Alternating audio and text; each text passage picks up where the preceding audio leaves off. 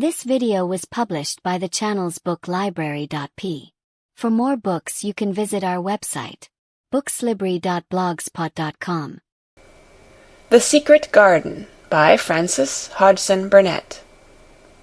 Chapter 1. There is no one left. When Mary Lennox was sent to Misselthwaite Manor to live with her uncle, everybody said she was the most disagreeable-looking child ever seen. It was true, too. She had a little thin face and a little thin body, thin light hair and a sour expression. Her hair was yellow, and her face was yellow because she had been born in India, and had always been ill in one way or another.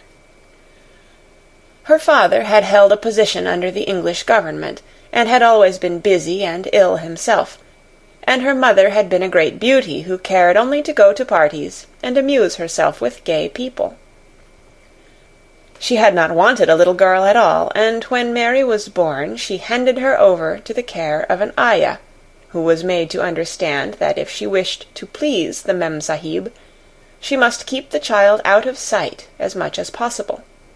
So when she was a sickly, fretful, ugly little baby, she was kept out of the way, and when she became a sickly, fretful, toddling thing, she was kept out of the way also. She never remembered seeing familiarly anything but the dark faces of her ayah and the other native servants, and as they always obeyed her and gave her her own way in everything, because the Mem Sahib would be angry if she was disturbed by her crying, by the time she was 6 years old she was as tyrannical and selfish a little pig as ever lived. The young English governess who came to teach her to read and write disliked her so much that she gave up her place in 3 months. And when other governesses came to try to fill it, they always went away in a shorter time than the first one. So if Mary had not chosen to really want to know how to read books, she would never have learned her letters at all. One frightfully hot morning, when she was about 9 years old, she awakened feeling very cross, and she became crosser still when she saw that the servant who stood by her bedside was not her ayah. "Why did you come?" she said to the strange woman. "I will not let you stay. Send my ayah to me." The woman looked frightened, but she only stammered that the ayah could not come, and when Mary threw herself into a passion and beat and kicked her, she looked only more frightened, and repeated that it was not possible for the ayah to come to Missie Sahib. There was something mysterious in the air that morning. Nothing was done in its regular order, and several of the native servants seemed missing, while those whom Mary saw slunk or hurried about with ashy and scared faces. But no one would tell her anything, and her ayah did not come. She was actually left alone as the morning went on, and at last she wandered out into the garden and began to play by herself under a tree near the veranda. She pretended that she was making a flower-bed, and she stuck big scarlet hibiscus blossoms into little heaps of earth, all the time growing more and more angry, and muttering to herself the things she would say, and the names she would call Saidi when she returned. "Pig! Pig! Daughter of pigs!" she said, because to call a native a pig is the worst insult of all. She was grinding her teeth and saying this over and over again when she heard her mother come out on the veranda with someone. She was with a fair young man, and they stood talking together in low, strange voices. Mary knew the fair young man who looked like a boy. She had heard that he was a very young officer who had just come from England. The child stared at him, but she stared most at her mother. She always did this when she had a chance to see her, because the Mem Sahib, Mary used to call her that, oftener than anything else, was such a tall, slim, pretty person, and wore such lovely clothes. Her hair was like curly silk, and she had a delicate little nose which seemed to be disdaining things, and she had large, laughing eyes. All her clothes were thin and floating, and Mary said they were full of lace. They looked fuller of lace than ever this morning, but her eyes were not laughing at all. They were large and scared, and lifted imploringly to the fair boy officer's face. "Is it so very bad? Oh, is it?" Mary heard her say. "Awfully," the young man answered in a trembling voice. "Awfully, Mrs. Lennox. You ought to have gone to the hills 2 weeks ago." The Mem-Sahib wrung her hands. "Oh, I know I ought," she cried. "I only stayed to go to that silly dinner party. What a fool I was!" At that very moment such a loud sound of wailing broke out from the servants' quarters that she clutched the young man's arm, and Mary stood shivering from head to foot. The wailing grew wilder and wilder. "What is it? What is it?" Mrs. Lennox gasped. "Someone has died," answered the boy officer. "You did not say it had broken out among your servants." "I did not know," the Mem-Sahib cried. "Come with me, come with me." And she turned and ran into the house. After that, appalling things happened, and the mysteriousness of the morning was explained to Mary. The cholera had broken out in its most fatal form, and people were dying like flies. The ayah had been taken ill in the night, and it was because she had just died that the servants had wailed in the huts. Before the next day 3 other servants were dead, and others had run away in terror. There was panic on every side, and dying people in all the bungalows. During the confusion and bewilderment of the second day, Mary hid herself in the nursery, and was forgotten by everyone. Nobody thought of her, nobody wanted her, and strange things happened of which she knew nothing. Mary alternately cried and slept through the hours. She only knew that people were ill, and that she heard mysterious and frightening sounds. Once she crept into the dining-room and found it empty, though a partly finished meal was on the table, and chairs and plates looked as if they had been hastily pushed back when the diners rose suddenly for some reason. The child ate some fruit and biscuits, and being thirsty she drank a glass of wine which stood nearly filled. It was sweet, and she did not know how strong it was. Very soon it made her intensely drowsy, and she went back to her nursery and shut herself in again, frightened by cries she heard in the huts, and by the hurrying sound of feet. The wine made her so sleepy that she could scarcely keep her eyes open, and she lay down on her bed and knew nothing more for a long time. Many things happened during the hours in which she slept so heavily, but she was not disturbed by the wails and the sound of things being carried in and out of the bungalow. When she awakened, she lay and stared at the wall. The house was perfectly still. She had never known it to be so silent before. She heard neither voices nor footsteps, and wondered if everybody had got well of the cholera and all the trouble was over. She wondered also who would take care of her now her ayah was dead. There would be a new ayah, and perhaps she would know some new stories. Mary had been rather tired of the old ones. She did not cry because her nurse had died. She was not an affectionate child, and had never cared much for anyone. The noise and hurrying about and wailing over the cholera had frightened her, and she had been angry because no one seemed to remember that she was alive. Everyone was too panic-stricken to think of a little girl no one was fond of. When people had the cholera, it seemed that they remembered nothing but themselves. But if everyone had got well again, surely someone would remember and come to look for her. But no one came, and as she lay waiting, the house seemed to grow more and more silent. She heard something rustling on the matting, and when she looked down she saw a little snake gliding along and watching her with eyes like jewels. She was not frightened, because he was a harmless little thing who would not hurt her, and he seemed in a hurry to get out of the room. He slipped under the door as she watched him. "How queer and quiet it is," she said. "It sounds as if there were no one in the bungalow but me and the snake." Almost the next minute she heard footsteps in the compound, and then on the veranda. They were men's footsteps, and the men entered the bungalow and talked in low voices. No one went to meet or speak to them, and they seemed to open doors and look into rooms. "What desolation!" she heard one voice say.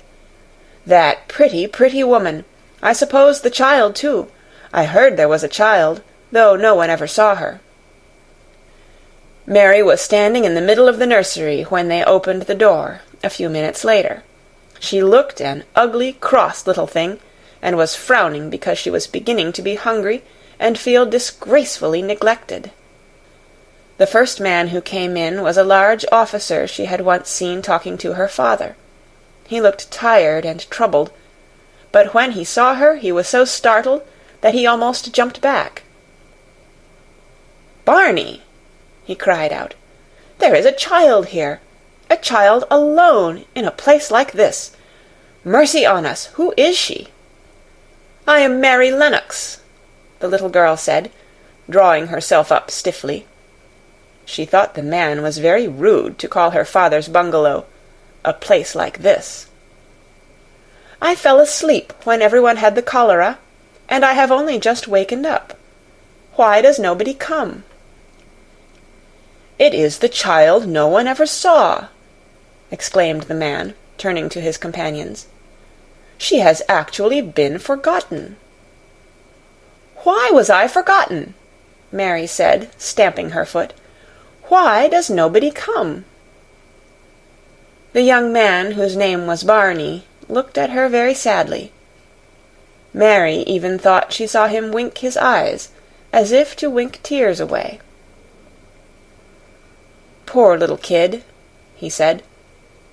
"There is nobody left to come."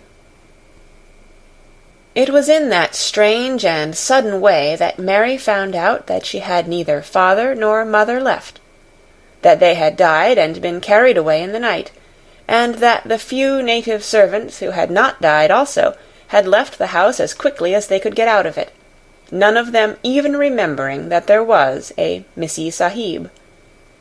That was why the place was so quiet. It was true that there was no one in the bungalow but herself and the little rustling snake. End of Chapter 1.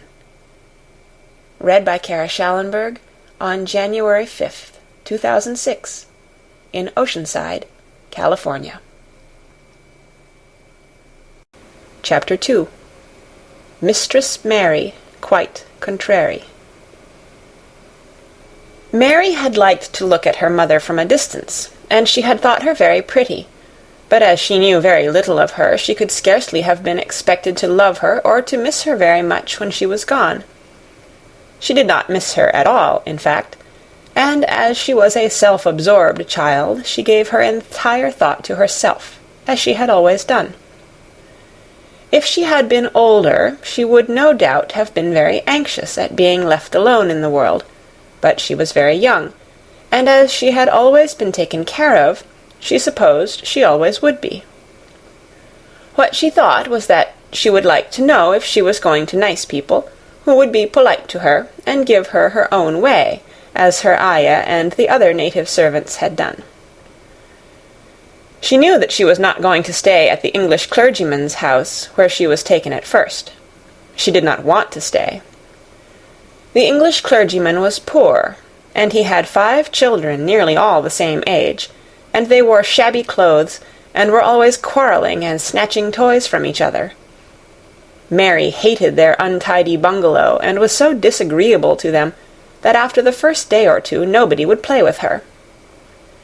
By the second day they had given her a nickname which made her furious. It was Basil who thought of it first.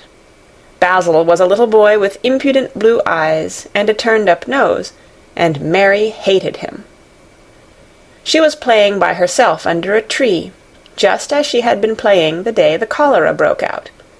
She was making heaps of earth and paths for a garden, and Basil came and stood near to watch her. Presently he got rather interested, and suddenly made a suggestion. "Why don't you put a heap of stones there, and pretend it is a rockery?" he said. "There, in the middle."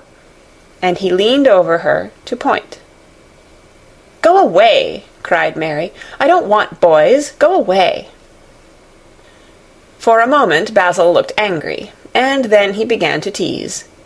He was always teasing his sisters. He danced round and round her, and made faces, and sang and laughed. "Mistress Mary, quite contrary, how does your garden grow? With silver bells and cockle shells, and marigolds all in a row." He sang it until the other children heard and laughed too, and the crosser Mary got, the more they sang, "Mistress Mary, quite contrary."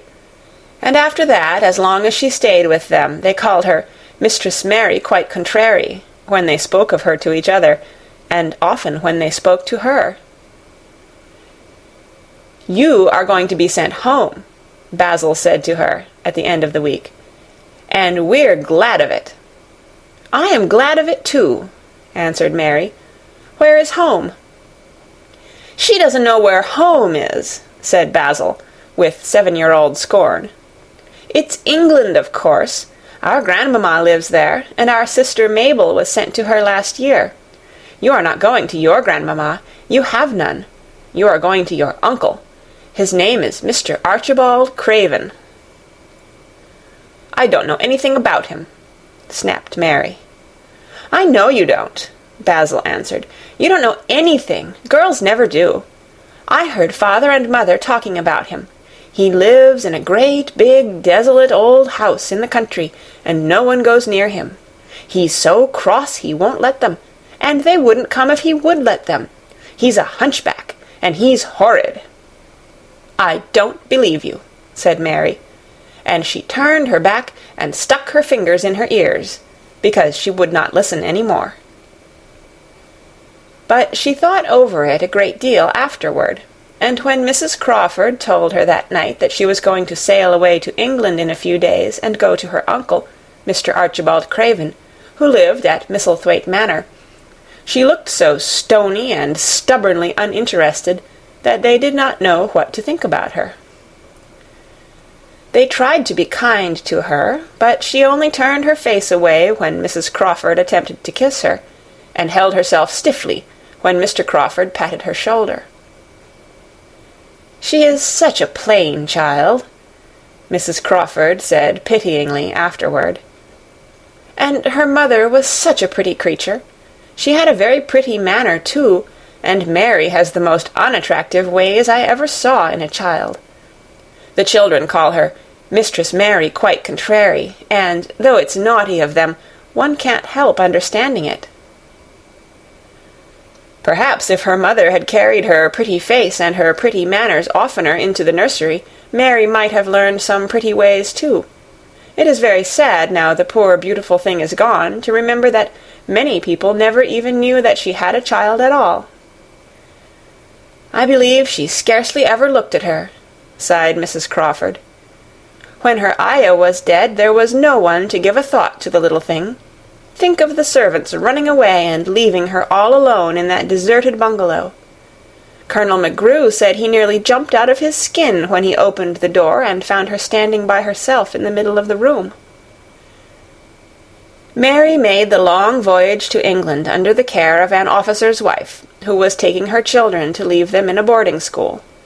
She was very much absorbed in her own little boy and girl, and was rather glad to hand the child over to the woman Mr. Archibald Craven sent to meet her in London.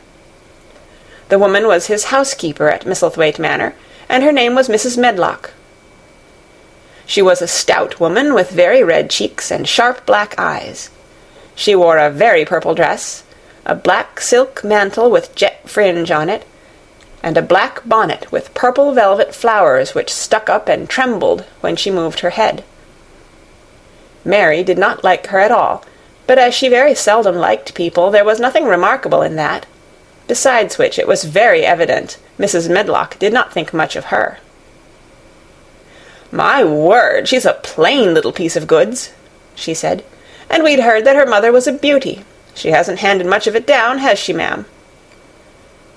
"Perhaps she will improve as she grows older," the officer's wife said good-naturedly. "If she were not so sallow and had a nicer expression, her features are rather good. Children alter so much." "She'll have to alter a good deal," answered Mrs. Medlock, "and there's nothing likely to improve children at Misselthwaite, if you ask me." They thought Mary was not listening because she was standing a little apart from them at the window of the private hotel they had gone to. She was watching the passing buses and cabs and people, but she heard quite well, and was made very curious about her uncle and the place he lived in. What sort of a place was it, and what would he be like? What was a hunchback? She had never seen one. Perhaps there were none in India. Since she had been living in other people's houses, and had had no ayah, she had begun to feel lonely, and to think queer thoughts which were new to her. She had begun to wonder why she had never seemed to belong to anyone, even when her father and mother had been alive. Other children seemed to belong to their fathers and mothers, but she had never seemed to really be anyone's little girl. She had had servants, and food and clothes, but no one had taken any notice of her. She did not know that this was because she was a disagreeable child, but then, of course, she did not know she was disagreeable. She often thought that other people were, but she did not know that she was so herself. She thought Mrs. Medlock the most disagreeable person she had ever seen, with her common, highly-colored face and her common fine bonnet. When the next day they set out on their journey to Yorkshire, she walked through the station to the railway carriage with her head up and trying to keep as far away from her as she could, because she did not want to seem to belong to her. It would have made her angry to think people imagined she was her little girl. But Mrs. Medlock was not in the least disturbed by her and her thoughts. She was the kind of woman who would stand no nonsense from young ones. At least, that is what she would have said if she had been asked. She had not wanted to go to London just when her sister Maria's daughter was going to be married, but she had a comfortable, well-paid place as housekeeper at Misselthwaite Manor, and the only way in which she could keep it was to do at once what Mr. Archibald Craven told her to do. She never dared even to ask a question. "Captain Lennox and his wife died of the cholera," Mr. Craven had said in his short, cold way. "Captain Lennox was my wife's brother, and I am their daughter's guardian. The child is to be brought here. You must go to London and bring her yourself." So she packed her small trunk and made the journey. Mary sat in her corner of the railway carriage and looked plain and fretful. She had nothing to read or to look at, and she had folded her thin little black-gloved hands in her lap. Her black dress made her look yellower than ever, and her limp light hair straggled from under her black crape hat. "A more marred-looking young one I never saw in my life," Mrs. Medlock thought. Marred is a Yorkshire word, and means spoiled and pettish. She had never seen a child who sat so still without doing anything, and at last she got tired of watching her, and began to talk in a brisk, hard voice. "I suppose I may as well tell you something about where you are going to," she said. "Do you know anything about your uncle?" "No," said Mary. "Never heard your father and mother talk about him?" "No," said Mary, frowning. She frowned because she remembered that her father and mother had never talked to her about anything in particular. Certainly they had never told her things. "Humph," muttered Mrs. Medlock, staring at her queer, unresponsive little face. She did not say any more for a few moments, and then she began again. "I suppose you might as well be told something, to prepare you. You are going to a queer place." Mary said nothing at all, and Mrs. Medlock looked rather discomfited by her apparent indifference. But, After taking a breath, she went on. "Not but that it's a grand big place in a gloomy way, and Mr. Craven's proud of it in his way, and that's gloomy enough too. The house is 600 years old, and it's on the edge of the moor, and there's near 100 rooms in it, though most of them shut up and locked. And there's pictures and fine old furniture and things that's been there for ages, and there's a big park round it, and gardens and trees with branches trailing to the ground, some of them." She paused and took another breath. "But there's nothing else," she ended suddenly. Mary had begun to listen in spite of herself. It all sounded so unlike India, and anything new rather attracted her. But she did not intend to look as if she were interested. That was one of her unhappy, disagreeable ways. So she sat still. "Well," said Mrs. Medlock, "what do you think of it?" "Nothing," she answered. "I know nothing about such places." That made Mrs. Medlock laugh a short sort of laugh. "Eh," she said, "but you are like an old woman. Don't you care?" "It doesn't matter," said Mary, "whether I care or not." "You are right enough there," said Mrs. Medlock. "It doesn't. What you're to be kept at Misselthwaite Manor for I don't know, unless because it's the easiest way. He's not going to trouble himself about you, that's sure and certain. He never troubles himself about no one." She stopped herself as if she had just remembered something in time. "He's got a crooked back," she said. "That set him wrong. He was a sour young man, and got no good of all his money and big place till he was married."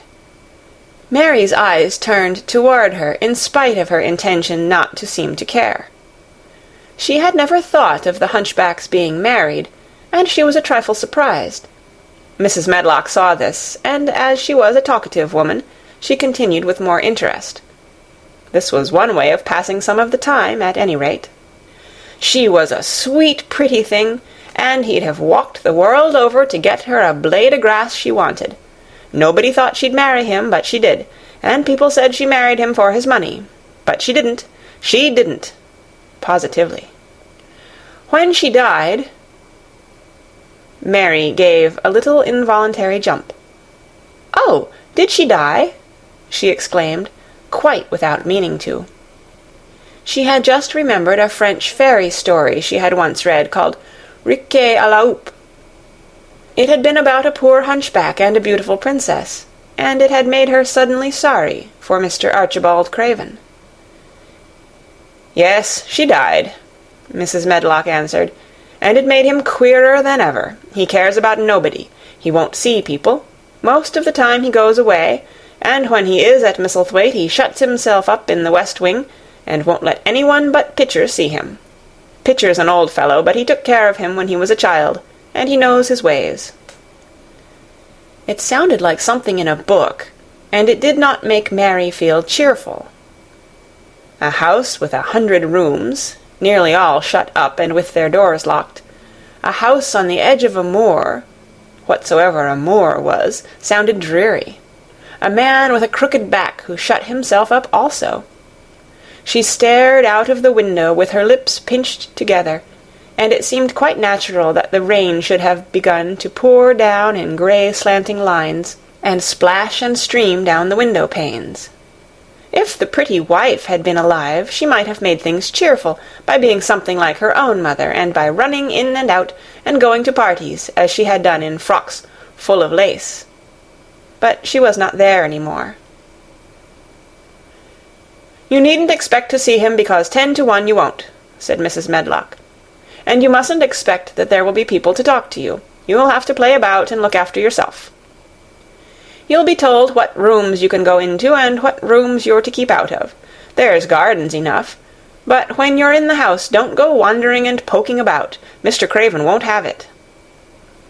"I shall not want to go poking about," said sour little Mary, and just as suddenly as she had begun to be rather sorry for Mr. Archibald Craven, she began to cease to be sorry, and to think he was unpleasant enough to deserve all that had happened to him.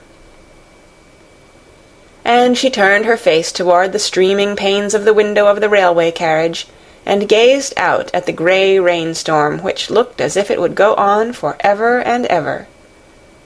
She watched it so long and steadily that the greyness grew heavier and heavier before her eyes, and she fell asleep. End of Chapter 2. Read by Kara Schallenberg on January 5th, 2006, in Oceanside, California. Chapter 3. Across the Moor. She slept a long time, and when she awakened, Mrs. Medlock had bought a lunch-basket at one of the stations, and they had some chicken and cold beef and bread and butter, and some hot tea. The rain seemed to be streaming down more heavily than ever, and everybody in the station wore wet and glistening waterproofs. The guard lighted the lamps in the carriage, and Mrs. Medlock cheered up very much over her tea and chicken and beef. She ate a great deal, and afterward fell asleep herself, and Mary sat and stared at her, and watched her fine bonnet slip on one side, until she herself fell asleep once more in the corner of the carriage, lulled by the splashing of the rain against the windows. It was quite dark when she awakened again. The train had stopped at a station, and Mrs. Medlock was shaking her. "You've had a sleep," she said. "It's time to open your eyes. We're at Thwaite Station, and we've got a long drive before us." Mary stood up and tried to keep her eyes open while Mrs. Medlock collected her parcels. The little girl did not offer to help her, because in India native servants always picked up or carried things, and it seemed quite proper that other people should wait on one. The station was a small one, and nobody but themselves seemed to be getting out of the train. The station-master spoke to Mrs. Medlock in a rough, good-natured way, pronouncing his words in a queer, broad fashion, which Mary found out afterward was Yorkshire. "I see thou's got back," he said, "and thou's brought the young un with thee." "Aye, that's her," answered Mrs. Medlock, speaking with a Yorkshire accent herself, and jerking her head over her shoulder toward Mary.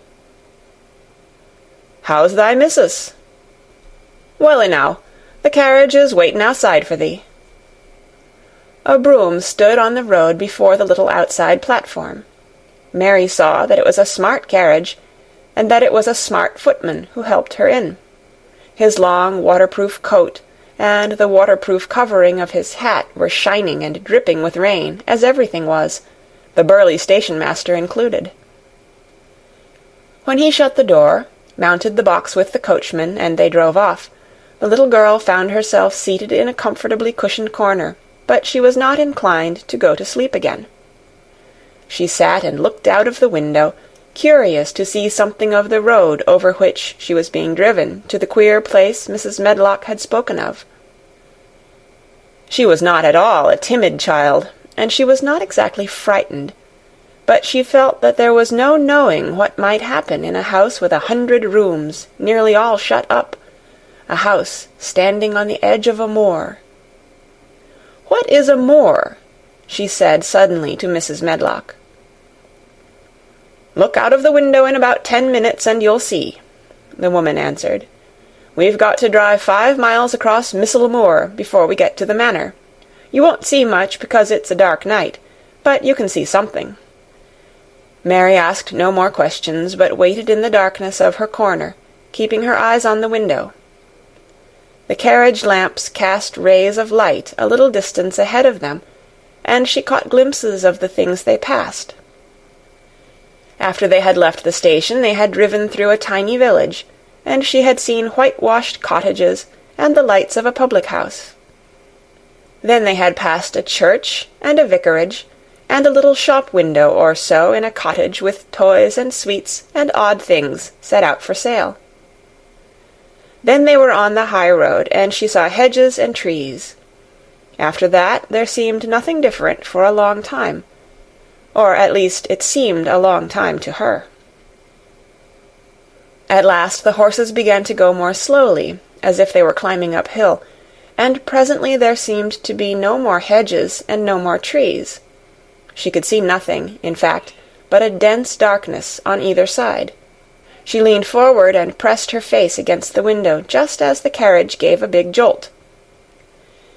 "Eh, we're on the moor now, sure enough," said Mrs. Medlock. The carriage lamps shed a yellow light on a rough-looking road, which seemed to be cut through bushes and low-growing things which ended in the great expanse of dark apparently spread out before and around them. A wind was rising and making a singular, wild, low, rushing sound. It's not the sea, is it?" said Mary, looking round at her companion. "No, not it," answered Mrs. Medlock. "Nor it isn't fields nor mountains. It's just miles and miles and miles of wild land that nothing grows on but heather and gorse and broom, and nothing lives on but wild ponies and sheep. I feel as if it might be the sea, if there were water on it," said Mary. "It sounds like the sea just now." "That's the wind blowing through the bushes," Mrs. Medlock said. "It's a wild, dreary enough place to my mind, though there's plenty that likes it, particularly when the heather's in bloom." On and on they drove through the darkness, and though the rain stopped, the wind rushed by and whistled and made strange sounds. The road went up and down, and several times the carriage passed over a little bridge, beneath which water rushed very fast with a great deal of noise. Mary felt as if the drive would never come to an end, and that the wide, bleak moor was a wide expanse of black ocean through which she was passing on a strip of dry land. "I don't like it," she said to herself. "I don't like it," and she pinched her thin lips more tightly together.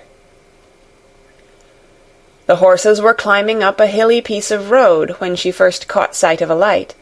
Mrs. Medlock saw it as soon as she did, and drew a long sigh of relief. "Eh, I am glad to see that bit o' light twinkling," she exclaimed. "It's the light in the lodge window. We shall get a good cup of tea after a bit, at all events." It was after a bit, as she said, for when the carriage passed through the park gates, there was still 2 miles of avenue to drive through, and the trees, which nearly met overhead, made it seem as if they were driving through a long, dark vault. They drove out of the vault into a clear space, and stopped before an immensely long but low-built house, which seemed to ramble round a stone court. At first Mary thought that there were no lights at all in the windows, but as she got out of the carriage she saw that one room, in a corner upstairs, showed a dull glow. The entrance door was a huge one made of massive, curiously shaped panels of oak, studded with big iron nails and bound with great iron bars. It opened into an enormous hall, which was so dimly lighted that the faces in the portraits on the walls and the figures in the suits of armor made Mary feel that she did not want to look at them. As she stood on the stone floor, she looked a very small, odd little black figure, and she felt as small and lost and odd as she looked. A neat, thin old man stood near the manservant who opened the door for them. "You are to take her to her room," he said in a husky voice. "He doesn't want to see her. He's going to London in the morning." "Very well, Mr. Pitcher," Mrs. Medlock answered. "So long as I know what's expected of me, I can manage." "What's expected of you, Mrs. Medlock," Mr. Pitcher said, "is that you make sure that he's not disturbed, and that he doesn't see what he doesn't want to see." And then Mary Lennox was led up a broad staircase, and down a long corridor, and up a short flight of steps, and through another corridor, and another, until a door opened in a wall, and she found herself in a room with a fire in it, and a supper on a table. Mrs. Medlock said unceremoniously, Well, here you are. This room and the next are where you'll live, and you must keep to them. Don't you forget that." It was in this way Mistress Mary arrived at Misselthwaite Manor, and she had perhaps never felt quite so contrary in all her life. End of Chapter 3. Read by Kara Schallenberg on January 11th, 2006, in Oceanside, California. Chapter 4. Martha.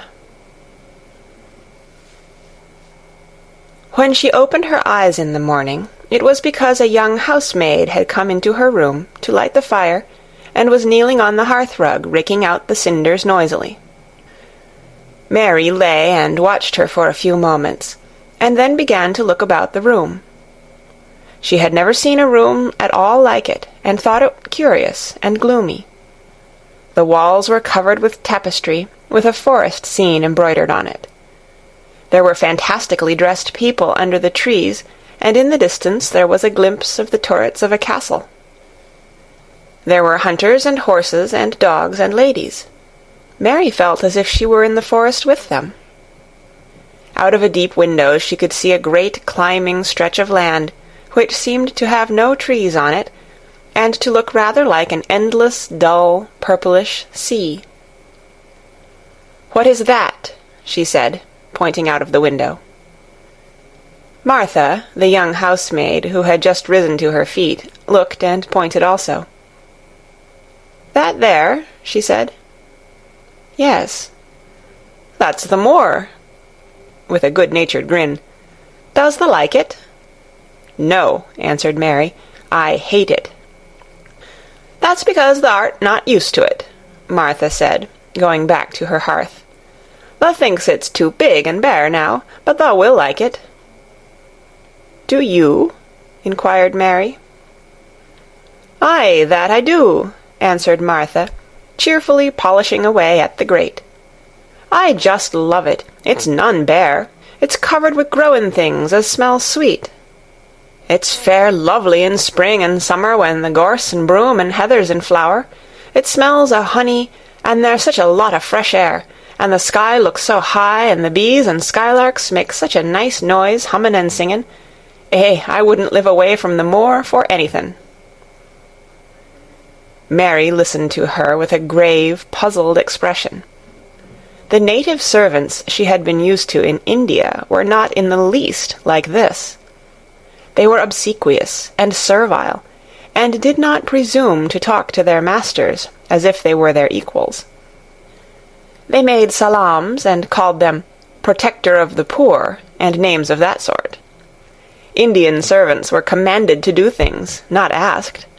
It was not the custom to say please and thank you, and Mary had always slapped her ayah in the face when she was angry. She wondered a little what this girl would do if one slapped her in the face. She was a round, rosy, good-natured-looking creature, but she had a sturdy way which made Mistress Mary wonder if she might not even slap back, if the person who slapped her was only a little girl. "You are a strange servant," she said from her pillows, rather haughtily. Martha sat up on her heels with her blacking brush in her hand, and laughed, without seeming the least out of temper. I know that," she said. "If there was a grand missus at Misselthwaite, I should never have been even one of the under-housemaids. I might have been let to be scullery-maid, but I'd never have been let upstairs. I'm too common, and I talk too much Yorkshire. But this is a funny house for all it's so grand. Seems like there's neither master nor mistress, except Mr. Pitcher and Mrs. Medlock. Mr. Craven, he won't be troubled about anything when he's here, and he's nearly always away. Mrs. Medlock gave me the place out of kindness. She told me she could never have done it if Misselthwaite had been like other big houses." "Are you going to be my servant?" Mary asked, still in her imperious little Indian way. Martha began to rub her grate again. "I'm Mrs. Medlock's servant," she said stoutly, "and she's Mr. Craven's. But I'm to do the housemaid's work up here and wait on you a bit. But you won't need much waitin' on. "Who is going to dress me?"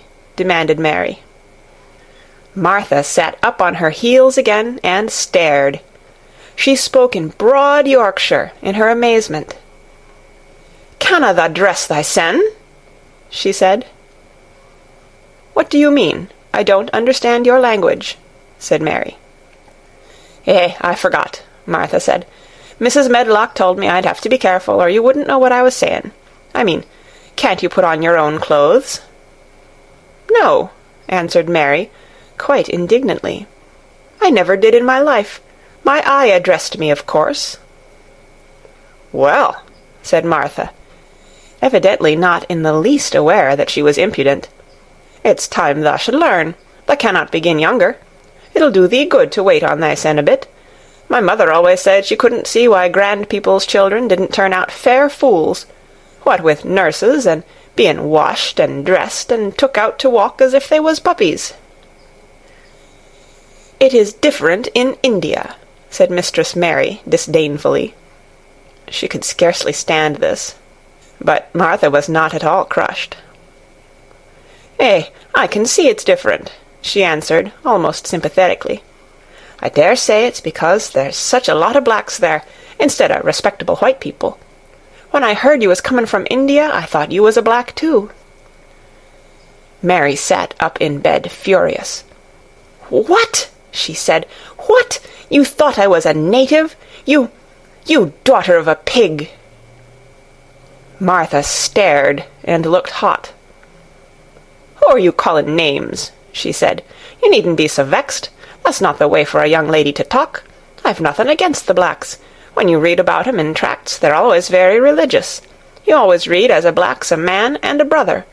I've never seen a black, and I was fair pleased to think I was going to see one close. When I come in to light your fire this morning, I crept up to your bed and pulled the cover back careful to look at you. And there you was," disappointedly. "No more black than me, for all you're so yeller." Mary did not even try to control her rage and humiliation. "You thought I was a native? You dared? You don't know anything about natives. They're not people. They're servants who must salaam to you. You know nothing about India. You know nothing about anything." She was in such a rage, and felt so helpless before the girl's simple stare, and somehow she suddenly felt so horribly lonely and far away from everything she understood, and which understood her, that she threw herself face downward on the pillows and burst into passionate sobbing. Martha was a little frightened, and quite sorry for her. She went to the bed and bent over her. You mustn't cry like that there," she begged. "You mustn't for sure. I didn't know you'd be vexed. I don't know anything about anything, just like you said. I beg your pardon, miss. Do stop crying." There was something comforting and really friendly in her queer Yorkshire speech and sturdy way, which had a good effect on Mary. She gradually ceased crying and became quiet. Martha looked relieved. "It's time for thee to get up now," she said. "Mrs. Medlock said I was to carry the breakfast and tea and dinner into the room next to this. It's been made into a nursery for thee. I'll help thee on with thy clothes if thou'll get out of bed. If the buttons are at the back, thou cannot button them up thyself." When Mary at last decided to get up, the clothes Martha took from the wardrobe were not the ones she had worn when she arrived the night before with Mrs. Medlock. "Those are not mine," she said. "Mine are black." She looked the thick white wool coat and dress over, and added with cool approval, "Those are nicer than mine." "These are the ones thou must put on," Martha answered. "Mr. Craven ordered Mrs. Medlock to get 'em in London. He said, 'I won't have a child dressed in black wanderin' about like a lost soul,' he said. 'It'd make the place sadder than it is. Put colour on her.' Mother said she knew what he meant. Mother always knows what a body means. She doesn't hold with black herself." "I hate black things," said Mary. The dressing process was one which taught them both something. Martha had buttoned up her little sisters and brothers, but she had never seen a child who stood still and waited for another person to do things for her, as if she had neither hands nor feet of her own. "Why doesn't thou put on thy own shoes?" she said, when Mary quietly held out her foot. "My ayah did it," answered Mary, staring. "It was the custom." She said that very often. It was the custom. The native servants were always saying it. If one told them to do a thing their ancestors had not done for 1,000 years, they gazed at one mildly and said, "It is not the custom," and one knew that was the end of the matter. It had not been the custom that Mistress Mary should do anything but stand and allow herself to be dressed like a doll. But before she was ready for breakfast, she began to suspect that her life at Misselthwaite Manor would end by teaching her a number of things quite new to her. Things such as putting on her own shoes and stockings, and picking up things she let fall. If Martha had been a well-trained, fine young lady's maid, she would have been more subservient and respectful, and would have known that it was her business to brush hair and button boots, and pick things up and lay them away. She was, however, only an untrained Yorkshire rustic, who had been brought up in a moorland cottage with a swarm of little brothers and sisters, who had never dreamed of doing anything but waiting on themselves and on the younger ones, who were either babies in arms, or just learning to totter about and tumble over things. If Mary Lennox had been a child who was ready to be amused, she would perhaps have laughed at Martha's readiness to talk, but Mary only listened to her coldly, and wondered at her freedom of manner. At first she was not at all interested, but gradually, as the girl rattled on in her good-tempered, homely way, Mary began to notice what she was saying. "Eh, you should see 'em all," she said. "There's 12 of us, and my father only gets 16 shilling a week. I can tell you my mother's put to it to get porridge for 'em all. They tumble about on the moor and play there all day, and mother says the air o' the moor fattens 'em. She says she believes they eat the grass, same as the wild ponies do. Our Dickon, he's 12 years old, and he's got a young pony he calls his own." "Where did he get it?" asked Mary. "He found it on the moor with its mother when it was a little one, and he began to make friends with it, and give it bits o' bread and pluck young grass for it. And it got to like him, so it follows him about, and it lets him get on its back. Dickon's a kind lad, and animals likes him." Mary had never possessed an animal pet of her own, and had always thought she should like one. So she began to feel a slight interest in Dickon, and as she had never before been interested in anyone but herself, it was the dawning of a healthy sentiment. When she went into the room which had been made into a nursery for her, she found that it was rather like the one she had slept in. It was not a child's room, but a grown-up person's room, with gloomy old pictures on the walls, and heavy old oak chairs. A table in the centre was set with a good substantial breakfast, but she had always had a very small appetite, and she looked with something more than indifference at the first plate Martha set before her. "I don't want it," she said. "Thou doesn't want thy porridge?" Martha exclaimed incredulously. "No." "Thou doesn't know how good it is. Put a bit o' treacle on it, or a bit o' sugar." "I don't want it," repeated Mary. "Eh," said Martha, "I can't abide to see good victuals go to waste. If our children was at this table, they'd clean it bare in 5 minutes." "Why?" said Mary coldly. "Why?" echoed Martha. "Because they scarce ever had their stomachs full in their lives. They're as hungry as young hawks and foxes." "I don't know what it is to be hungry," said Mary, with the indifference of ignorance. Martha looked indignant. "Well, it would do thee good to try it. I can see that plain enough," she said outspokenly. "I've no patience with folk as sits and just stares at good bread and meat. My word, don't I wish Dickon and Phil and Jane and the rest of 'em had what's here under their pinafores." "Why don't you take it to them?" suggested Mary. "It's not mine," answered Martha stoutly, "and this isn't my day out. I get my day out once a month, same as the rest. Then I go home and clean up for mother and give her a day's rest." Mary drank some tea, and ate a little toast and some marmalade. "You wrap up warm and run out and play, you," said Martha. "It'll do you good, and give you some stomach for your meat." Mary went to the window. There were gardens and paths and big trees, but everything looked dull and wintry. "Out? Why should I go out on a day like this?"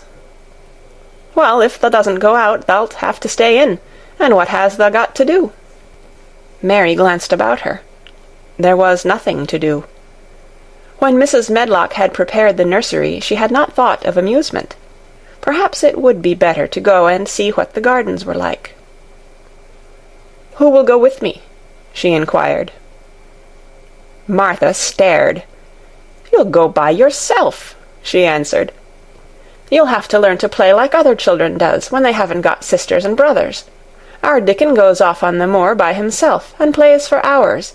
That's how he made friends with the pony. He's got sheep on the moor that knows him, and birds as comes and eats out of his hand. However little there is to eat, he always saves a bit of bread to coax his pets." It was really this mention of Dickon which made Mary decide to go out, though she was not aware of it. There would be birds outside, though there would not be ponies or sheep. They would be different from the birds in India, and it might amuse her to look at them. Martha found her coat and hat for her, and a pair of stout little boots, and she showed her her way downstairs. "If thou goes round that way, thou'll come to the gardens," she said, pointing to a gate in a wall of shrubbery. "There's lots of flowers in summer-time, but there's nothing bloomin' now." She seemed to hesitate a second before she added, "One of the gardens is locked up. No one has been in it for 10 years. "Why?" asked Mary, in spite of herself. Here was another locked door, added to the 100 in the strange house. "Mr. Craven had it shut when his wife died so sudden. He won't let no one go inside. It was her garden. He locked the door and dug a hole and buried the key. There's Mrs. Medlock's bell ringing. I must run." After she was gone, Mary turned down the walk which led to the door in the shrubbery. She could not help thinking about the garden, which no one had been into for 10 years. She wondered what it would look like, and whether there were any flowers still alive in it. When she had passed through the shrubbery gate, she found herself in great gardens, with wide lawns and winding walks with clipped borders. There were trees and flower-beds and evergreens clipped into strange shapes, and a large pool with an old grey fountain in its midst. But the flower-beds were bare and wintry, and the fountain was not playing. This was not the garden which was shut up. How could a garden be shut up? You could always walk into a garden. She was just thinking this when she saw that, at the end of the path she was following, there seemed to be a long wall, with ivy growing over it. She was not familiar enough with England to know that she was coming upon the kitchen gardens, where the vegetables and fruit were growing. She went toward the wall and found that there was a green door in the ivy, and that it stood open. This was not the closed garden, evidently, and she could go into it.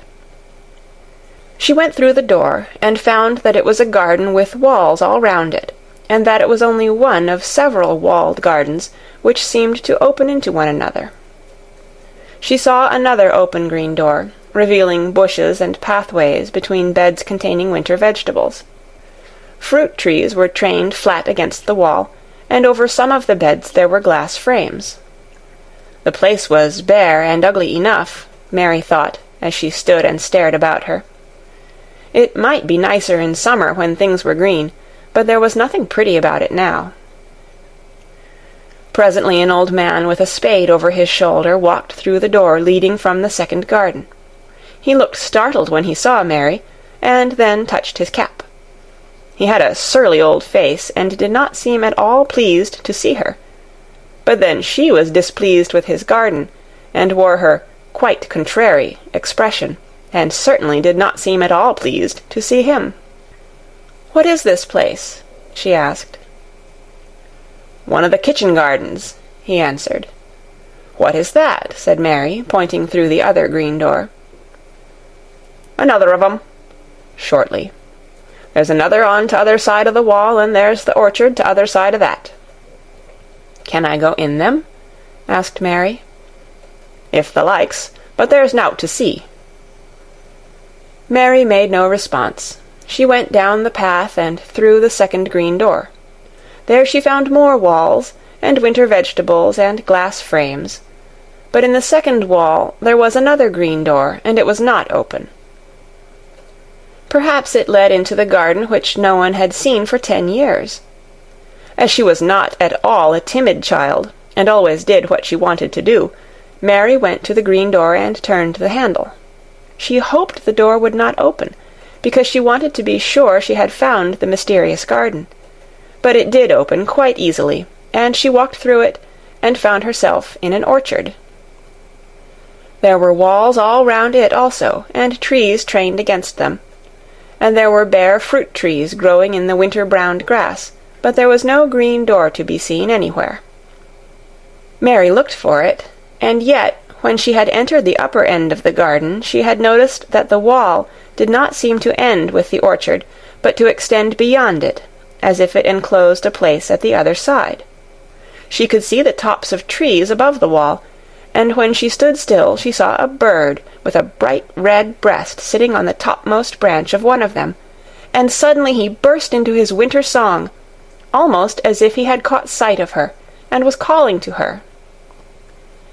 She stopped and listened to him, and somehow his cheerful, friendly little whistle gave her a pleased feeling. Even a disagreeable little girl may be lonely, and the big closed house, and the big bare moor, and the big bare gardens had made this one feel as if there was no one left in the world but herself. If she had been an affectionate child, who had been used to being loved, she would have broken her heart.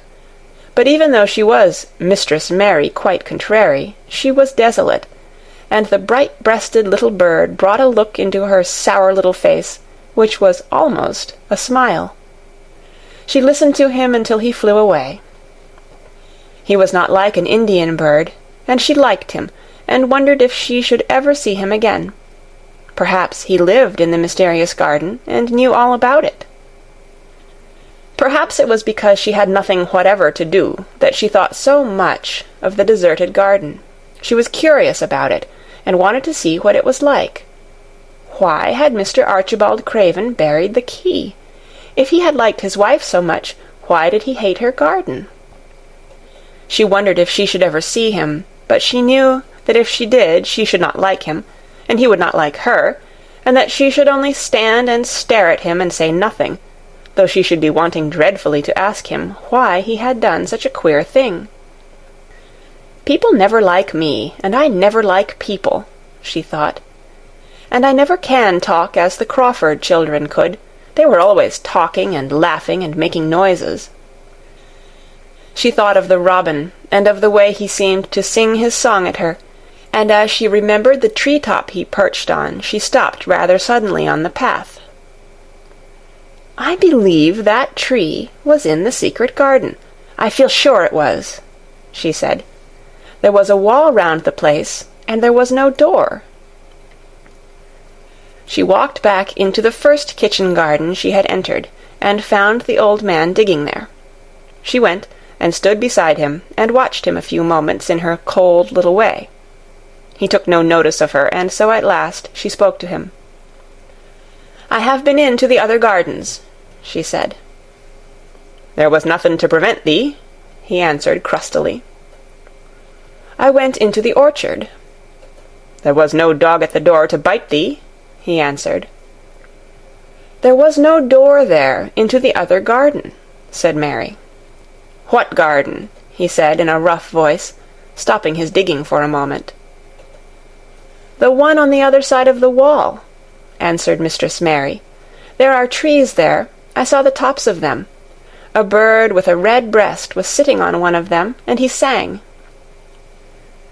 To her surprise, the surly old weather-beaten face actually changed its expression. A slow smile spread over it, and the gardener looked quite different. It made her think that it was curious how much nicer a person looked when he smiled. She had not thought of it before. He turned about to the orchard side of his garden and began to whistle, a low, soft whistle. She could not understand how such a surly man could make such a coaxing sound. Almost the next moment a wonderful thing happened. She heard a soft little rushing flight through the air, and it was the bird with the red breast flying to them, and he actually alighted on the big clod of earth quite near to the gardener's foot. "Here he is," chuckled the old man, and then he spoke to the bird as if he were speaking to a child. "Where has thou been, the cheeky little beggar?" he said. "I've not seen thee before to-day. Has thou begun the courtin' this early in the season? Thou'rt too forrard." The bird put his tiny head on one side and looked up at him with his soft bright eye, which was like a black dewdrop. He seemed quite familiar, and not the least afraid. He hopped about and pecked the earth briskly, looking for seeds and insects. It actually gave Mary a queer feeling in her heart, because he was so pretty and cheerful, and seemed so like a person. He had a tiny, plump body, and a delicate beak, and slender, delicate legs. "Will he always come when you call him?" she asked, almost in a whisper. "Aye, that he will. I've knowed him ever since he was a fledgling. He come out of the nest in the other garden, and when first he flew over the wall he was too weak to fly back for a few days, and we got friendly.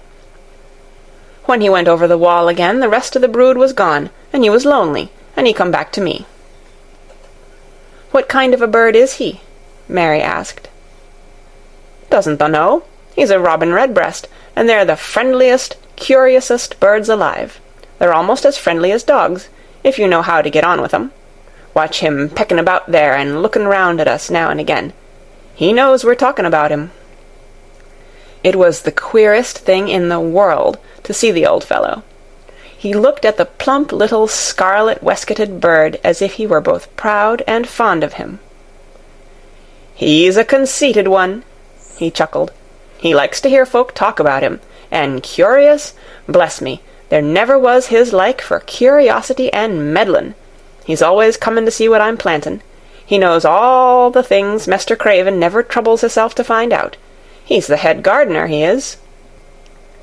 The robin hopped about, busily pecking the soil, and now and then stopped and looked at them a little.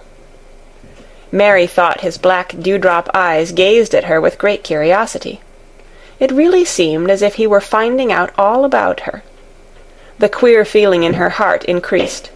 "Where did the rest of the brood fly to?" she asked. "There's no knowin'. The old ones turn 'em out of their nest and make 'em fly, and they're scattered before you know it. This one was a knowin' one, and he knew he was lonely."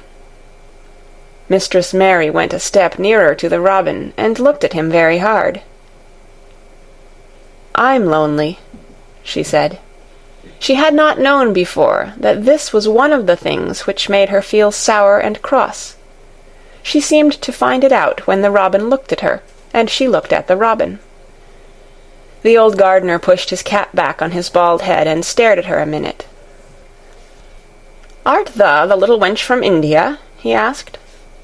Mary nodded. "Then no wonder thou'rt lonely. Thou'lt be lonelier before thou's done," he said. He began to dig again, driving his spade deep into the rich black garden soil, while the robin hopped about, very busily employed. "What is your name?" Mary inquired. He stood up to answer her. "Ben Weatherstaff," he answered, and then he added with a surly chuckle, "I'm lonely mysel', except when he's with me," and he jerked his thumb toward the robin. "He's the only friend I've got." "I have no friends at all," said Mary. "I never had. My ayah didn't like me, and I never played with anyone." It is a Yorkshire habit to say what you think with blunt frankness, and old Ben Weatherstaff was a Yorkshire moor-man. "Thou and me are a good bit alike," he said. "We was wove out of the same cloth. We're neither of us good-lookin', and we're both of us as sour as we look. We've got the same nasty tempers, both of us, I'll warrant." This was plain speaking, and Mary Lennox had never heard the truth about herself in her life. Native servants always salaamed and submitted to you whatever you did. She had never thought much about her looks, but she wondered if she was as unattractive as Ben Weatherstaff, and she also wondered if she looked as sour as he had looked before the robin came. She actually began to wonder also if she was nasty-tempered. She felt uncomfortable. Suddenly a clear, rippling little sound broke out near her, and she turned round. She was standing a few feet from a young apple-tree, and the robin had flown on to one of its branches and had burst out into a scrap of a song. Ben Weatherstaff laughed outright. "What did he do that for?" asked Mary. "He's made up his mind to make friends with thee," replied Ben. "Dang me if he hasn't took a fancy to thee." "To me?" said Mary, and she moved toward the little tree softly and looked up. "Would you make friends with me?" she said to the robin, just as if she was speaking to a person. "Would you?" And she did not say it either in her hard little voice or in her imperious Indian voice, but in a tone so soft and eager and coaxing that Ben Weatherstaff was as surprised as she had been when she heard him whistle. "Why," he cried out, "thus said that as nice and human as if there was a real child instead of a sharp old woman. Thus said it almost like Dickon talks to his wild things on the moor." "Do you know Dickon?" Mary asked, turning round rather in a hurry. "Everybody knows him. Dickon's wanderin' about everywhere. The very blackberries and heatherbells knows him. I warrant the foxes shows him where their cubs lies, and the skylarks don't hide their nests from him." Mary would have liked to ask some more questions. She was almost as curious about Dickon as she was about the deserted garden. But just that moment the robin, who had ended his song, gave a little shake of his wings, spread them, and flew away. He had made his visit, and had other things to do. "He has flown over the wall," Mary cried out, watching him. "He has flown into the orchard. He has flown across the other wall into the garden where there is no door." "He lives there," said old Ben. "He came out of the egg there. If he's courtin', he's making up to some young madam of a robin that lives among the old rose-trees there." "Rose-trees?" said Mary. "Are there rose-trees?" Ben Weatherstaff took up his spade again and began to dig. "There was 10 year ago," he mumbled. "I should like to see them," said Mary. "Where is the green door? There must be a door somewhere." Ben drove his spade deep and looked as uncompanionable as he had looked when she first saw him. "There was 10 year ago, but there isn't now," he said. "No door?" cried Mary. "There must be." "None as anyone can find, and none as is anyone's business. Don't you be a meddlesome wench and poke your nose where it's no cause to go. Here, I must go on with my work. Get you gone and play you. I've no more time." And he actually stopped digging, threw his spade over his shoulder, and walked off, without even glancing at her or saying good-bye. End of Chapter 4. Read by Kara Schallenberg on January 14th, 2006, in Oceanside, California. Chapter 5. The Cry in the Corridor. At first, each day which passed by for Mary Lennox was exactly like the others. Every morning she awoke in her tapestried room and found Martha kneeling upon the hearth building her fire. Every morning she ate her breakfast in the nursery, which had nothing amusing in it, and after each breakfast she gazed out of the window across to the huge moor, which seemed to spread out on all sides and climb up to the sky, and after she had stared for a while she realized that if she did not go out she would have to stay in and do nothing, and so she went out. She did not know that this was the best thing she could have done, and she did not know that, when she began to walk quickly or even run along the paths and down the avenue, She was stirring her slow blood and making herself stronger by fighting with the wind which swept down from the moor. She ran only to make herself warm, and she hated the wind which rushed at her face and roared and held her back as if it were some giant she could not see.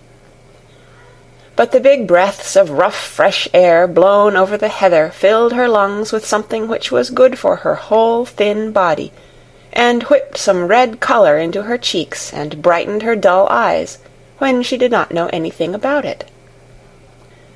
But after a few days spent almost entirely out of doors, she wakened one morning knowing what it was to be hungry, and when she sat down to her breakfast, she did not glance disdainfully at her porridge and push it away, but took up her spoon and began to eat it, and went on eating it until her bowl was empty.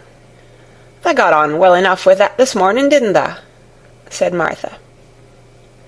"It tastes nice today," said Mary, feeling a little surprised herself. "It's the air of the moor that's given thee stomach for the victuals," answered Martha. "It's lucky for thee that thou's got victuals as well as appetite. There's been 12 in our cottage as had the stomach and nothing to put in it. You go on playin' you out o' doors every day, and you'll get some flesh on your bones, and you won't be so yeller." "I don't play," said Mary. "I have nothing to play with." "Nothing to play with!" exclaimed Martha. "Our children plays with sticks and stones. They just runs about and shouts and looks at things." Mary did not shout, but she looked at things. There was nothing else to do. She walked round and round the gardens and wandered about the paths in the park. Sometimes she looked for Ben Weatherstaff, but though several times she saw him at work, he was too busy to look at her, or was too surly. Once when she was walking toward him, he picked up his spade and turned away, as if he did it on purpose. One place she went to oftener than to any other. It was the long walk outside the gardens, with the walls round them.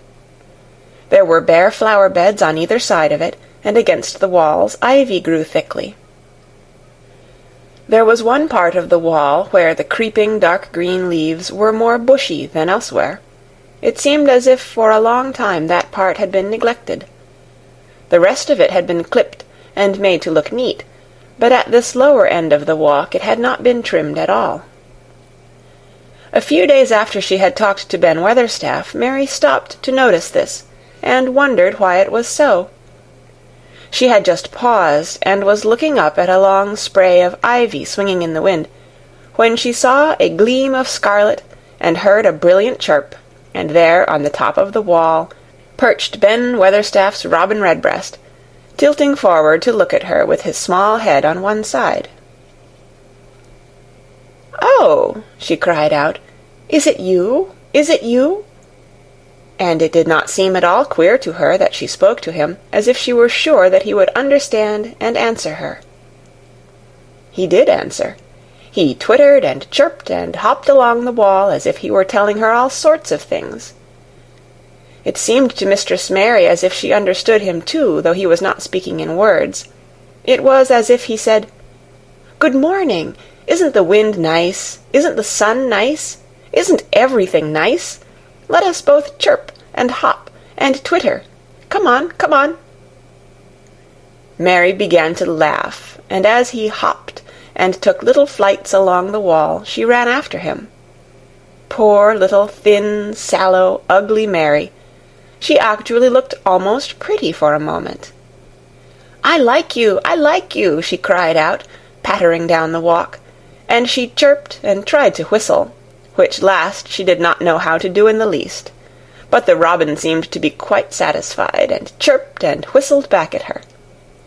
At last he spread his wings, and made a darting flight to the top of a tree, where he perched and sang loudly.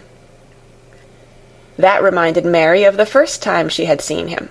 He had been swinging on a tree-top then, and she had been standing in the orchard. Now she was on the other side of the orchard, and standing in the path outside a wall, much lower down, and there was the same tree inside. "It's the garden no one can go into," she said to herself, It's the garden without a door. He lives in there. How I wish I could see what it is like." She ran up the walk to the green door she had entered the first morning. Then she ran down the path through the other door, and then into the orchard.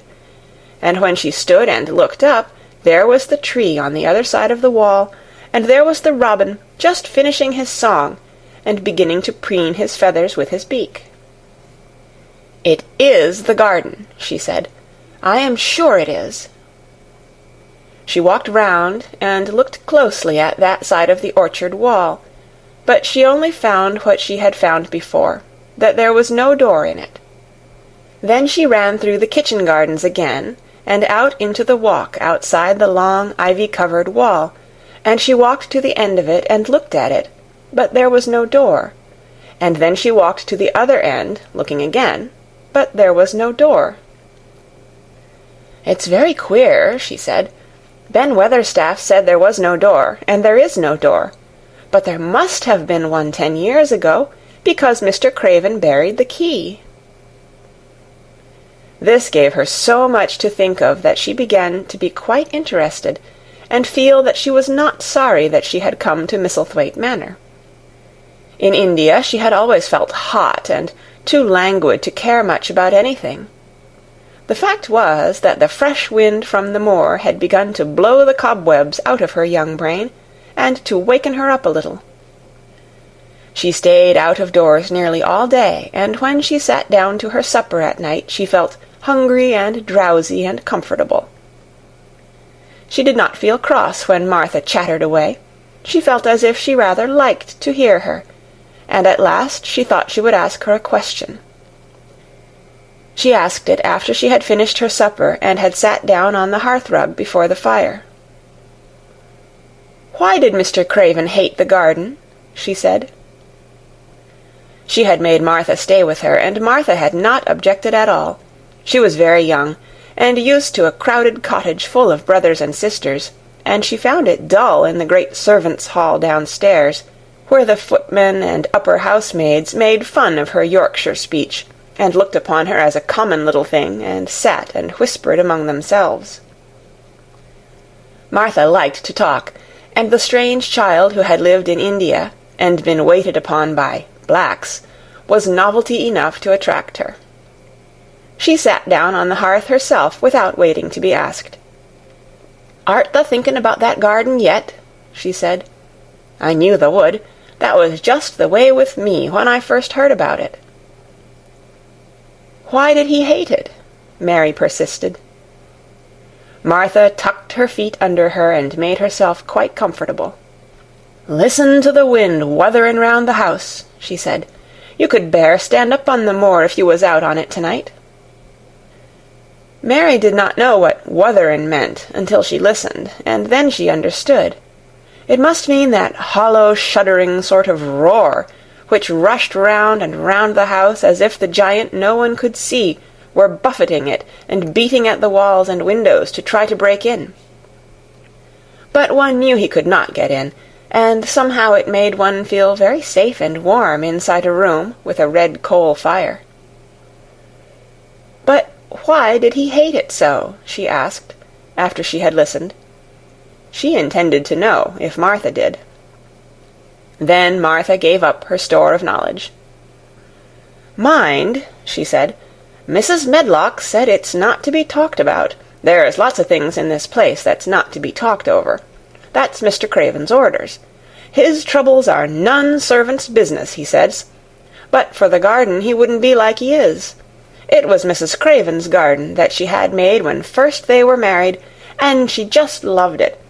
And they used to tend the flowers themselves, and none of the gardeners was ever let to go in. Him and her used to go in and shut the door, and stay there hours and hours, readin' and talkin'. And she was just a bit of a girl, and there was an old tree with a branch bent like a seat on it. And she made roses grow over it, and she used to sit there.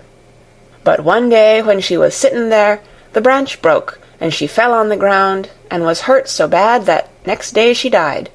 The doctors thought he'd go out of his mind and die too. That's why he hates it. No one's never gone in since, and he won't let anyone talk about it." Mary did not ask any more questions.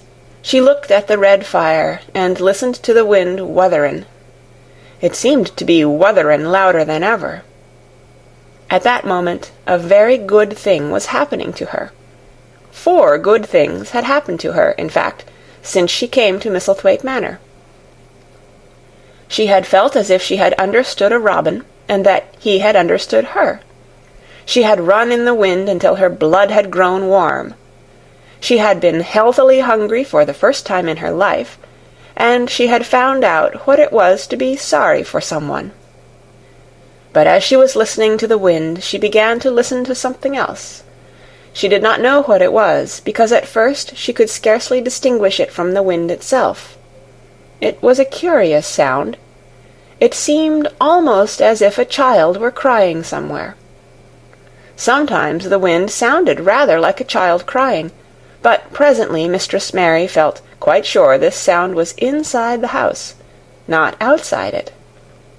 It was far away, but it was inside. She turned round and looked at Martha. "Do you hear anyone crying?" she said. Martha suddenly looked confused. "No," she answered. "It's the wind. Sometimes it sounds like as if someone was lost on the moor and wailin'. It's got all sorts of sounds." "But listen," said Mary. "It's in the house, down one of those long corridors."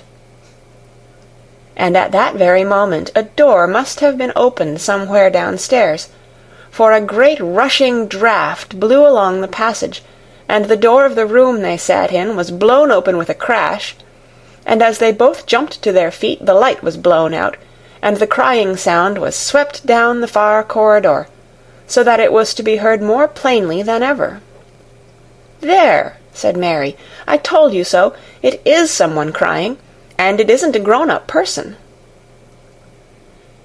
Martha ran and shut the door and turned the key, but before she did it they both heard the sound of a door in some far passage shutting with a bang, and then everything was quiet, for even the wind ceased wutherin' for a few moments.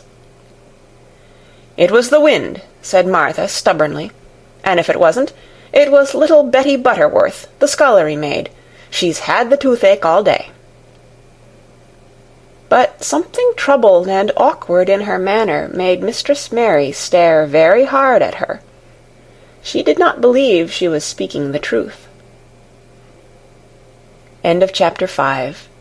Read by Kara Schallenberg on January 17th, 2006, in Oceanside, California.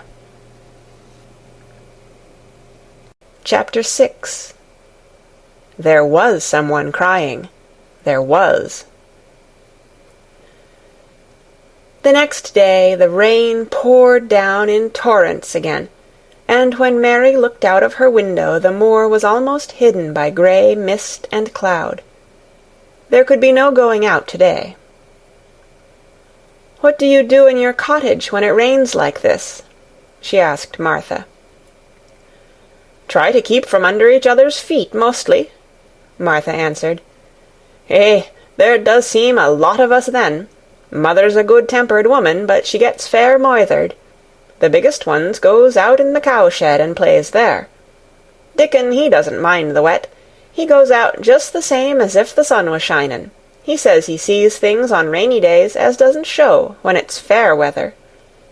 He once found a little fox cub half drowned in its hole, and he brought it home in the bosom of his shirt to keep it warm. Its mother had been killed near by, and the hole was swum out, and the rest of the litter was dead. He's got it at home now. He found a half-drowned young crow another time, and he brought it home too, and tamed it. It's named Soot, because it's so black, and it hops and flies about with him everywhere. The time had come when Mary had forgotten to resent Martha's familiar talk. She had even begun to find it interesting, and to be sorry when she stopped or went away. The stories she had been told by her ayah when she lived in India had been quite unlike those Martha had to tell, about the moorland cottage which held 14 people who lived in 4 little rooms, and never had quite enough to eat. The children seemed to tumble about and amuse themselves like a litter of rough, good-natured collie puppies. Mary was most attracted by the mother and Dickon. When Martha told stories of what mother said or did, they always sounded comfortable. "If I had a raven or a fox cub, I could play with it," said Mary. "But I have nothing." Martha looked perplexed. "Can the knit?" she asked. "No," answered Mary. "Can the sew?" "No." "Can the read?" "Yes." "Then why doesn't thou read something, or learn a bit o' spellin'? Thou'st old enough to be learnin' thy book a good bit now."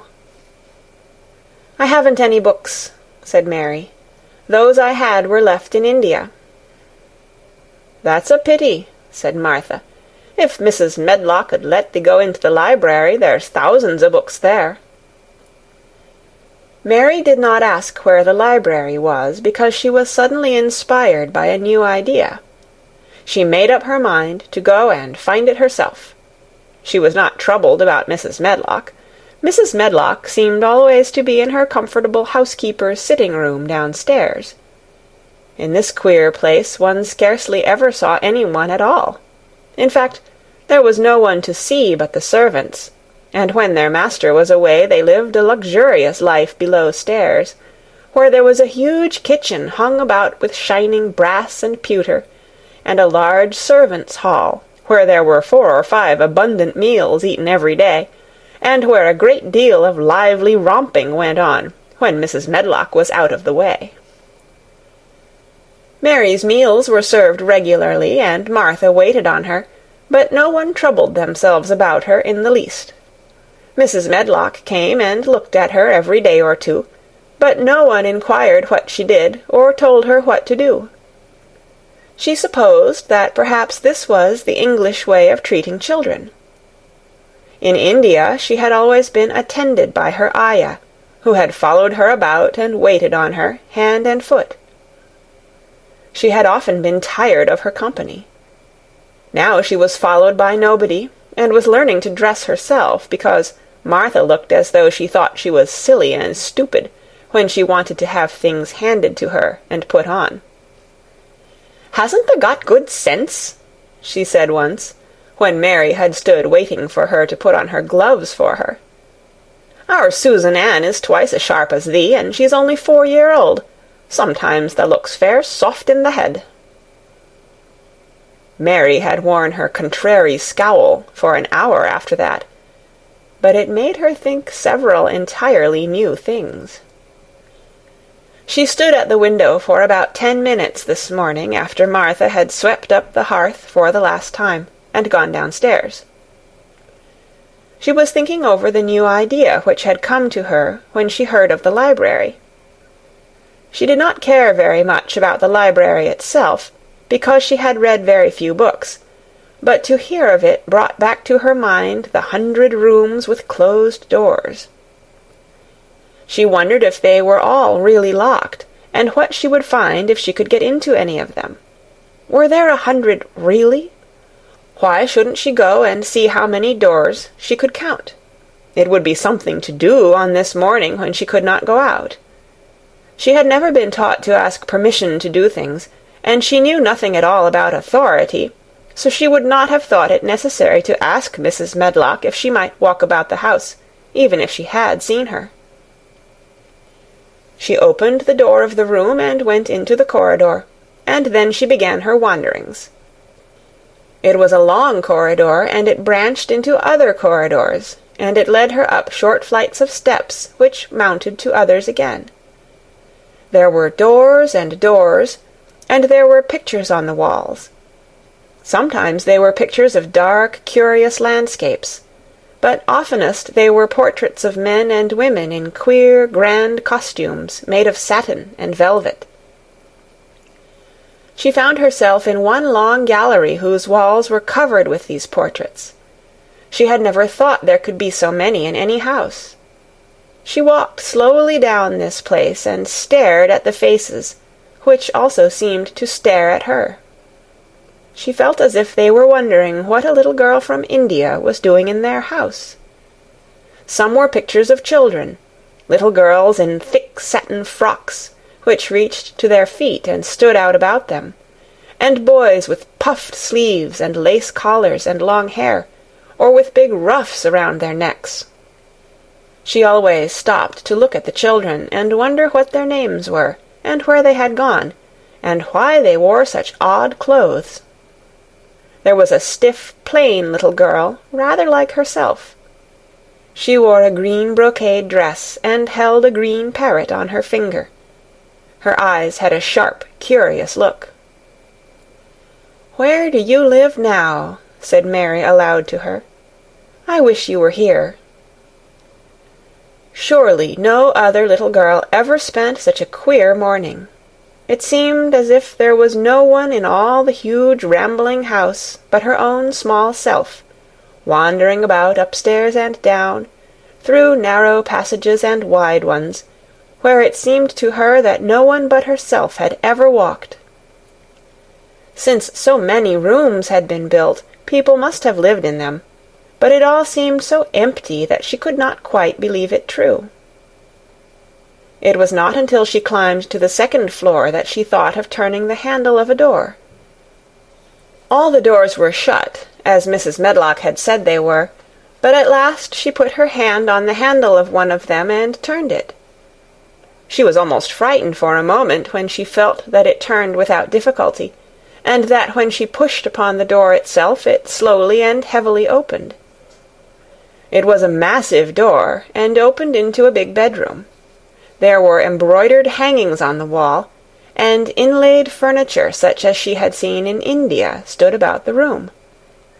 A broad window with leaded panes looked out upon the moor, and over the mantel was another portrait of the stiff, plain little girl, who seemed to stare at her more curiously than ever. "Perhaps she slept here once," said Mary. "She stares at me so that she makes me feel queer." After that she opened more doors and more. She saw so many rooms that she became quite tired, and began to think that there must be 100, though she had not counted them. In all of them there were old pictures or old tapestry with strange scenes worked on them. There were curious pieces of furniture and curious ornaments in nearly all of them. In one room, which looked like a lady's sitting-room, the hangings were all embroidered velvet, and in a cabinet were about 100 little elephants made of ivory. They were of different sizes, and some had their mahouts or palanquins on their backs. Some were much bigger than the others, and some were so tiny that they seemed only babies. Mary had seen carved ivory in India, and she knew all about elephants. She opened the door of the cabinet and stood on a footstool and played with these for quite a long time. When she got tired, she set the elephants in order and shut the door of the cabinet. In all her wanderings through the long corridors and the empty rooms, she had seen nothing alive, but in this room she saw something. Just after she had closed the cabinet door, she heard a tiny rustling sound. It made her jump and look around at the sofa by the fireplace, from which it seemed to come. In the corner of the sofa there was a cushion, and in the velvet which covered it there was a hole, and out of the hole peeped a tiny head, with a pair of frightened eyes in it. Mary crept softly across the room to look. The bright eyes belonged to a little grey mouse, and the mouse had eaten a hole into the cushion and made a comfortable nest there. 6 baby mice were cuddled up asleep near her. If there was no one else alive in the 100 rooms, there were 7 mice who did not look lonely at all. "If they wouldn't be so frightened, I would take them back with me," said Mary. She had wandered about long enough to feel too tired to wander any farther, and she turned back.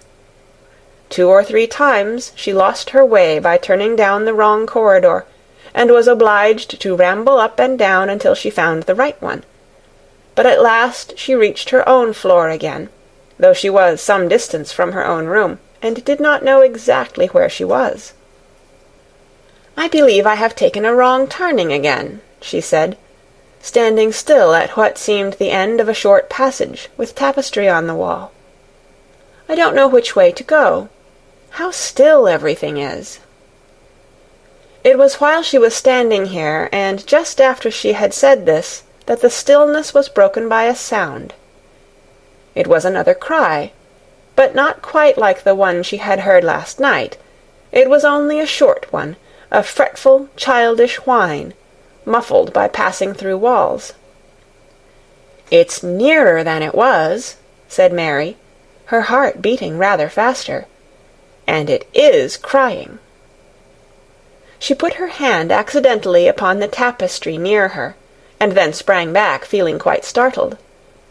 The tapestry was the covering of a door which fell open and showed her that there was another part of the corridor behind it, and Mrs. Medlock was coming up it with her bunch of keys in her hand and a very cross look on her face. "What are you doing here?" she said, and she took Mary by the arm and pulled her away. "What did I tell you?"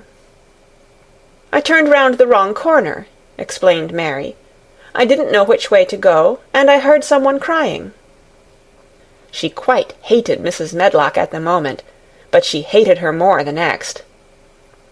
"You didn't hear anything of the sort," said the housekeeper. "You come along back to your own nursery, or I'll box your ears."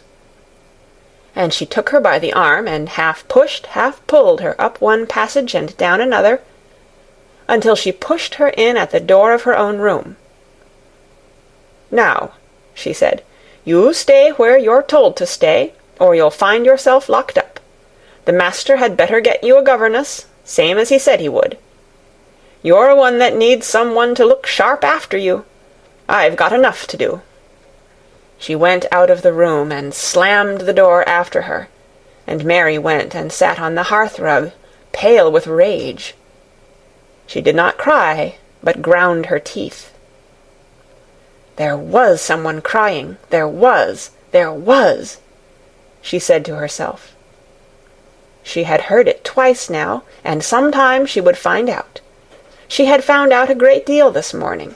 She felt as if she had been on a long journey, and at any rate she had had something to amuse her all the time, and she had played with the ivory elephants, and had seen the grey mouse and its babies in their nest in the velvet cushion. End of Chapter 6.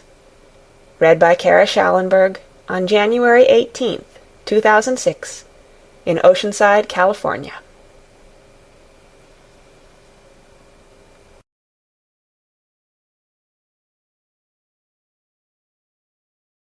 Chapter 7. The Key to the Garden. 2 days after this, when Mary opened her eyes, she sat upright in bed immediately and called to Martha. "Look at the moor! Look at the moor!" The rainstorm had ended, and the grey mist and clouds had been swept away in the night by the wind. The wind itself had ceased, and a brilliant, deep blue sky arched high over the moorland. Never, never had Mary dreamed of a sky so blue. In India, skies were hot and blazing. This was of a deep, cool blue, which almost seemed to sparkle like the waters of some lovely, bottomless lake. And here and there, high, high in the arched blueness, floated small clouds of snow-white fleece. The far-reaching world of the moor itself looked softly blue instead of gloomy purple-black or awful dreary grey. "Aye," said Martha, with a cheerful grin. "The storm's over for a bit. It does like this at this time of the year. It goes off in a night like it was pretendin' it had never been here and never meant to come again. That's because the springtime's on its way. It's a long way off yet, but it's comin'." "I thought perhaps it always rained or looked dark in England," Mary said. "Eh, no," said Martha, sitting up on her heels among her black-lead brushes. "Now to the sort." "What does that mean?" asked Mary seriously.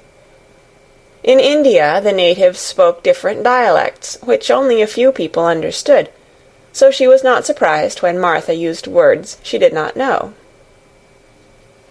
Martha laughed as she had done the first morning. "There now," she said, "I've talked broad Yorkshire again, like Mrs. Medlock said I mustn't. Now to the sort means nothing of the sort," slowly and carefully. "But it takes so long to say it. Yorkshire's the sunniest place on earth, when it is sunny. I told thee thou'd like the moor after a bit.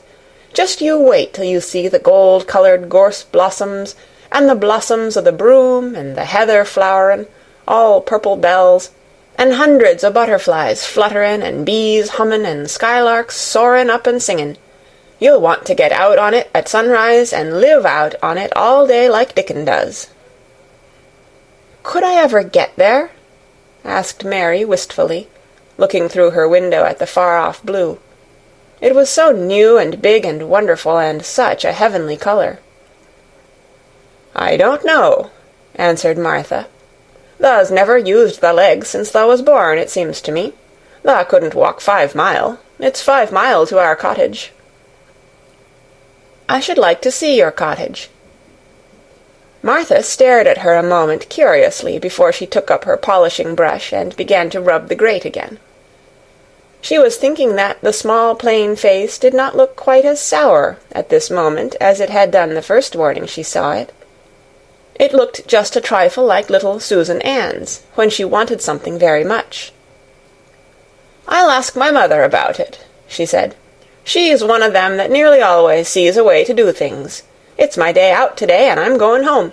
I am glad. Mrs. Medlock thinks a lot of mother. Perhaps she could talk to her."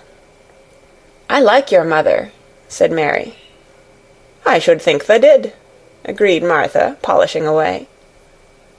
"I've never seen her," said Mary. "No, tha hasn't," replied Martha. She sat up on her heels again and rubbed the end of her nose with the back of her hand, as if puzzled for a moment. But she ended quite positively. "Well, she's that sensible and hard-workin' and good-natured and clean that no one could help liking her whether they'd seen her or not. When I'm going home to her on my day out, I just jump for joy when I'm crossin' the moor." "I like Dickon," added Mary, "and I've never seen him."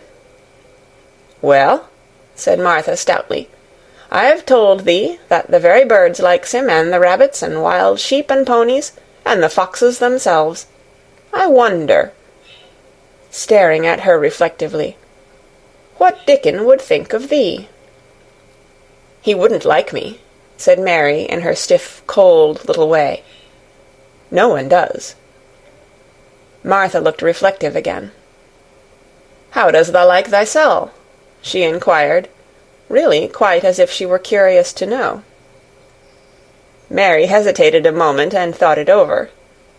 "Not at all, really," she answered, "but I never thought of that before." Martha grinned a little, as if at some homely recollection. "Mother said that to me once," she said. "She was at her wash-tub, and I was in a bad temper and talking ill of folk, and she turns round on me and says, 'The young vixen, tha, there tha stand, saying tha doesn't like this one and tha doesn't like that one. How does tha like thysel'?' It made me laugh, and it brought me to my senses in a minute." She went away in high spirits as soon as she had given Mary her breakfast. She was going to walk 5 miles across the moor to the cottage, and she was going to help her mother with the washing and do the week's baking, and enjoy herself thoroughly. Mary felt lonelier than ever when she knew she was no longer in the house. She went out into the garden as quickly as possible, and the first thing she did was to run round and round the fountain flower garden 10 times. She counted the times carefully, and when she had finished, she felt in better spirits. The sunshine made the whole place look different.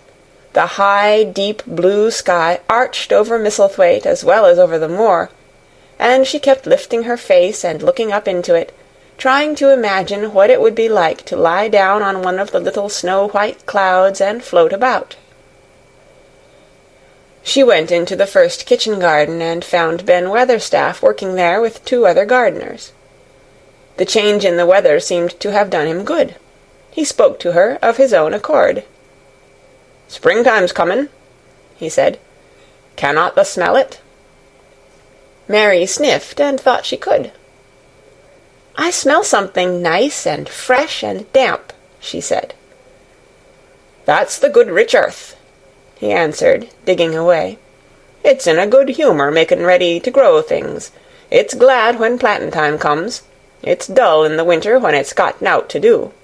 In the flower gardens out there things will be stirrin' down below in the dark. The sun's warmin' 'em. You'll see bits o' green spikes stickin' out of the black earth after a bit."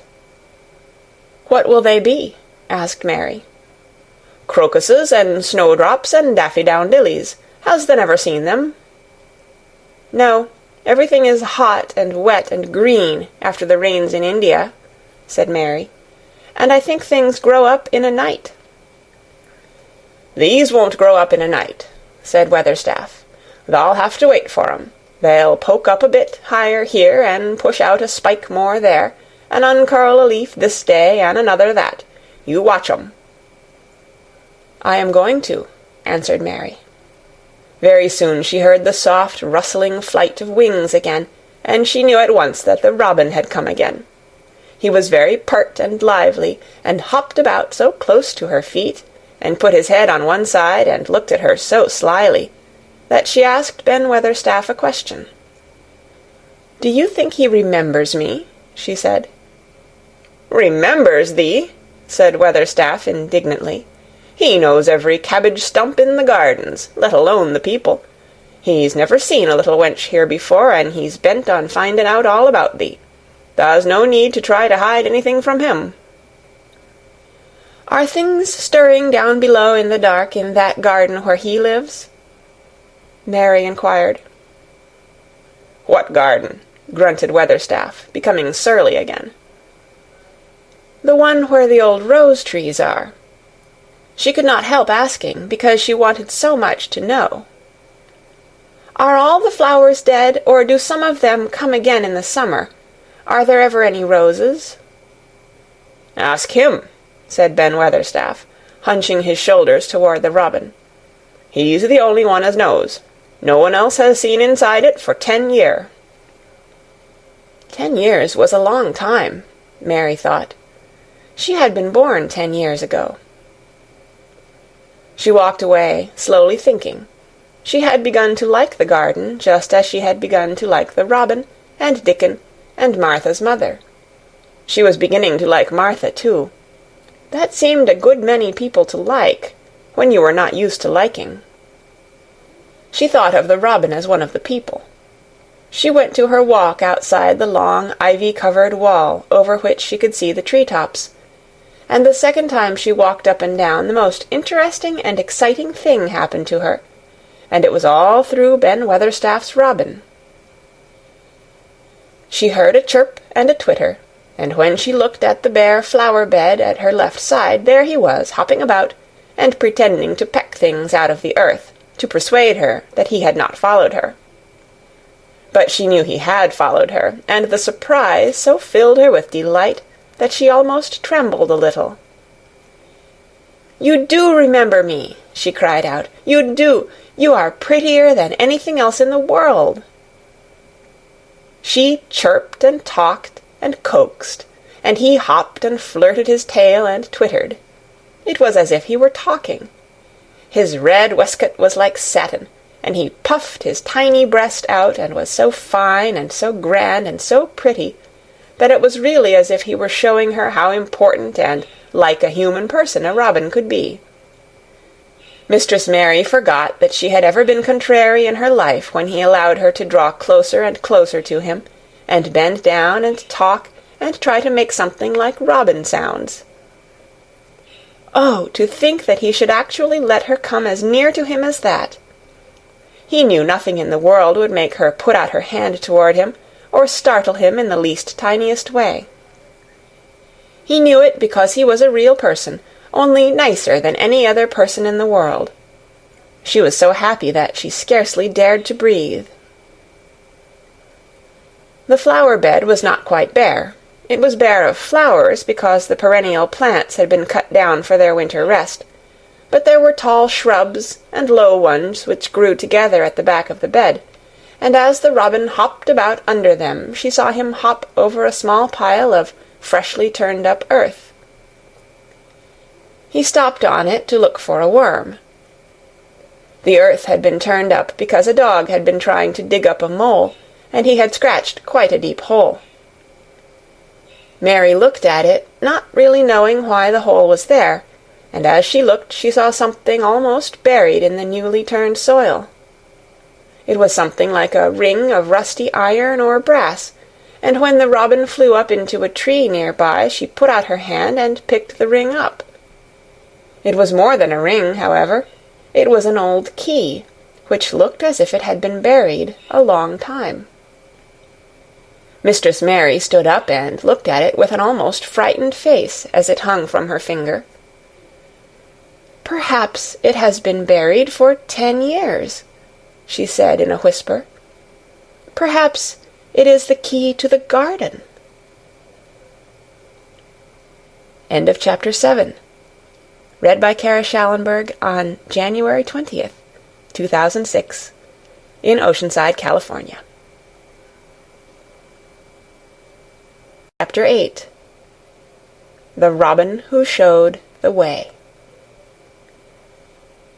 She looked at the key quite a long time. She turned it over and thought about it.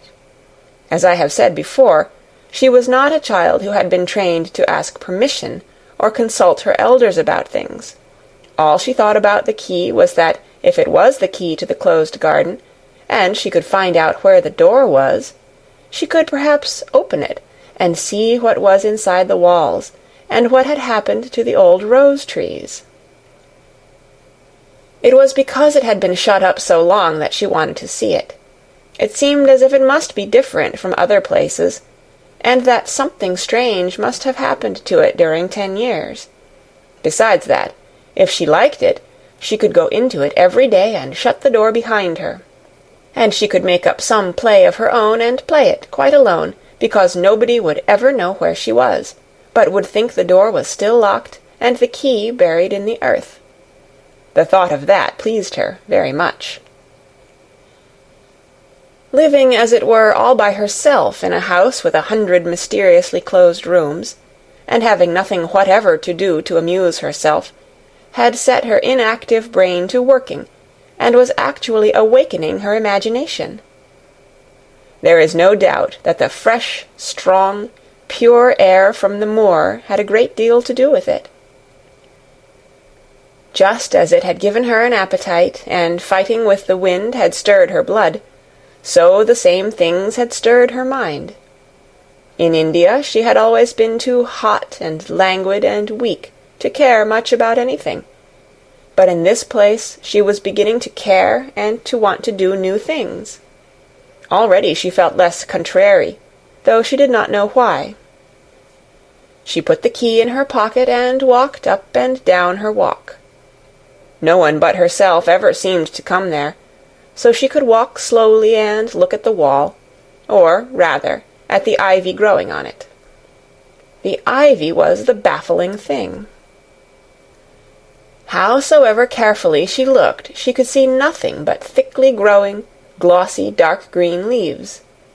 She was very much disappointed. Something of her contrariness came back to her as she paced the walk and looked over it at the tree-tops inside. It seemed so silly, she said to herself, to be near it and not be able to get in.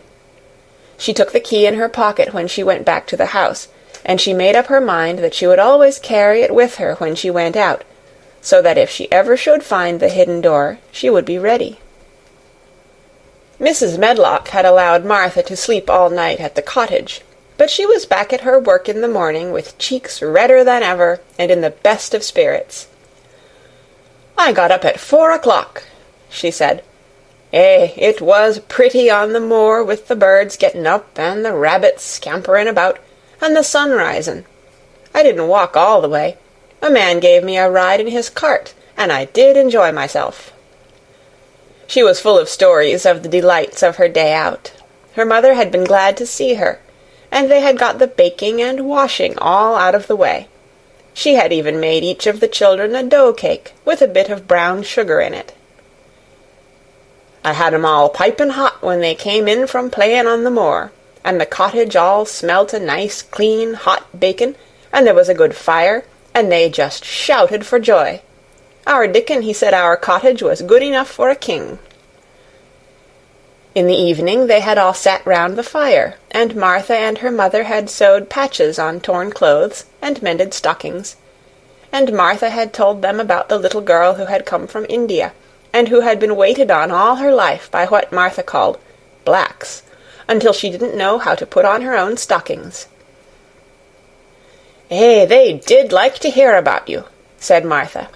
"They wanted to know all about the blacks and about the ship you came in. I couldn't tell 'em enough." Mary reflected a little. "I'll tell you a great deal more before your next day out," she said, "so that you will have more to talk about. I dare say they would like to hear about riding on elephants and camels, and about the officers going to hunt tigers." "My word!" cried delighted Martha. "It would set 'em clean off their heads. Would tha really do that, miss? It would be the same as a wild beast show like we heard they had in York once." "India is quite different from Yorkshire," Mary said slowly, as she thought the matter over. "I never thought of that. Did Dickon and your mother like to hear you talk about me?"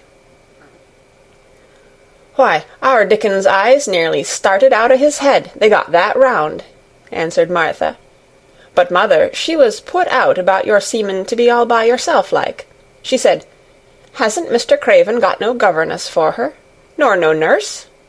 And I said, 'No, he hasn't, though Mrs. Medlock says he will when he thinks of it, but she says he mayn't think of it for 2 or 3 years.' "I don't want a governess," said Mary sharply.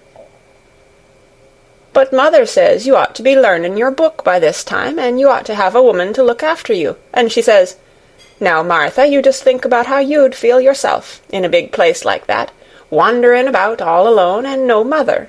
You do your best to cheer her up,' she says, and I said I would." Mary gave her a long, steady look. "You do cheer me up," she said. "I like to hear you talk." Presently Martha went out of the room and came back with something held in her hands under her apron. "What does thee think?" she said, with a cheerful grin. "I've brought thee a present." "A present?" exclaimed Mistress Mary. "How could a cottage full of 14 hungry people give anyone a present?" "A man was drivin' across the moor peddlin'," Martha explained, "and he stopped his cart at our door.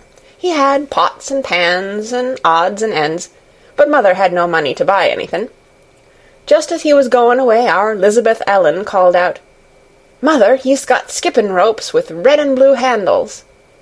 And mother, she calls out quite sudden, 'Here, stop, mister, how much are they?' And he says, 'Tuppence.' And mother, she began fumblin' in her pocket, and she says to me, 'Martha, thou's brought me thy wages like a good lass, and I've got 4 places to put every penny, but I'm just going to take 2pence out of it to buy that child a skippin' rope.' And she bought one, and here it is." She brought it out from under her apron and exhibited it quite proudly. It was a strong, slender rope with a striped red and blue handle at each end, but Mary Lennox had never seen a skipping rope before.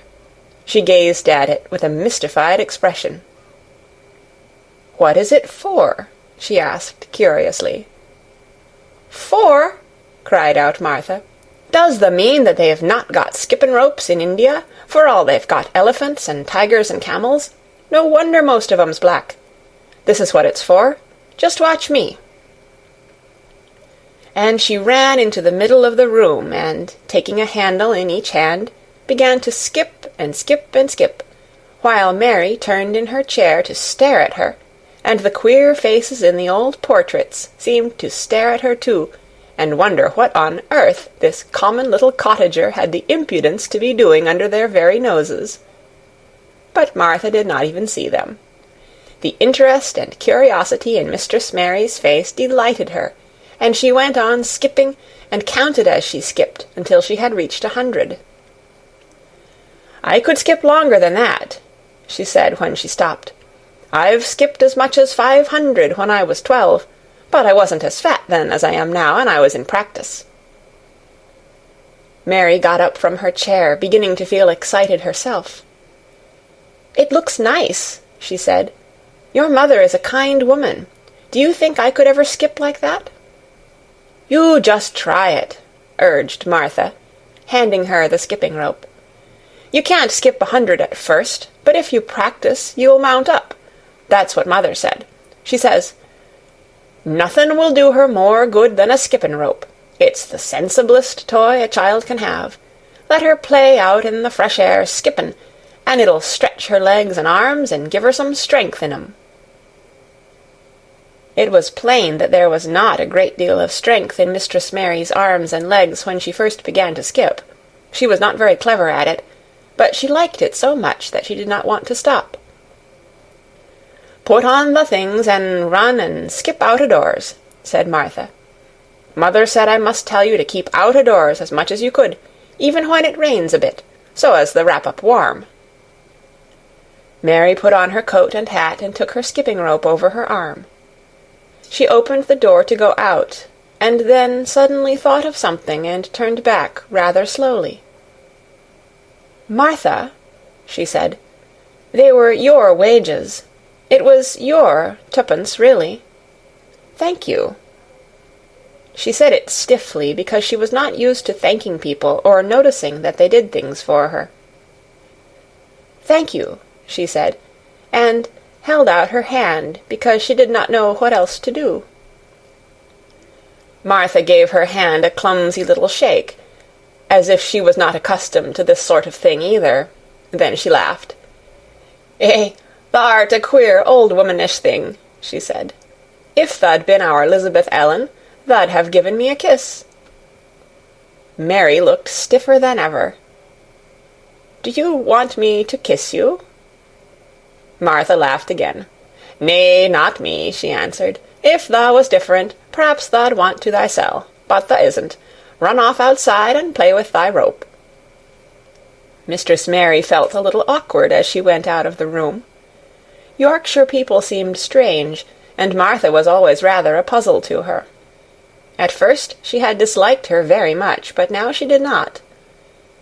The skipping rope was a wonderful thing. She counted and skipped and counted, until her cheeks were quite red, and she was more interested than she had ever been since she was born. The sun was shining, and a little wind was blowing, not a rough wind, but one which came in delightful little gusts, and brought a fresh scent of newly turned earth with it. She skipped round the fountain garden, and up one walk and down another. She skipped at last into the kitchen garden, and saw Ben Weatherstaff digging and talking to his robin, which was hopping about him. She skipped down the walk toward him, and he lifted his head and looked at her with a curious expression. She had wondered if he would notice her. She wanted him to see her skip. "Well," he exclaimed, "upon my word, p'raps tha'rt a young un after all, and p'raps tha's got child's blood in thy veins instead of sour buttermilk. Tha's skipped red into thy cheeks as sure as my name's Ben Weatherstaff. I wouldn't have believed tha could do it." "I never skipped before," Mary said. "I'm just beginning. I can only go up to 20. "Tha keep on," said Ben. "Tha shapes well enough at it for a young un that's lived with heathen. Just see how he's watching thee," jerking his head toward the robin.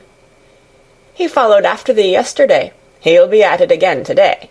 He'll be bound to find out what the skippin' rope is. He's never seen one. Eh," shaking his head at the bird, "the curiosity will be the death of thee sometime if thou doesn't look sharp." Mary skipped round all the gardens and round the orchard, resting every few minutes. At length she went to her own special walk, and made up her mind to try if she could skip the whole length of it. It was a good long skip, and she began slowly. But before she had gone halfway down the path, she was so hot and breathless that she was obliged to stop. She did not mind much, because she had already counted up to 30.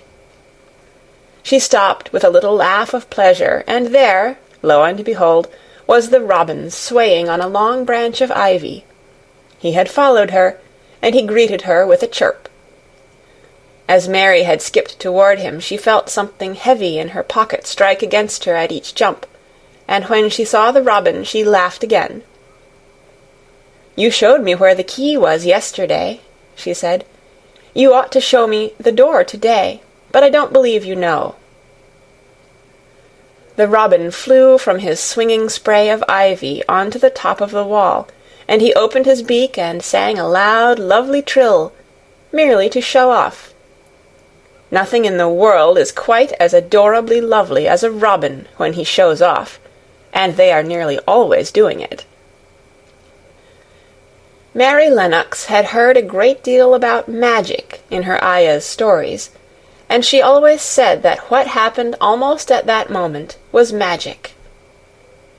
One of the nice little gusts of wind rushed down the walk, and it was a stronger one than the rest. It was strong enough to wave the branches of the trees, and it was more than strong enough to sway the trailing sprays of untrimmed ivy hanging from the wall. Mary had stepped close to the robin, and suddenly the gust of wind swung aside some loose ivy trails, and more suddenly still she jumped toward it and caught it in her hand. This she did because she had seen something under it, a round knob which had been covered by the leaves hanging over it. It was the knob of a door. She put her hands under the leaves and began to pull and push them aside. Thick as the ivy hung, it nearly all was a loose and swinging curtain, though some had crept over wood and iron. Mary's heart began to thump, and her hands to shake a little in her delight and excitement. The robin kept singing and twittering away, and tilting his head on one side as if he were as excited as she was. What was this under her hands, which was square and made of iron, and which her fingers found a hole in? It was the lock of the door which had been closed 10 years, and she put her hand in her pocket, drew out the key, and found it fitted the keyhole.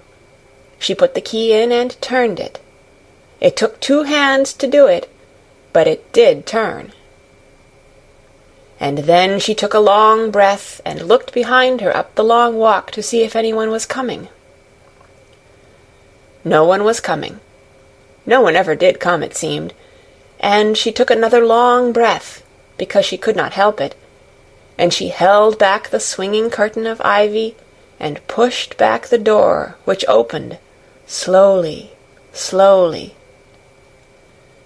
Then she slipped through it and shut it behind her, and stood with her back against it, looking about her and breathing quite fast with excitement and wonder and delight. She was standing inside the secret garden. End of Chapter 8. Read by Kara Schallenberg on January 20th, 2006, in Oceanside, California. Chapter 8. The Robin Who Showed the Way. She looked at the key quite a long time. She turned it over and thought about it. As I have said before, she was not a child who had been trained to ask permission or consult her elders about things. All she thought about the key was that if it was the key to the closed garden, and she could find out where the door was, she could perhaps open it and see what was inside the walls, and what had happened to the old rose trees. It was because it had been shut up so long that she wanted to see it. It seemed as if it must be different from other places, and that something strange must have happened to it during 10 years. Besides that, if she liked it, she could go into it every day and shut the door behind her. And she could make up some play of her own and play it quite alone, because nobody would ever know where she was, but would think the door was still locked and the key buried in the earth. The thought of that pleased her very much. Living, as it were, all by herself in a house with 100 mysteriously closed rooms, and having nothing whatever to do to amuse herself, had set her inactive brain to working, and was actually awakening her imagination. There is no doubt that the fresh, strong, pure air from the moor had a great deal to do with it. Just as it had given her an appetite, and fighting with the wind had stirred her blood, so the same things had stirred her mind. In India she had always been too hot and languid and weak to care much about anything, but in this place she was beginning to care and to want to do new things. Already she felt less contrary, though she did not know why. She put the key in her pocket and walked up and down her walk. No one but herself ever seemed to come there, so she could walk slowly and look at the wall, or, rather, at the ivy growing on it. The ivy was the baffling thing. Howsoever carefully she looked, she could see nothing but thickly growing, glossy, dark green leaves. She was very much disappointed. Something of her contrariness came back to her as she paced the walk and looked over it at the tree-tops inside. It seemed so silly, she said to herself, to be near it and not be able to get in. She took the key in her pocket when she went back to the house, and she made up her mind that she would always carry it with her when she went out, so that if she ever should find the hidden door, she would be ready. Mrs. Medlock had allowed Martha to sleep all night at the cottage, but she was back at her work in the morning with cheeks redder than ever and in the best of spirits. "I got up at 4 o'clock," she said. It was pretty on the moor with the birds getting up and the rabbits scampering about and the sun rising. I didn't walk all the way. A man gave me a ride in his cart, and I did enjoy myself." She was full of stories of the delights of her day out. Her mother had been glad to see her, and they had got the baking and washing all out of the way. She had even made each of the children a dough cake with a bit of brown sugar in it. "I had 'em all piping hot when they came in from playing on the moor, and the cottage all smelt a nice, clean, hot bacon, and there was a good fire, and they just shouted for joy. Our Dickon, he said our cottage was good enough for a king." In the evening they had all sat round the fire, and Martha and her mother had sewed patches on torn clothes and mended stockings, and Martha had told them about the little girl who had come from India, and who had been waited on all her life by what Martha called blacks, until she didn't know how to put on her own stockings. They did like to hear about you," said Martha. "They wanted to know all about the blacks and about the ship you came in. I couldn't tell 'em enough." Mary reflected a little. "I'll tell you a great deal more before your next day out," she said, "so that you will have more to talk about. I dare say they would like to hear about riding on elephants and camels, and about the officers going to hunt tigers." "My word!" cried delighted Martha. "It would set 'em clean off their heads. Would tha really do that, miss? It would be the same as a wild beast show like we heard they had in York once." "India is quite different from Yorkshire," Mary said slowly, as she thought the matter over. "I never thought of that. Did Dickon and your mother like to hear you talk about me?" "Why, our Dickon's eyes nearly started out of his head, they got that round," answered Martha. "But mother, she was put out about your seeming to be all by yourself like. She said, 'Hasn't Mr. Craven got no governess for her, nor no nurse?' And I said, 'No, he hasn't, though Mrs. Medlock says he will when he thinks of it, but she says he mayn't think of it for 2 or 3 years.' "I don't want a governess," said Mary sharply. "But mother says you ought to be learning your book by this time, and you ought to have a woman to look after you, and she says, 'Now, Martha, you just think about how you'd feel yourself, in a big place like that, wandering about all alone, and no mother. You do your best to cheer her up,' she says, and I said I would." Mary gave her a long, steady look. "You do cheer me up," she said. "I like to hear you talk." Presently Martha went out of the room and came back with something held in her hands under her apron.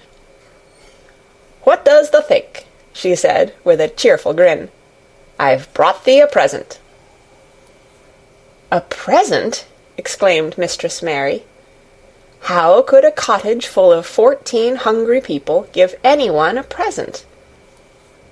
"A man was driving across the moor peddlin'," Martha explained, "and he stopped his cart at our door. He had pots and pans and odds and ends, but Mother had no money to buy anything. Just as he was going away, our Lisbeth Ellen called out, 'Mother, he's got skipping ropes with red and blue handles.' And Mother, she calls out quite sudden, 'Here, stop, mister, how much are they?' And he says, 'Tuppence.' And Mother, she began fumbling in her pocket, and she says to me, 'Martha, thou's brought me thy wages like a good lass, and I've got 4 places to put every penny, but I'm just going to take 2pence out of it to buy that child a skipping rope.' And she bought one, and here it is." She brought it out from under her apron and exhibited it quite proudly. It was a strong, slender rope with a striped red and blue handle at each end, but Mary Lennox had never seen a skipping rope before. She gazed at it with a mystified expression. "What is it for?" she asked curiously. "For?" cried out Martha. "Does the mean that they've not got skipping ropes in India, for all they've got elephants and tigers and camels? No wonder most of 'em's black. This is what it's for. Just watch me." And she ran into the middle of the room and, taking a handle in each hand, began to skip and skip and skip, while Mary turned in her chair to stare at her, and the queer faces in the old portraits seemed to stare at her too, and wonder what on earth this common little cottager had the impudence to be doing under their very noses. But Martha did not even see them. The interest and curiosity in Mistress Mary's face delighted her, and she went on skipping and counted as she skipped until she had reached 100. "I could skip longer than that," she said when she stopped. "I've skipped as much as 500 when I was 12, but I wasn't as fat then as I am now, and I was in practice." Mary got up from her chair, beginning to feel excited herself. "It looks nice," she said. "Your mother is a kind woman. Do you think I could ever skip like that?" "You just try it," urged Martha, handing her the skipping rope. "You can't skip 100 at first, but if you practice, you'll mount up. That's what Mother said. She says, 'Nothing will do her more good than a skipping rope. It's the sensiblest toy a child can have. Let her play out in the fresh air skippin', and it'll stretch her legs and arms and give her some strength in 'em.'" It was plain that there was not a great deal of strength in Mistress Mary's arms and legs when she first began to skip. She was not very clever at it, but she liked it so much that she did not want to stop. "Put on the things and run and skip out-o-doors," said Martha. "Mother said I must tell you to keep out-o-doors as much as you could, even when it rains a bit, so as the wrap up warm." Mary put on her coat and hat and took her skipping rope over her arm. She opened the door to go out, and then suddenly thought of something and turned back rather slowly. "Martha," she said, "they were your wages. It was your 2pence, really. Thank you." She said it stiffly because she was not used to thanking people or noticing that they did things for her. "Thank you," she said, and held out her hand because she did not know what else to do. Martha gave her hand a clumsy little shake, as if she was not accustomed to this sort of thing either. Then she laughed. "Eh, thou'rt a queer old womanish thing," she said. "If tha'd been our Lisbeth Ellen, tha'd have given me a kiss." Mary looked stiffer than ever. "Do you want me to kiss you?" Martha laughed again. "Nay, not me," she answered. "If thou was different, Perhaps tha'd want to thysel, but tha isn't. Run off outside and play with thy rope." Mistress Mary felt a little awkward as she went out of the room. Yorkshire people seemed strange, and Martha was always rather a puzzle to her. At first she had disliked her very much, but now she did not. The skipping rope was a wonderful thing. She counted and skipped and counted, until her cheeks were quite red, and she was more interested than she had ever been since she was born. The sun was shining, and a little wind was blowing, not a rough wind, but one which came in delightful little gusts, and brought a fresh scent of newly turned earth with it. She skipped round the fountain garden, and up one walk and down another.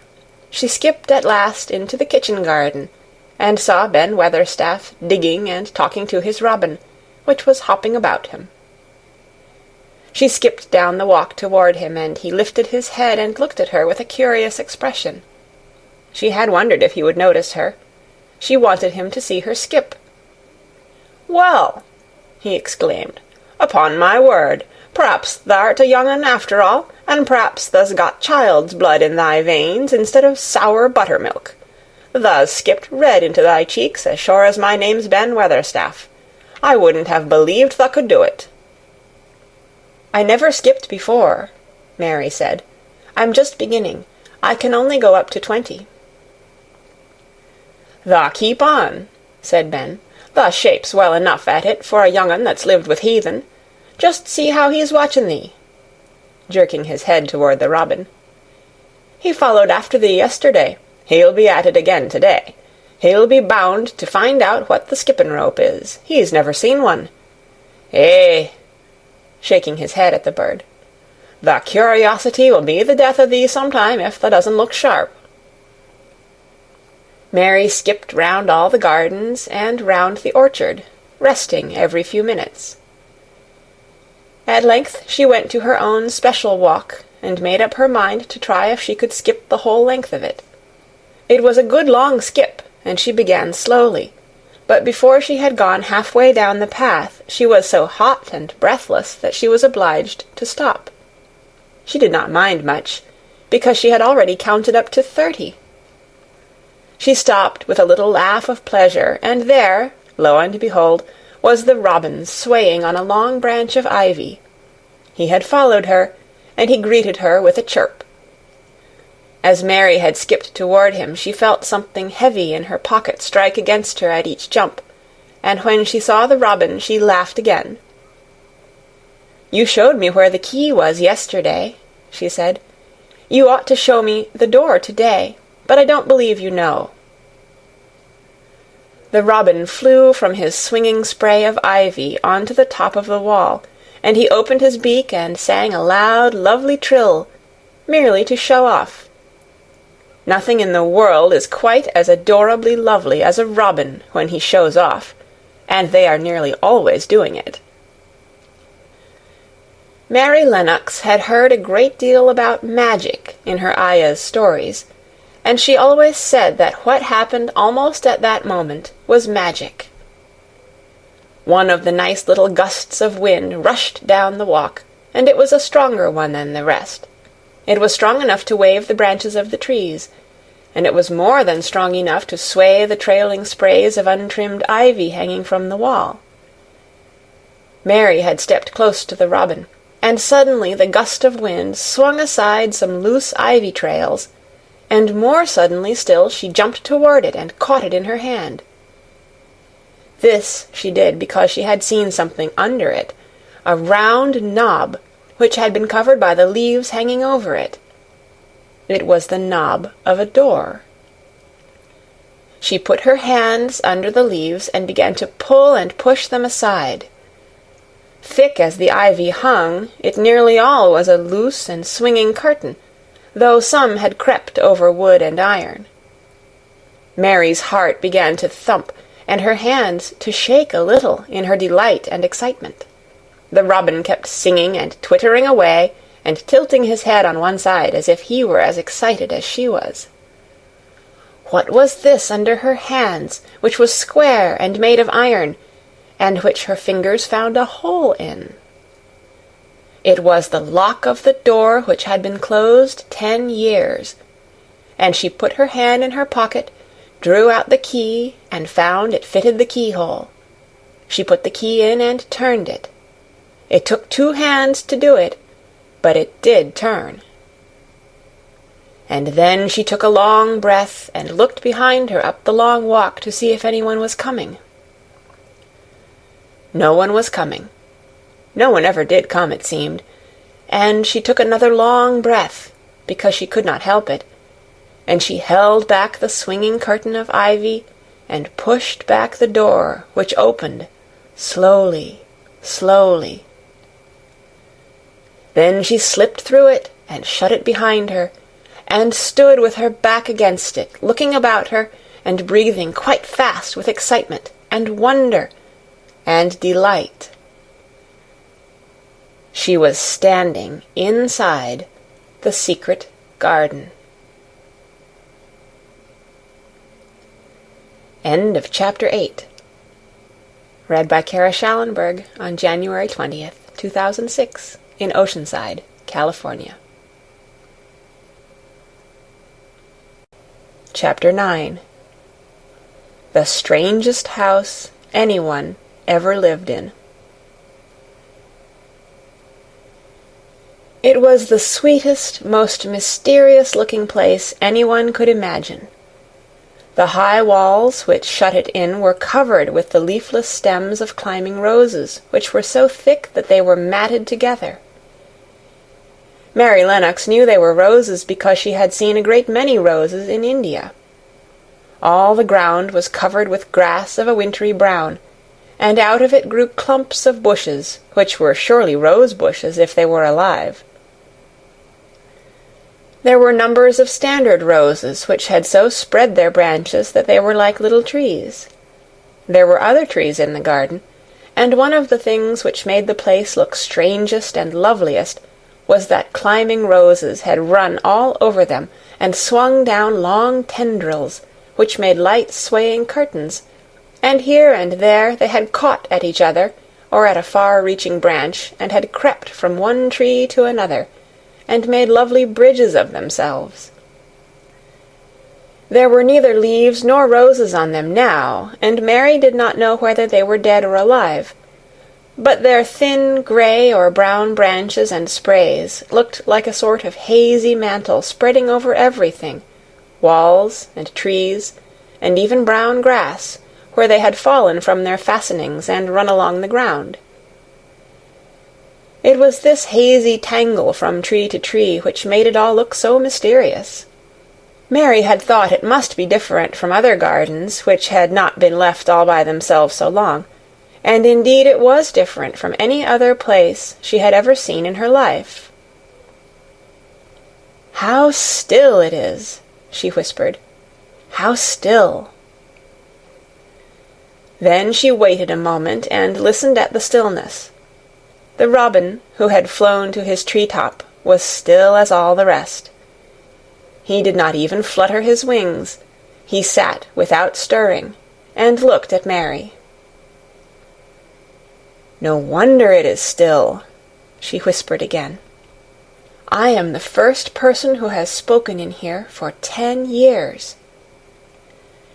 She moved away from the door, stepping as softly as if she were afraid of awakening someone.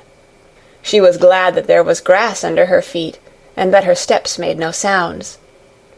She walked under one of the fairy-like grey arches between the trees, and looked up at the sprays and tendrils which formed them. "I wonder if they are all quite dead," she said. "Is it all a quite dead garden? I wish it wasn't." If she had been Ben Weatherstaff, she could have told whether the wood was alive by looking at it, but she could only see that there were only grey or brown sprays and branches, and none showed any signs of even a tiny leaf-bud anywhere. But she was inside the wonderful garden, and she could come through the door under the ivy any time, and she felt as if she had found a world all her own. The sun was shining inside the four walls, and the high arch of blue sky over this particular piece of Misselthwaite seemed even more brilliant and soft than it was over the moor. The robin flew down from his tree-top and hopped about or flew after her from one bush to another. He chirped a good deal, and had a very busy air, as if he were showing her things. Everything was strange and silent, and she seemed to be hundreds of miles away from anyone. But somehow she did not feel lonely at all. All that troubled her was her wish that she knew whether all the roses were dead, or if perhaps some of them had lived and might put out leaves and buds as the weather got warmer. She did not want it to be a quite dead garden. If it were a quite alive garden, how wonderful it would be, and what thousands of roses would grow on every side. Her skipping rope had hung over her arm when she came in, and after she had walked about for a while, she thought she would skip round the whole garden, stopping when she wanted to look at things. There seemed to have been grass paths here and there, and in one or two corners there were alcoves of evergreen with stone seats or tall, moss-covered flower urns in them. As she came near the second of these alcoves, she stopped skipping. There had once been a flower-bed in it, and she thought she saw something sticking out of the black earth, some sharp little pale green points. She remembered what Ben Weatherstaff had said, and she knelt down to look at them. Yes, they are tiny growing things, and they might be crocuses or snowdrops or daffodils, she whispered. She bent very close to them and sniffed the fresh scent of the damp earth. She liked it very much. "Perhaps there are some other ones coming up in other places," she said. "I will go all over the garden and look." She did not skip, but walked. She went slowly and kept her eyes on the ground. She looked in the old border beds and among the grass, and after she had gone round, trying to miss nothing, she had found ever so many more sharp pale green points, and she had become quite excited again. "It isn't a quite dead garden," she cried out softly to herself. "Even if the roses are dead, there are other things alive." She did not know anything about gardening, but the grass seemed so thick in some of the places where the green points were pushing their way through, that she thought they did not seem to have room enough to grow. She searched about until she found a rather sharp piece of wood, and knelt down and dug and weeded out the weeds and grass, until she made nice little clear places around them. "Now they look as if they could breathe," she said, after she had finished with the first ones. "I am going to do ever so many more. I'll do all I can see. If I haven't time today, I can come tomorrow." She went from place to place, and dug and weeded, and enjoyed herself so immensely that she was led on from bed to bed, and into the grass under the trees. The exercise made her so warm that she first threw her coat off, and then her hat, and without knowing it she was smiling down onto the grass and the pale green points all the time.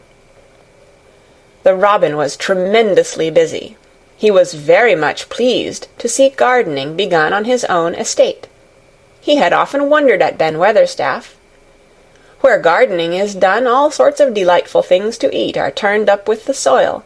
Now here was this new kind of creature, who was not half Ben's size, and yet had had the sense to come into his garden and begin at once. Mistress Mary worked in her garden until it was time to go to her midday dinner.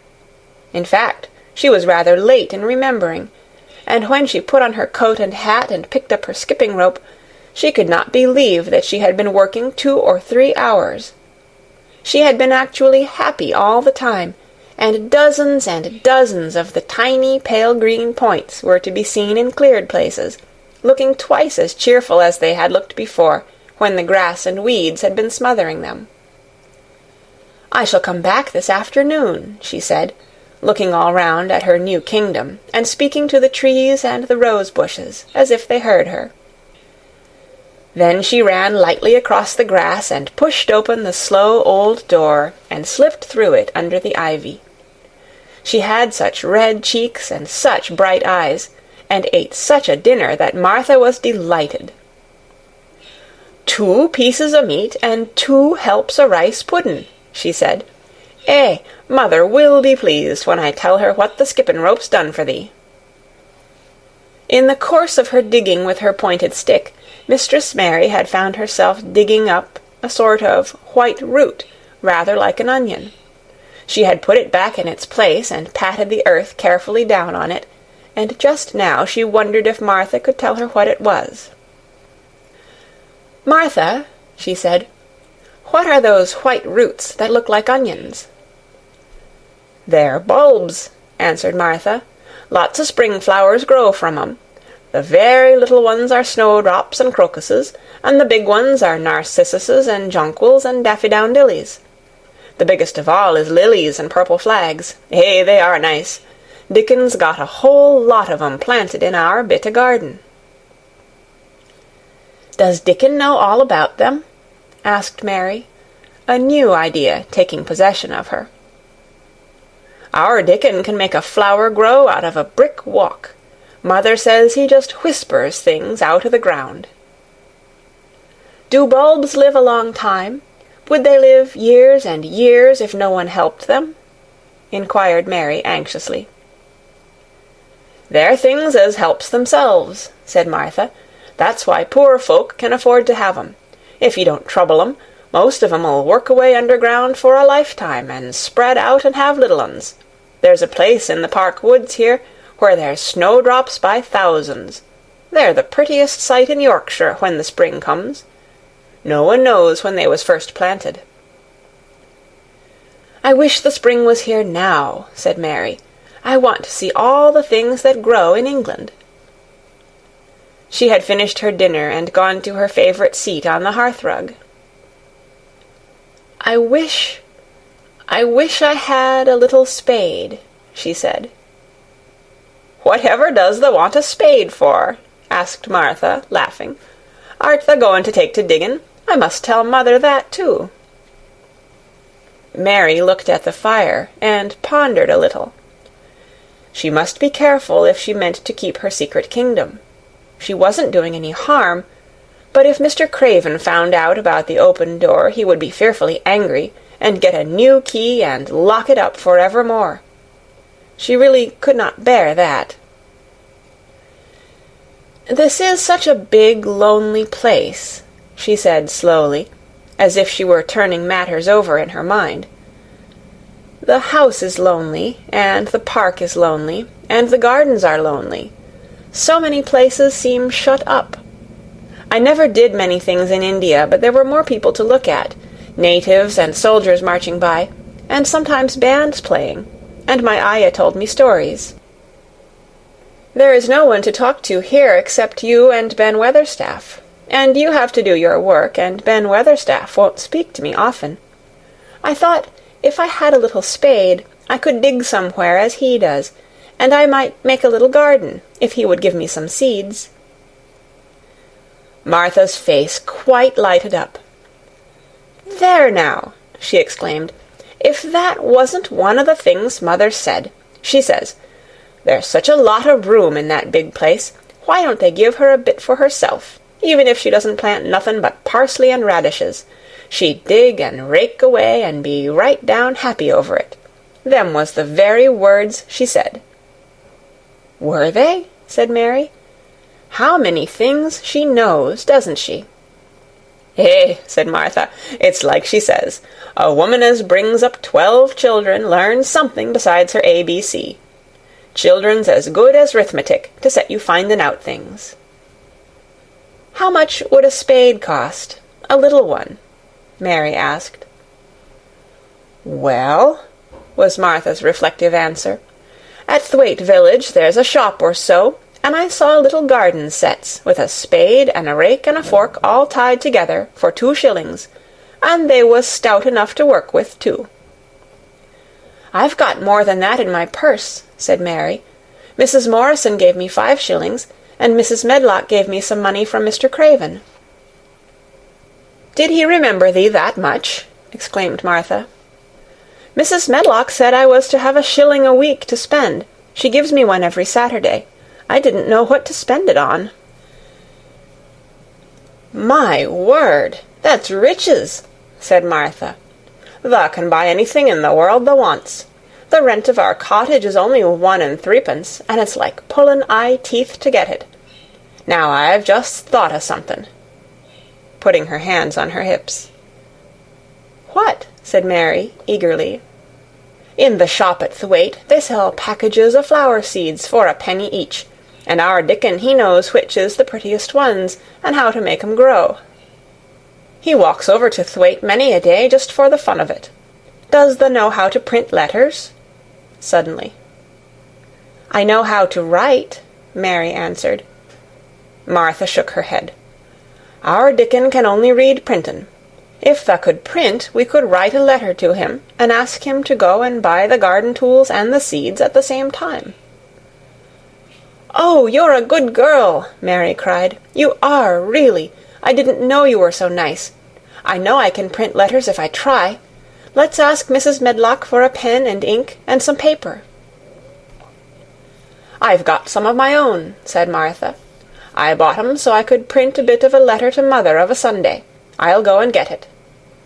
She ran out of the room, and Mary stood by the fire and twisted her thin little hands together with sheer pleasure. "If I have a spade," she whispered, "I can make the earth nice and soft, and dig up weeds. If I have seeds, and can make flowers grow, the garden won't be dead at all. It will come alive." She did not go out again that afternoon, because when Martha returned with her pen and ink and paper, she was obliged to clear the table and carry the plates and dishes downstairs, and when she got into the kitchen Mrs. Medlock was there and told her to do something, so Mary waited for what seemed to her a long time before she came back. Then it was a serious piece of work to write to Dickon. Mary had been taught very little because her governesses had disliked her too much to stay with her. She could not spell particularly well, but she found that she could print letters when she tried. This was the letter Martha dictated to her. "My dear Dickon, this comes hoping to find you well as it leaves me at present. Miss Mary has plenty of money, and will you go to Thwaite and buy her some flower seeds and a set of garden tools to make a flower bed. Pick the prettiest ones and easy to grow, because she has never done it before and lived in India, which is different. Give my love to Mother and every one of you. Miss Mary is going to tell me a lot more, so that on my next day out you can hear about elephants and camels and gentlemen going hunting lions and tigers. Your loving sister, Martha Phoebe Sowerby.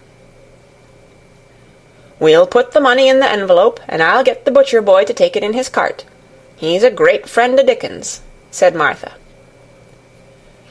"How shall I get the things when Dickon buys them?" "He'll bring 'em to you himself. He'll like to walk over this way." "Oh!" exclaimed Mary. "Then I shall see him. I never thought I should see Dickon." "Does thou want to see him?" asked Martha suddenly, for Mary had looked so pleased. "Yes, I do. I never saw a boy foxes and crows loved. I want to see him very much." Martha gave a little start, as if she remembered something. "Now to think," she broke out. "To think o' me forgettin' that there, and I thought I was going to tell you first thing this mornin'. I asked Mother, and she said she'd ask Mrs. Medlock her own self." "Do you mean—" Mary began. "What I said Tuesday. Ask her if you might be driven over to our cottage some day, and have a bit o' Mother's hot oat cake and butter, and a glass o' milk." It seemed as if all the interesting things were happening in one day.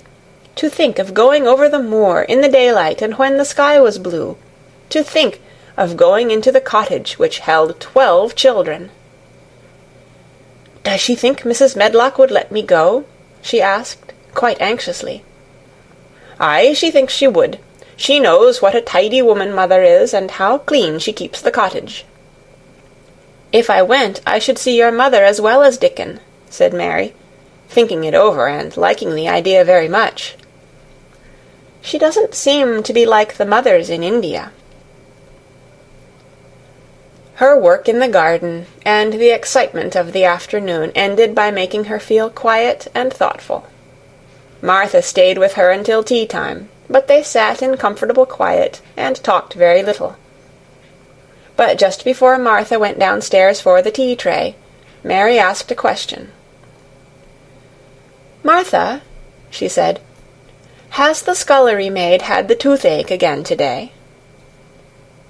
Martha certainly started slightly.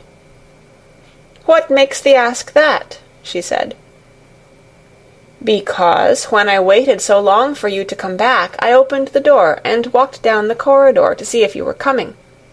And I heard that far-off crying again, just as we heard it the other night. There isn't a wind today, so you see it couldn't have been the wind."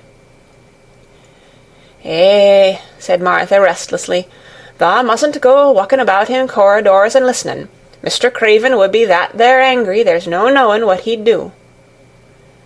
"I wasn't listening," said Mary. "I was just waiting for you, and I heard it. That's 3 times." "My word, there's Mrs. Medlock's bell," said Martha, and she almost ran out of the room. "It's the strangest house anyone ever lived in," said Mary drowsily, as she dropped her head on the cushioned seat of the armchair near her. Fresh air and digging and skipping rope had made her feel so comfortably tired that she fell asleep. End of Chapter 9. Read by Kara Schallenberg on January 20th, 2006, in Oceanside, California. Chapter 10. Dickon. The sun shone down for nearly a week on the secret garden. The secret garden was what Mary called it when she was thinking of it. She liked the name, and she liked still more the feeling that when its beautiful old walls shut her in, no one knew where she was. It seemed almost like being shut out of the world in some fairy place. The few books she had read and liked had been fairy story books, and she had read of secret gardens in some of the stories. Sometimes people went to sleep in them for 100 years, which she had thought must be rather stupid. She had no intention of going to sleep, and in fact she was becoming wider awake every day which passed at Misselthwaite. She was beginning to like to be out of doors. She no longer hated the wind, but enjoyed it. She could run faster and longer, and she could skip up to 100. The bulbs in the secret garden must have been much astonished. Such nice, clear places were made round them, that they had all the breathing space they wanted, and really, if Mistress Mary had known it, they began to cheer up under the dark earth and work tremendously. The sun could get at them and warm them, and when the rain came down it could reach them at once, so they began to feel very much alive. Mary was an odd, determined little person, and now she had something interesting to be determined about, she was very much absorbed indeed. She worked and dug and pulled up weeds steadily, only becoming more pleased with her work every hour instead of tiring of it. It seemed to her like a fascinating sort of play. She found many more of the sprouting pale green points than she had ever hoped to find. They seemed to be starting up everywhere, and each day she was sure she found tiny new ones, some so tiny that they barely peeped above the earth. There were so many that she remembered what Martha had said about the snowdrops by the thousands, and about bulbs spreading and making new ones. These had been left to themselves for 10 years, and perhaps they had spread, like the snowdrops, into thousands. She wondered how long it would be before they showed that they were flowers. Sometimes she stopped digging to look at the garden and try to imagine what it would be like when it was covered with thousands of lovely things in bloom. During that week of sunshine she became more intimate with Ben Weatherstaff. She surprised him several times by seeming to start up beside him as if she sprang out of the earth. The truth was that she was afraid that he would pick up his tools and go away if he saw her coming, so she always walked toward him as silently as possible. But, in fact, he did not object to her as strongly as he had at first. Perhaps he was secretly rather flattered by her evident desire for his elderly company.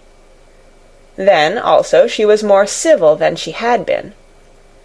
He did not know that when she first saw him she spoke to him as she would have spoken to a native, and had not known that a cross, sturdy old Yorkshire man was not accustomed to salaam to his masters, and be merely commanded by them to do things.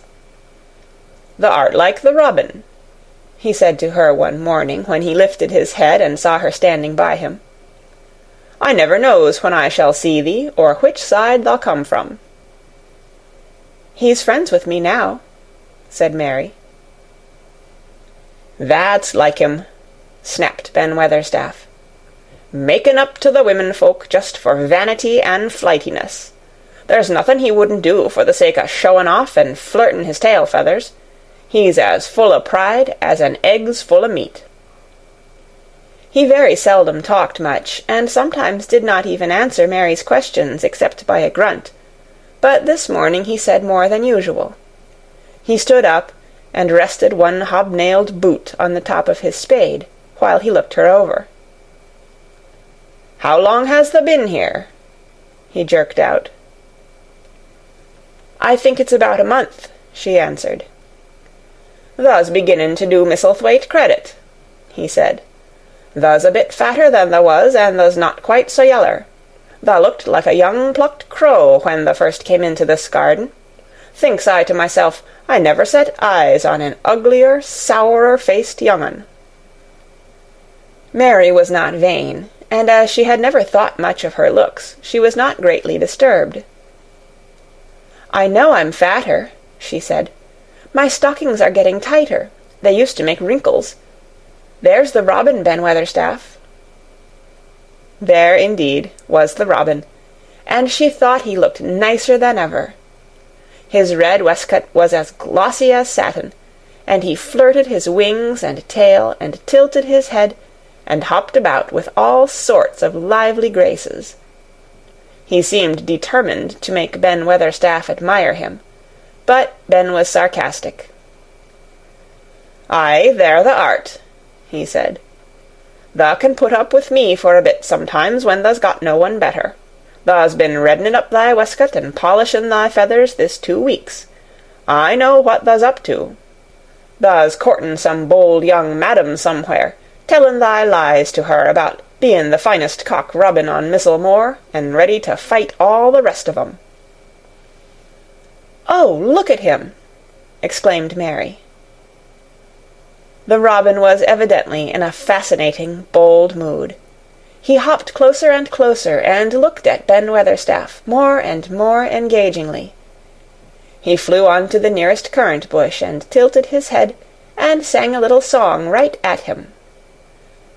"Thou thinks thou'll get over me by doing that," said Ben, wrinkling his face up in such a way that Mary felt sure he was trying not to look pleased. "Thou thinks no one can stand out against thee, that's what thou thinks." The robin spread his wings. Mary could scarcely believe her eyes. He flew right up to the handle of Ben Weatherstaff's spade, and alighted on the top of it. Then the old man's face wrinkled itself slowly into a new expression. He stood still, as if he were afraid to breathe, as if he would not have stirred for the world, lest his robin should start away. He spoke quite in a whisper. "Well, I'm danged," he said, as softly as if he were saying something quite different. "Thou does know how to get at a chap, thou does. Thou's fair unearthly, thou's so knowin'." and he stood without stirring, almost without drawing his breath, until the robin gave another flirt to his wings and flew away. Then he stood looking at the handle of the spade as if there might be magic in it, and then he began to dig again, and said nothing for several minutes. But because he kept breaking into a slow grin now and then, Mary was not afraid to talk to him. "Have you a garden of your own?" she asked. "No, I'm bachelor and lodge with Martin at the gate." "If you had one," said Mary, "what would you plant?" "Cabbages and taters and onions." "But if you wanted to make a flower garden," persisted Mary, "what would you plant?" "Bulbs and sweet-smelling things, but mostly roses." Mary's face lighted up. "Do you like roses?" she said. Ben Weatherstaff rooted up a weed and threw it aside before he answered. "Well, yes, I do. I was learned that by a young lady I was gardener to. She had a lot in a place she was fond of, and she loved 'em like they was children, or robins.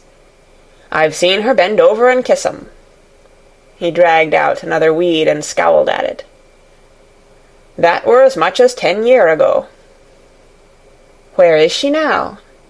asked Mary, much interested. "Heaven," he answered, and drove his spade deep into the soil. "'Cording to what parson says." "What happened to the roses?" Mary asked again, more interested than ever. "They was left to themselves." Mary was becoming quite excited. "Did they quite die? Do roses quite die when they are left to themselves?" she ventured. "Well, I'd got to like 'em, and I liked her, and she liked 'em," Ben Weatherstaff admitted reluctantly. "Once or twice a year I'd go and work at 'em a bit, prune 'em and dig about the roots. They run wild, but they was in rich soil, so some of 'em lived." "When they have no leaves, and look grey and brown and dry, how can you tell whether they are dead or alive?" inquired Mary. "Wait till the spring gets at 'em. Wait till the sun shines on the rain, and the rain falls on the sunshine, and then they'll find out." "How? How?" cried Mary, forgetting to be careful. "Look along the twigs and branches, and if they'll see a bit of a brown lump swellin' here and there, watch it after the warm rain, and see what happens." He stopped suddenly, and looked curiously at her eager face. "Why does thou care so much about roses and such, all of a sudden?" he demanded. Mistress Mary felt her face grow red. She was almost afraid to answer. I want to play that I have a garden of my own," she stammered. There is nothing for me to do. I have nothing, and no one." "Well," said Ben Weatherstaff slowly as he watched her, "that's true, thou hasn't." He said it in such an odd way that Mary wondered if he was actually a little sorry for her. She had never felt sorry for herself. She had only felt tired and cross, because she disliked people and things so much. But now the world seemed to be changing and getting nicer. If no one found out about the secret garden, she should enjoy herself always. She stayed with him for 10 or 15 minutes longer, and asked him as many questions as she dared. He answered every one of them in his queer, grunting way, and he did not seem really cross, and did not pick up his spade and leave her. He said something about roses just as she was going away, and it reminded her of the ones he had said he had been fond of. "Do you go and see those other roses now?" she asked. "Not been this year. My rheumatics has made me too stiff in the joints." He said it in his grumbling voice, and then quite suddenly he seemed to get angry with her, though she did not see why he should. "Now look here," he said sharply. Don't tha ask so many questions. Thou art the worst wench for asking questions I've ever come across. Get thee gone and play thee. I've done talking for to-day." And he said it so crossly that she knew there was not the least use in staying another minute. She went skipping slowly down the outside walk, thinking him over and saying to herself that, queer as it was, here was another person whom she liked in spite of his crossness. She liked old Ben Weatherstaff. Yes, she did like him. She always wanted to try to make him talk to her. Also, she began to believe that he knew everything in the world about flowers. There was a laurel-hedged walk which curved round the secret garden and ended at a gate which opened into a wood in the park. She thought she would slip round this walk and look into the wood and see if there were any rabbits hopping about. She enjoyed the skipping very much, and when she reached the little gate she opened it and went through because she heard a low, peculiar whistling sound, and wanted to find out what it was.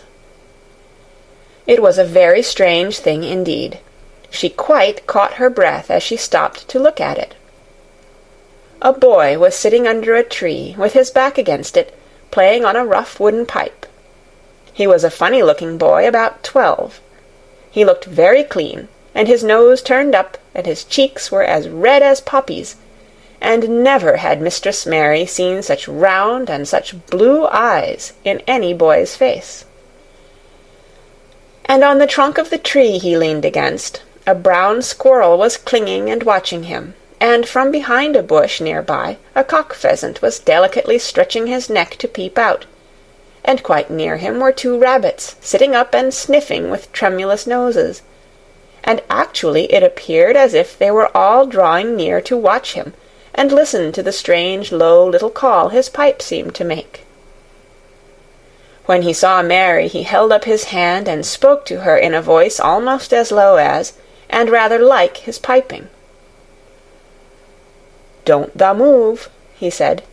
"It 'ud flight 'em." Mary remained motionless. He stopped playing his pipe, and began to rise from the ground.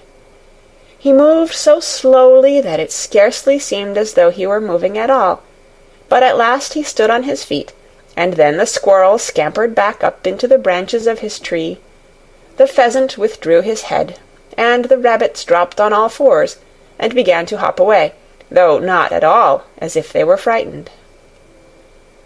"I'm Dickon," the boy said. "I know thou art Miss Mary." Then Mary realized that somehow she had known at first that he was Dickon. Who else could have been charming rabbits and pheasants, as the natives charm snakes in India? He had a wide, red, curving mouth, and his smile spread all over his face. "I got up slow," he explained, "because if thou makes a quick move it startles 'em. A body has to move gentle and speak low when wild things is about." He did not speak to her as if they had never seen each other before, but as if he knew her quite well. Mary knew nothing about boys, and she spoke to him a little stiffly, because she felt rather shy. "Did you get Martha's letter?" she asked.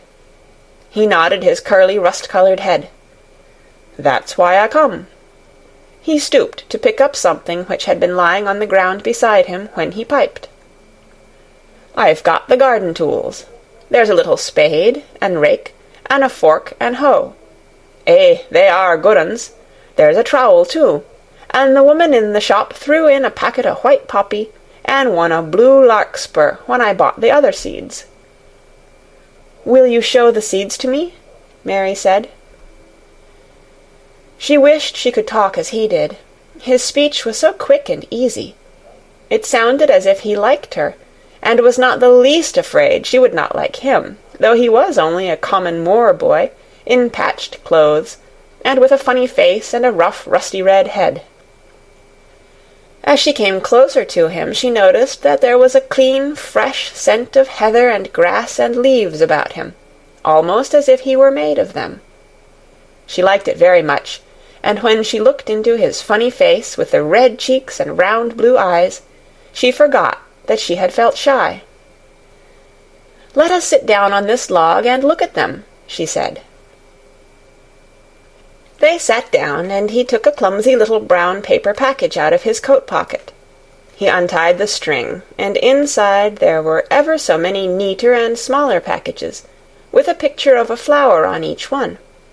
"There's a lot of mignonette and poppies," he said. "Mignonette's the sweetest smellin' thing as grows, and it'll grow wherever you cast it, same as poppies will.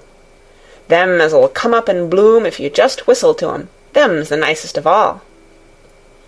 He stopped and turned his head quickly, his poppy-cheeked face lighting up. "Where's that robin as is callin' us?" he said. The chirp came from a thick holly bush, bright with scarlet berries, and Mary thought she knew whose it was. "Is it really calling us?" she asked. "Aye," said Dickon, as if it was the most natural thing in the world. "He's callin' someone he's friends with. That's same as sayin', 'Here I am. Look at me. I wants a bit of a chat.' There he is in the bush. Whose is he?" "He's Ben Weatherstaff's, but I think he knows me a little," answered Mary. "Aye, he knows thee," said Dickon in his low voice again. "An' he likes thee. He's took thee on. He'll tell me all about thee in a minute." He moved quite close to the bush with the slow movement Mary had noticed before, and then he made a sound almost like the robin's own twitter. The robin listened a few seconds intently, and then answered quite as if he were replying to a question. "Aye, he's a friend o' yours," chuckled Dickon. "Do you think he is?" cried Mary eagerly. She did so want to know. "Do you think he really likes me?" "He wouldn't come near thee if he didn't," answered Dickon. "Birds is rare choosers, and a robin can flout a body worse than a man. See, he's making up to thee now. Cannot thou see a chap? He's sayin'." And it really seemed as if it must be true. He so sidled and twittered and tilted as he hopped on his bush. "Do you understand everything birds say?" said Mary. Dickon's grin spread until he seemed all wide, red, curving mouth, and he rubbed his rough head. "I think I do, and they think I do," he said. "I've lived on the moor with 'em so long. I've watched 'em break shell, and come out, and fledge, and learn to fly, and begin to sing, till I think I'm one of 'em. Sometimes I think p'raps I'm a bird, or a fox, or a rabbit, or a squirrel, or even a beetle, and I don't know it." He laughed and came back to the log and began to talk about the flower seeds again. He told her what they looked like when they were flowers. He told her how to plant them, and watch them, and feed and water them. "See here," he said suddenly, turning round to look at her. "I'll plant them for thee myself. Where is the garden?" Mary's thin hands clutched each other as they lay on her lap. She did not know what to say, so for a whole minute she said nothing. She had never thought of this. She felt miserable, and she felt as if she went red and then pale. "Thou's got a bit o' garden, hasn't thou?" Dickon said. It was true that she had turned red and then pale. Dickon saw her do it, and as she still said nothing, he began to be puzzled. "Wouldn't they give thee a bit?" he asked. "Hasn't thou got any yet?" She held her hands tighter and turned her eyes toward him. "I don't know anything about boys," she said slowly. "Could you keep a secret if I told you one? It's a great secret. I don't know what I should do if anyone found it out. I believe I should die." She said the last sentence quite fiercely. Dickon looked more puzzled than ever, and even rubbed his hand over his rough head again, but he answered quite good-humouredly. "I'm keepin' secrets all the time," he said. "If I couldn't keep secrets from the other lads, secrets about foxes' cubs and birds' nests and wild things' holes, there'd be naught safe on the moor. Aye, I can keep secrets." Mistress Mary did not mean to put out her hand and clutch his sleeve, but she did it. "I've stolen a garden," she said very fast. "It isn't mine. It isn't anybody's. Nobody wants it. Nobody cares for it. Nobody ever goes into it. Perhaps everything is dead in it already. I don't know." She began to feel hot and as contrary as she had ever felt in her life. "I don't care. I don't care. Nobody has any right to take it from me when I care about it and they don't. They're letting it die, all shut in by itself," she ended passionately, and she threw her arms over her face and burst out crying. Poor little Mistress Mary. Dickon's curious blue eyes grew rounder and rounder. "Eh," he said, drawing his exclamation out slowly, and the way he did it meant both wonder and sympathy. "I've nothing to do," said Mary. "Nothing belongs to me. I found it myself, and I got into it myself. I was only just like the robin, and they wouldn't take it from the robin." "Where is it?" asked Dickon in a dropped voice. Mistress Mary got up from the log at once. She knew she felt contrary again, and obstinate, and she did not care at all. She was imperious and Indian, and at the same time hot and sorrowful. "Come with me and I'll show you," she said. She led him round the laurel path and to the walk where the ivy grew so thickly. Dickon followed her with a queer, almost pitying look on his face. He felt as if he were being led to look at some strange bird's nest, and must move softly. When she stepped to the wall and lifted the hanging ivy, he started. There was a door, and Mary pushed it slowly open, and they passed in together, and then Mary stood and waved her hand round defiantly. "It's this," she said. "It's a secret garden, and I'm the only one in the world who wants it to be alive." Dickon looked round and round about it, and round again. "Eh," he almost whispered, "it is a queer, pretty place. It's like as if a body was in a dream." End of Chapter 10. Read by Kara Schallenberg on January 20th, 2006, in Oceanside, California.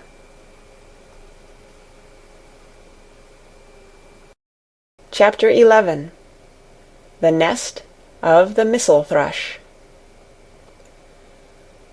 For 2 or 3 minutes he stood looking round him, while Mary watched him, and then he began to walk about softly, even more lightly than Mary had walked the first time she had found herself inside the 4 walls. His eyes seemed to be taking in everything, the grey trees with the grey creepers climbing over them and hanging from their branches, the tangle on the walls and among the grass, the evergreen alcoves with the stone seats and tall flower urns standing in them. "I never thought I'd see this place," he said at last, in a whisper. "Did you know about it?" asked Mary. She had spoken aloud, and he made a sign to her. "We must talk low," he said, "or someone'll hear us and wonder what's to do in here." "Oh, I forgot," said Mary, feeling frightened and putting her hand quickly against her mouth. "Did you know about the garden?" she asked again, when she had recovered herself. Dickon nodded. "Martha told me there was one as no one ever went inside," he answered. "Us used to wonder what it was like." He stopped and looked round at the lovely grey tangle about him, and his round eyes looked queerly happy.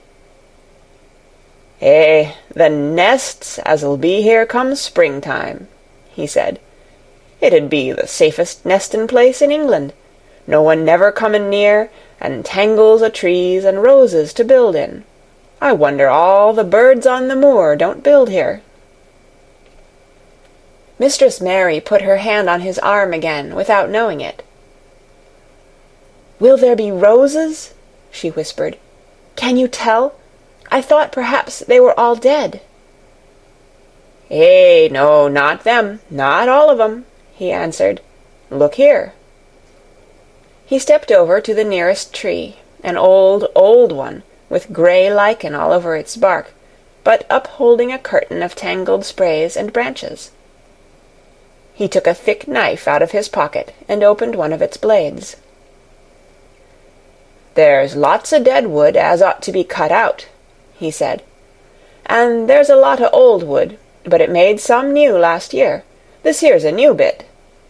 And he touched a shoot which looked brownish-green instead of hard, dry grey. Mary touched it herself in an eager, reverent way. "That one," she said, "is that one quite alive, quite?" Dickon curved his wide, smiling mouth. "It's as wick as you or me," he said, and Mary remembered that Martha had told her that wick meant alive or lively. "I'm glad it's wick," she cried out in her whisper. "I want them all to be wick. Let us go round the garden and count how many wick ones there are." She quite panted with eagerness, and Dickon was as eager as she was. They went from tree to tree, and from bush to bush. Dickon carried his knife in his hand, and showed her things which she thought wonderful. "They've run wild," he said, "but the strongest ones has fair thrived on it. The delicatest ones has died out, but the others has growed and spread, till they's a wonder. See here." And he pulled down a thick, grey, dry-looking branch. "A body might think this was dead wood, but I don't believe it is, down to the root. I'll cut it low down and see." He knelt and with his knife cut the lifeless-looking branch through, not far above the earth. "There," he said exultantly. "I told thee so. There's green in that wood yet. Look at it." Mary was down on her knees before he spoke, gazing with all her might. "When it looks a bit greenish and juicy like that, it's wick," he explained. "When the inside is dry and breaks easy, like this here piece I've cut off, it's done for. There's a big root here as all this live wood sprung out of, and if the old wood's cut off and it's dug round and took care of, there'll be—" He stopped and lifted his face to look up at the climbing and hanging sprays above him. "There'll be a fountain o' roses here this summer." They went from bush to bush and from tree to tree. He was very strong and clever with his knife, and knew how to cut the dry and dead wood away, and could tell when an unpromising bough or twig had still green life in it. In the course of half an hour, Mary thought she could tell too, and when he cut through a lifeless-looking branch, she would cry out joyfully under her breath when she caught sight of the least shade of moist green. The spade and hoe and fork were very useful. He showed her how to use the fork while he dug about roots with the spade and stirred the earth and let the air in. They were working industriously round one of the biggest standard roses when he caught sight of something which made him utter an exclamation of surprise. "Why," he cried, pointing to the grass a few feet away, "who did that there?" It was one of Mary's own little clearings round the pale green points. "I did it," said Mary. "Why, I thought thou didn't know nothing about gardening," he exclaimed. "I don't," she answered, "but they were so little, and the grass was so thick and strong, and they looked as if they had no room to breathe, so I made a place for them. I don't even know what they are." Dickon went and knelt down by them, smiling his wide smile. "Thou was right," he said. "A gardener couldn't have told thee better. They'll grow now like Jack's beanstalk. They're crocuses and snowdrops, and these here is narcissuses," turning to another patch. "And here's daffydowndillys. They will be a sight." He ran from one clearing to another. "Thou has done a lot o' work for such a little wench," he said, looking her over. "I'm growing fatter," said Mary. And I'm growing stronger. I used always to be tired. When I dig, I'm not tired at all. I like to smell the earth when it's turned up." "It's rare good for thee," he said, nodding his head wisely. "There's naught as nice as the smell o' good clean earth, except the smell o' fresh growin' things when the rain falls on 'em. I get out on the moor many a day when it's rainin', and I lie under a bush and listen to the soft swish o' drops on the heather, and I just sniff and sniff. My nose end fair quivers like a rabbit's, mother says." "Do you never catch cold?" inquired Mary, gazing at him wonderingly. She had never seen such a funny boy, or such a nice one. "Not me," he said, grinning. "I never catched cold since I was born. I wasn't brought up nesh enough. I've chased about the moor in all weathers, same as the rabbits does. Mother says I've sniffed up too much fresh air for 12 year to ever get to sniffin' with cold. I'm as tough as a whitethorn knobstick." He was working all the time he was talking, and Mary was following him and helping him with her fork or the trowel. "There's a lot o' work to do here," he said once, looking about quite exultantly. "Will you come again and help me to do it?" Mary begged. "I'm sure I can help too. I can dig and pull up weeds, and do whatever you tell me. Oh, do come, Dickon." "I'll come every day if thou wants me, rain or shine," he answered stoutly. "It's the best fun I ever had in my life, shut in here and wakenin' up a garden." "If you will come," said Mary, "if you will help me to make it alive, I don't know what I'll do," she ended helplessly. What could you do for a boy like that? "I'll tell thee what thou'll do," said Dickon, with his happy grin. "Thou'll get fat, and thou'll get as hungry as a young fox, and thou'll learn how to talk to the robin same as I do. We'll have a lot of fun." He began to walk about, looking up in the trees and at the walls and bushes with a thoughtful expression. "I wouldn't want to make it look like a gardener's garden, all clipped and spick and span, would you?" he said. "It's nicer like this, with things runnin' wild and swingin' and catchin' hold of each other." "Don't let's make it tidy," said Mary, anxiously. "It wouldn't seem like a secret garden if it was tidy." Dickon stood rubbing his rusty red head with a rather puzzled look. "It's a secret garden, sure enough," he said, "but seems like someone besides the robin must have been in it since it was shut up 10 year ago." "But the door was locked, and the key was buried," said Mary. "No one could get in." "That's true," he answered. "It's a queer place. Seems to me as if there'd been a bit o' prunin' done here and there, later than 10 year ago." "But how could it have been done?" said Mary. He was examining a branch of a standard rose, and he shook his head. "Aye, how could it?" he murmured, "with the door locked and the key buried?" Mistress Mary always felt that, however many years she lived, she should never forget that first morning when her garden began to grow. Of course, it did seem to begin to grow for her that morning. When Dickon began to clear places to plant seeds, she remembered what Basil had sung at her when he wanted to tease her. "Are there any flowers that look like bells?"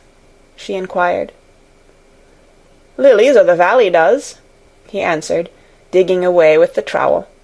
"And there's Canterbury bells and campanulas." "Let's plant some," said Mary. "There's lilies o' the valley here already. I saw 'em. They'll have growed too close, and we'll have to separate 'em, but there's plenty. The other ones takes 2 years to bloom from seed, but I can bring you some bits o' plants from our cottage garden. Why does thou want 'em?" Then Mary told him about Basil and his brothers and sisters in India, and of how she had hated them, and of their calling her Mistress Mary quite contrary. "They used to dance round and sing at me, They sang, "Mistress Mary, quite contrary, how does your garden grow, with silver bells and cockle shells and marigolds all in a row?" I just remembered it, and it made me wonder if there were really flowers like silver bells. She frowned a little, and gave her trowel a rather spiteful dig into the earth. I wasn't as contrary as they were. But Dickon laughed. "Eh," he said, and as he crumbled the rich black soil she saw he was sniffing up the scent of it.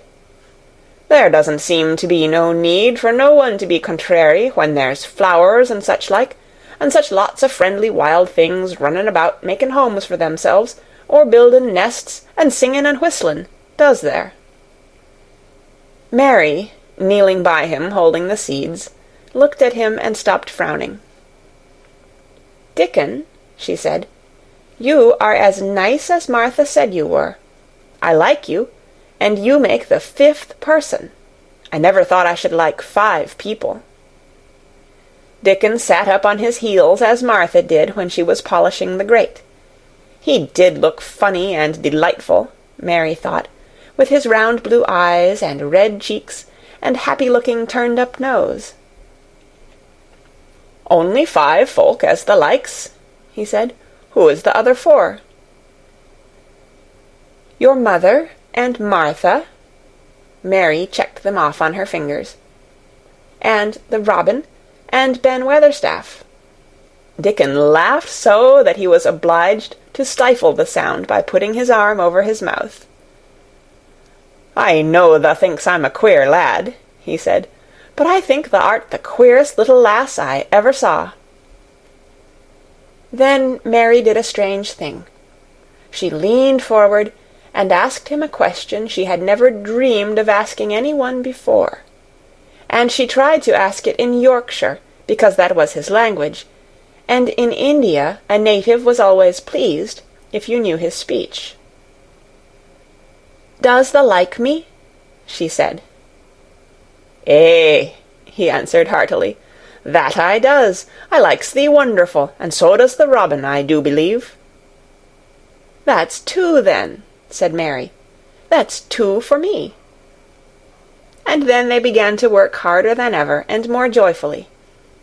Mary was startled and sorry when she heard the big clock in the courtyard strike the hour of her midday dinner. "I shall have to go," she said mournfully, "and you will have to go too, won't you?" Dickon grinned. "My dinner's easy to carry about with me," he said. "Mother always lets me put a bit of something in my pocket." He picked up his coat from the grass and brought out of a pocket a lumpy little bundle tied up in a quite clean, coarse, blue and white handkerchief. It held 2 thick pieces of bread, with a slice of something laid between them. "It's oftenest naught but bread," he said, "but I've got a fine slice of fat bacon with it to-day." Mary thought it looked a queer dinner, but he seemed ready to enjoy it. "Run on and get thy victuals," he said. "I'll be done with mine first. I'll get some more work done before I start back home." He sat down with his back against a tree. "I'll call the robin up," he said, "and give him the rind o' the bacon to peck at. They likes a bit of fat wonderful." Mary could scarcely bear to leave him. Suddenly it seemed as if he might be a sort of wood fairy, who might be gone when she came into the garden again. He seemed too good to be true. She went slowly half-way to the door in the wall, and then she stopped and went back. "Whatever happens, you never would tell," she said. His poppy-colored cheeks were distended with his first big bite of bread and bacon, but he managed to smile encouragingly. "If thou was a missel thrush, and showed me where thy nest was, does thou think I'd tell anyone? Not me," he said. "Thou art as safe as a missel thrush." And she was quite sure she was. End of Chapter 11. Read by Kara Schallenberg on January 27th, 2006, in Oceanside, California.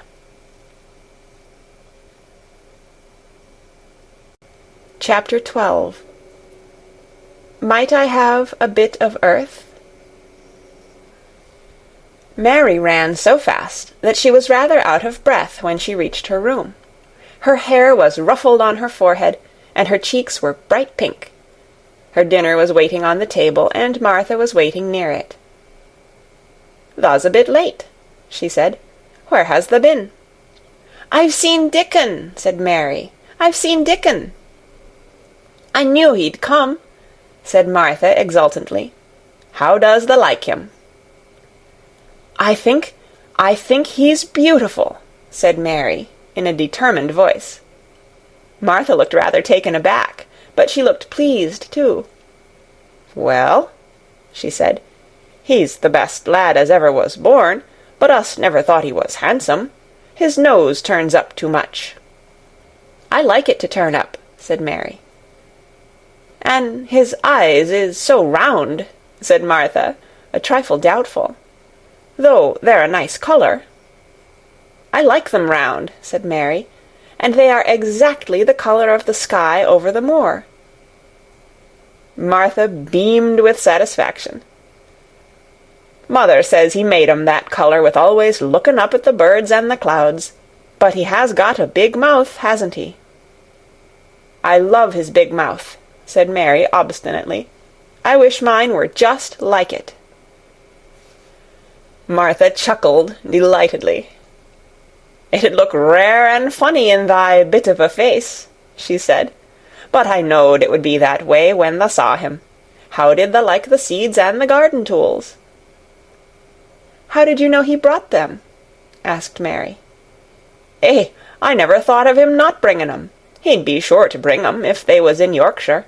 He's such a trusty lad." Mary was afraid that she might begin to ask difficult questions, but she did not.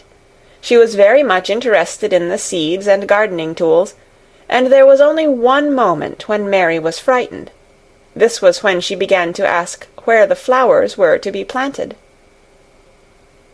"Who did thou ask about it?" she inquired. "I haven't asked anybody yet," said Mary, hesitating. "Well, I wouldn't ask the head gardener. He's too grand, Mr. Roach is." "I've never seen him," said Mary. "I've only seen under-gardeners and Ben Weatherstaff." "If I was you, I'd ask Ben Weatherstaff," advised Martha. "He's not half so bad as he looks, for all he's so crabbed. Mr. Craven lets him do what he likes, because he was here when Mrs. Craven was alive, and he used to make her laugh. She liked him.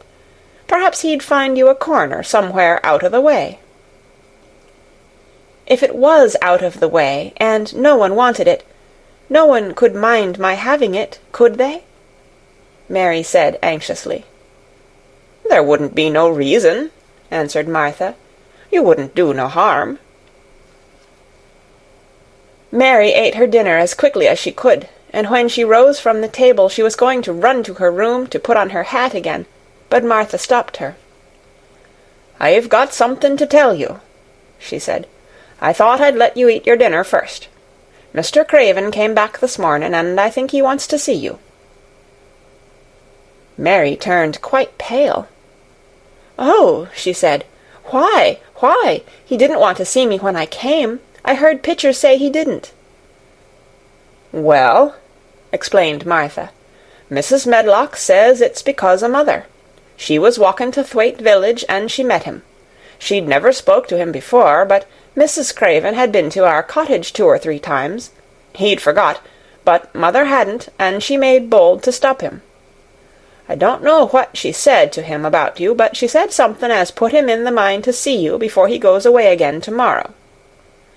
"Oh," cried Mary, "is he going away tomorrow? I am so glad." "He's going for a long time. He mayn't come back till autumn or winter. He's going to travel in foreign places. He's always doing it." "Oh, I'm so glad, said Mary thankfully.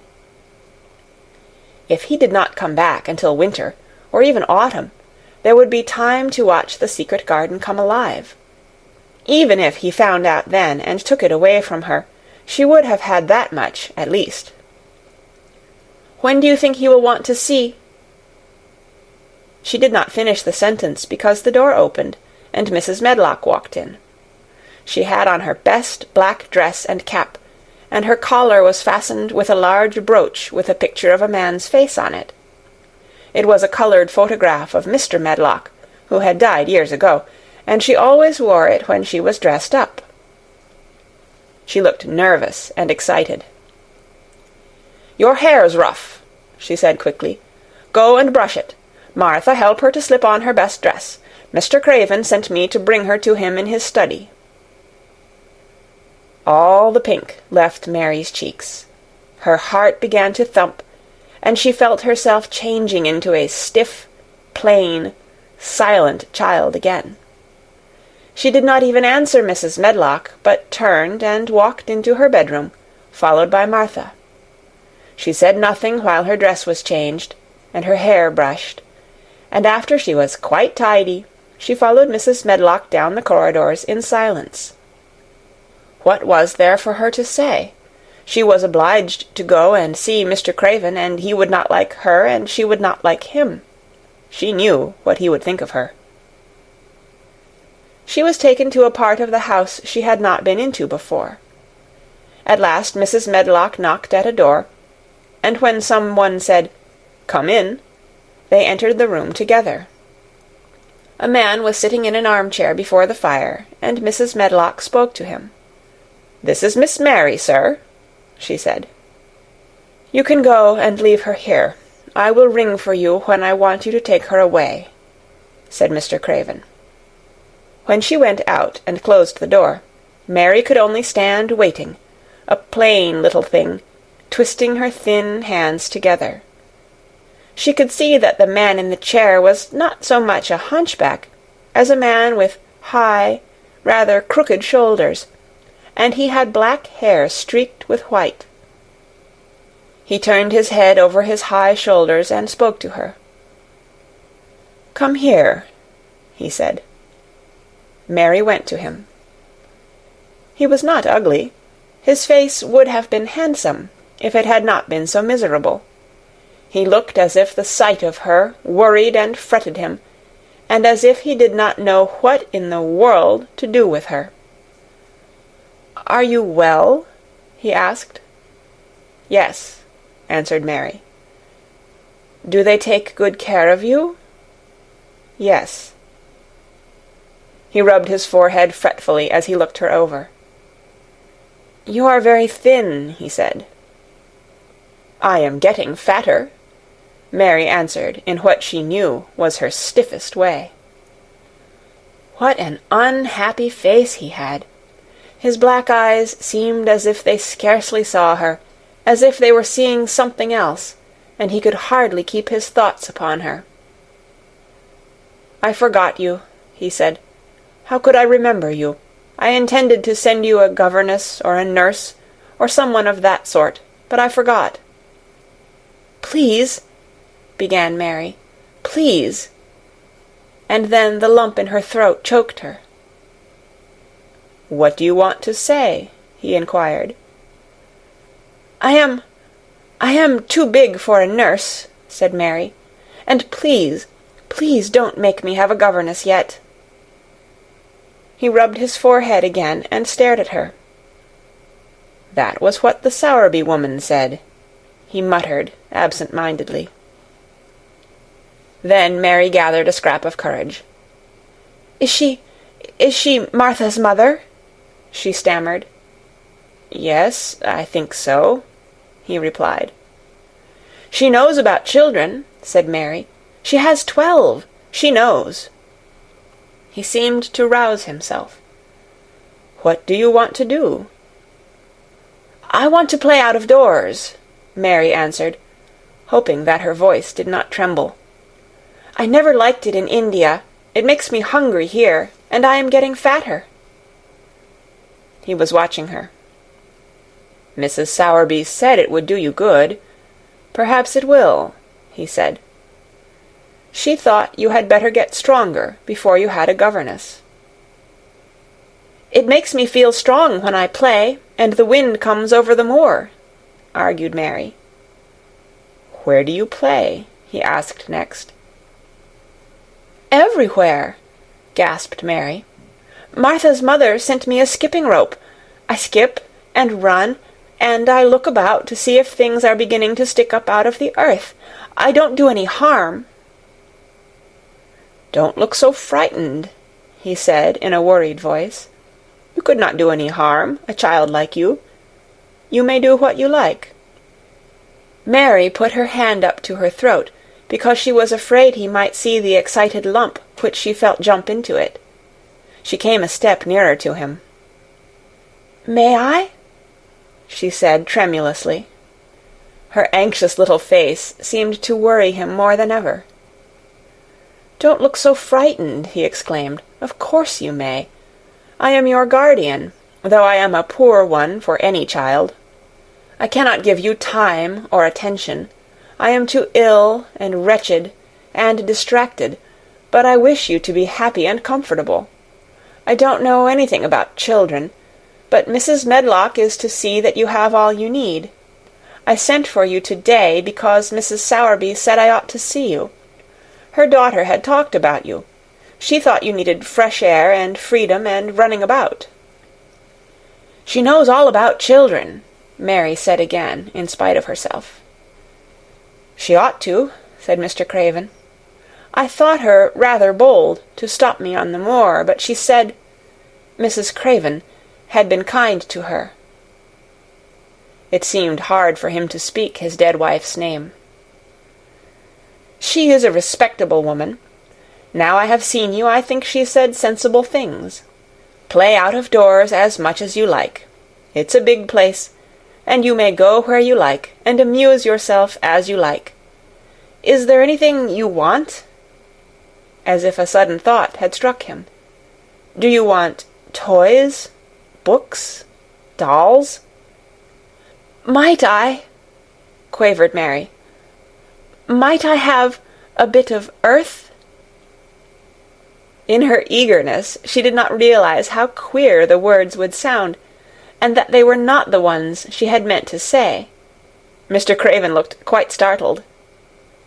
"Earth?" he repeated. "What do you mean?" "To plant seeds in, to make things grow, to see them come alive," Mary faltered. He gazed at her a moment, and then passed his hand quickly over his eyes. "Do you care about gardens so much?" he said slowly. "I didn't know about them in India," said Mary. "I was always ill and tired, and it was too hot. I sometimes made little beds in the sand and stuck flowers in them. But here it is different." Mr. Craven got up and began to walk slowly across the room. "A bit of earth," he said to himself, and Mary thought that somehow she must have reminded him of something. When he stopped and spoke to her, his dark eyes looked almost soft and kind. "You can have as much earth as you want," he said. "You remind me of someone else who loved the earth and things that grow. When you see a bit of earth you want," with something like a smile, "take it, child, and make it come alive." "May I take it from anywhere, if it's not wanted?" "Anywhere," he answered. "There, you must go now. I am tired." He touched the bell to call to Mrs. Medlock. "Good-bye. I shall be away all summer." Mrs. Medlock came so quickly that Mary thought she must have been waiting in the corridor. "Mrs. Medlock," Mr. Craven said to her, "now I have seen the child, I understand what Mrs. Sowerby meant. She must be less delicate before she begins lessons. Give her simple, healthy food. Let her run wild in the garden. Don't look after her too much. She needs liberty and fresh air and romping about. Mrs. Sowerby is to come and see her now and then, and she may sometimes go to the cottage." Mrs. Medlock looked pleased. She was relieved to hear that she need not look after Mary too much. She had felt her a tiresome charge, and had indeed seen as little of her as she dared. In addition to this, she was fond of Martha's mother. "Thank you, sir," she said. "Susan Sowerby and me went to school together, and she's as sensible and good-hearted a woman as you'd find in a day's walk. I never had any children myself, and she's had 12, and there never was healthier or better ones. Miss Mary can get no harm from them. I'd always take Susan Sowerby's advice about children myself. She's what you might call healthy-minded, if you understand me." "I understand," Mr. Craven answered. "Take Miss Mary away now, and send Pitcher to me." When Mrs. Medlock left her at the end of her own corridor, Mary flew back to her room. She found Martha waiting there. Martha had, in fact, hurried back after she had removed the dinner service. "I can have my garden!" cried Mary. "I may have it where I like. I am not going to have a governess for a long time. Your mother is coming to see me, and I may go to your cottage. He says a little girl like me could not do any harm, and I may do what I like, anywhere." "Eh," said Martha delightedly. "That was nice of him, wasn't it?" "Martha," said Mary solemnly, "he is really a nice man, only his face is so miserable, and his forehead is all drawn together." She ran as quickly as she could to the garden. She had been away so much longer than she had thought she should, and she knew Dickon would have to set out early on his 5-mile walk. When she slipped through the door under the ivy, she saw he was not working where she had left him. The gardening tools were laid together under a tree. She ran to them, looking all round the place, but there was no Dickon to be seen. He had gone away, and the secret garden was empty, except for the robin, who had just flown across the wall and sat on a standard rose-bush watching her. "He's gone," she said woefully.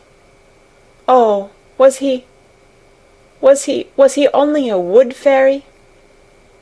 Something white fastened to the standard rose-bush caught her eye.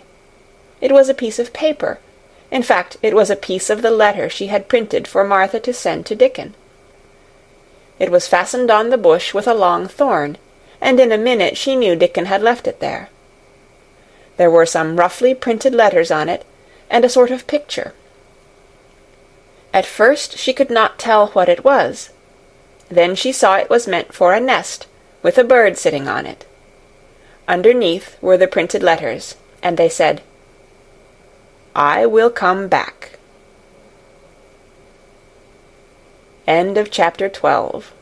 Read by Kara Schallenberg on January 27th, 2006, in Oceanside, California. Chapter 13. I am Colin. Mary took the picture back to the house when she went to her supper, and she showed it to Martha. "Eh," said Martha with great pride, "I never knew our Dickon was as clever as that. That there's a picture of a missel thrush on her nest, as large as life and twice as natural." Then Mary knew Dickon had meant the picture to be a message. He had meant that she might be sure he would keep her secret. Her garden was her nest, and she was like a missel thrush. Oh, how she did like that queer, common boy! She hoped he would come back the very next day, and she fell asleep looking forward to the morning. But you never know what the weather will do in Yorkshire, particularly in the springtime. She was awakened in the night by the sound of rain beating with heavy drops against her window. It was pouring down in torrents, and the wind was wuthering round the corners and in the chimneys of the huge old house. Mary sat up in bed and felt miserable and angry. "The rain is as contrary as I ever was," she said. "It came because it knew I did not want it." She threw herself back on her pillow and buried her face. She did not cry, but she lay and hated the sound of the heavily beating rain. She hated the wind and its wuthering. She could not go to sleep again. The mournful sound kept her awake because she felt mournful herself. If she had felt happy, it would probably have lulled her to sleep. How it wuthered, and how the big raindrops poured down and beat against the pane. "It sounds just like a person lost on the moor and wandering on and on crying," she said. She had been lying awake, turning from side to side for about an hour, when suddenly something made her sit up in bed and turn her head toward the door, listening. She listened and she listened. "It isn't the wind now," she said in a loud whisper. "That isn't the wind. It is different. It is that crying I heard before." The door of her room was ajar, and the sound came down the corridor, a far-off, faint sound of fretful crying. She listened for a few minutes, and each minute she became more and more sure. She felt as if she must find out what it was. It seemed even stranger than the secret garden and the buried key. Perhaps the fact that she was in a rebellious mood made her bold. She put her foot out of bed and stood on the floor. "I am going to find out what it is," she said. "Everybody is in bed, and I don't care about Mrs. Medlock. I don't care." There was a candle by her bedside, and she took it up and went softly out of the room. The corridor looked very long and dark, but she was too excited to mind that. She thought she remembered the corners she must turn to find the short corridor with the door covered with tapestry, the one Mrs. Medlock had come through the day she lost herself. The sound had come up that passage. So she went on with her dim light, almost feeling her way, her heart beating so loud that she fancied she could hear it. The far-off, faint crying went on and led her. Sometimes it stopped for a moment or so, and then began again. Was this the right corner to turn? She stopped and thought. Yes, it was. Down this passage, and then to the left, and then up 2 broad steps, and then to the right again. Yes, there was the tapestry door. She pushed it open very gently and closed it behind her, and she stood in the corridor and could hear the crying quite plainly, though it was not loud. It was on the other side of the wall at her left, and a few yards farther on there was a door. She could see a glimmer of light coming from beneath it. The someone was crying in that room, and it was quite a young someone. So she walked to the door and pushed it open, and there she was, standing in the room. It was a big room, with ancient, handsome furniture on it. There was a low fire glowing faintly on the hearth, and a night-light burning by the side of a carved 4-posted bed hung with brocade, and on the bed was lying a boy, crying fretfully. Mary wondered if she was in a real place, or if she had fallen asleep again and was dreaming without knowing it. The boy had a sharp, delicate face the color of ivory, and he seemed to have eyes too big for it. He had also a lot of hair which tumbled over his forehead in heavy locks, and made his thin face seem smaller. He looked like a boy who had been ill, but he was crying more as if he were tired and cross than as if he were in pain. Mary stood near the door with her candle in her hand, holding her breath. Then she crept across the room, and as she drew nearer, the light attracted the boy's attention, and he turned his head on his pillow and stared at her, his grey eyes opening so wide that they seemed immense. "Who are you?" he said at last, in a half-frightened whisper. "Are you a ghost?" "No, I am not," Mary answered, her own whisper sounding half-frightened. "Are you one?" He stared and stared and stared. Mary could not help noticing what strange eyes he had. They were agate grey, and they looked too big for his face, because they had black lashes all round them. "No," he replied, after waiting a moment or so. "I am Colin." "Who is Colin?" she faltered. "I am Colin Craven. Who are you?" "I am Mary Lennox. Mr. Craven is my uncle." "He is my father," said the boy. "Your father?" gasped Mary. "No one ever told me he had a boy. Why didn't they?" "Come here," he said, still keeping his strange eyes fixed on her with an anxious expression. She came close to the bed, and he put out his hand and touched her. "You are real, aren't you?" he said. "I have such real dreams very often. You might be one of them." Mary had slipped on a woolen wrapper before she left her room, and she put a piece of it between his fingers. "Rub that, and see how thick and warm it is," she said. "I will pinch you a little if you like, to show you how real I am. For a minute I thought you might be a dream too." "Where did you come from?" he asked. "From my own room. The wind wuthered so I couldn't go to sleep, and I heard someone crying, and wanted to find out who it was. What were you crying for?" "Because I couldn't go to sleep either, and my head ached. Tell me your name again." "Mary Lennox. Did no one ever tell you I had come to live here?" He was still fingering the fold of her wrapper, but he began to look a little more as if he believed in her reality. "No," he answered.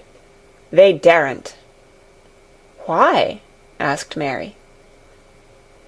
"Because I should have been afraid you would see me. I won't let people see me and talk me over." "Why?" Mary asked again, feeling more mystified every moment. "Because I am like this always, ill and having to lie down. My father won't let people talk me over either. The servants are not allowed to speak about me. If I live, I may be a hunchback, but I shan't live. My father hates to think I may be like him." "Oh, what a queer house this is," Mary said. "What a queer house. Everything is a kind of secret. Rooms are locked up, and gardens are locked up, and have you been locked up?" "No, I stay in this room because I don't want to be moved out of it. It tires me too much." "Does your father come and see you?" Mary ventured. "Sometimes. Generally when I am asleep. He doesn't want to see me." "Why?" Mary could not help asking again. A sort of angry shadow passed over the boy's face. "My mother died when I was born, and it makes him wretched to look at me. He thinks I don't know, but I've heard people talking. He almost hates me." "He hates the garden because she died," said Mary, half speaking to herself. "What garden?" the boy asked. "Oh, just a garden she used to like," Mary stammered. "Have you been here always?" "Nearly always. Sometimes I have been taken to places at the seaside, but I won't stay because people stare at me. I used to wear an iron thing to keep my back straight, but a grand doctor came from London to see me, and said it was stupid. He told them to take it off and keep me out in the fresh air. I hate fresh air, and I don't want to go out." "I didn't when first I came here," said Mary. "Why do you keep looking at me like that?" "Because of the dreams that are so real," he answered rather fretfully. "Sometimes when I open my eyes I don't believe I'm awake." "We're both awake," said Mary. She glanced round the room with its high ceiling and shadowy corners and dim firelight.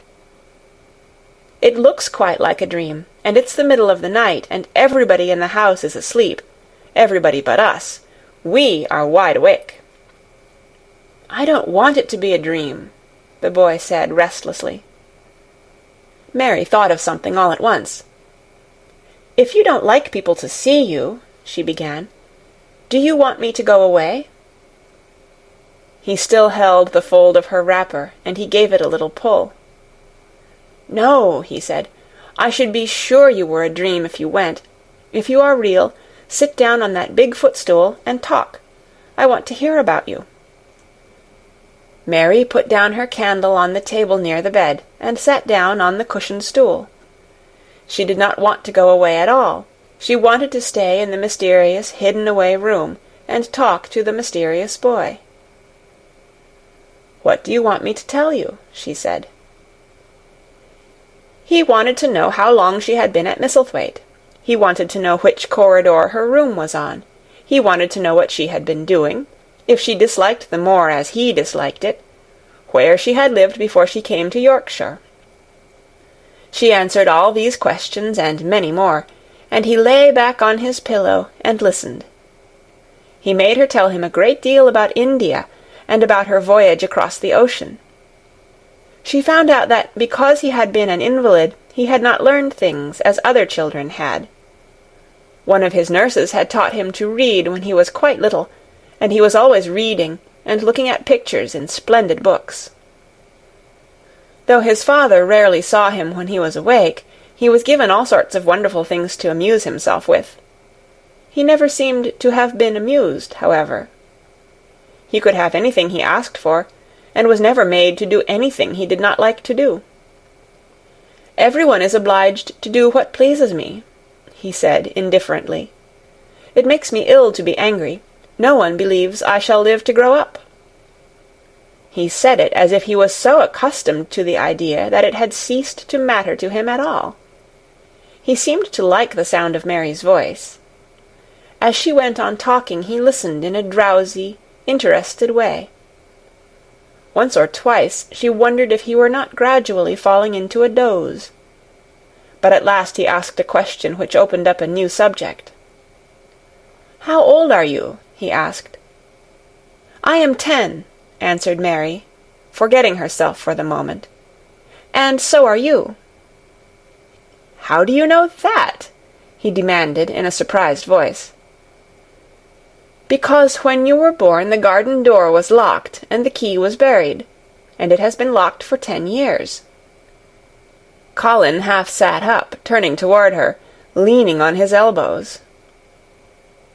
"What garden door was locked? Who did it? Where was the key buried?" he exclaimed, as if he were suddenly very much interested. It was the garden Mr. Craven hates," said Mary nervously. "He locked the door. No one knew where he buried the key." "What sort of a garden is it?" Colin persisted eagerly. "No one has been allowed to go into it for 10 years, was Mary's careful answer. But it was too late to be careful. He was too much like herself. He, too, had had nothing to think about, and the idea of a hidden garden attracted him as it had attracted her. He asked question after question. Where was it? Had she never looked for the door? Had she never asked the gardeners? "They won't talk about it," said Mary. "I think they have been told not to answer questions." "I would make them," said Colin. "Could you?" Mary faltered, beginning to feel frightened. If he could make people answer questions, who knew what might happen? "Everyone is obliged to please me. I told you that," he said. "If I were to live, this place would sometime belong to me. They all know that. I would make them tell me." Mary had not known that she herself had been spoiled, but she could see quite plainly that this mysterious boy had been. He thought that the whole world belonged to him. How peculiar he was, and how coolly he spoke of not living. "Do you think you won't live?" she asked, partly because she was curious, and partly in hope of making him forget the garden. "I don't suppose I shall," he answered as indifferently as he had spoken before. "Ever since I remember anything, I have heard people say I shan't. At first they thought I was too little to understand, and now they think I don't hear, but I do. My doctor is my father's cousin. He's quite poor, and if I die, he will have all Misselthwaite when my father is dead. I should think he wouldn't want me to live." "Do you want to live?" inquired Mary. "No," he answered, in a cross, tired fashion. "But I don't want to die. When I feel ill, I lie here and think about it until I cry and cry." "I have heard you crying 3 times," Mary said, "but I did not know who it was. Were you crying about that?" She did so want him to forget the garden. "I dare say," he answered. "Let us talk about something else. Talk about that garden. Don't you want to see it?" "Yes," answered Mary, in quite a low voice. "I do," he went on persistently. "I don't think I ever really wanted to see anything before, but I want to see that garden. I want the key dug up. I want the door unlocked. I would let them take me there in my chair. That would be getting fresh air. I am going to make them open the door." He had become quite excited, and his strange eyes began to shine like stars, and looked more immense than ever. "They have to please me," he said. "I will make them take me there, and I will let you go too." Mary's hands clutched each other. Everything would be spoiled, everything. Dickon would never come back. She would never again feel like a missel thrush with a safe-hidden nest. "Oh, don't do that!" she cried out. He stared as if he thought she had gone crazy. "Why?" he exclaimed. "You said you wanted to see it." "I do," she answered, almost with a sob in her throat. "But if you make them open the door and take you in like that, it will never be a secret again." He leaned still farther forward. "A secret?" he said. "What do you mean? Tell me." Mary's words almost tumbled over one another. You see," she panted, "if no one knows but ourselves, if there was a door hidden somewhere under the ivy, if there was, and we could find it, and if we could slip through it together and shut it behind us, and no one knew anyone was inside, and we called it our garden, and pretended that we were missel thrushes, and it was our nest, and if we played there almost every day, and dug and planted seeds, and made it all come alive—" "Is it dead?" he interrupted her. "It soon will be if no one cares for it," she went on. "The bulbs will live, but the roses—" He stopped her again, as excited as she was herself. "What are bulbs?" he put in quickly. "They are daffodils and lilies and snowdrops. They are working in the earth now, pushing up pale green points, because the spring is coming." "Is the spring coming?" he said. "What is it like? You don't see it in rooms, if you are ill." "It is the sun shining on the rain, and the rain falling on the sunshine, and things pushing up and working under the earth," said Mary. "If the garden was a secret, and we could get into it, we could watch the things grow bigger every day, and see how many roses are alive. Don't you see? Oh, don't you see how much nicer it would be if it was a secret?" He dropped back on his pillow and lay there with an odd expression on his face. "I never had a secret," he said, "except that one about not living to grow up. They don't know I know that, so it is a sort of secret, but I like this kind better." "If you won't make them take you to the garden," pleaded Mary, "perhaps, I feel almost sure I can find out how to get in sometime, and then, if the doctor wants you to go out in your chair, and if you can always do what you want to do, perhaps we might find some boy who would push you, and we could go alone, and it would always be a secret garden." "I should like that," he said very slowly, his eyes looking dreamy. "I should like that. I should not mind fresh air in a secret garden." Mary began to recover her breath and feel safer, because the idea of keeping the secret seemed to please him. She felt almost sure that if she kept on talking, and could make him see the garden in his mind as she had seen it, he would like it so much that he could not bear to think that everybody might tramp into it when they chose. "I'll tell you what I think it would be like if we could go into it," she said. "It has been shut up so long, things have grown into a tangle, perhaps." He lay quite still and listened, while she went on talking about the roses which might have clambered from tree to tree and hung down, about the many birds which might have built their nests there because it was so safe. And then she told him about the robin and Ben Weatherstaff, and there was so much to tell about the robin, and it was so easy and safe to talk about it, that she ceased to be afraid. The robin pleased him so much that he smiled until he looked almost beautiful, and at first Mary had thought that he was even plainer than herself, with his big eyes and heavy locks of hair. "I did not know birds could be like that," he said. "But if you stay in a room, you never see things. What a lot of things you know! I feel as if you had been inside that garden." She did not know what to say, so she did not say anything. He evidently did not expect an answer, and the next moment he gave her a surprise. "I am going to let you look at something," he said. "Do you see that rose-colored silk curtain hanging on the wall over the mantelpiece?" Mary had not noticed it before, but she looked up and saw it. It was a curtain of soft silk, hanging over what seemed to be some picture. "Yes," she answered. "There is a cord hanging from it," said Colin. "Go and pull it."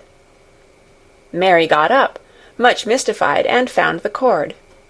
When she pulled it, the silk curtain ran back on rings, and when it ran back it uncovered a picture.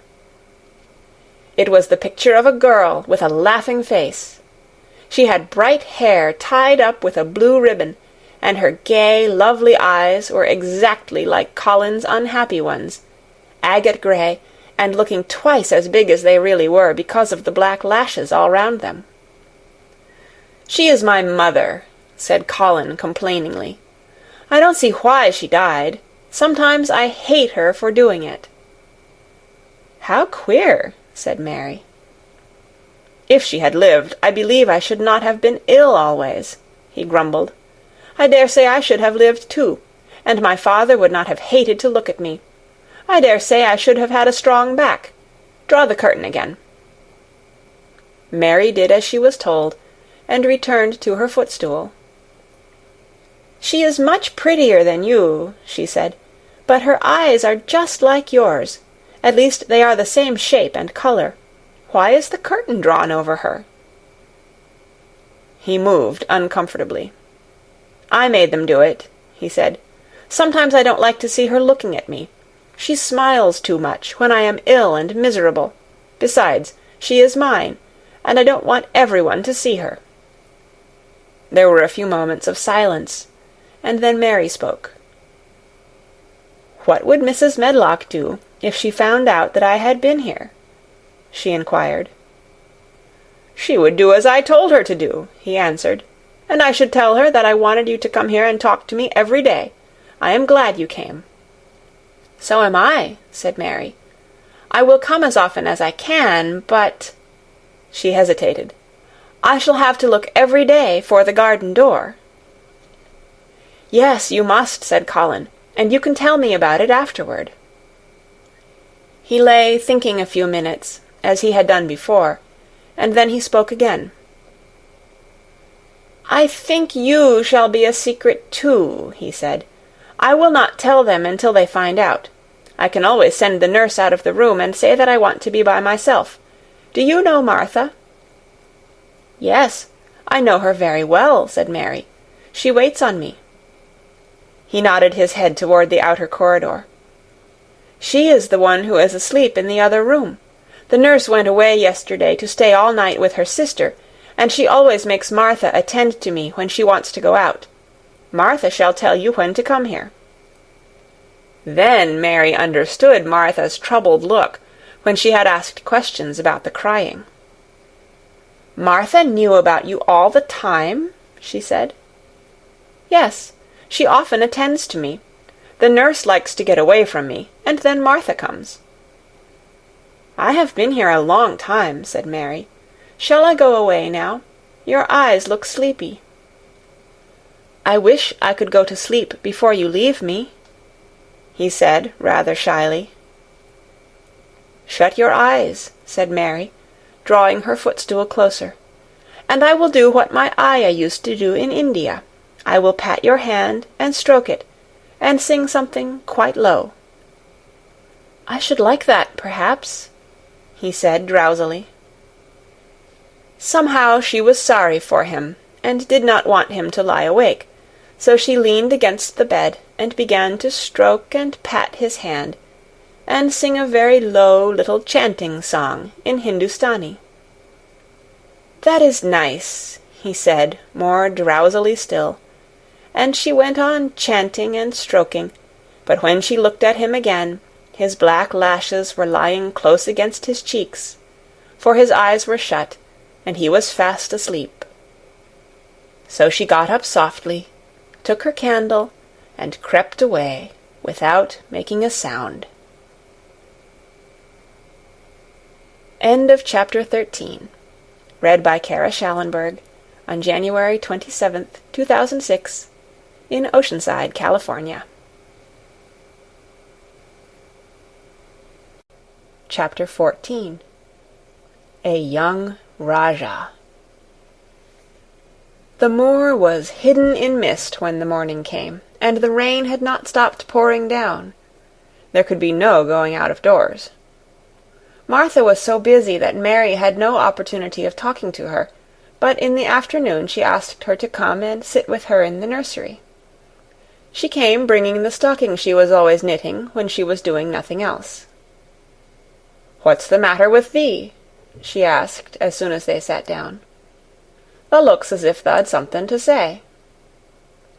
I have found out what the crying was," said Mary. Martha let her knitting drop on her knee and gazed at her with startled eyes. "Thou hasn't!"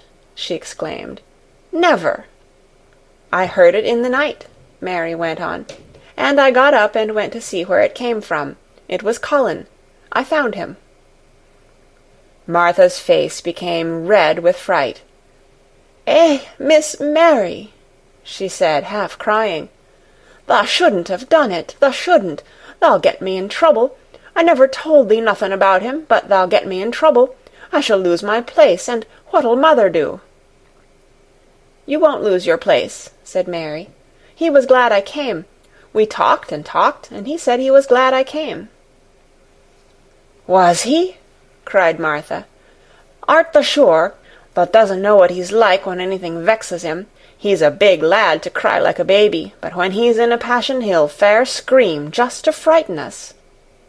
He knows us daren't call our souls our own." "He wasn't vexed," said Mary. "I asked him if I should go away, and he made me stay. He asked me questions, and I sat on a big footstool, and talked to him about India, and about the robin and gardens. He wouldn't let me go. He let me see his mother's picture. Before I left him, I sang him to sleep." Martha fairly gasped with amazement. "I can scarcely believe thee," she protested. "It's as if thou'd walked straight into a lion's den. If he'd been like he is most times, he'd have throwed himself into one of his tantrums and roused the house. He won't let strangers look at him." "He let me look at him. I looked at him all the time, and he looked at me. We stared," said Mary. "I don't know what to do," cried agitated Martha. "If Mrs. Medlock finds out, she'll think I broke orders and told thee, and I shall be packed back to mother." "He is not going to tell Mrs. Medlock anything about it yet. It's to be a sort of secret just at first," said Mary firmly. "And he says everybody is obliged to do as he pleases." "Aye, that's true enough, the bad lad," sighed Martha, wiping her forehead with her apron. "He says Mrs. Medlock must, and he wants me to come and talk to him every day, and you are to tell me when he wants me." "Me?" said Martha. "I shall lose my place. I shall, for sure." "You can't if you are doing what he wants you to do, and everybody is ordered to obey him," Mary argued. "Does thou mean to say," cried Martha with wide-open eyes, "that he was nice to thee?" "I think he almost liked me," Mary answered. "Then thou must have bewitched him," decided Martha, drawing a long breath. "Do you mean magic?" inquired Mary. "I've heard about magic in India, but I can't make it. I just went into his room, and I was so surprised to see him I stood and stared. And then he turned round and stared at me, and he thought I was a ghost or a dream, and I thought perhaps he was. And it was so queer being there alone together in the middle of the night and not knowing about each other. And we began to ask each other questions. And when I asked him if I must go away, he said I must not." "The world's comin' to an end," gasped Martha. "What is the matter with him?" asked Mary. "Nobody knows for sure and certain," said Martha. "Mr. Craven went off his head like when he was born. The doctors thought he'd have to be put in asylum. It was because Mrs. Craven died, like I told you. He wouldn't set eyes on the baby. He just raved and said it'd be another hunchback like him, and it'd better die." "Is Colin a hunchback?" Mary asked. "He didn't look like one." "He isn't yet," said Martha, "but he began all wrong. Mother said that there was enough trouble and raging in the house to set any child wrong. They was afraid his back was weak, and they've always been taking care of it, keeping him lying down and not letting him walk. Once they made him wear a brace, but he fretted so he was downright ill. Then a big doctor came to see him and made them take it off. He talked to the other doctor quite rough, in a polite way. He said there'd been too much medicine and too much letting him have his own way." "I think he's a very spoiled boy," said Mary. "He's the worst young nowt as ever was," said Martha. "I won't say as he hasn't been ill a good bit. He's had coughs and colds that's nearly killed him 2 or 3 times. Once he had rheumatic fever, and once he had typhoid. Mrs. Smedlock did get a fright then. He'd been out of his head, and she was talking to the nurse, thinking he didn't know nothing, and she said, 'He'll die this time sure enough, and best thing for him and for everybody.' And she looked at him, and there he was with his big eyes open, staring at her as sensible as she was herself. She didn't know what'd happen, but he just stared at her and says, 'You give me some water and stop talking.'" "Do you think he will die?" asked Mary. "Mother says there's no reason why any child should live that gets no fresh air and doesn't do nothing but lie on his back and read picture books and take medicine. He's weak and hates the trouble of being taken out of doors, and he gets cold so easy he says it makes him ill." Mary sat and looked at the fire. "I wonder," she said slowly, "if it would not do him good to go out into a garden and watch things growing. It did me good." "One of the worst fits he ever had," said Martha, "was one time they took him out where the roses is by the fountain. He'd been reading in a paper about people getting something he called rose cold, and he began to sneeze and said he'd got it, and then a new gardener as didn't know the rules passed by and looked at him curious.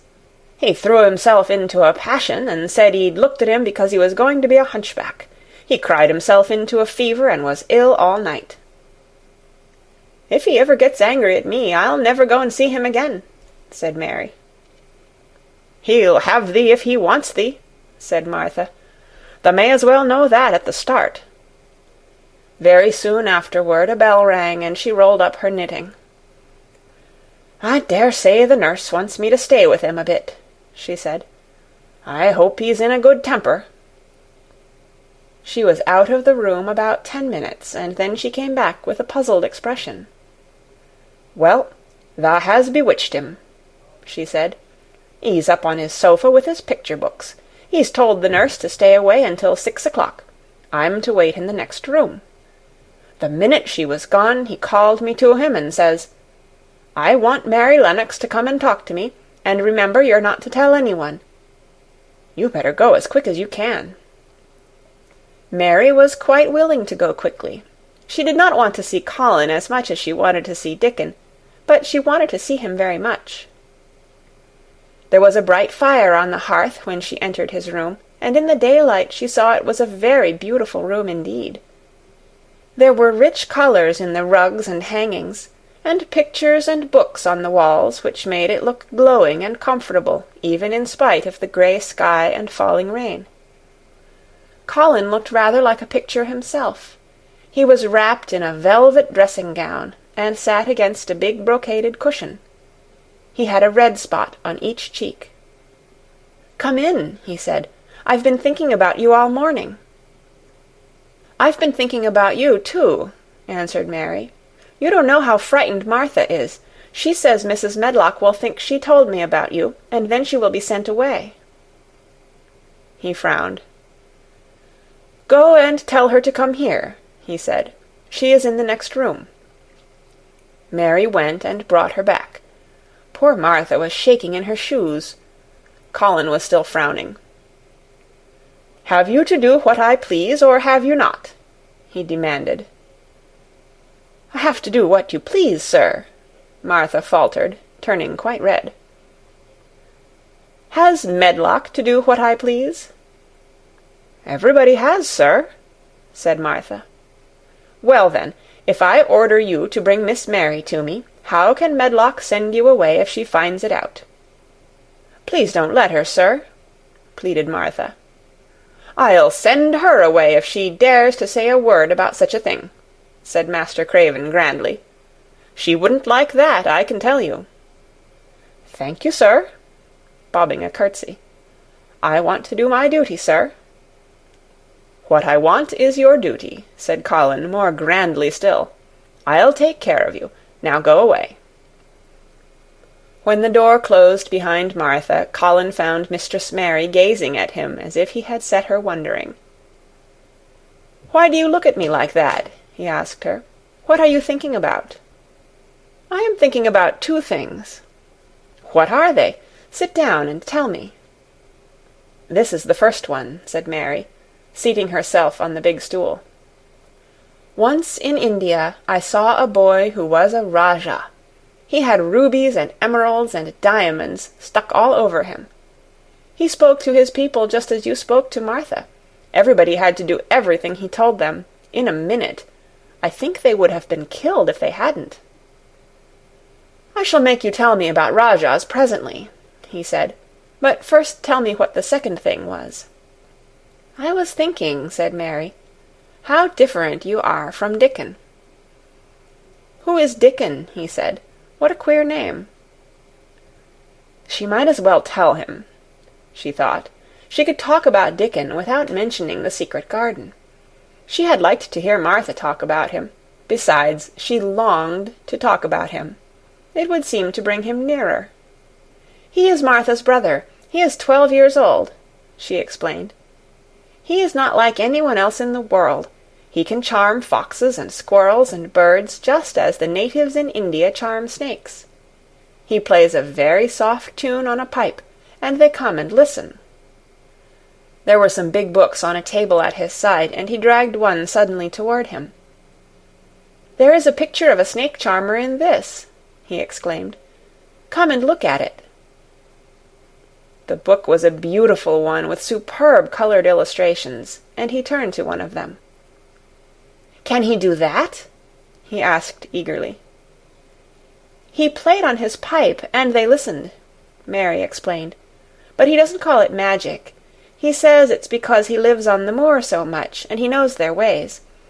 He says he feels sometimes as if he was a bird or a rabbit himself, he likes them so. I think he asked the robin questions. It seemed as if they talked to each other in soft chirps." Colin lay back on his cushion, and his eyes grew larger and larger, and the spots on his cheeks burned. "Tell me some more about him," he said. "He knows all about eggs and nests," Mary went on, And he knows where foxes and badgers and otters live. He keeps them secret so that other boys won't find their holes and frighten them. He knows about everything that grows or lives on the moor." "Does he like the moor?" said Colin. "How can he, when it's such a great, bare, dreary place?" "It's the most beautiful place," protested Mary. "Thousands of lovely things grow on it, and there are thousands of little creatures all busy building nests and making holes and burrows, and chippering or singing or squeaking to each other. They are so busy and having such fun under the earth or in the trees or heather. It's their world." "How do you know all that?" said Colin, turning on his elbow to look at her. "I have never been there once, really," said Mary, suddenly remembering. "I only drove over it in the dark. I thought it was hideous. Martha told me about it first, and then Dickon. When Dickon talks about it, you feel as if you saw things and heard them, and as if you were standing in the heather with the sun shining, and the gorse smelling like honey, and all full of bees and butterflies." "You never see anything if you are ill," said Colin restlessly. He looked like a person listening to a new sound in the distance and wondering what it was. "You can't if you stay in a room," said Mary. "I couldn't go on the moor," he said in a resentful tone. Mary was silent for a minute, and then she said something bold. "You might, sometime." He moved as if he were startled. "Go on the moor? How could I? I am going to die." "How do you know?" said Mary unsympathetically. She didn't like the way he had of talking about dying. She did not feel very sympathetic. She felt rather as if he almost boasted about it. "Oh, I've heard it ever since I remember," he answered crossly. "They are always whispering about it and thinking I don't notice. They wish I would, too." Mistress Mary felt quite contrary. She pinched her lips together. "If they wished I would," she said, "I wouldn't. Who wishes you would?" "The servants, and of course Dr. Craven, because he would get Misselthwaite and be rich instead of poor. He daren't say so, but he always looks cheerful when I am worse. When I had typhoid fever, his face got quite fat. I think my father wishes it too." "I don't believe he does," said Mary quite obstinately. That made Colin turn and look at her again. "Don't you?" he said. And then he lay back on his cushion and was still, as if he were thinking. And there was quite a long silence. Perhaps they were both of them thinking strange things children do not usually think. "I like the grand doctor from London, because he made them take the iron thing off," said Mary at last. "Did he say you were going to die?" "No." "What did he say?" "He didn't whisper," Colin answered. "Perhaps he knew I hated whispering. I heard him say one thing quite aloud. He said, 'The lad might live if he would make up his mind to it. Put him in the humour.' It sounded as if he was in a temper." "I'll tell you who would put you in the humour, perhaps," said Mary, reflecting. She felt as if she would like this thing to be settled one way or the other. "I believe Dickon would. He's always talking about live things. He never talks about dead things or things that are ill. He's always looking up in the sky to watch birds flying, or looking down at the earth to see something growing. He has such round blue eyes, and they are so wide open with looking about. And he laughs such a big laugh with his wide mouth, and his cheeks are as red as cherries." She pulled her stool nearer to the sofa, and her expression quite changed at the remembrance of the wide curving mouth and wide open eyes. "See here," she said, "don't let us talk about dying. I don't like it. Let us talk about living. Let us talk and talk about Dickon, and then we will look at your pictures." It was the best thing she could have said. To talk about Dickon meant to talk about the moor, and about the cottage and the 14 people who lived in it on 16 shillings a week, and the children who got fat on the moor grass like the wild ponies, and about Dickon's mother, and the skipping rope, and the moor with the sun on it, and about pale green points sticking up out of the black sod. And it was all so alive that Mary talked more than she had ever talked before, and Colin both talked and listened as he had never done either before. And they both began to laugh over nothings, as children will when they are happy together. And they laughed so that in the end they were making as much noise as if they had been two ordinary, healthy, natural 10-year-old creatures, instead of a hard little unloving girl, and a sickly boy who believed that he was going to die. They enjoyed themselves so much that they forgot the pictures and they forgot about the time. They had been laughing quite loudly over Ben Weatherstaff and his robin, and Colin was actually sitting up as if he had forgotten about his weak back, when he suddenly remembered something. "Do you know, there is one thing we have never once thought of," he said. "We are cousins." It seemed so queer that they had talked so much and never remembered this simple thing that they laughed more than ever, because they had got into the humour to laugh at anything. And in the midst of the fun the door opened, and in walked Dr. Craven and Mrs. Medlock. Dr. Craven started in actual alarm, and Mrs. Medlock almost fell back because he had accidentally bumped against her. "Good Lord!" exclaimed poor Mrs. Medlock, with her eyes almost starting out of her head. "Good Lord!" "What is this?" said Dr. Craven, coming forward. "What does it mean?" Then Mary was reminded of the boy Rajah again. Colin answered as if neither the doctor's alarm nor Mrs. Medlock's terror were of the slightest consequence. He was as little disturbed or frightened as if an elderly cat and dog had walked into the room. "This is my cousin, Mary Lennox," he said. "I asked her to come and talk to me. I like her. She must come and talk to me whenever I send for her." Dr. Craven turned reproachfully to Mrs. Medlock. "Oh, sir," she panted, "I don't know how it's happened. There's not a servant on the place that dare to talk. They all have their orders." "Nobody told her anything," said Colin. "She heard me crying and found me herself. I am glad she came. Don't be silly, Medlock." Mary saw that Dr. Craven did not look pleased, but it was quite plain that he dare not oppose his patient. He sat down by Colin and felt his pulse.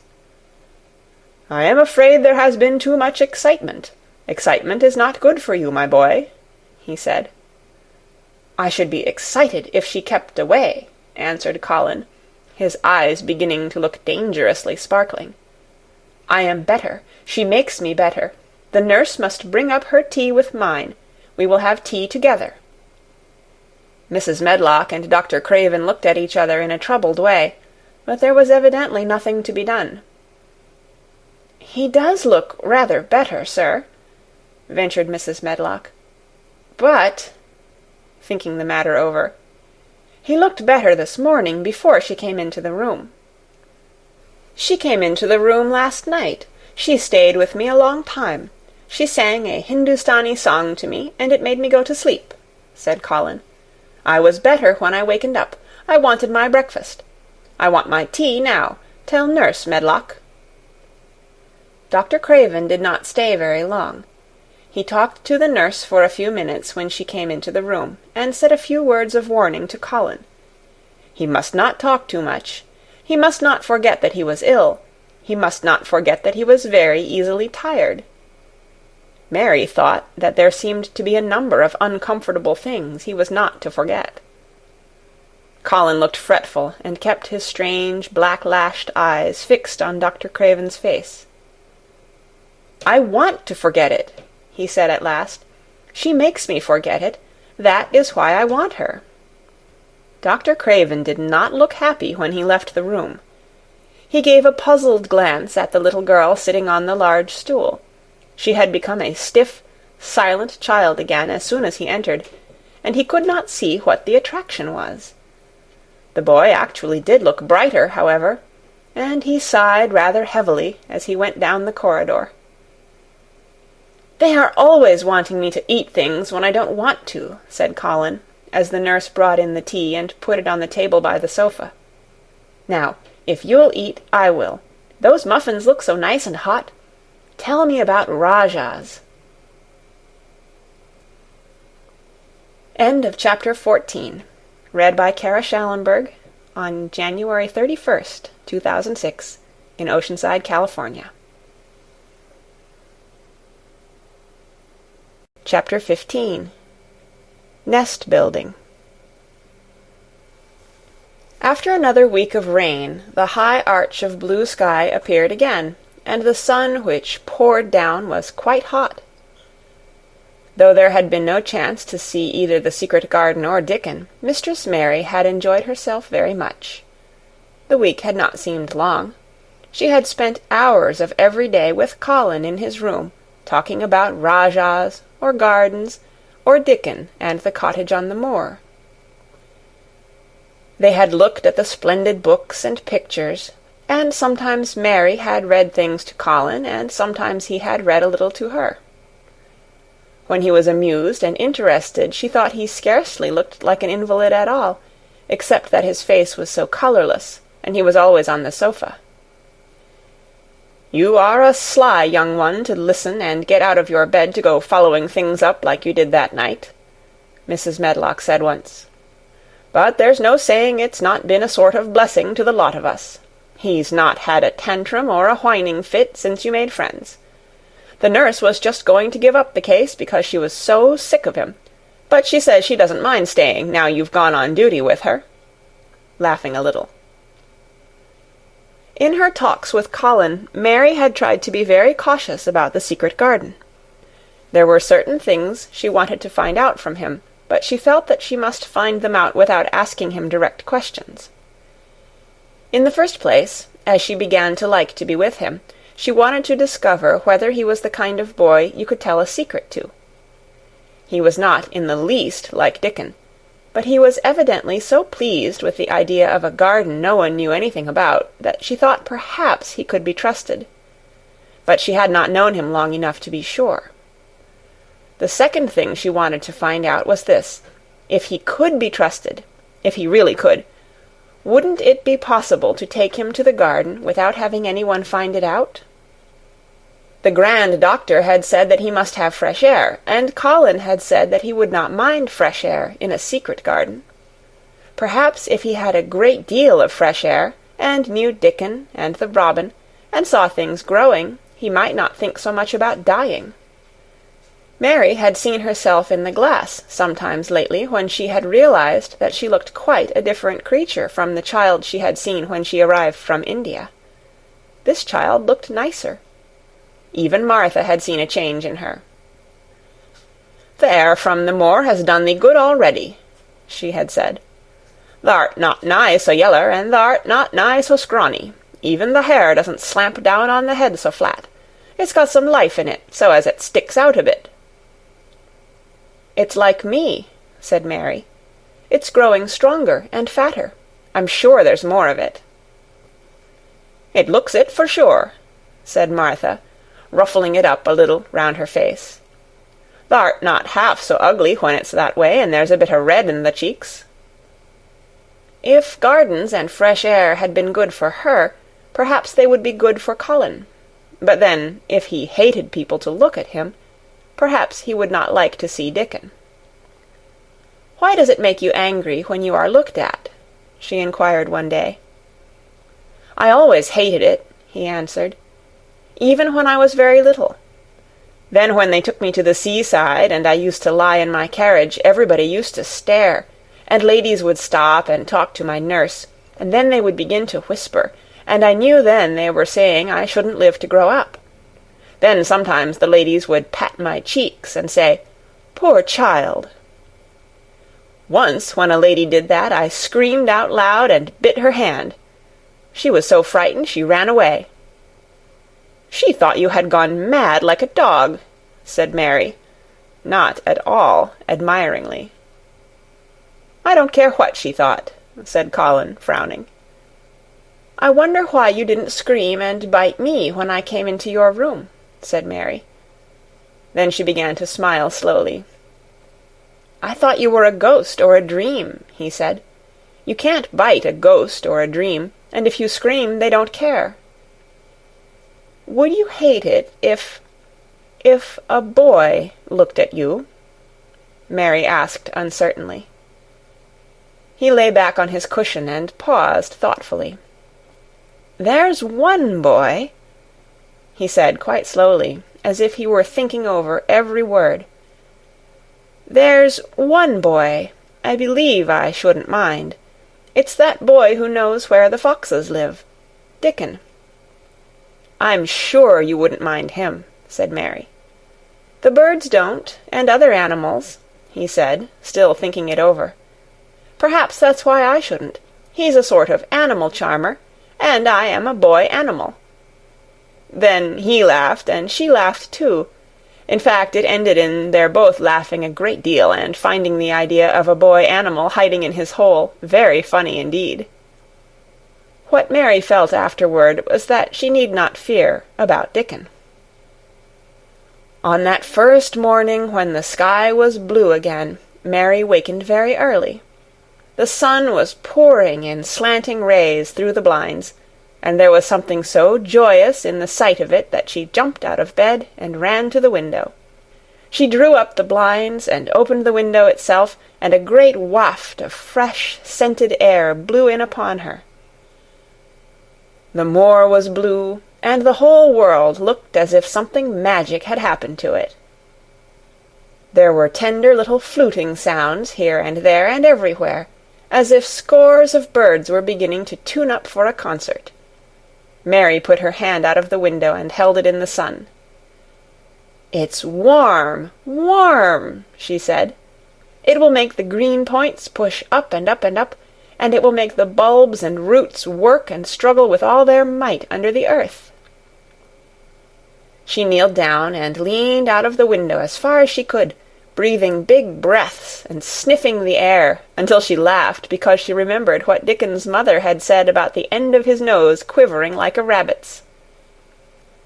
"It must be very early," she said.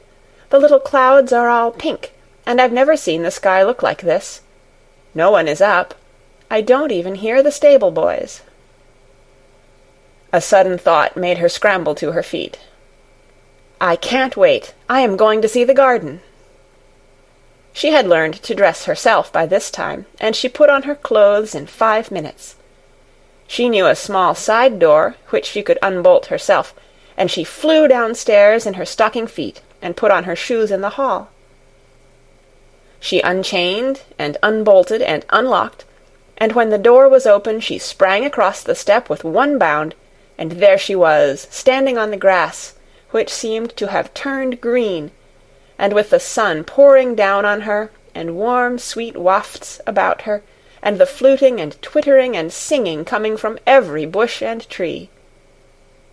She clasped her hands for pure joy, and looked up in the sky, and it was so blue and pink and pearly and white and flooded with springtime light that she felt as if she must flute and sing aloud herself, and knew that thrushes and robins and skylarks could not possibly help it. She ran around the shrubs and paths towards the secret garden. "It is all different already," she said. "The grass is greener, and things are sticking up everywhere, and things are uncurling, and green buds of leaves are showing. This afternoon I am sure Dickon will come." The long, warm rain had done strange things to the herbaceous beds which bordered the walk by the lower wall. There were things sprouting and pushing out from the roots of clumps of plants, and there were actually here and there glimpses of royal purple and yellow unfurling among the stems of crocuses. 6 months before, Mistress Mary would not have seen how the world was waking up, but now she missed nothing. When she had reached the place where the door hid itself under the ivy, she was startled by a curious loud sound. It was the caw-caw of a crow, and it came from the top of the wall, and when she looked up, there sat a big, glossy-plumaged, blue-black bird, looking down at her very wisely indeed. She had never seen a crow so close before, and he made her a little nervous, but the next moment he spread his wings and flapped away across the garden. She hoped he was not going to stay inside, and she pushed the door open, wondering if he would. When she got fairly into the garden, she saw that he probably did intend to stay, because he had alighted on a dwarf apple-tree, and under the apple-tree was lying a little reddish animal with a bushy tail, and both of them were watching the stooping body and rust-red head of Dickon, who was kneeling on the grass, working hard. Mary flew across the grass to him. "Oh, Dickon, Dickon!" she cried out. "How could you get here so early? How could you? The sun has only just got up." He got up himself, laughing and glowing and tousled, his eyes like a bit of the sky. "Eh," he said, "I was up long before him. How could I have stayed abed? The world's all fair begun again this morning, it has, and it's workin' and hummin' and scratchin' and pipin' and nest-buildin' and breathin' out scents, till you've got to be out on it, 'stead o' lyin' on your back. When the sun did jump up, the moor went mad for joy, and I was in the midst of the heather, and I run like mad myself, shoutin' and singin'. And I come straight here. I couldn't have stayed away. Why, the garden was lyin' here waitin'." Mary put her hands on her chest, panting, as if she had been running herself. "Oh, Dickon, Dickon," she said, "I'm so happy I can scarcely breathe." Seeing him talking to a stranger, the little bushy-tailed animal rose from its place under the tree and came to him, and the rook, cawing once, flew down from its branch and settled quietly on his shoulder. "This is the little fox-cub," he said, rubbing the little reddish animal's head. "It's named Captain. And this here's Soot. Soot, he flew across the moor with me, and Captain, he run same as if the hounds had been after him. They both felt same as I did." Neither of the creatures looked as if he were the least afraid of Mary. When Dickon began to walk about, Soot stayed on his shoulder, and Captain trotted quietly close to his side. "See here," said Dickon. "See how these has pushed up, and these, and look at these here." He threw himself upon his knees, and Mary went down beside him. They had come upon a whole clump of crocuses, burst into purple and orange and gold. Mary bent her face down and kissed them. "You never kiss a person in that way," she said, when she lifted her head. "Flowers are so different." He looked puzzled, but smiled. He said, "I've kissed mother many a time that way, when I come in from the moor after a day's roamin', and she stood there at the door in the sun, looking so glad and comfortable." They ran from one part of the garden to another, and found so many wonders that they were obliged to remind themselves that they must whisper or speak low. He showed her swelling leaf-buds on rose branches which had seemed dead. He showed her 10,000 new green points pushing through the mould. They put their eager young noses close to the earth and sniffed its warm springtime breathing.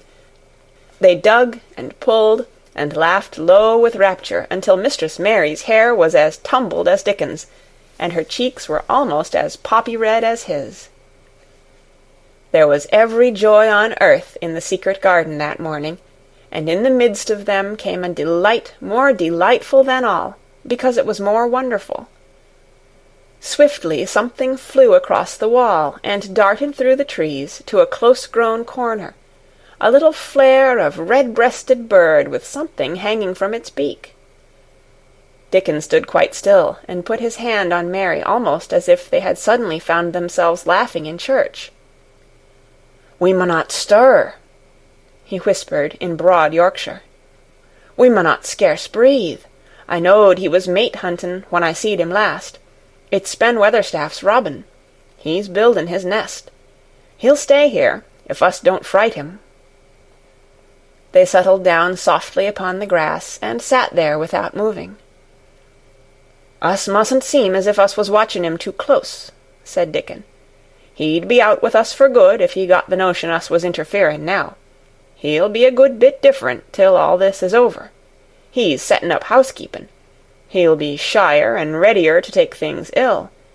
He's got no time for visitin' and gossiping. Us must keep still a bit, and try to look as if us was grass and trees and bushes. Then when he's got used to seeing us, I'll chirp a bit, and he'll know us'll not be in his way." Mistress Mary was not at all sure that she knew, as Dickon seemed to, how to try to look like grass and trees and bushes. But he had said the queer thing as if it were the simplest and most natural thing in the world, and she felt it must be quite easy to him, and indeed she watched him for a few minutes carefully, wondering if it was possible for him to quietly turn green and put out branches and leaves. But he only sat wonderfully still, and when he spoke dropped his voice to such a softness that it was curious that she could hear him, but she could. "It's part o' the springtime, this nest-buildin' is," he said. "I warrant it's been going on in the same way every year since the world was begun. They've got their way o' thinking and doing things, and a body had better not meddle. You can lose a friend in springtime easier than any other season, if you're too curious." "If we talk about him, I can't help looking at him," Mary said as softly as possible.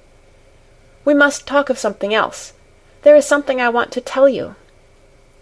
"He'll like it better if us talks o' something else," said Dickon. "What is it thou's got to tell me?" "Well, do you know about Colin?" she whispered. He turned his head to look at her. "What does thou know about him?" he asked. "I've seen him. I have been to talk to him every day this week. He wants me to come. He says I'm making him forget about being ill and dying," answered Mary. Dickon looked actually relieved as soon as the surprise died away from his round face. "I am glad o' that," he exclaimed. "I'm right down glad. It makes me easier. I knowed I must say nothing about him, and I don't like having to hide things." "Don't you like hiding the garden?" said Mary. "I'll never tell about it," he answered. "But I says to mother, 'Mother,' I says, 'I got a secret to keep. It's not a bad un, thou knows that. It's no worse than hiding where a bird's nest is. Thou doesn't mind it, does thou?'" Mary always wanted to hear about mother. "What did she say?" she asked, not at all afraid to hear. Dickon grinned sweet-temperedly. "It was just like her, what she said," he answered. "She give my head a bit of a rub and laughed, and she says, 'Eh, lad, thou can have all the secrets thou likes. I've knowed thee 12 year.'" "How did you know about Colin?" asked Mary. "Everybody as knowed about Mester Craven knowed there was a little lad as was like to be a cripple, and they knowed Mester Craven didn't like him to be talked about. Folks is sorry for Mester Craven because Mrs. Craven was such a pretty young lady, and they was so fond of each other. Mrs. Medlock stops in our cottage whenever she goes to Thwaite, and she doesn't mind talking to mother before us children, because she knows us has been brought up to be trusty. How did thou find out about him? Martha was in a fine trouble the last time she came home. She said tha'd heard him frettin', and thou was asking questions, and she didn't know what to say."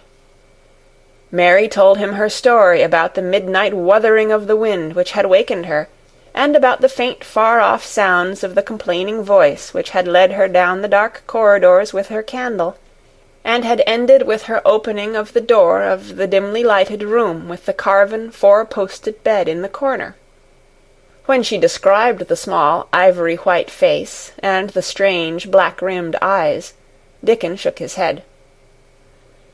"Them's just like his mother's eyes, only hers was always laughin', they say," he said.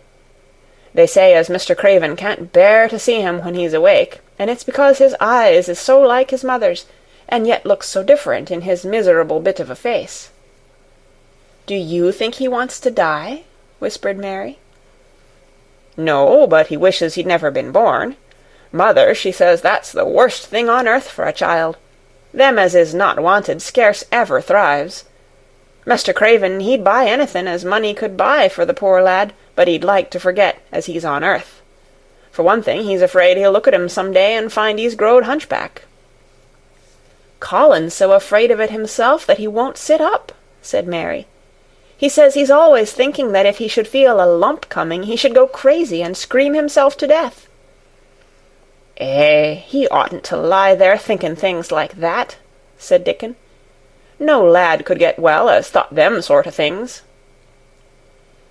The fox was lying on the grass close by him, looking up to ask for a pat now and then, and Dickon bent down and rubbed his neck softly, and thought a few minutes in silence. Presently he lifted his head and looked round the garden. "When first we got in here," he said, "it seemed like everything was grey. Look round now, and tell me if thou doesn't see a difference." Mary looked, and caught her breath a little. "Why," she cried, "the grey wall is changing. It is as if a green mist were creeping over it. It's almost like a green gauze veil." "Aye," said Dickon, "and it'll be greener and greener till the grey's all gone. Can thou guess what I was thinking?" "I know it was something nice," said Mary eagerly. "I believe it was something about Colin." "I was thinking that if he was out here, he wouldn't be watching for lumps to grow on his back. He'd be watching for buds to break on the rose bushes, and he'd likely be healthier," explained Dickon. "I was wondering if us could ever get him in the humour to come out here and lie under the trees in his carriage." "I've been wondering that myself. I've thought of it almost every time I've talked to him," said Mary. "I've wondered if he could keep a secret, and I've wondered if we could bring him here without anyone seeing us. I thought perhaps you could push his carriage.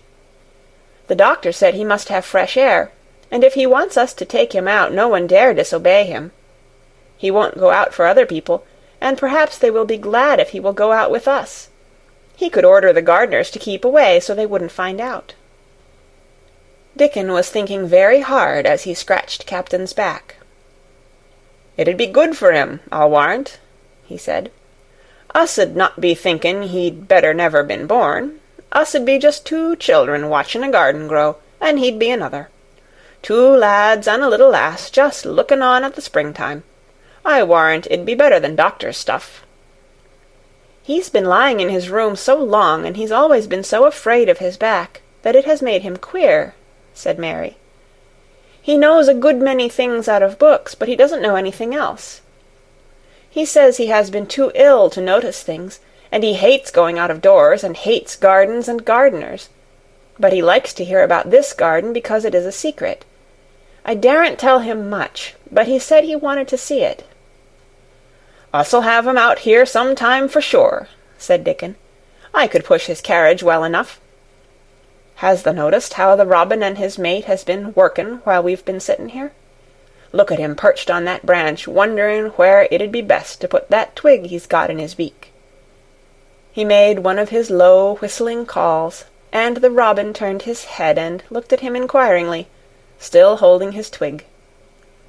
Dickon spoke to him as Ben Weatherstaff did, but Dickon's tone was one of friendly advice. "Wheresoever thou puts it," he said, "it'll be all right. Thou knew how to build the nest before thou came out of the egg. Get on with thee, lad. Thou'st got no time to lose." "Oh, I do like to hear you talk to him," Mary said, laughing delightedly.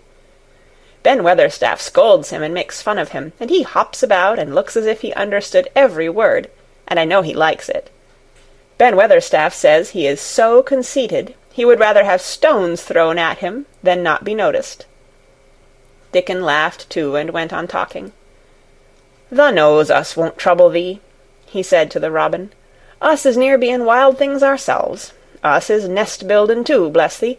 Look out thou doesn't tell on us."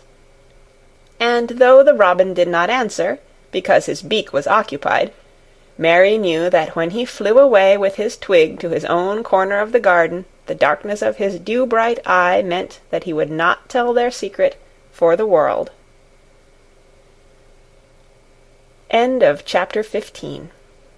Read by Kara Schallenberg on February 2nd, 2006, in Oceanside, California.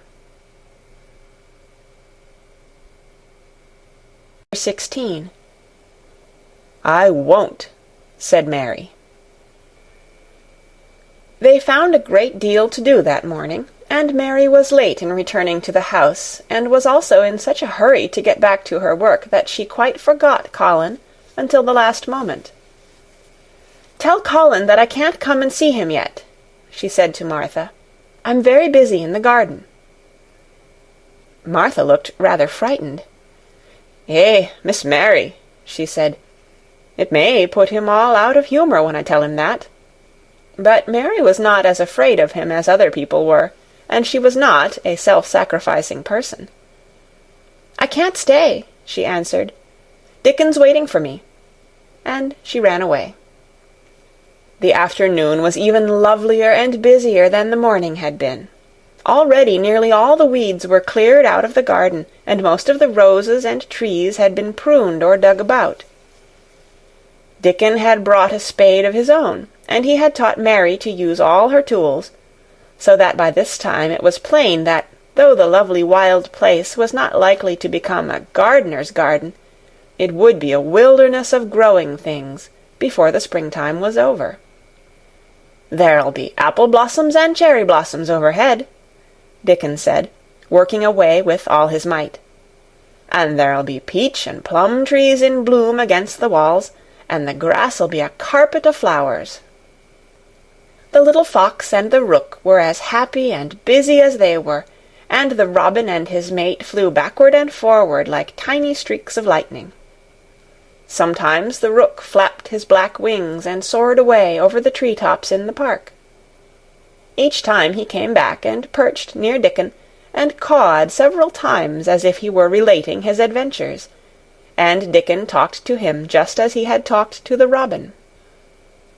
Once, when Dickon was so busy that he did not answer him at first, Soot flew onto his shoulders and gently tweaked his ear with his large beak. When Mary wanted to rest a little, Dickon sat down with her under a tree, and once he took his pipe out of his pocket, and played the soft, strange little notes, and 2 squirrels appeared on the wall, and looked, and listened. "Thou's a good bit stronger than thou was," Dickon said, looking at her as she was digging. "Thou's beginning to look different for sure." Mary was glowing with exercise and good spirits. "I'm getting fatter and fatter every day," she said quite exultantly. "Mrs. Medlock will have to get me some bigger dresses. Martha says my hair is growing thicker. It isn't so flat and stringy." The sun was beginning to set, and sending deep, gold-colored rays slanting under the trees when they parted. "It'll be fine tomorrow," said Dickon. "I'll be at work by sunrise." "So will I," said Mary. She ran back to the house as quickly as her feet would carry her. She wanted to tell Colin about Dickon's fox cub and the rook, and about what the springtime had been doing. She felt sure he would like to hear. So it was not very pleasant when she opened the door of her room to see Martha standing waiting for her with a doleful face. "What is the matter?" she asked. "What did Colin say when you told him I couldn't come?" "Eh," said Martha, "I wish tha'd gone. He was nigh going into one o' his tantrums. There's been a nice to-do all afternoon to keep him quiet. He would watch the clock all the time." Mary's lips pinched themselves together. She was no more used to considering other people than Colin was, and she saw no reason why an ill-tempered boy should interfere with the thing she liked best. She knew nothing about the pitifulness of people who had been ill and nervous, and who did not know that they could control their tempers, and need not make other people ill and nervous too. When she had had a headache in India, she had done her best to see that everybody else also had a headache or something quite as bad. And she felt she was quite right. But of course now she felt that Colin was quite wrong. He was not on his sofa when she went into his room.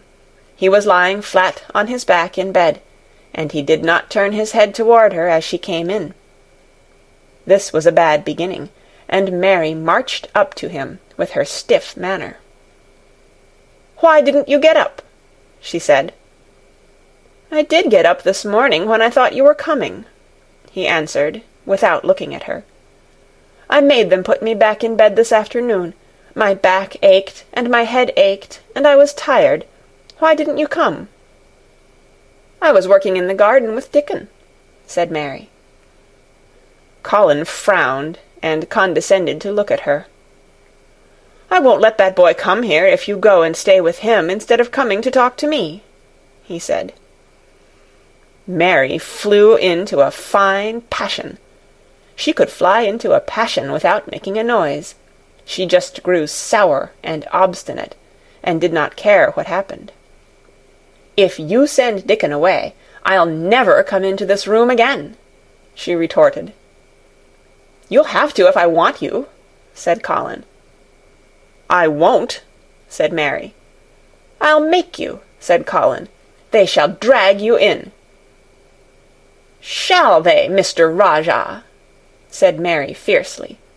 "They may drag me in, but they can't make me talk when they get me here. I'll sit and clench my teeth and never tell you one thing. I won't even look at you. I'll stare at the floor." They were a nice, agreeable pair as they glared at each other. If they had been two little street boys, they would have sprung at each other and had a rough-and-tumble fight. As it was, they did the next thing to it. "You are a selfish thing!" cried Colin. "What are you?" said Mary. "Selfish people always say that. Anyone is selfish who doesn't do what they want. You're more selfish than I am. You're the most selfish boy I ever saw." "I'm not," snapped Colin. "I'm not as selfish as your fine Dickon is. He keeps you playing in the dirt when he knows I'm all by myself. He's selfish, if you like." Mary's eyes flashed fire. "He's nicer than any other boy that ever lived," she said. He's like an angel." It might sound rather silly to say that, but she didn't care. "A nice angel!" Colin sneered ferociously. "He's a common cottage boy off the moor." "He's better than a common Rajah," retorted Mary. "He's 1,000 times better." Because she was the stronger of the two, she was beginning to get the better of him. The truth was that he had never had a fight with anyone like himself in his life, and upon the whole it was rather good for him, though neither he nor Mary knew anything about that. He turned his head on his pillow and shut his eyes, and a big tear was squeezed out and ran down his cheek. He was beginning to feel pathetic and sorry for himself, not for anyone else. "I'm not as selfish as you, because I'm always ill, and I'm sure there is a lump coming on my back," he said. "And I am going to die besides." "You're not," contradicted Mary unsympathetically. He opened his eyes wide with indignation. He had never heard such a thing said before. He was at once furious and slightly pleased, if a person could be both at one time. "I'm not?" he cried.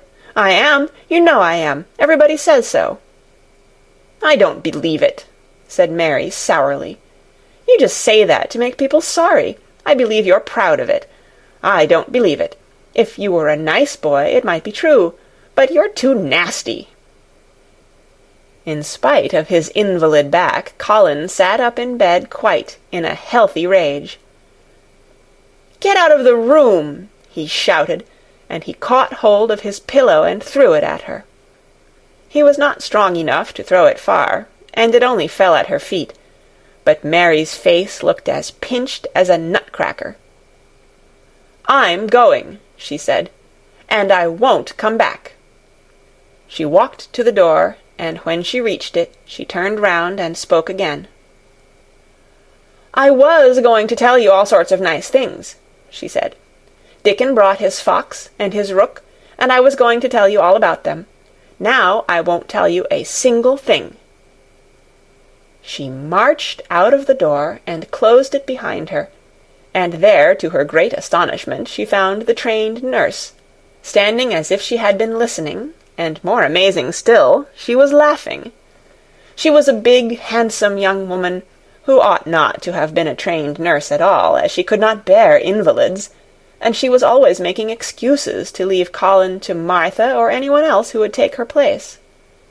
Mary had never liked her, and she simply stood and gazed up at her, as she stood giggling into her handkerchief. "What are you laughing at?" she asked her. "At you two young ones," said the nurse. "It's the best thing that could happen to the sickly, pampered thing, to have someone to stand up to him that's as spoiled as himself." And she laughed into her handkerchief again. "If he'd had a young vixen of a sister to fight with, it would have been the saving of him." "Is he going to die?" "I don't know, and I don't care," said the nurse. "Hysterics and temper are half what ails him." "What are hysterics?" asked Mary. "You'll find out if you work him into a tantrum after this. But at any rate you've given him something to have hysterics about, and I'm glad of it." Mary went back to her room, not feeling at all as she had felt when she had come in from the garden. She was cross and disappointed, but not at all sorry for Colin. She had looked forward to telling him a great many things, and she had meant to try to make up her mind whether it would be safe to trust him with the great secret. She had been beginning to think it would be, but now she had changed her mind entirely. She would never tell him, and he could stay in his room and never get any fresh air, and die if he liked. It would serve him right. She felt so sour and unrelenting that for a few minutes she almost forgot about Dickon, and the green veil creeping over the world, and the soft wind blowing down from the moor. Martha was waiting for her, and the trouble in her face had been temporarily replaced by interest and curiosity. There was a wooden box on the table, and its cover had been removed, and revealed that it was full of neat packages. "Mr. Craven sent it to you," said Martha. "It looks as if it had picture books in it." Mary remembered what he had asked her the day she had gone to his room. "Do you want anything? Dolls, toys, books?" She opened the package, wondering if he had sent a doll, and also wondering what she should do with it if he had. But he had not sent one. There were several beautiful books, such as Colin had, and 2 of them were about gardens and were full of pictures. There were 2 or 3 games, and there was a beautiful little writing case with a gold monogram on it, and a gold pen and inkstand. Everything was so nice that her pleasure began to crowd her anger out of her mind. She had not expected him to remember her at all, and her hard little heart grew quite warm. "I can write better than I can print," she said, "and the first thing I shall write with that pen will be a letter to tell him I am much obliged." If she had been friends with Colin, she would have run to show him her presents at once, and they would have looked at the pictures, and read some of the gardening books, and perhaps tried playing the games, and he would have enjoyed himself so much he would never once have thought he was going to die, or have put his hand on his spine to see if there was a lump coming. He had a way of doing that which she could not bear. It gave her an uncomfortable, frightened feeling, because he always looked so frightened himself. He said that if he felt even quite a little lump some day, he should know his hunch had begun to grow. Something he had heard Mrs. Medlock whispering to the nurse had given him the idea, and he had thought over it in secret until it was quite firmly fixed in his mind. Mrs. Medlock had said his father's back had begun to show its crookedness in that way when he was a child. He had never told anyone but Mary that most of his tantrums, as they called them, grew out of his hysterical hidden fear. Mary had been sorry for him when he had told her. "He always began to think about it when he was cross or tired," she said to herself. "And he has been cross today. Perhaps he has been thinking about it all afternoon." She stood still, looking down at the carpet and thinking. "I said I would never go back again." She hesitated, knitting her brows. "But perhaps, just perhaps, I will go and see if he wants me, in the morning. Perhaps he'll try to throw his pillow at me again, but I think I'll go. End of chapter 16. Read by Kara Schallenberg on February 4th, 2006, in Oceanside, California. 17. A tantrum. She had got up very early in the morning and had worked hard in the garden, and she was tired and sleepy, so as soon as Martha had brought her supper and she had eaten it, she was glad to go to bed. As she laid her head on the pillow, she murmured to herself, "I'll go out before breakfast and work with Dickon, and then afterward, I believe I'll go see him." She thought it was the middle of the night when she was awakened by such dreadful sounds that she jumped out of bed in an instant. What was it? What was it? The next minute she felt quite sure she knew. Doors were opened and shut, and there were hurrying feet in the corridors, and someone was crying and screaming at the same time, screaming and crying in a horrible way. "It's Colin," she said. "He's having one of those tantrums the nurse called hysterics. How awful it sounds!" As she listened to the sobbing screams, she did not wonder that people were so frightened that they gave him his own way in everything, rather than hear them. She put her hands over her ears and felt sick and shivering. "I don't know what to do. I don't know what to do," she kept saying. "I can't bear it." Once she wondered if he would stop if she dared to go to him, and then she remembered how he had driven her out of the room, and thought that perhaps the sight of her might make him worse. Even when she pressed her hands more tightly over her ears, she could not keep the awful sounds out. She hated them so and was so terrified by them that suddenly they began to make her angry, and she felt as if she should like to fly into a tantrum herself and frighten him as he was frightening her. She was not used to anyone's tempers but her own. She took her hands from her ears and sprang up and stamped her foot. "He ought to be stopped. Somebody ought to make him stop. Somebody ought to beat him," she cried out. Just then she heard feet almost running down the corridor, and her door opened, and the nurse came in. She was not laughing now by any means. She even looked rather pale. "He's worked himself into hysterics," she said in a great hurry. "He'll do himself harm. No one can do anything with him. You come and try, like a good child. He likes you." "He turned me out of the room this morning," said Mary, stamping her foot with excitement. The stamp rather pleased the nurse. The truth was that she had been afraid she might find Mary crying and hiding her head under the bedclothes. "That's right," she said. "You're in the right humor. You go and scold him. Give him something new to think of. Do go, child, as quick as ever you can." It was not until afterward that Mary realized that the thing had been funny as well as dreadful, that it was funny that all the grown-up people were so frightened that they came to a little girl just because they guessed she was almost as bad as Colin himself. She flew along the corridor, and the nearer she got to the screams, the higher her temper mounted. She felt quite wicked by the time she reached the door. She slapped it open with her hand and ran across the room to the four-posted bed. "You stop!" she almost shouted. "You stop! I hate you! Everybody hates you! I wish everybody would run out of the house and let you scream yourself to death! You will scream yourself to death in a minute, and I wish you would!"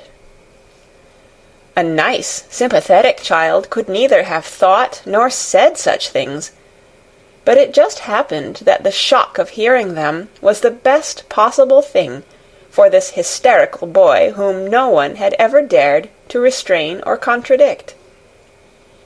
He had been lying on his face, beating his pillow with his hands, and he actually almost jumped around, he turned so quickly at the sound of the furious little voice.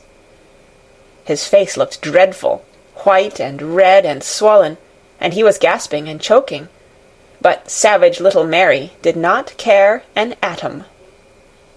"If you scream another scream," she said, "I'll scream too, and I can scream louder than you can, and I'll frighten you, I'll frighten you." He actually had stopped screaming because she had startled him so. The scream which had been coming almost choked him. The tears were streaming down his face, and he shook all over. "I can't stop," he gasped and sobbed. "I can't! I can't!" "You can!" shouted Mary. "Half that ails you is hysterics and temper. Just hysterics, hysterics, hysterics." And she stamped each time she said it.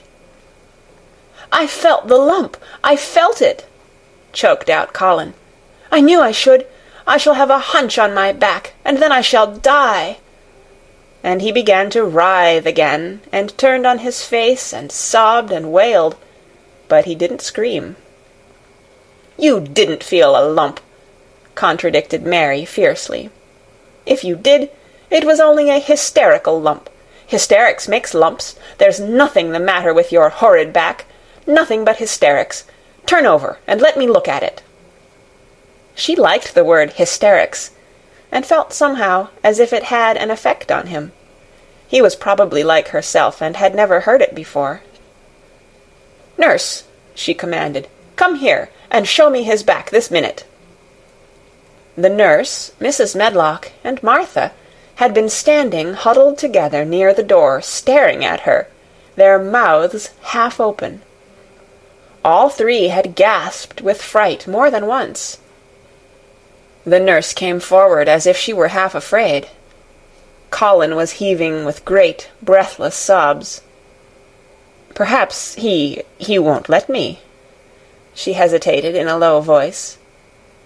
Colin heard her, however, and he gasped out between two sobs, "Show her! She'll see then." It was a poor thin back to look at when it was bared.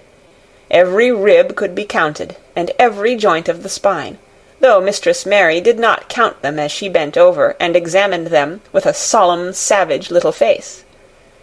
She looked so sour and old-fashioned that the nurse turned her head aside to hide the twitching of her mouth. There was just a minute's silence, for even Colin tried to hold his breath while Mary looked up and down his spine, and down and up, as intently as if she had been the great doctor from London. "There's not a single lump there," she said at last. "There's not a lump as big as a pin, except backbone lumps, and you can only feel them because you're thin. I've got backbone lumps myself, and they used to stick out as much as yours do, until I began to get fatter, and I am not fat enough yet to hide them. There's not a lump as big as a pin. If you ever say there is again, I shall laugh."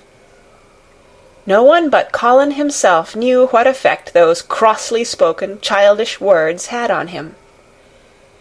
If he had ever had anyone to talk to about his secret terrors, if he had ever dared to let himself ask questions, if he had had childish companions and had not lain on his back in the huge closed house, breathing an atmosphere heavy with the fears of people who were most of them ignorant and tired of him, he would have found out that most of his fright and illness was created by himself.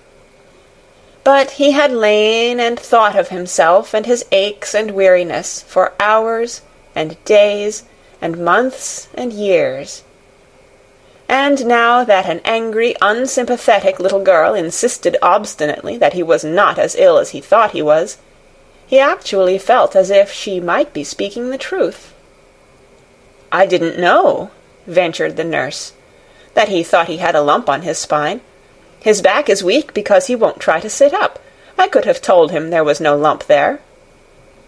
Colin gulped and turned his face a little to look at her. "Could you?" he said pathetically. "Yes, sir." "There," said Mary, and she gulped too.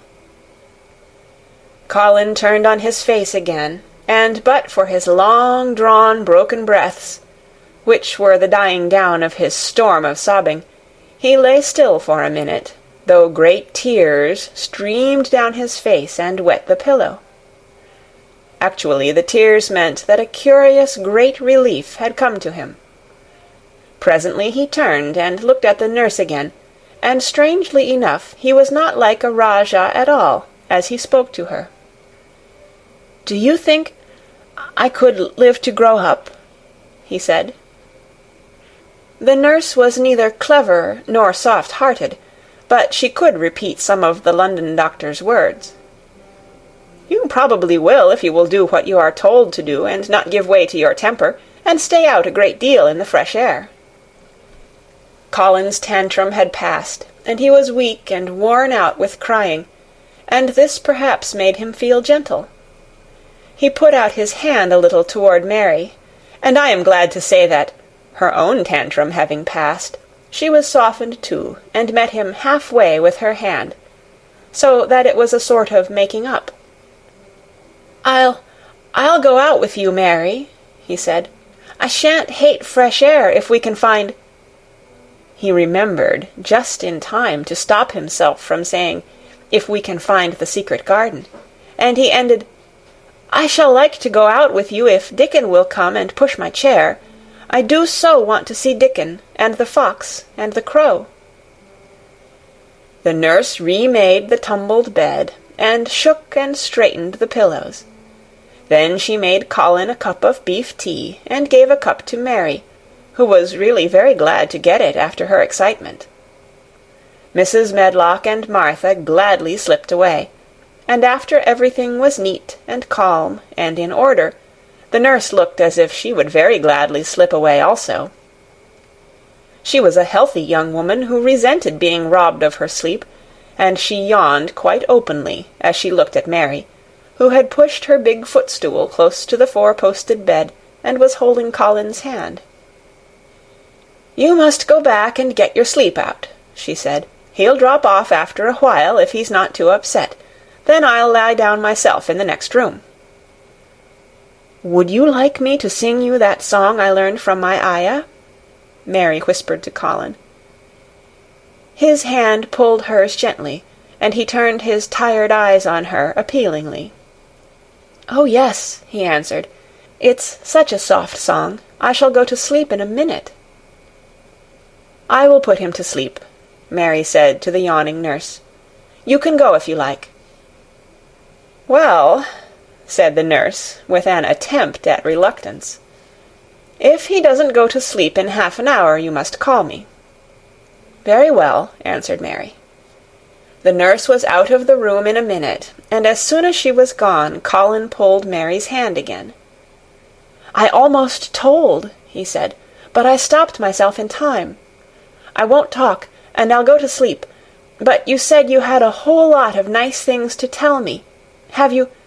Do you think you have found out anything at all about the way into the secret garden?" Mary looked at his poor little tired face and swollen eyes, and her heart relented. "Yes," she answered, "I think I have, and if you will go to sleep, I will tell you tomorrow." His hand quite trembled. "Oh, Mary," he said, "oh, Mary, if I could get into it, I think I should live to grow up. Do you suppose that, instead of singing the ayah song, you could just tell me softly, as you did that first day, what you imagine it looks like inside? I am sure it will make me go to sleep." "Yes," answered Mary. "Shut your eyes." He closed his eyes and lay quite still, and she held his hand and began to speak very slowly and in a very low voice. "I think it has been left alone so long that it has grown all into a lovely tangle. I think the roses have climbed and climbed and climbed until they hang from the branches and walls and creep over the ground, almost like a strange grey mist. Some of them have died, but many are alive, and when the summer comes there will be curtains and fountains of roses. I think the ground is full of daffodils and snowdrops and lilies and iris, working their way out of the dark. Now the spring has begun. Perhaps.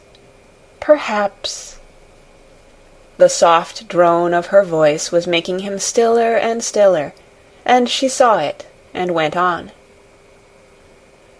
Perhaps they are coming up through the grass. Perhaps there are clusters of purple crocuses and gold ones even now.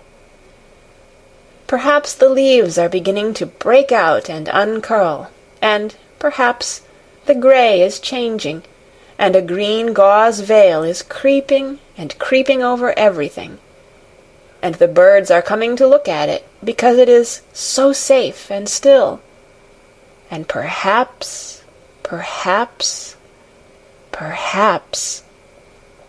very softly and slowly indeed, the robin has found a mate, and is building a nest. And Colin was asleep.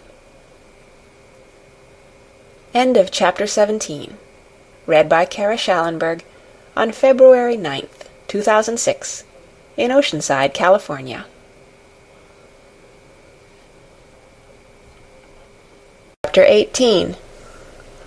The Munnot Waste No Time. Of course, Mary did not waken early the next morning.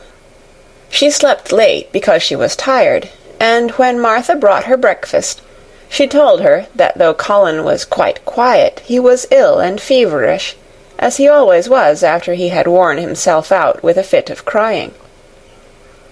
Mary ate her breakfast slowly as she listened. "He says he wishes thou would please go and see him as soon as thou can," Martha said. "It's queer what a fancy he's took to thee. Thou did give it him last night for sure, didn't thou? Nobody else would have dared to do it. Poor lad, he's been spoiled till salt won't save him. Mother says as the two worst things as can happen to a child is never to have his own way, or always to have it. She doesn't know which is the worst. Thou was in a fine temper thyself, too, but he says to me when I went into his room, 'Please ask Miss Mary if she'll please come and talk to me.'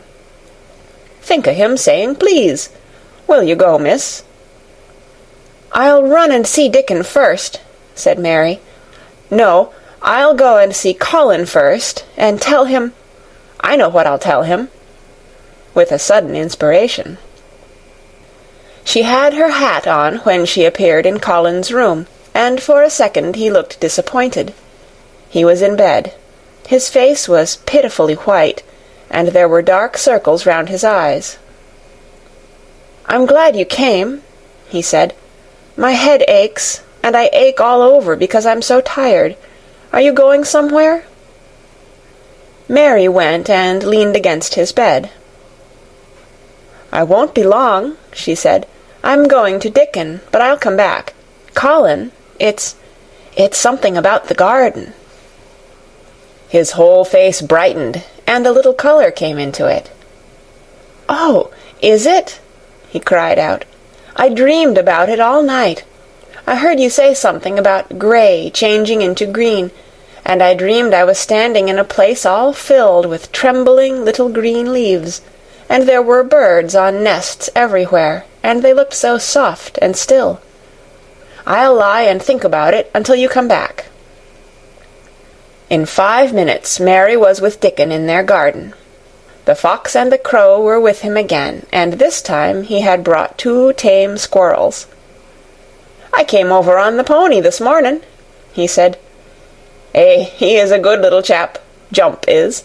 I brought these 2 in my pockets. This here one he's called Nut, and this here other one's called Shell." When he said Nut, one squirrel leaped onto his right shoulder, and when he said Shell, the other one leaped onto his left shoulder. When they sat down on the grass with Captain curled at their feet, Soot solemnly listening on a tree, and Nut and Shell nosing about close to them, it seemed to Mary that it would be scarcely bearable to leave such delightfulness. But when she began to tell her story, somehow the look in Dickon's funny face gradually changed her mind. She could see he felt sorrier for Colin than she did. He looked up at the sky and all about him. "Just listen to them birds. The world seems full of 'em, all whistlin' and pipin'," he said. "Look at 'em dartin' about, and hearken at 'em callin' to each other. Come springtime, seems like as if all the world's callin'. The leaves is uncurlin' so you can see 'em, and my word, the nice smells there is about," sniffing with his happy turned-up nose. "And that poor lad lyin' shut up and seein' so little that he gets to thinkin' o' things as sets him screamin'. My, we mun get him out here. We mun get him watchin' and listenin' and sniffin' up the air, and get him just soaked through wi' sunshine. And we munnot lose no time about it." When he was very much interested, he often spoke quite broad Yorkshire, though at other times he tried to modify his dialect so that Mary could better understand. But she loved his broad Yorkshire, and had in fact been trying to learn to speak it herself, so she spoke a little now. "Aye, that we mun," she said, which meant, "Yes, indeed, we must." "I'll tell thee what us'll do first," she proceeded, and Dickon grinned, because when the little wench tried to twist her tongue into speaking Yorkshire, it amused him very much. "He's took a gradely fancy to thee. He wants to see thee, and he wants to see Soot and Captain. When I go back to the house to talk to him, I'll ax him if tha canna come and see him to-morrow mornin', and bring the creatures with thee, and then, in a bit, when there's more leaves out, and happen a bud or two, we'll get him to come out, and thou shall push him in his chair, and we'll bring him here and show him everything." When she stopped, she was quite proud of herself. She had never made a long speech in Yorkshire before, and she had remembered very well. "Thou mun talk a bit o' Yorkshire like that to Mr. Colin," Dickon chuckled. "Thou'll make him laugh, and there's nowt as good for ill folk as laughin' is. Mother says she believes as a half-hour's good laugh every mornin' 'ud cure a chap as was making ready for typhus fever." "I'm going to talk Yorkshire to him this very day," said Mary, chuckling herself. The garden had reached the time when every day and every night it seemed as if magicians were passing through it, drawing loveliness out of the earth and the boughs with wands. It was hard to go away and leave it all, particularly as Nut had actually crept onto her dress, and Shell had scrambled down the trunk of the apple-tree they sat under, and stayed there looking at her with inquiring eyes. But she went back to the house, and when she sat down close to Colin's bed, he began to sniff, as Dickon did, though not in such an experienced way. "You smell like flowers, and fresh things," he cried out quite joyously. "What is it you smell of? It's cool and warm and sweet all at the same time." "It's the wind from the moor," said Mary. "It comes a-sittin' on the grass under a tree wi' Dickon and wi' Captain and Soot and Nut and Shell. It's the springtime and out-o-doors and sunshine, as smells so gradely." She said it as broadly as she could, and you do not know how broadly Yorkshire sounds until you have heard someone speak it. Colin began to laugh. "What are you doing?" he said. "I never heard you talk like that before. How funny it sounds."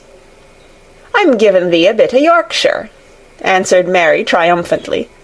"I canna talk as gradely as Dickon and Martha can, but tha sees I can shape a bit. Doesn't tha understand a bit o' Yorkshire when tha hears it? And tha a Yorkshire lad thysel, bred and born. I wonder tha'rt not ashamed o' thy face." And then she began to laugh too, and they both laughed until they could not stop themselves, and they laughed until the room echoed, and Mrs. Medlock, opening the door to come in, drew back into the corridor, and stood listening, amazed. "Well, upon my word," she said, speaking rather broad Yorkshire herself, because there was no one to hear her, and she was so astonished. "Who ever heard the like? Whoever on earth would ha' thought it?" There was so much to talk about. It seemed as if Colin could never hear enough of Dickon and Captain and Soot and Nut and Shell, and the pony whose name was Jump, Mary had run round into the wood with Dickon to see Jump. He was a tiny little shaggy moor pony, with thick locks hanging over his eyes, and with a pretty face and a nuzzling velvet nose. He was rather thin with living on moor grass, but he was as tough and wiry as if the muscle in his little legs had been made of steel springs. He had lifted his head and whinnied softly the moment he saw Dickon, and he had trotted up to him and put his head across his shoulder, and then Dickon had talked into his ear, and Jump had talked back in odd little whinnies and puffs and snorts. Dickon had made him give Mary his small front hoof and kiss her on the cheek with his velvet muzzle. "Does he really understand everything Dickon says?" Colin asked. "It seems as if he does," answered Mary. "Dickon says anything will understand if you're friends with it for sure, but you have to be friends for sure." Colin lay quiet a little while, and his strange grey eyes seemed to be staring at the wall, but Mary saw he was thinking. "I wish I was friends with things," he said at last, "but I'm not. I never had anything to be friends with, and I can't bear people." "Can't you bear me?" asked Mary. "Yes, I can," he answered. "It's funny, but I even like you." "Ben Weatherstaff said I was like him," said Mary. "He said he'd warrant we'd both got the same nasty tempers. I think you are like him, too. We are all three alike, you and I and Ben Weatherstaff. He said we were neither of us much to look at, and we were as sour as we looked. But I don't feel as sour as I used to before I knew the Robin and Dickon." "Did you feel as if you hated people?" "Yes," answered Mary, without any affectation. "I should have detested you if I had seen you before I saw the Robin and Dickon." Colin put out his thin hand and touched her. "Mary," he said, "I wish I hadn't said what I did about sending Dickon away. I hated you when you said he was like an angel, and I laughed at you, but perhaps he is." "Well, it was rather funny to say it," she admitted frankly, "because his nose does turn up, and he has a big mouth, and his clothes have patches all over them, and he talks broad Yorkshire, but if an angel did come to Yorkshire and live on the moor, if there was a Yorkshire angel, I believe he'd understand the green things and know how to make them grow, and he would know how to talk to the wild creatures as Dickon does, and they'd know he was friends for sure." "I shouldn't mind Dickon looking at me," said Colin. "I want to see him." "I'm glad you said that," answered Mary, because... Quite suddenly it came into her mind that this was the minute to tell him. Colin knew something new was coming. "Because what?" he cried eagerly. Mary was so anxious that she got up from her stool and came to him and caught hold of both his hands. "Can I trust you? I trusted Dickon because birds trusted him. Can I trust you for sure, she implored. Her face was so solemn that he almost whispered his answer. "Yes, yes." "Well, Dickon will come to see you tomorrow morning, and he'll bring his creatures with him." "Oh, oh!" Colin cried out in delight. "But that's not all," Mary went on, almost pale with solemn excitement. "The rest is better. There is a door into the garden. I found it. It is under the ivy on the wall." If he had been a strong, healthy boy, Colin would probably have shouted, "Hooray, hooray, hooray!" But he was weak and rather hysterical. His eyes grew bigger and bigger, and he gasped for breath. "Oh, Mary!" he cried out with a half-sob. "Shall I see it? Shall I get into it? Shall I live to get into it?" And he clutched her hands and dragged her toward him. "Of course you'll see it," snapped Mary indignantly. "Of course you'll live to get into it. Don't be silly." And she was so unhysterical and natural and childish that she brought him to his senses, and he began to laugh at himself, and a few minutes afterward she was sitting on her stool again, telling him not what she imagined the secret garden to be like, but what it really was, and Colin's aches and tiredness were forgotten, and he was listening enraptured. "It is just what you thought it would be," he said at last. "It sounds just as if you had really seen it. You know I said that when you told me first." Mary hesitated about 2 minutes, and then boldly spoke the truth. "I had seen it, and I had been in," she said. "I found the key and got in weeks ago, but I daren't tell you. I daren't, because I was so afraid I couldn't trust you for sure." End of chapter 18. Read by Kara Schallenberg on February 9th, 2006, in Oceanside, California. 19. It Has Come. Of course, Dr. Craven had been sent for the morning after Colin had had his tantrum. He was always sent for at once when such a thing occurred, and he always found, when he arrived, a white, shaken boy lying on his bed, sulky, and still so hysterical that he was ready to break into fresh sobbing at the least word. In fact, Dr. Craven dreaded and detested the difficulties of these visits. On this occasion he was away from Misselthwaite Manor until afternoon. "How is he?" he asked Mrs. Medlock rather irritably when he arrived. "He will break a blood vessel in one of those fits some day. The boy is half insane with hysteria and self-indulgence." "Well, sir," answered Mrs. Medlock, "you'll scarcely believe your eyes when you see him. That plain, sour-faced child, that's almost as bad as himself, has just bewitched him. How she's done it, there's no telling. The Lord knows she's nothing to look at, and you scarcely ever hear her speak. But she did what none of us dare do. She just flew at him like a little cat last night, and stamped her feet, and ordered him to stop screaming. And somehow she startled him so that he actually did stop. And this afternoon, well, just come up and see, sir. It's past crediting." The scene which Dr. Craven beheld when he entered his patient's room was indeed rather astonishing to him. As Mrs. Medlock opened the door, he heard laughing and chattering. Colin was on his sofa in his dressing-gown, and he was sitting up quite straight, looking at a picture in one of the garden books, and talking to the plain child, who at that moment could scarcely be called plain at all, because her face was so glowing with enjoyment. "Those long spires of blue ones. We'll have a lot of those," Colin was announcing. "They're called delphiniums." "Dickon says they're larkspurs made big and grand," cried Mistress Mary. "There are clumps there already." Then they saw Dr. Craven, and stopped. Mary became quite still, and Colin looked fretful. "I am sorry to hear you are ill last night, my boy," Dr. Craven said, a trifle nervously. He was rather a nervous man. "I'm better now, much better," Colin answered, rather like a Rajah.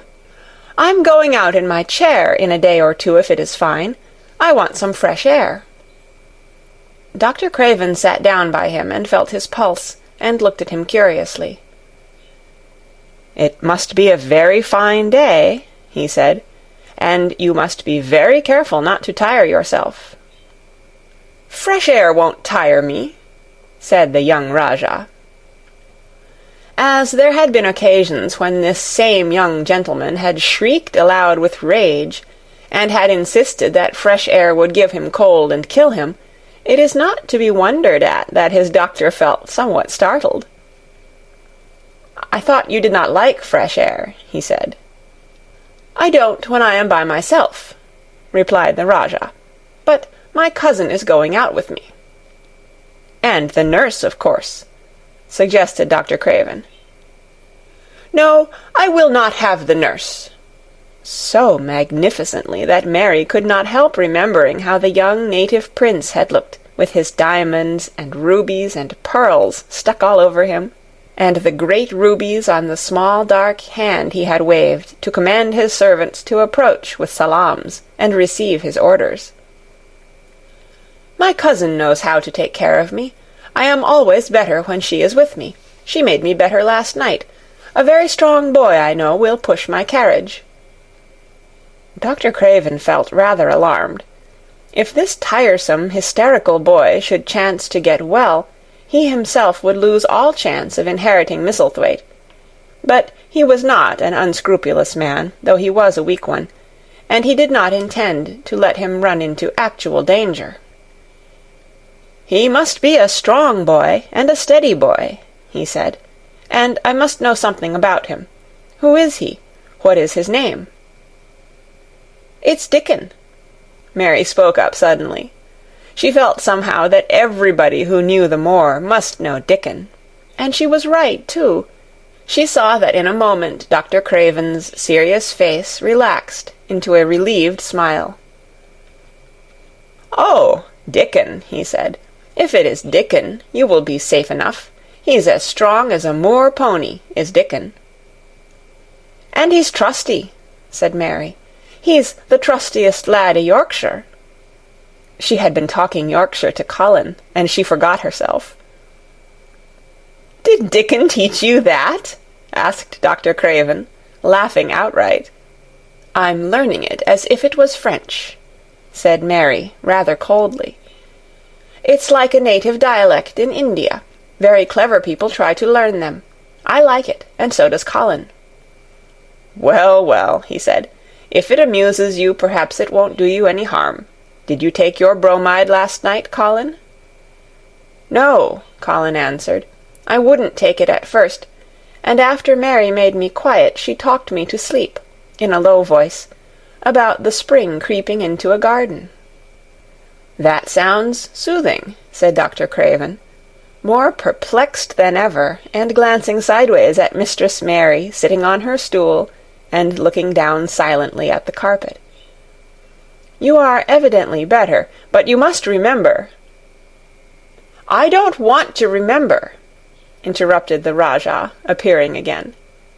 "When I lie by myself and remember, I begin to have pains everywhere, and I think of things that make me begin to scream because I hate them so. If there was a doctor anywhere who could make you forget you were ill instead of remembering it, I would have him brought here." And he waved a thin hand, which ought really to have been covered with royal signet rings made of rubies.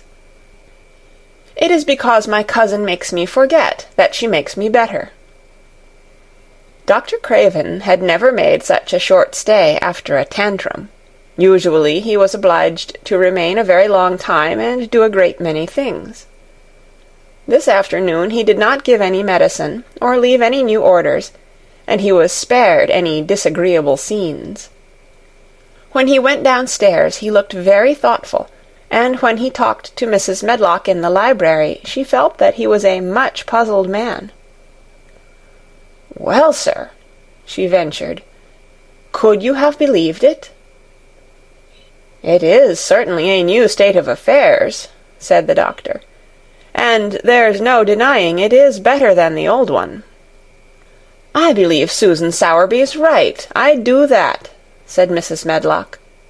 "I stopped in her cottage on my way to Thwaite yesterday and had a bit of a talk with her, and she says to me, 'Well, Sarah Ann, she mayn't be a good child, and she mayn't be a pretty one, but she's a child, and children needs children.' We went to school together, Susan Sowerby and me." "She's the best sick nurse I know," said Dr. Craven.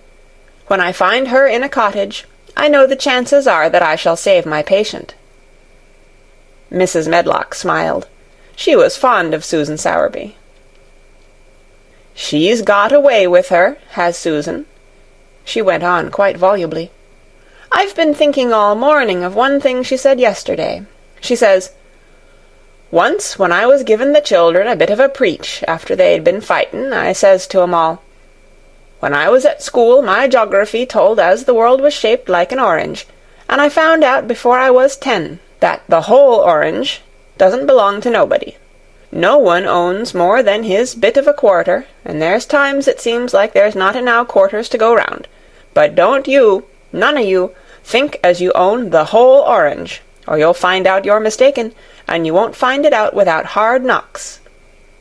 What children learns from children, she says, is that there's no sense in grabbin' at the whole orange, peel and all. If you do, you'll likely not get even the pips, and them's too bitter to eat." "She's a shrewd woman," said Dr. Craven, putting on his coat. "Well, she's got a way of saying things," ended Mrs. Medlock, much pleased. "Sometimes I've said to her, 'Susan, if you was a different woman and didn't talk such broad Yorkshire, I've seen the times when I should have said you was clever.'" That night Colin slept without once awakening, and when he opened his eyes in the morning he lay still and smiled without knowing it, smiled because he felt so curiously comfortable. It was actually nice to be awake, and he turned over and stretched his limbs luxuriously. He felt as if tight strings which had held him had loosened themselves and let him go. He did not know that Dr. Craven would have said that his nerves had relaxed and rested themselves. Instead of lying and staring at the wall and wishing he had not awakened, his mind was full of the plans he and Mary had made yesterday, of pictures of the garden and of Dickon and his wild creatures. It was so nice to have things to think about. And he had not been awake more than 10 minutes when he heard feet running along the corridor, and Mary was at the door. The next minute she was in the room and had run across to his bed, bringing with her a waft of fresh air full of the scent of the morning. "You've been out! You've been out! There's that nice smell of leaves!" he cried. She had been running, and her hair was loose and blown, and she was bright with the air and pink-cheeked, though he could not see it. "It's so beautiful," she said, a little breathless with her speed. "You never saw anything so beautiful. It has come. I thought it had come that other morning, but it was only coming. It is here now. It has come, the spring. Dickon says so." "Has it?" cried Colin, and though he really knew nothing about it, he felt his heart beat. He actually sat up in bed. "Open the window," he added, laughing half with joyful excitement and half at his own fancy. "Perhaps we may hear golden trumpets." And though he laughed, Mary was at the window in a moment, and in a moment more it was opened wide, and freshness and softness and scents and birds' songs were pouring through. "That's fresh air," she said. "Lie on your back and draw in long breaths of it. That's what Dickon does when he's lying on the moor. He says he feels it in his veins, and it makes him strong, and he feels as if he could live for ever and ever. Breathe it and breathe it." She was only repeating what Dickon had told her, but she caught Colin's fancy. "For ever and ever! Does it make him feel like that?" he said, and he did as she told him, drawing in long, deep breaths over and over again, until he felt that something quite new and delightful was happening to him. Mary was at his bedside again. "Things are crowding up out of the earth," she ran on in a hurry, "and there are flowers uncurling, and buds on everything, and the green veil has covered nearly all the grey, and the birds are in such a hurry about their nests for fear they may be too late, that some of them are even fighting for places in the secret garden. And the rose bushes look as wick can be, and there are primroses in the lanes and woods, and the seeds we planted are up, and Dickon has brought the fox and the crow and the squirrels, and a newborn lamb." And then she paused for breath. The newborn lamb Dickon had found 3 days before, lying by its dead mother among the gorse bushes on the moor. It was not the first motherless lamb he had found, and he knew what to do with it. He had taken it to the cottage wrapped in his jacket, and he had let it lie near the fire, and had fed it with warm milk. It was a soft thing with a darling, silly baby face, and legs rather long for its body. Dickon had carried it over the moor in his arms, and its feeding bottle was in his pocket with a squirrel, and when Mary had sat under a tree with its limp warmness huddled on her lap, she had felt as if she were too full of strange joy to speak. A lamb! A lamb! A living lamb who lay on your lap like a baby. She was describing it with great joy, and Colin was listening and drawing in long breaths of air when the nurse entered. She started a little at the sight of the open window. She had sat stifling in the room many a warm day because her patient was sure that open windows gave people cold. "Are you sure you are not chilly, Master Colin?" she inquired. "No," was the answer. "I am breathing long breaths of fresh air. It makes you strong. I am going to get up to the sofa for breakfast. My cousin will have breakfast with me."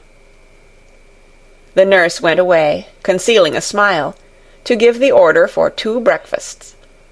She found the servants' hall a more amusing place than the invalid's chamber, and just now everybody wanted to hear the news from upstairs. There was a great deal of joking about the unpopular young recluse who, as the cook said, had found his master, and good for him.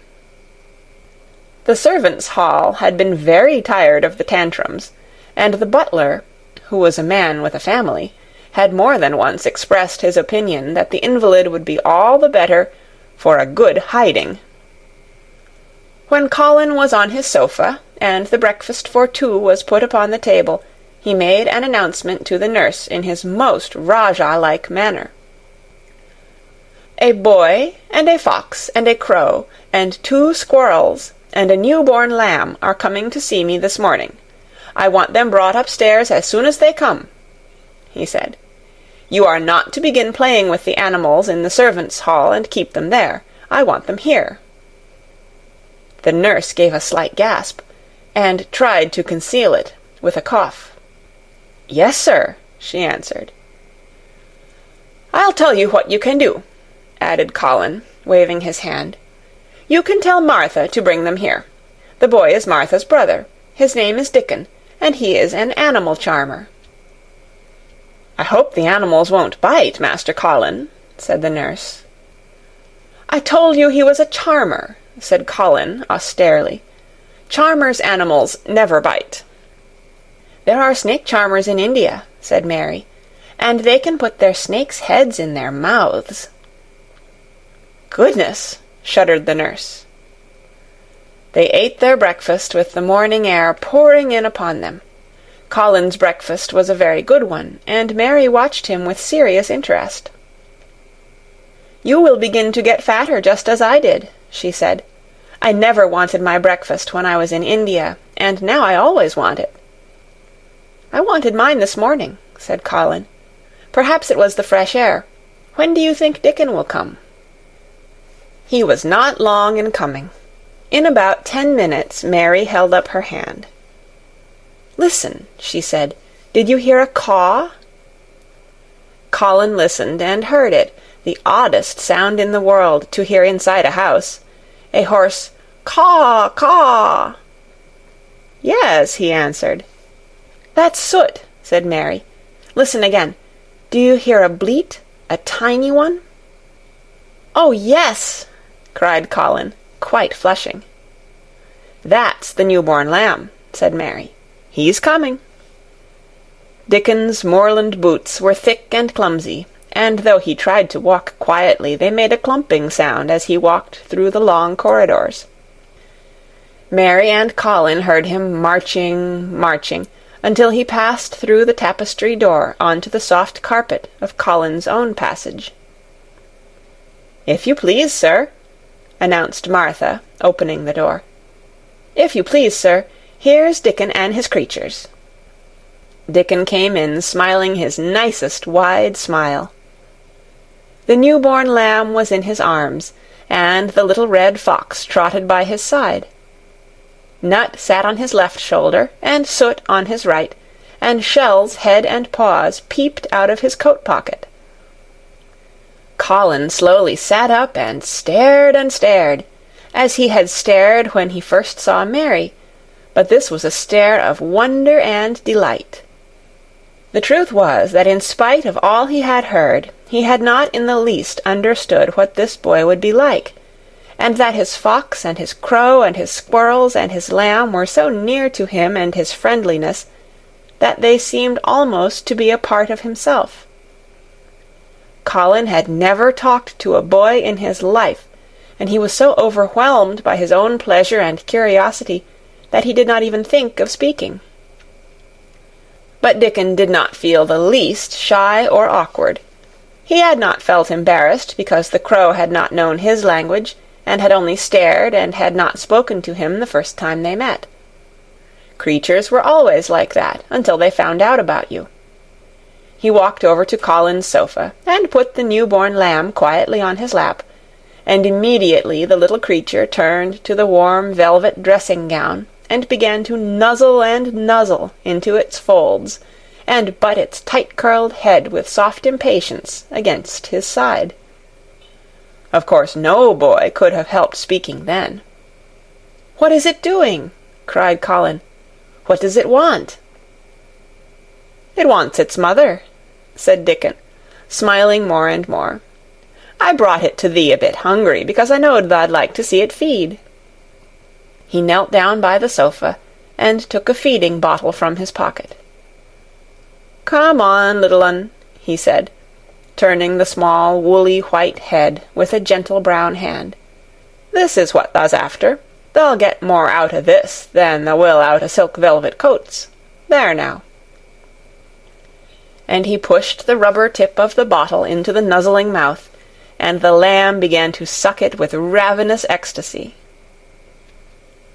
After that there was no wondering what to say.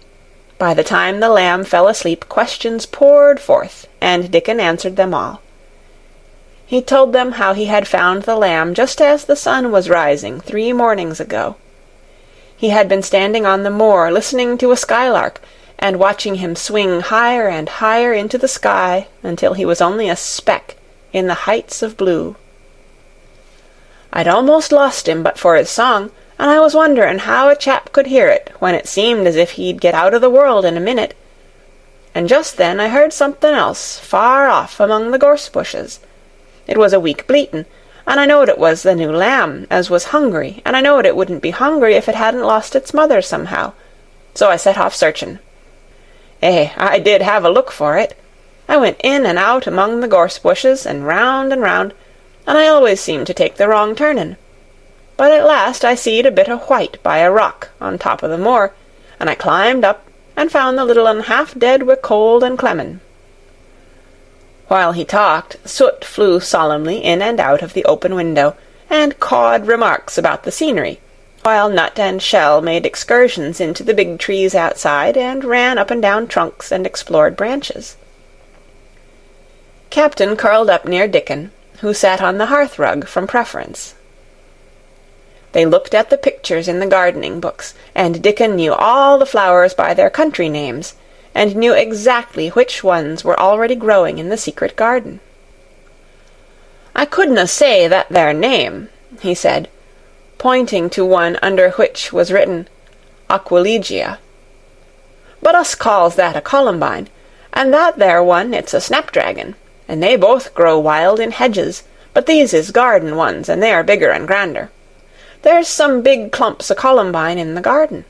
They'll look like a bed o' blue and white butterflies flutterin' when they're out." "I'm going to see them," cried Colin. "I am going to see them." "Aye, that thou mun," said Mary, quite seriously. "And thou munnot lose no time about it." End of chapter 19.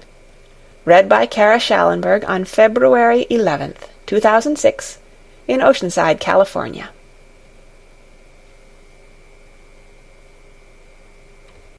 I shall live forever and ever and ever.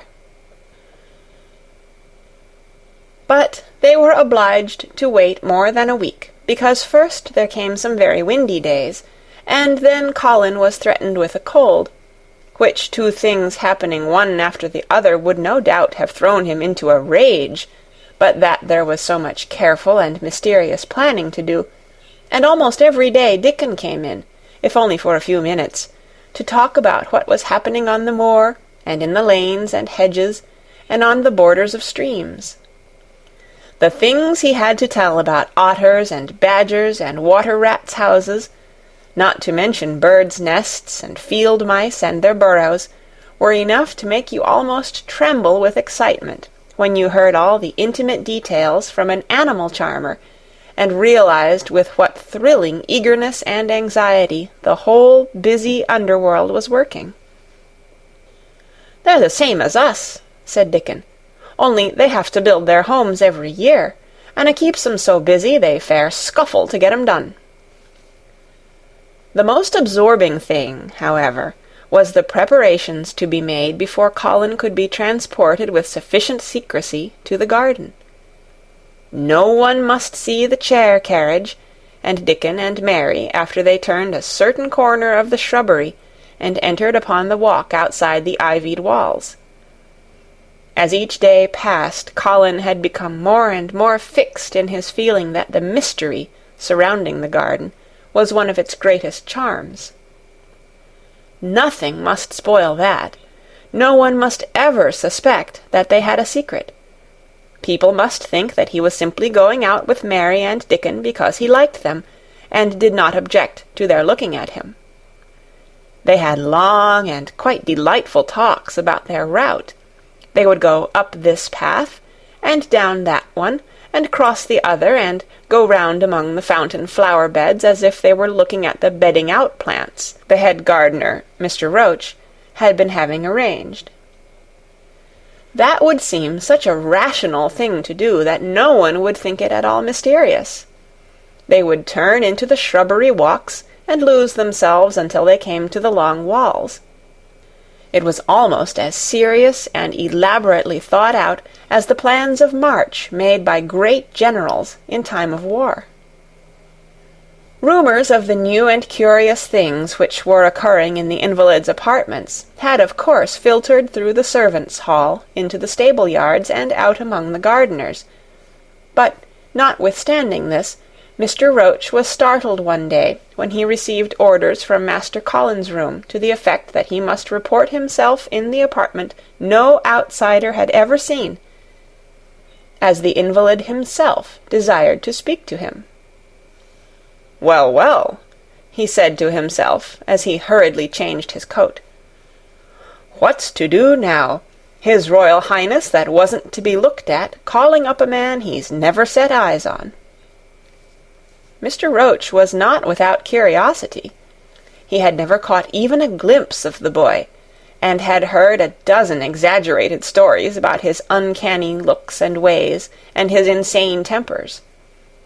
The thing he had heard oftenest was that he might die at any moment, and there had been numerous fanciful descriptions of a humped back and helpless limbs, given by people who had never seen him.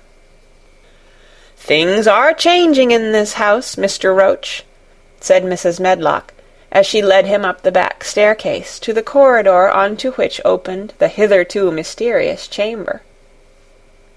"Let us hope they're changing for the better, Mrs. Medlock," he answered.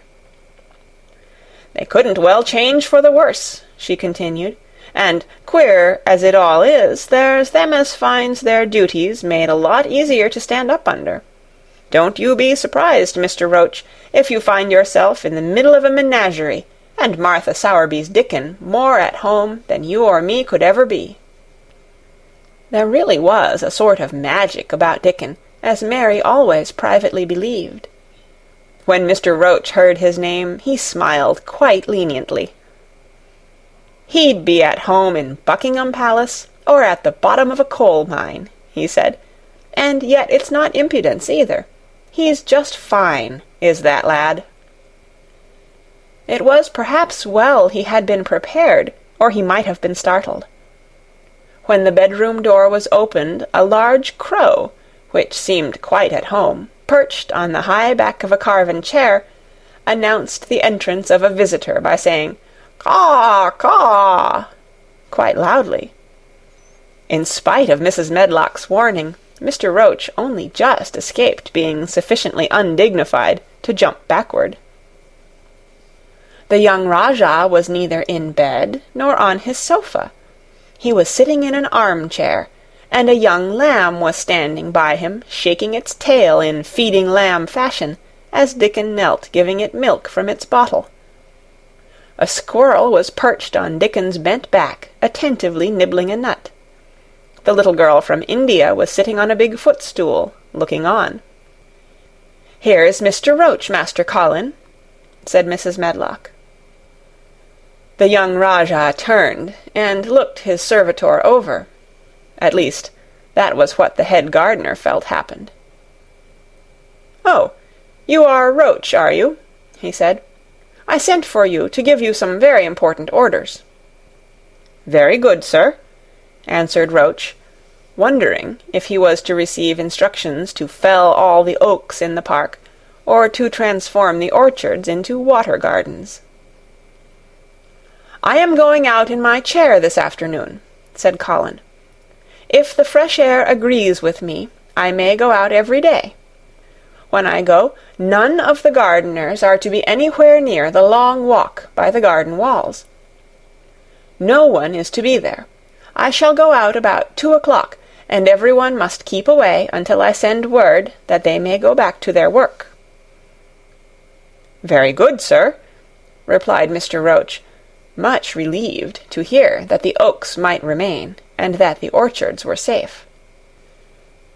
"Mary," said Colin, turning to her, "what is that thing you say in India, when you have finished talking and want people to go?"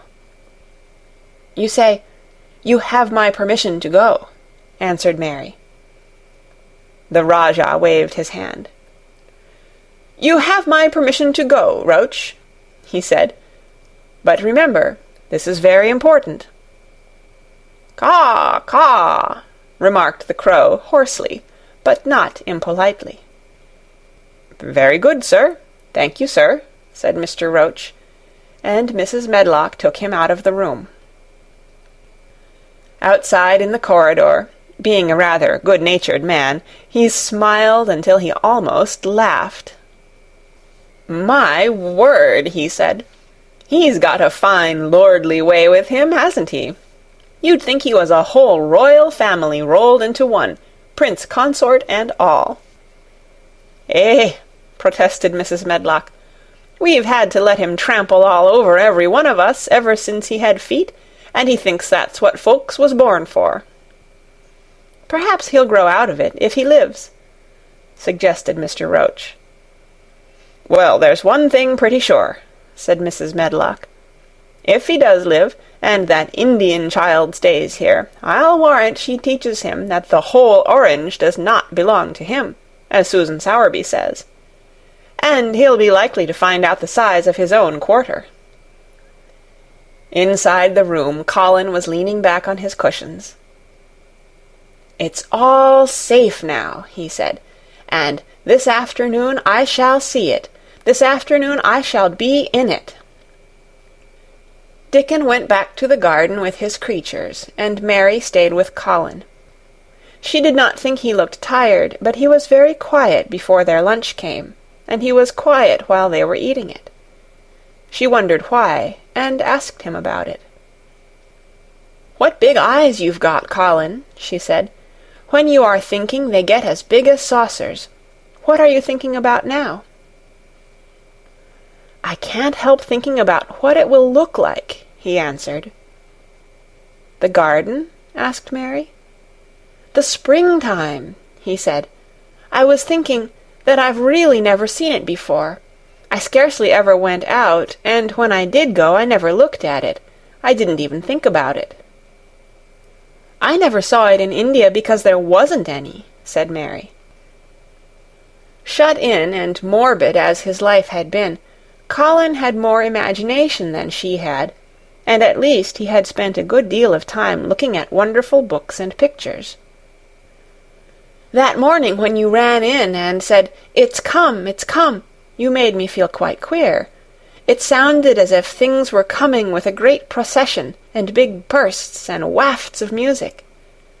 I've a picture like it in one of my books, crowds of lovely people and children with garlands, and branches with blossoms on them, everyone laughing and dancing and crowding and playing on pipes. That was why I said, 'Perhaps we shall hear golden trumpets,' and told you to throw open the window." "How funny," said Mary. "That's really just what it feels like. And if all the flowers and leaves and green things and birds and wild creatures danced past at once, what a crowd it would be! I'm sure they'd dance and sing and flute, and that would be the wafts of music." They both laughed, but it was not because the idea was laughable, but because they both so liked it. A little later, the nurse made Colin ready. She noticed that instead of lying like a log while his clothes were put on, he sat up and made some efforts to help himself, and he talked and laughed with Mary all the time. "This is one of his good days, sir," she said to Dr. Craven, who dropped in to inspect him. "He's in such good spirits that it makes him stronger." "I'll call in again later in the afternoon, after he has come in," said Dr. Craven. "I must see how the going out agrees with him. I wish," in a very low voice, "that he would let you go with him." "I'd rather give up the case this moment, sir, than even stay here while it's suggested," answered the nurse with sudden firmness. "I hadn't really decided to suggest it," said the doctor, with his slight nervousness. "We'll try the experiment. Dickon's a lad I'd trust with a newborn child." The strongest footman in the house carried Colin downstairs and put him in his wheeled chair, near which Dickon waited outside. After the manservant had arranged his rugs and cushions, the Rajah waved his hand to him and to the nurse. "You have my permission to go," he said, and they both disappeared quickly, and, it must be confessed, giggled when they were safely inside the house. Dickon began to push the wheeled chair slowly and steadily. Mistress Mary walked beside it, and Colin leaned back and lifted his face to the sky. The arch of it looked very high, and the small snowy clouds seemed like white birds floating on outspread wings below its crystal blueness. The wind swept in soft big breaths down from the moor, and was strange with a wild, clear-scented sweetness. Colin kept lifting his thin chest to draw it in, and his big eyes looked as if it were they which were listening, instead of his ears. "There are so many sounds of singing and humming and calling out," he said. "What is that scent the puffs of wind bring?" "It's gorse on the moor that's opening out," answered Dickon. The bees are at it wonderful to-day." Not a human creature was to be caught sight of in the paths they took. In fact, every gardener or gardener's lad had been witched away, but they wound in and out among the shrubbery and out and round the fountain beds, following their carefully planned route for the mere mysterious pleasure of it. But when at last they turned into the long walk by the ivied walls, the excited sense of an approaching thrill made them, for some curious reason they could not have explained, begin to speak in whispers. "This is it," breathed Mary. "This is where I used to walk up and down and wonder. "Is it?" cried Colin, and his eyes began to search the ivy with eager curiousness. "But I can see nothing," he whispered. "There is no door." "That's what I thought," said Mary. Then there was a lovely, breathless silence, and the chair wheeled on. "That is the garden where Ben Weatherstaff works," said Mary. "Is it?" said Colin. A few yards more, and Mary whispered again. "This is where the robin flew over the wall," she said. "Is it?" cried Colin. "Oh, I wish he'd come again." "And that," said Mary, with solemn delight, pointing under a big lilac bush, "is where he perched on the little heap of earth and showed me the key." Then Colin sat up. "Where? There?" he cried, and his eyes were as big as the wolf's in Red Riding Hood, when Red Riding Hood felt called upon to remark on them. Dickon stood still, and the wheeled chair stopped. "And this," said Mary, stepping onto the bed close to the ivy, "is where I went to talk to him when he chirped at me from the top of the wall. And this is the ivy the wind blew back." And she took hold of the hanging green curtain. "Oh, is it? Gasped Colin. "And here is the handle, and here is the door. Dickon, push him in quickly." And Dickon did it with one strong, steady, splendid push. But Colin had actually dropped back against his cushions, even though he gasped with delight, and he had covered his eyes with his hands and held them there, shutting out everything until they were inside, and the chair stopped as if by magic, and the door was closed. Not till then did he take them away and look round and round and round, as Dickon and Mary had done. And over walls and earth and trees and swinging sprays and tendrils the fair green veil of tender little leaves had crept, and in the grass under the trees and the grey urns in the alcoves, and here and there everywhere, were touches or splashes of gold and purple and white, and the trees were showing pink and snow above his head, and there were flutterings of wings and faint sweet pipes and humming and scents and scents. And the sun fell warm upon his face like a hand with a lovely touch.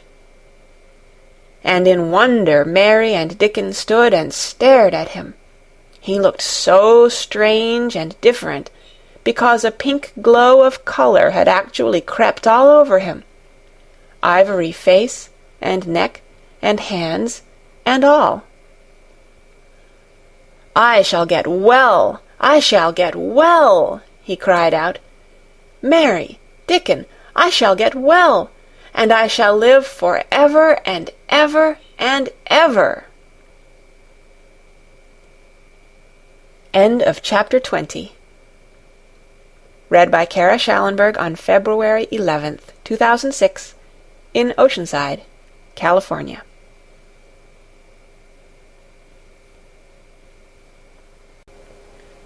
One of the strange things about living in the world is that it is only now and then one is quite sure one is going to live for ever and ever and ever.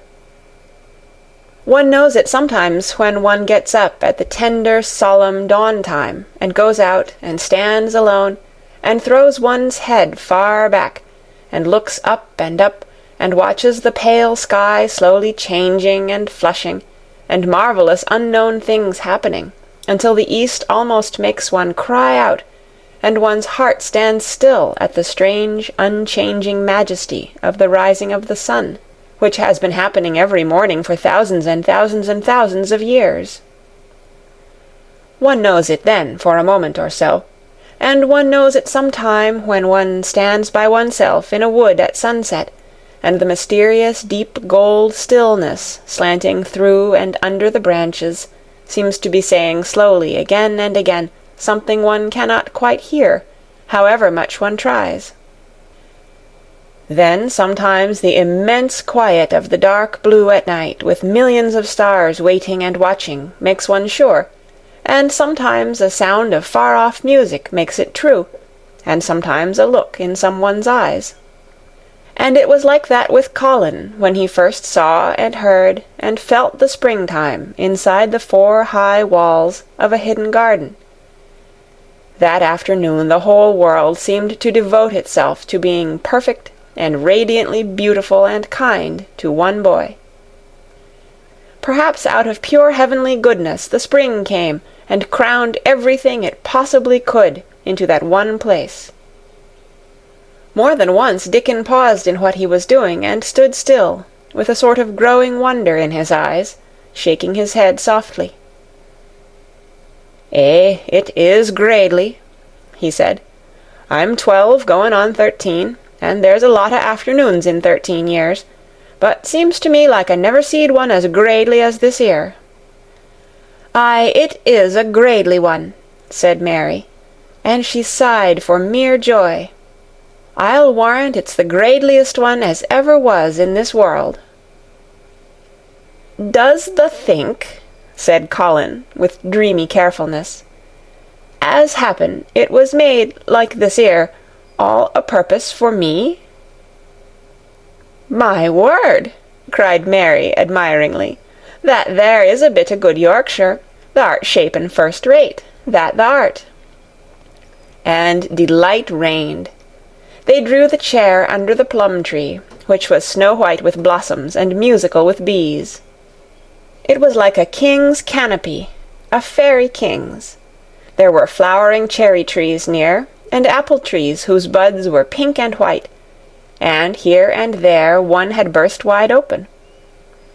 Between the blossoming branches of the canopy bits of blue sky looked down, like wonderful eyes. Mary and Dickon worked a little here and there, and Colin watched them. They brought him things to look at. Buds which were opening, buds which were tight-closed, bits of twig whose leaves were just showing green, the feather of a woodpecker which had dropped on the grass, the empty shell of some bird early hatched. Dickon pushed the chair slowly round and round the garden, stopping every other moment to let him look at wonders springing out of the earth or trailing down from trees. It was like being taken in state round the country of a magic king and queen, and shown all the mysterious riches it contained. "I wonder if we shall see the robin," said Colin. "Thou'll see him often enow after a bit," answered Dickon. "When the eggs hatches out, the little chap he'll be kep so busy it'll make his head swim. Thou'll see him flyin' backward and for'ard, carryin' worms nigh as big as himself, and that much noise goin' on in the nest when he gets there, as fair flusters him so as he scarce knows which big mouth to drop the first piece in. And gapin' beaks and squawks on every side. Mother says as when she sees the work a robin has to do to keep them gapin' beaks filled, she feels like she was a lady with nothing to do. She says she's seen the little chaps when it seemed like the sweat must be droppin' off 'em, though folk can't see it." This made them giggle so delightedly that they were obliged to cover their mouths with their hands, remembering that they must not be heard. Colin had been instructed as to the law of whispers and low voices several days before. He liked the mysteriousness of it, and did his best, but in the midst of excited enjoyment it is rather difficult never to laugh above a whisper.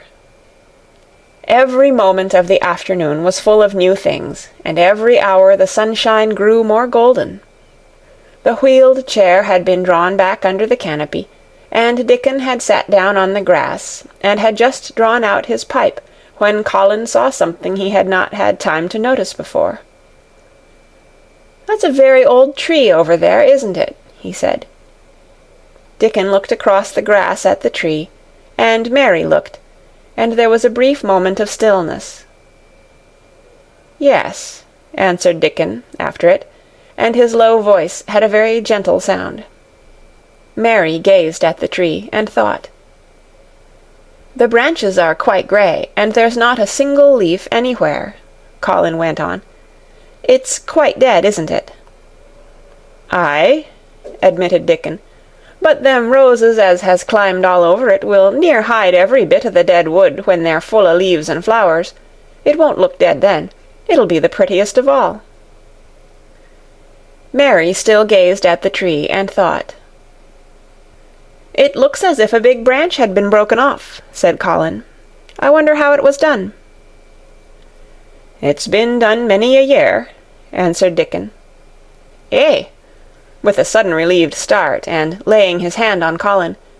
"Look at that robin. There he is. He's been foragin' for his mate." Colin was almost too late, but he just caught sight of him, the flash of red-breasted bird with something in his beak. He darted through the greenness and into the close-grown corner, and was out of sight. Colin leaned back on his cushion again, laughing a little. "He's taking her tea to her. Perhaps it's 5 o'clock. I think I'd like some tea myself." And so they were safe. "It was magic which sent the robin," said Mary secretly to Dickon afterward. "I know it was magic." For both she and Dickon had been afraid Colin might ask something about the tree whose branch had broken off 10 years ago, and they had talked it over together, and Dickon had stood and rubbed his head in a troubled way. "We mun look as if it wasn't no different from the other trees," he had said. "We couldn't never tell him how it broke, poor lad. If he says anything about it, we mun try to look cheerful." "Aye, that we mun," had answered Mary. But she had not felt as if she looked cheerful when she gazed at the tree. She wondered and wondered in those few moments if there was any reality in that other thing Dickon had said. He had gone on rubbing his rust-red hair in a puzzled way, but a nice comforted look had begun to grow in his blue eyes. "Mrs. Craven was a very lovely young lady," he had gone on rather hesitatingly. "An' mother, she thinks maybe she's about Misselthwaite many a time looking after Mr. Colin, same as all mothers do when they are took out of the world. They have to come back, th'a sees. Happen she's been in the garden, and happen it was her set us to work, and told us to bring him here." Mary had thought he meant something about magic. She was a great believer in magic. Secretly she quite believed that Dickon worked magic, of course good magic, on everything near him, and that was why people liked him so much, and wild creatures knew he was their friend. She wondered indeed if it were not possible that his gift had brought the robin just at the right moment, when Colin asked that dangerous question. She felt that his magic was working all the afternoon and making Colin look like an entirely different boy. It did not seem possible that he could be the crazy creature who had screamed and beaten and bitten his pillow. Even his ivory whiteness seemed to change. The faint glow of color which had shone on his face and neck and hands when he first got inside the garden never really quite died away. He looked as if he were made of flesh instead of ivory or wax. They saw the robin carry food to his mate 2 or 3 times, and it was so suggestive of afternoon tea that Colin felt they must have some. "Go and make one of the men-servants bring some in a basket to the rhododendron walk," he said, "and then you and Dickon can bring it here." It was an agreeable idea, easily carried out, and when the white cloth was spread upon the grass, with hot tea and buttered toast and crumpets, a delightfully hungry meal was eaten, and several birds on domestic errands paused to inquire what was going on, and were led into investigating crumbs with great activity. Nut and Shell whisked up trees with pieces of cake, and Soot took the entire half of a buttered crumpet into a corner, and pecked at, and examined, and turned it over, and made hoarse remarks about it, until he decided to swallow it all joyfully in one gulp. The afternoon was dragging towards its mellow hour. The sun was deepening the gold of its lances, the bees were going home, and the birds were flying past less often. Dickon and Mary were sitting on the grass, the tea-basket was repacked, ready to be taken back to the house, and Colin was lying against his cushions with his heavy locks pushed back from his forehead, and his face looking quite a natural color. "I don't want this afternoon to go," he said, "but I shall come back tomorrow, and the day after, and the day after, and the day after." "You'll get plenty of fresh air, won't you?" said Mary. "I'm going to get nothing else," he answered. "I've seen the spring now, and I'm going to see the summer. I'm going to see everything grow here. I'm going to grow here myself." "That thou will," said Dickon. "Us'll have thee walking about here and digging same as other folk afore long." Colin flushed tremendously. "Walk?" he said. "Dig? Shall I?" Dickon's glance at him was delicately cautious. Neither he nor Mary had ever asked if anything was the matter with his legs. "For sure thou will," he said stoutly. "Thou's got legs o' thine own, same as other folks." Mary was rather frightened until she heard Colin's answer. "Nothing really ails them," he said, "but they are so thin and weak, they shake so that I'm afraid to try to stand on them." Both Mary and Dickon drew a relieved breath. "When thou stops being afraid thou'lt stand on 'em," Dickon said with renewed cheer. "And thou'lt stop being afraid in a bit." "I shall?" said Colin, and he lay still as if he were wondering about things. They were really very quiet for a little while. The sun was dropping lower. It was that hour when everything stills itself, and they really had a busy and exciting afternoon. Colin looked as if he were resting luxuriously. Even the creatures had ceased moving about, and had drawn together and were resting near them. Soot had perched on a low branch and drawn up one leg, and dropped the grey film drowsily over his eyes. Mary privately thought he looked as if he might snore in a minute. In the midst of this stillness it was rather startling when Colin half lifted his head and exclaimed in a loud, suddenly alarmed whisper, "Who is that man?" Dickon and Mary scrambled to their feet. "Man?" they both cried in low, quick voices. Colin pointed to the high wall. "Look!" he whispered excitedly. "Just look!" Mary and Dickon wheeled about and looked. There was Ben Weatherstaff's indignant face glaring at them over the wall from the top of a ladder. He actually shook his fist at Mary. "If I wasn't a bachelder and thou was a wench o' mine," he cried, "I'd give thee a hidin'."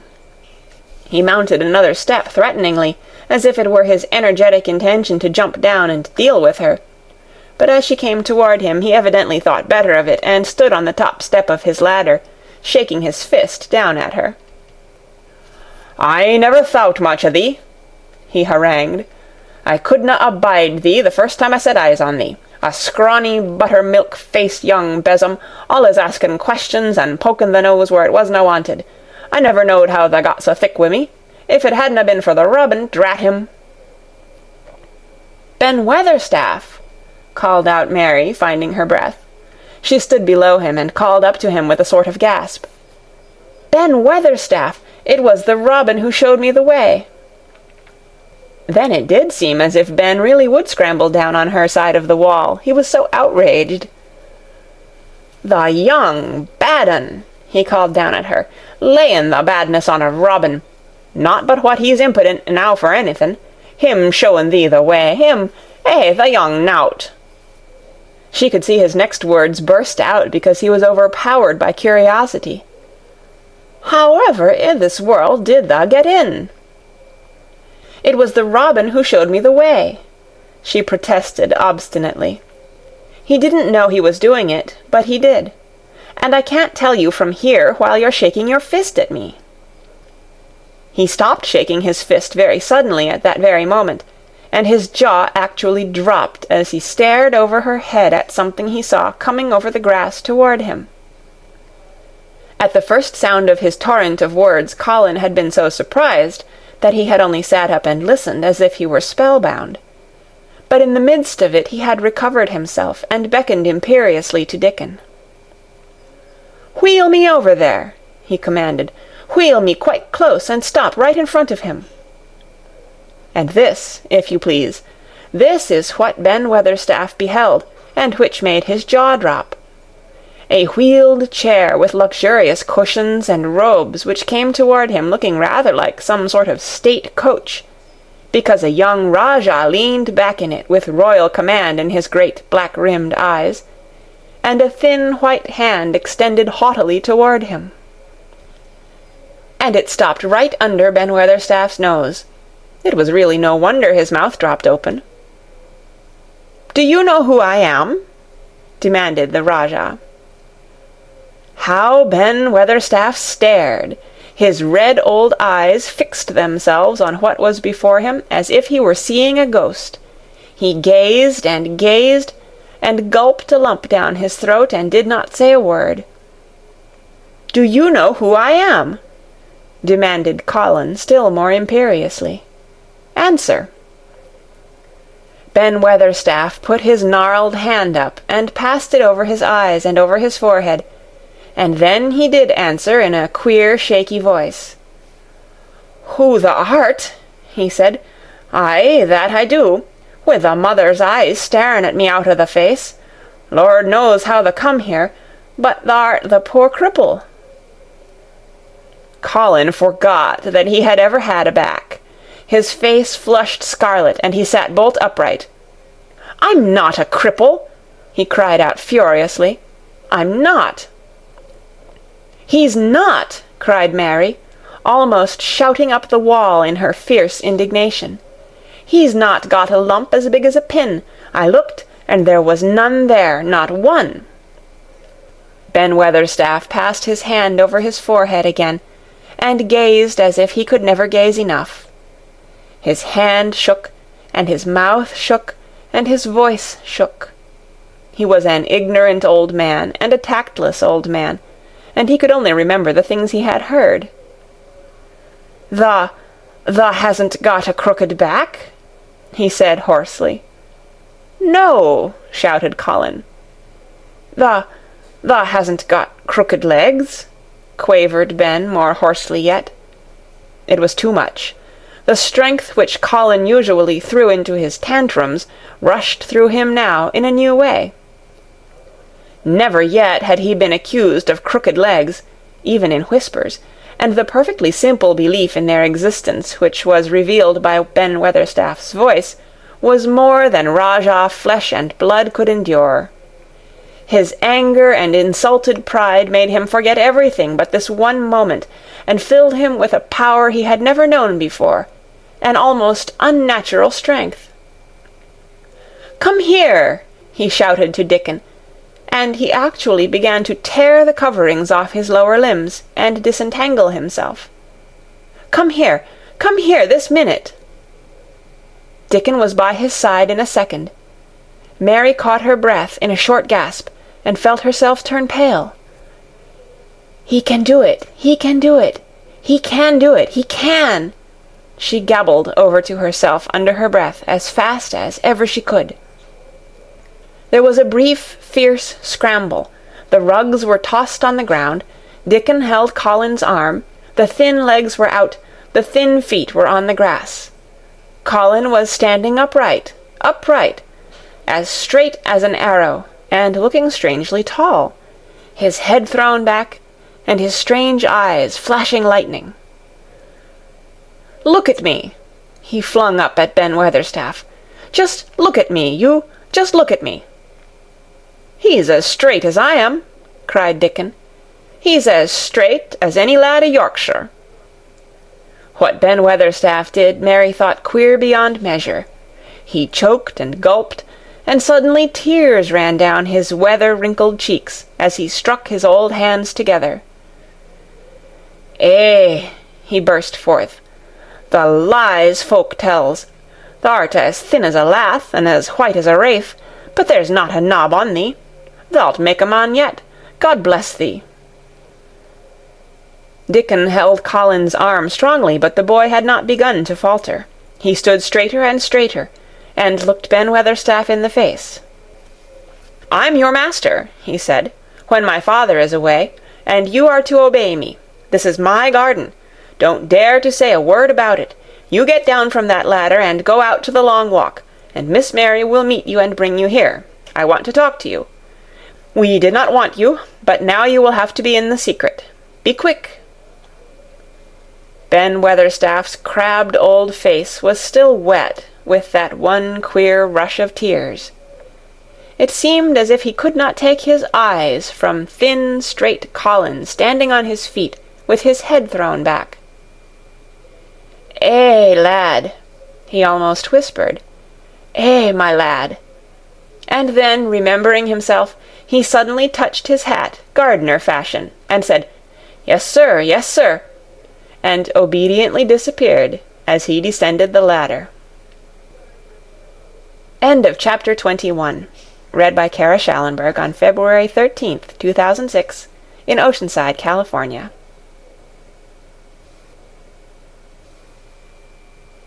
Chapter 22. When the Sun Went Down. When his head was out of sight, Colin turned to Mary. "Go and meet him," he said, and Mary flew across the grass to the door under the ivy. Dickon was watching him with sharp eyes. There were scarlet spots on his cheeks, and he looked amazing, but he showed no signs of falling. "I can stand," he said, and his head was still held up, and he said it quite grandly. "I told thee thou could as soon as thou stopped being afraid," answered Dickon, and thou stopped. "Yes, I've stopped," said Colin. Then suddenly he remembered something Mary had said. "Are you making magic?" he asked sharply. Dickon's curly mouth spread in a cheerful grin. "Thou's doin' magic thysel'," he said. "It's same magic as made these here work out o' the earth." And he touched with his thick boot a clump of crocuses in the grass. Colin looked down at them. "Aye," he said slowly. "There couldna be bigger magic than that there. There couldna be." He drew himself up straighter than ever. "I'm going to walk to that tree," he said, pointing to one a few feet away from him. "I'm going to be standing when Weatherstaff comes here. I can rest against the tree if I like. When I want to sit down, I will sit down, but not before. Bring a rug from the chair." He walked to the tree, and though Dickon held his arm, he was wonderfully steady. When he stood against the tree trunk, it was not too plain that he supported himself against it, and he still held himself so straight that he looked tall. When Ben Weatherstaff came through the door in the wall, he saw him standing there, and he heard Mary muttering something under her breath. "What art sayin'?" he asked rather testily, because he did not want his attention distracted from the long, thin, straight boy figure and proud face. But she did not tell him. What she was saying was this: "You can do it! You can do it! I told you you could! You can do it! You can do it! You can!" She was saying it to Colin because she wanted to make magic and keep him on his feet looking like that. She could not bear that he should give in before Ben Weatherstaff. He did not give in. She was uplifted by a sudden feeling that he looked quite beautiful in spite of his thinness. He fixed his eyes on Ben Weatherstaff in his funny, imperious way. "Look at me," he commanded. "Look at me all over. Am I a hunchback? Have I got crooked legs?" Ben Weatherstaff had not quite got over his emotion, but he had recovered a little, and answered almost in his usual way. "Not tha," he said. "Nowt o' the sort. What's tha been doin' with thysel', hiding out o' sight and letting folk think tha was cripple and half-witted?" "Half-witted!" said Colin angrily. "Who thought that?" "Lots o' fools," said Ben. "The world's full o' jackasses brayin', and they never bray nowt but lies. What did tha shut thysel' up for?" "Everyone thought I was going to die," said Colin shortly. "I'm not." And he said it with such decision, Ben Weatherstaff looked him over up and down and up. "Tha die?" he said with dry exultation. "Nowt o' the sort. Tha's got too much pluck in thee. When I seed thee put thy legs on the ground in such a hurry, I knowed tha was all right. Sit thee down on the rug a bit, young mester, and gi' me thy orders." There was a queer mixture of crabbed tenderness and shrewd understanding in his manner. Mary had poured out speech as rapidly as she could as they had come down the long walk. The chief thing to be remembered, she had told him, was that Colin was getting well. Getting well! The garden was doing it. No one must let him remember about having humps and dying. The Rajah condescended to seat himself on a rug under the tree. "What work do you do in the gardens, Weatherstaff?" he inquired. "Anything I'm told to do," answered old Ben. "I'm kep' on by favour, because she liked me." "She?" said Colin. "The mother," answered Ben Weatherstaff. "My mother?" said Colin, and he looked about him quietly. This was her garden, wasn't it?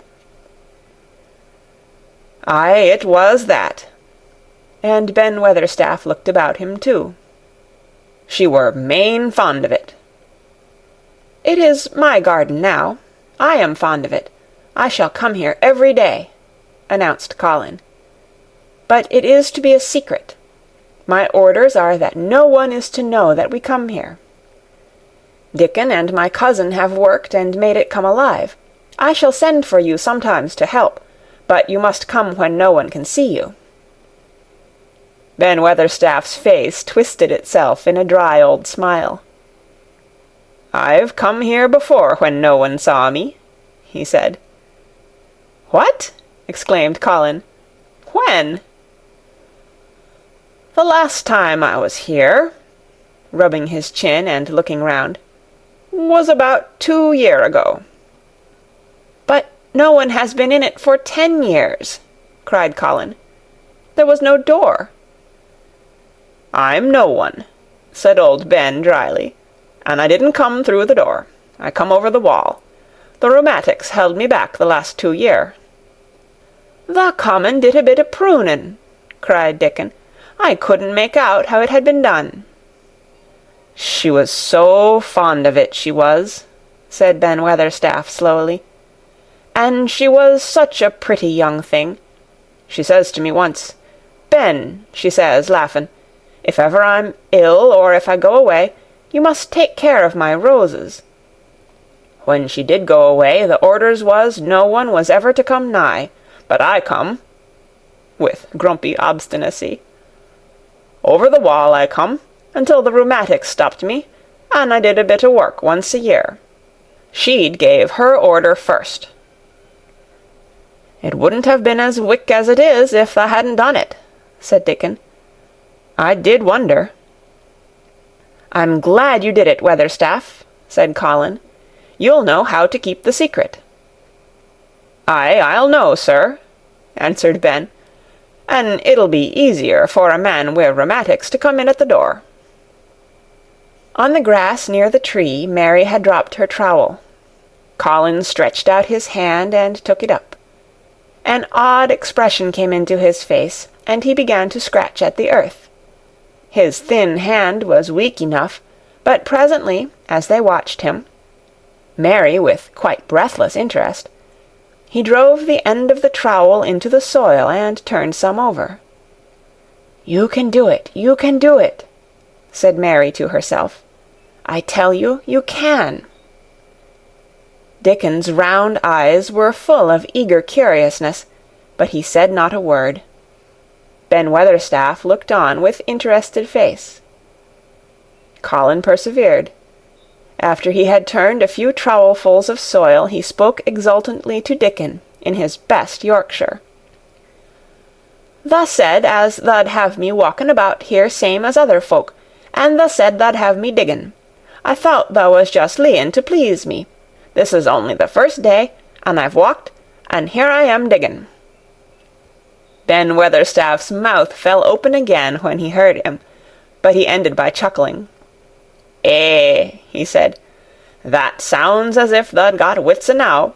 Tha'rt a Yorkshire lad for sure, and tha'rt diggin' too. How'd tha like to plant a bit o' something? I can get thee a rose in a pot." "Go and get it," said Colin, digging excitedly. "Quick, quick!" It was done quickly enough indeed. Ben Weatherstaff went his way, forgetting rheumatics. Dickon took his spade and dug the hole deeper and wider than a new digger with thin white hands could make it. Mary slipped out to run and bring back a watering-can. When Dickon had deepened the hole, Colin went on turning the soft earth over and over. He looked up at the sky, flushed and glowing with the strangely new exercise, slight as it was. "I want to do it before the sun goes quite down," he said. Mary thought that perhaps the sun held back a few minutes, just on purpose. Ben Weatherstaff brought the rose in its pot from the greenhouse. He hobbled over the grass as fast as he could. He had begun to be excited too. He knelt down by the hole and broke the pot from the mould. "Here, lad," he said, handing the plant to Colin. "Set it in the earth thysel, same as the king does when he goes to a new place." The thin white hands shook a little, and Colin's flush grew deeper as he set the rose in the mould and held it while old Ben made firm the earth. It was filled in and pressed down and made steady. Mary was leaning forward on her hands and knees. Soot had flown down and marched forward to see what was being done. Nut and shell chattered about it from a cherry-tree. "It's planted," said Colin at last, "and the sun is only slipping over the edge. Help me up, Dickon. I want to be standing when it goes. That's part of the magic." And Dickon helped him, and the magic, or whatever it was, so gave him strength that when the sun did slip over the edge and end the strange, lovely afternoon for them, there he actually stood on his 2 feet, laughing. End of chapter 22.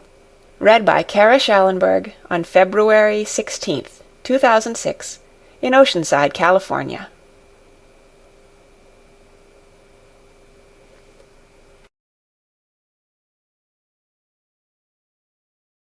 Chapter 23. Magic. Dr. Craven had been waiting some time at the house when they returned to it. He had indeed begun to wonder if it might not be wise to send someone out to explore the garden paths. When Colin was brought back to his room, the poor man looked him over seriously. "You should not have stayed so long," he said. "You must not overexert yourself." "I am not tired at all," said Colin. "It has made me well. Tomorrow I am going out in the morning as well as in the afternoon." "I am not sure that I can allow it," answered Dr. Craven. "I am afraid it would not be wise." "It would not be wise to try to stop me," said Colin quite seriously. "I am going." Even Mary had found out that one of Colin's chief peculiarities was that he did not know in the least what a rude little brute he was with his way of ordering people about. He had lived on a sort of desert island all his life, and as he had been the king of it, he had made his own manners, and had had no one to compare himself with. Mary had indeed been rather like him herself, and since she had been at Misselthwaite, had gradually discovered that her own manners had not been of the kind which is usual or popular. Having made this discovery, she naturally thought it of enough interest to communicate to Colin. So she sat and looked at him curiously for a few minutes after Dr. Craven had gone. She wanted to make him ask her why she was doing it, and of course she did. "What are you looking at me for?" he said. "I'm thinking that I am rather sorry for Dr. Craven." "So am I," said Colin calmly, but not without an air of some satisfaction. "He won't get Misselthwaite at all, now I'm not going to die." "I'm sorry for him because of that, of course," said Mary. "But I was thinking just then that it must have been very horrid To have had to be polite for 10 years to a boy who was always rude. I would never have done it." "Am I rude?" Colin inquired undisturbedly. "If you had been his own boy, and he had been a slapping sort of man," said Mary, "he would have slapped you." "But he daren't," said Colin. "No, he daren't," answered Mistress Mary, thinking the thing out quite without prejudice. "Nobody ever dared to do anything you didn't like, because you were going to die and things like that. You were such a poor thing." "But," announced Colin stubbornly, "I am not going to be a poor thing. I won't let people think I'm one. I stood on my feet this afternoon." "It is always having your own way that has made you so queer," Mary went on, thinking aloud. Colin turned his head, frowning. "Am I queer?" he demanded. "Yes," answered Mary, "very. But you needn't be cross," she added impartially, "because so am I queer, and so is Ben Weatherstaff. But I am not as queer as I was before I began to like people, and before I found the garden." "I don't want to be queer," said Colin. "I am not going to be." And he frowned again with determination. He was a very proud boy. He lay thinking for a while, and then Mary saw his beautiful smile begin, and gradually change his whole face. "I shall stop being queer," he said, "if I go every day to the garden. There is magic in there, good magic, you know, Mary. I am sure there is." "So am I," said Mary. "Even if it isn't real magic," Colin said, "we can pretend it is. Something is there, something." "It's magic," said Mary, "but not black. It's as white as snow." They always called it magic. And indeed it seemed like it in the months that followed, the wonderful months, the radiant months, the amazing ones. Oh, the things which happened in that garden! If you have never had a garden, you cannot understand, and if you have had a garden, you will know that it would take a whole book to describe all that came to pass there. At first it seemed that green things would never cease pushing their way through the earth, in the grass, in the beds, even in the crevices of the walls. Then the green things began to show buds, and the buds began to unfurl and show color, every shade of blue, every shade of purple, every tint and hue of crimson. In its happy days, flowers had been tucked away into every inch and hole and corner. Ben Weatherstaff had seen it done, and had himself scraped out mortar from between the bricks of the wall, and made pockets of earth for lovely clinging things to grow on. Iris and white lilies rose out of the grass in sheaves, and the green alcoves filled themselves with amazing armies of the blue and white flower-lances of tall delphiniums, or columbines, or campanulas. "She was main fond o' them, she was," Ben Weatherstaff said. "She liked them things as was allus pointing up to the blue sky, she used to tell. Not as she was one o' them as looked down on the earth, not her. She just loved it, but she said as the blue sky allus looked so joyful." The seeds Dickon and Mary had planted grew as if fairies had tended them. Satiny poppies of all tints danced in the breeze by the score, gaily defying flowers which had lived in the garden for years, and which, it might be confessed, seemed rather to wonder how such new people had got there. And the roses, rising out of the grass, tangled round the sundial, wreathing the tree trunks and hanging from their branches, climbing up the walls and spreading over them with long garlands falling in cascades. They came alive day by day, hour by hour. Fair fresh leaves, and buds, tiny at first, but swelling and working magic until they burst and uncurled into cups of scent, delicately spilling themselves over their brims and filling the garden air. Colin saw it all, watching each change as it took place. Every morning he was brought out, and every hour of each day, when it didn't rain, he spent in the garden. Even grey days pleased him. He would lie on the grass, watching things growing, he said. If you watched long enough, he declared, you could see buds unsheath themselves. Also you could make the acquaintance of strange, busy insect things, running about on various unknown but evidently serious errands, sometimes carrying tiny scraps of straw, or feather, or food, or climbing blades of grass as if they were trees, from whose tops one could look out to explore the country. A mole throwing up its mound at the end of its burrow, and making its way out at last with the long-nailed paws which looked so like elfish hands, had absorbed him one whole morning. Ants' ways, beetles' ways, bees' ways, frogs' ways, birds' ways, plants' ways, gave him a new world to explore, and when Dickon revealed them all and added foxes' ways, otters' ways, ferrets' ways, squirrels' ways, and trout and water-rats and badgers' ways, there was no end of things to talk about and think over. And this was not the half of the magic. The fact that he had really once stood on his feet had set Colin thinking tremendously, and when Mary told him of the spell she had worked, he was excited, and approved of it greatly. He talked of it constantly. Of course there must be lots of magic in the world, he said wisely one day.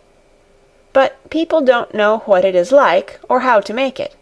Perhaps the beginning is just to say nice things are going to happen, until you make them happen. I am going to try and experiment. The next morning, when they went to the secret garden, he sent at once for Ben Weatherstaff. Ben came as quickly as he could, and found the Rajah standing on his feet under a tree, and looking very grand, but also very beautifully smiling.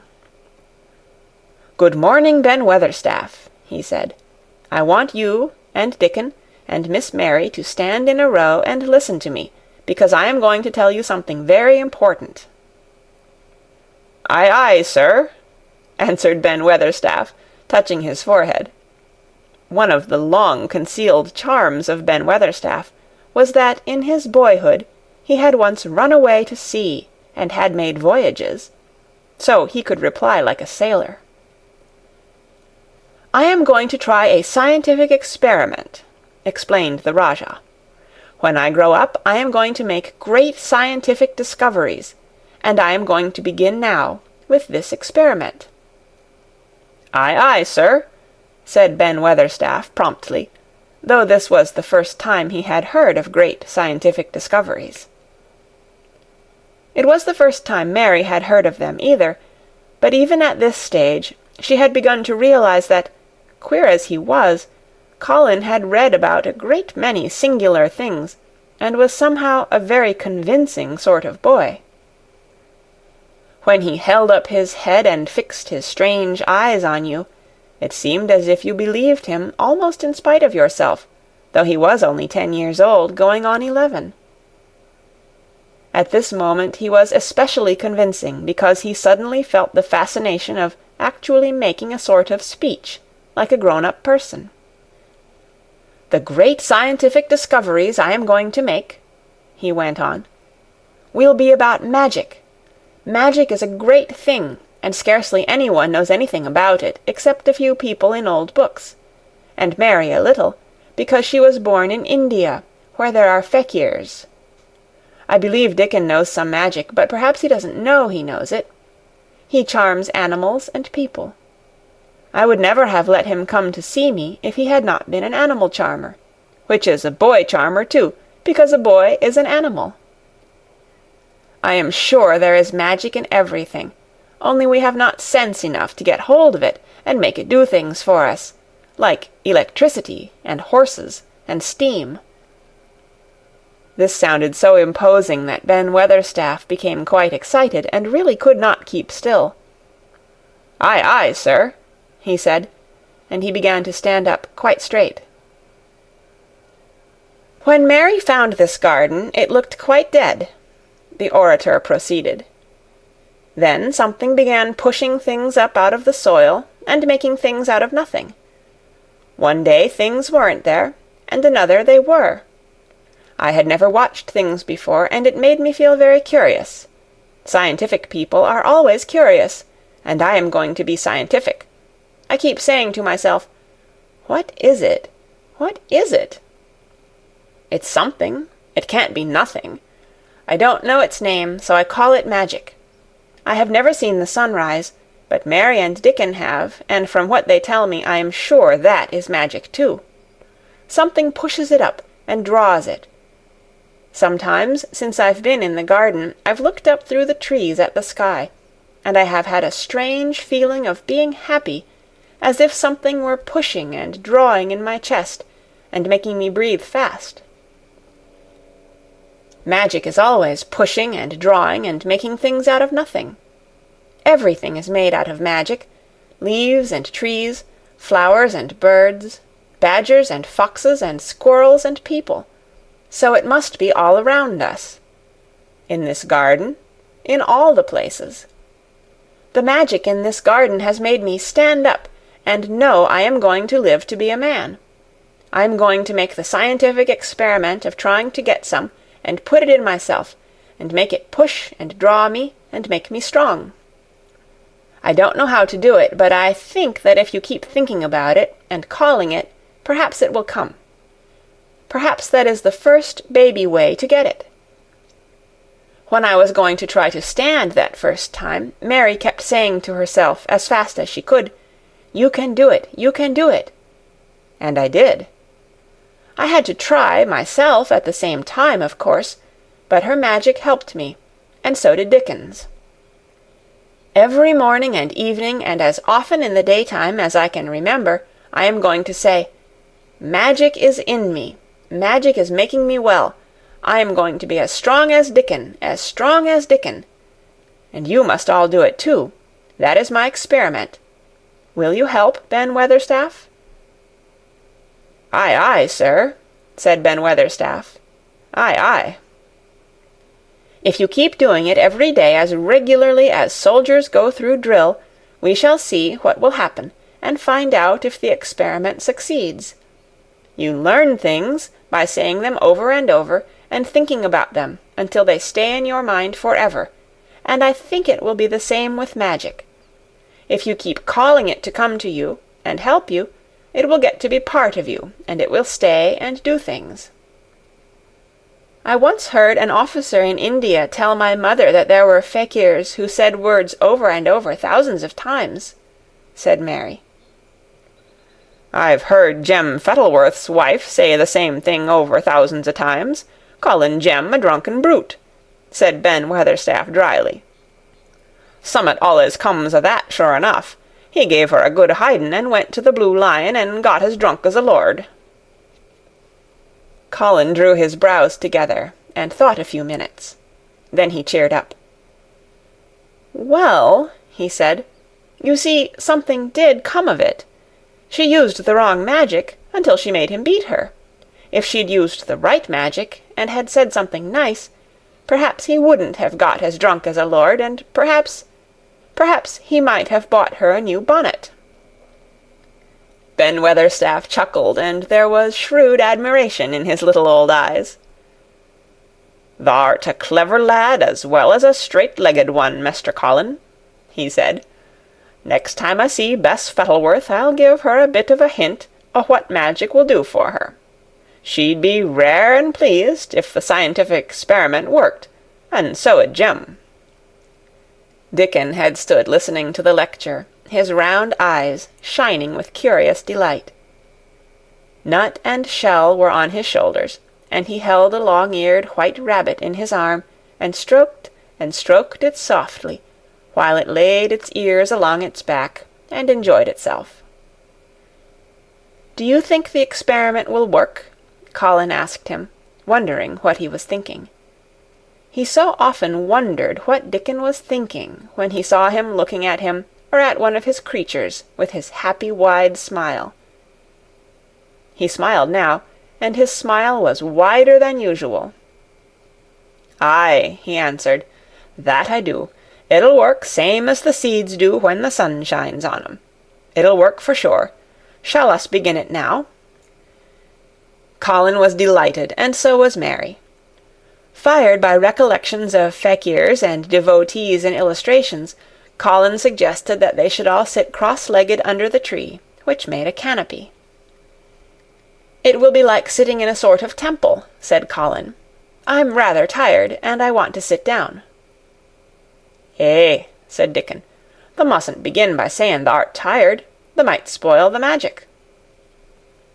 Colin turned and looked at him, into his innocent round eyes. "That's true," he said slowly. "I must only think of the magic." It all seemed most majestic and mysterious when they sat down in their circle. Ben Weatherstaff felt as if he had somehow been led into appearing at a prayer meeting. Ordinarily, he was very fixed in being what he called "agen prayer meetin's," but this being the Rajah's affair, he did not resent it, and was indeed inclined to be gratified at being called upon to assist. Mistress Mary felt solemnly enraptured. Dickon held his rabbit in his arm, and perhaps he made some charmer's signal no one heard, for when he sat down, cross-legged like the rest, the crow, the fox, the squirrels, and the lamb slowly drew near and made part of the circle, settling each into a place of rest, as if of their own desire. "The creatures have come," said Colin gravely. "They want to help us." Colin really looked quite beautiful, Mary thought. He held his head high as if he felt like a sort of priest, and his strange eyes had a wonderful look in them. The light shone on him through the tree canopy. "Now we will begin," he said. "Shall we sway backward and forward, Mary, as if we were dervishes?" "I canna do no swayin' back'ard and for'ard," said Ben Weatherstaff. "I've got the rheumatics." "The magic will take them away," said Colin in a high priest tone. "But we won't sway until it has done it. We will only chant." "I canna do no chantin'," said Ben Weatherstaff, a trifle testily. "They turned me out of the church choir the only time I ever tried it." No one smiled. They were all too much in earnest. Colin's face was not even crossed by a shadow. He was thinking only of the magic. "Then I will chant," he said, and he began, looking like a strange boy spirit. "The sun is shining, the sun is shining. That is the magic. The flowers are growing, the roots are stirring. That is the magic. Being alive is the magic. Being strong is the magic. The magic is in me, the magic is in me. It is in me, it is in me. It's in every one of us. It's in Ben Weatherstaff's back. Magic, magic, come and help." He said it a great many times. Not 1,000 times, but quite a goodly number. Mary listened entranced. She felt as if it were at once queer and beautiful, and she wanted him to go on and on. Ben Weatherstaff began to feel soothed into a sort of dream which was quite agreeable. The humming of the bees in the blossoms mingled with the chanting voice, and drowsily melted into a doze. Dickon sat cross-legged with his rabbit asleep on his arm, and a hand resting on the lamb's back. Soot had pushed away a squirrel, and huddled close to him on his shoulder. The grey film dropped over his eyes. At last Colin stopped. "Now I am going to walk round the garden," he announced. Ben Weatherstaff's head had just dropped forward, and he lifted it with a jerk. "You have been asleep," said Colin. "Nowt o' the sort," mumbled Ben. The sermon was good enow, but I'm bound to get out afore the collection." He was not quite awake yet. "You're not in church," said Colin. "Not me," said Ben, straightening himself. "Who said I were? I heard every bit of it. You said the magic was in my back. The doctor calls it rheumatics." The Rajah waved his hand. "That was the wrong magic," he said. "You will get better.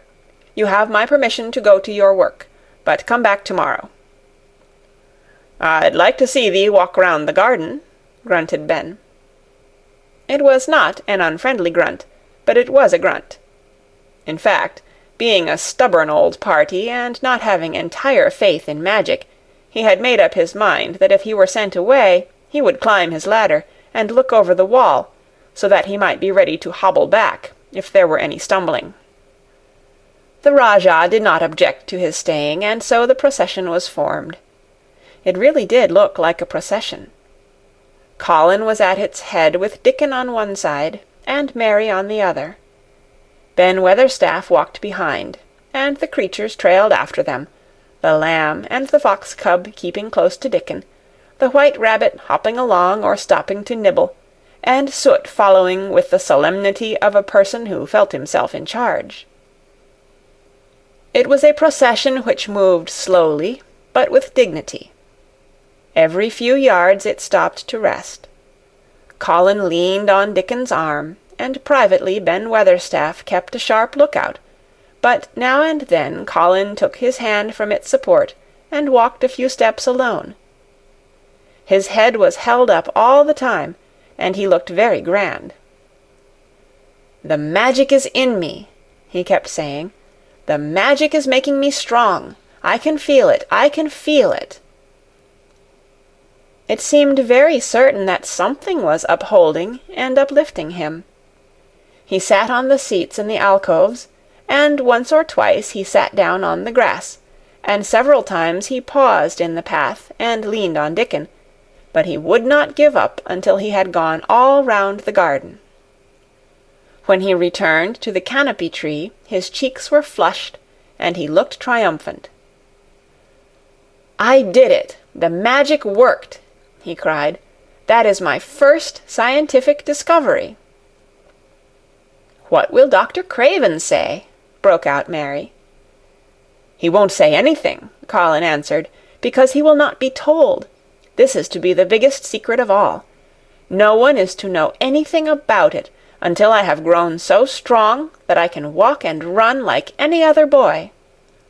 I shall come here every day in my chair, and I shall be taken back in it. I won't have people whispering and asking questions, and I won't let my father hear about it until the experiment has quite succeeded. Then, some time when he comes back to Misselthwaite, I shall just walk into his study and say, 'Here I am. I am like any other boy. I am quite well, and I shall live to be a man. It has been done by a scientific experiment.'" "He will think he is in a dream," cried Mary. "He won't believe his eyes." Colin flushed triumphantly. He had made himself believe that he was going to get well, which was really more than half the battle, if he had been aware of it. And the thought which stimulated him more than any other was this imagining what his father would look like when he saw that he had a son who was as straight and strong as other fathers' sons. One of his darkest miseries in the unhealthy, morbid past days had been his hatred of being a sickly, weak-backed boy whose father was afraid to look at him. "He'll be obliged to believe them," he said. "One of the things I am going to do, after the magic works and before I begin to make scientific discoveries, is to be an athlete." "We shall have thee taken to boxing in a week or so," said Ben Weatherstaff. "Thou'lt end wi' winning the belt and being champion prize fighter of all England." Colin fixed his eyes on him sternly.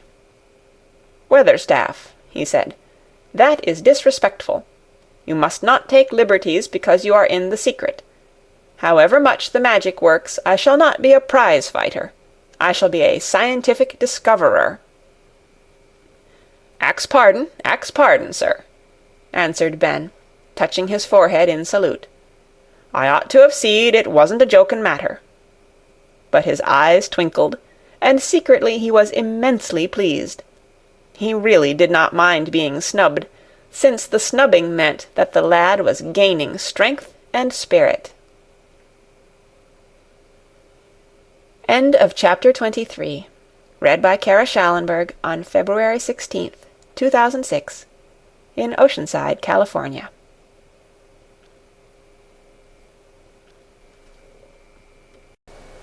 Chapter 24. Let Them Laugh. The secret garden was not the only one Dickon worked in. Round the cottage on the moor there was a piece of ground enclosed by a low wall of rough stones. Early in the morning, and late in the fading twilight, and on all the days Colin and Mary did not see him, Dickon worked there, planting or tending potatoes and cabbages, turnips and carrots and herbs for his mother. In the company of his creatures he did wonders there, and was never tired of doing them, it seemed. While he dug or weeded, he whistled or sang bits of Yorkshire moor songs, or talked to Soot or Captain, or the brothers and sisters he had taught to help him. "We'd never get on as comfortable as we do," Mrs. Sowerby said, "if it wasn't for Dickon's garden. Anything'll grow for him. His taters and cabbages is twice the size of anyone else's, and they've got a flavour with 'em as nobody's has." When she found a moment to spare, she liked to go out and talk to him. After supper there was still a long, clear twilight to work in, and that was her quiet time. She could sit upon the low, rough wall, and look on and hear stories of the day. She loved this time. There were not only vegetables in this garden. Dickon had bought penny packages of flower seeds now and then, and sown bright, sweet-scented things among gooseberry bushes and even cabbages, and he grew borders of mignonette and pinks and pansies, and things whose seeds he could save year after year, or whose roots would bloom each spring and spread in time into fine clumps. The low wall was one of the prettiest things in Yorkshire, because he had tucked moorland foxglove and ferns and rock cress and hedgerow flowers into every crevice, until only here and there glimpses of the stones were to be seen. "All a chap's got to do to make 'em thrive, mother," he would say, "is to be friends with 'em for sure. They're just like the creatures. If they're thirsty, give 'em drink, and if they're hungry, give 'em a bit of food. They want to live same as we do. If they died, I should feel as if I'd been a bad lad, and somehow treated them heartless." It was in these twilight hours that Mrs. Sowerby heard of all that happened at Misselthwaite Manor. At first she was only told that Mr. Colin had taken a fancy to going out into the grounds with Miss Mary, and that it was doing him good. But it was not long before it was agreed between the two children that Dickon's mother might come into the secret. Somehow it was not doubted that she was safe for sure. So one beautiful still evening Dickon told the whole story, with all the thrilling details of the buried key, and the robin, and the grey haze which had seemed like deadness, and the secret Miss Mary had planned never to reveal. The coming of Dickon, and how it had been told to him, the doubt of Mr. Colin, and the final drama of his introduction to the hidden domain, combined with the incident of Ben Weatherstaff's angry face peering over the wall, and Mr. Colin's sudden, indignant strength, made Mrs. Sowerby's nice-looking face quite change colour several times. "My word," she said, "it was a good thing that little lass came to the manor. It's been the making o' her and the saving o' him. Standing on his feet, and us all thinking he was a poor half-witted lad, with not a straight bone in him." She asked a great many questions, and her blue eyes were full of deep thinking. "What do they make of it at the manor, him being so well and cheerful, and never complaining?" she inquired. "They don't know what to make of it," answered Dickon. "Every day as comes round his face looks different. It's filling out and doesn't look so sharp, and the waxy colour is going. But he has to do his bit o' complainin'," with a highly entertained grin. "What for, in mercy's name?" asked Mrs. Sowerby. Dickon chuckled. "He does it to keep them from guessing what's happened. If the doctor knew he'd found out he could stand on his feet, he'd likely write and tell Mr. Craven. Mr. Cullen's saving the secret to tell himself. He's going to practice his magic on his legs every day till his father comes back, and then he's going to march into his room and show him he's as straight as other lads. But him and Miss Mary thinks it's best plan to do a bit o' groaning and fretting now and then, to throw folk off the scent." Mrs. Sowerby was laughing a low, comfortable laugh long before he had finished his last sentence. "Eh," she said, "that pair's enjoying theirselves, I'll warrant. They'll get a good bit o' acting out of it, and there's nothing children likes as much as play-acting. Let's hear what they do, Dickon lad." Dickon stopped weeding and sat up on his heels to tell her. His eyes were twinkling with fun.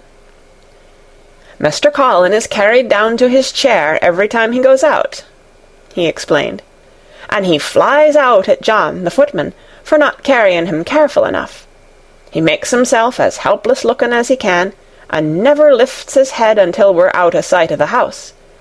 And he grunts and frets a good bit when he's being settled into his chair. Him and Miss Mary's both got to enjoying it, and when he groans and complains, she'll say, 'Poor Colin, does it hurt you so much? Are you so weak as that, poor Colin?' But the trouble is that sometimes they can scarce keep from bursting out laughing. When we get safe into the garden, they laugh till they've no breath left to laugh with, and they have to stuff their faces into Mr. Cullen's cushions to keep the gardeners from hearing, if any of 'em's about." "The more they laugh, the better for 'em," said Mrs. Sowerby, still laughing herself. "Good, healthy child laughing's better than pills any day o' the year. That pair'll plump up for sure." "They are plumping up," said Dickon.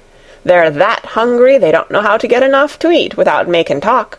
Mr. Colin says if he keeps sending for more food, they won't believe he's an invalid at all.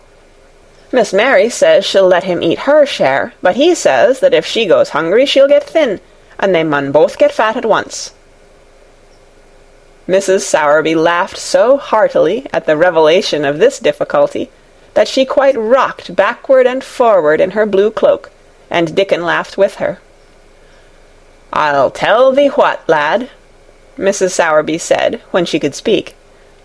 "I've thought of a way to help 'em.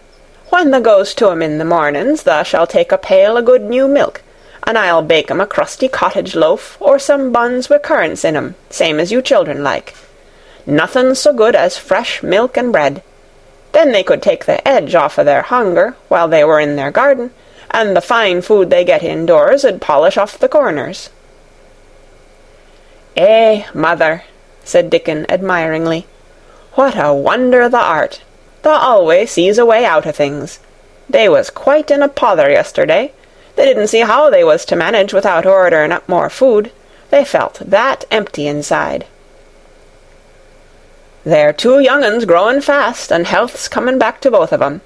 Children like that feels like young wolves, and food's flesh and blood to 'em," said Mrs. Sowerby. Then she smiled Dickon's own curving smile. "Eh, but they're enjoying theirselves for sure," she said. She was quite right, the comfortable, wonderful mother creature, and she had never been more so than when she said their play-actin' would be their joy.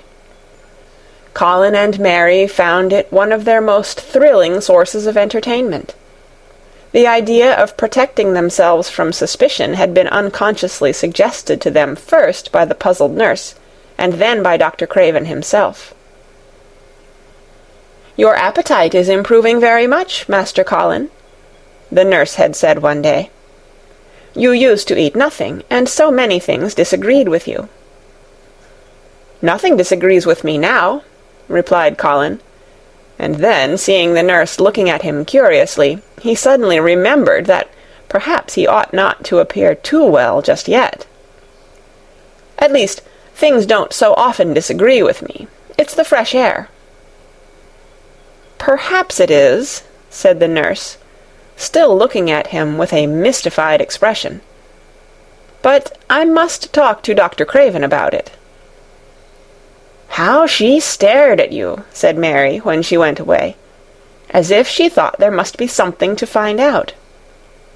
"I won't have her finding out things," said Colin. "No one must begin to find out yet." When Dr. Craven came that morning, he seemed puzzled also. He asked a number of questions, to Colin's great annoyance. "You stay out in the garden a great deal," he suggested. "Where do you go?" Colin put on his favourite air of dignified indifference to opinion. "I will not let anyone know where I go," he answered. "I go to a place I like. Everyone has orders to keep out of the way. I won't be watched and stared at. You know that." "You seem to be out all day, but I do not think it has done you harm. I do not think so. The nurse says that you eat much more than you have ever done before." "Perhaps," said Colin, prompted by a sudden inspiration, "perhaps it is an unnatural appetite." "I do not think so, as your food seems to agree with you," said Dr. Craven. "You are gaining flesh rapidly, and your colour is better." Perhaps I am bloated and feverish," said Colin, assuming a discouraged air of gloom. "People who are not going to live are often different." Dr. Craven shook his head. He was holding Colin's wrist, and he pushed up his sleeve and felt his arm. "You are not feverish," he said thoughtfully, "and such flesh as you have gained is healthy. If you can keep this up, my boy, we need not talk of dying. Your father will be happy to hear of this remarkable improvement." "I won't have him told," Colin broke forth fiercely. "It will only disappoint him if I get worse again, and I may get worse this very night. I might have a raging fever. I feel as if I might be beginning to have one now. I won't have letters written to my father. I won't. You are making me angry, and you know that is bad for me. I feel hot already. I hate being written about and being talked over as much as I hate being stared at." "Hush, my boy," Dr. Craven soothed him. "Nothing shall be written without your permission. You are too sensitive about things. You must not undo the good which has been done." He said no more about writing to Mr. Craven, and when he saw the nurse he privately warned her that such a possibility must not be mentioned to the patient. "The boy is extraordinarily better," he said. "His advance seems almost abnormal. But of course he is doing now of his own free will what we could not make him do before. Still, he excites himself very easily, and nothing must be said to irritate him."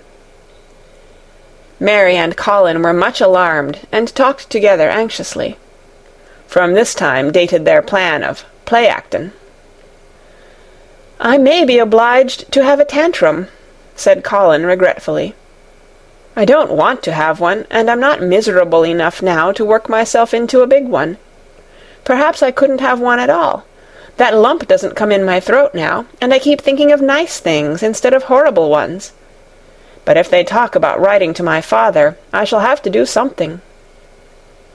He made up his mind to eat less, but unfortunately it was not possible to carry out this brilliant idea when he wakened each morning with an amazing appetite, and the table near his sofa was set with a breakfast of home-made bread and fresh butter, snow-white eggs, raspberry jam, and clotted cream.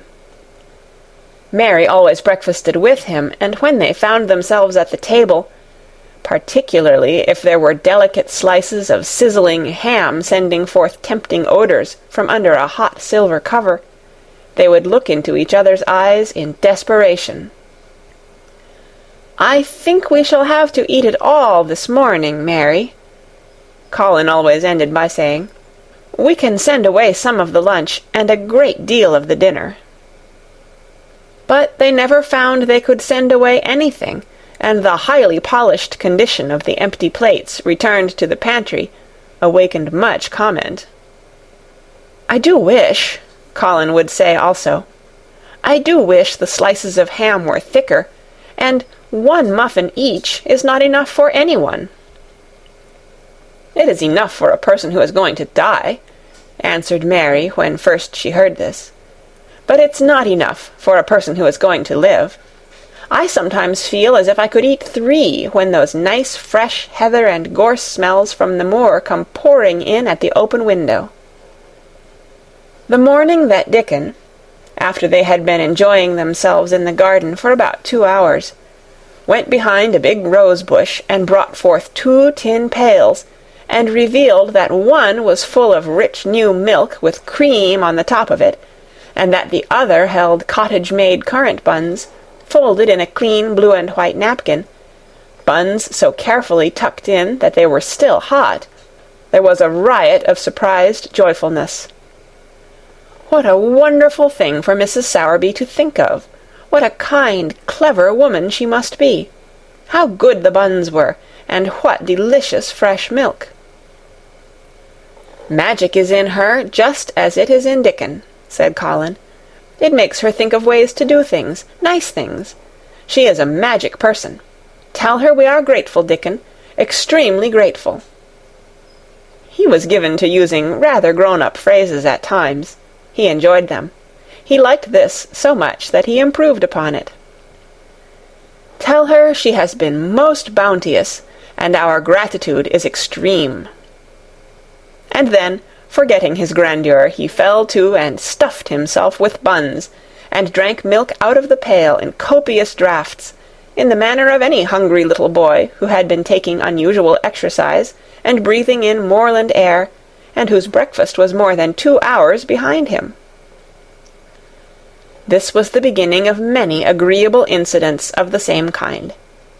They actually awoke to the fact that, as Mrs. Sowerby had 14 people to provide food for, she might not have enough to satisfy 2 extra appetites every day. So they asked her to let them send some of their shillings to buy things. Dickon made the stimulating discovery that in the wood in the park outside the garden where Mary had first found him piping to the wild creatures, there was a deep little hollow where you could build a sort of tiny oven with stones, and roast potatoes and eggs in it. Roasted eggs were a previously unknown luxury, and very hot potatoes with salt and fresh butter in them were fit for a woodland king, besides being deliciously satisfying.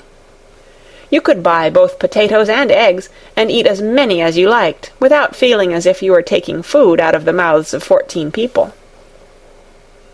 Every beautiful morning the magic was worked by the mystic circle under the plum-tree which provided a canopy of thickening green leaves after its brief blossom time was ended. After the ceremony, Colin always took his walking exercise, and throughout the day he exercised his newly found power at intervals. Each day he grew stronger and could walk more steadily and cover more ground. And each day his belief in the magic grew stronger, as well it might. He tried one experiment after another, as he felt himself gaining strength, and it was Dickon who showed him the best things of all.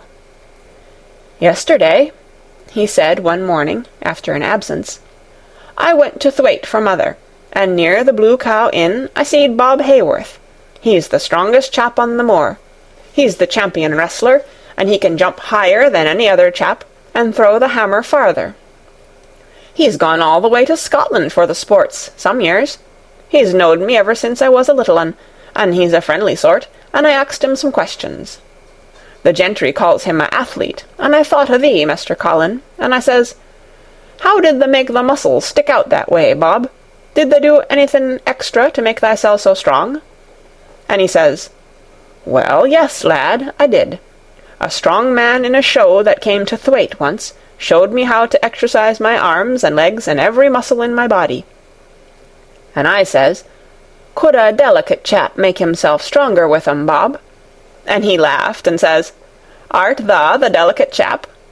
And I says, 'No, but I knows a young gentleman that's getting well of a long illness, and I wish I knowed some of them tricks to tell him about.'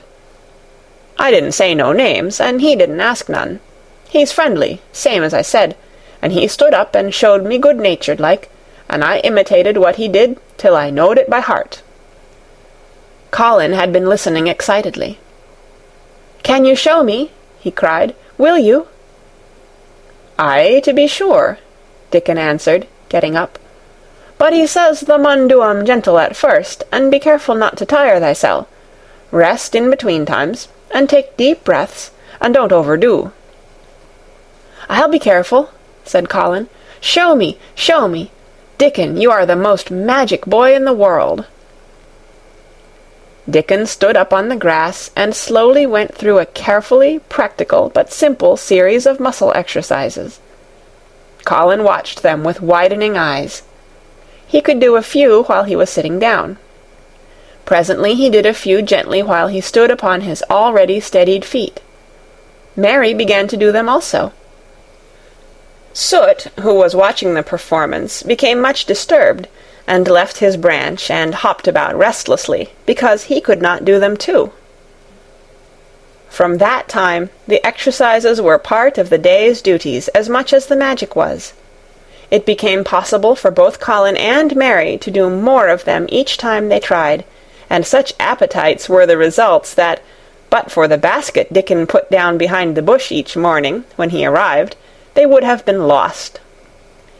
But the little oven in the hollow, and Mrs. Sowerby's bounties were so satisfying that Mrs. Medlock and the nurse and Dr. Craven became mystified again. You can trifle with your breakfast, and seem to disdain your dinner, if you are full to the brim with roasted eggs and potatoes, and richly frothed new milk, and oatcakes and buns, and heather honey and clotted cream. "They are eating next to nothing," said the nurse. "They'll die of starvation if they can't be persuaded to take some nourishment, and yet see how they look." "Look!" exclaimed Mrs. Medlock indignantly.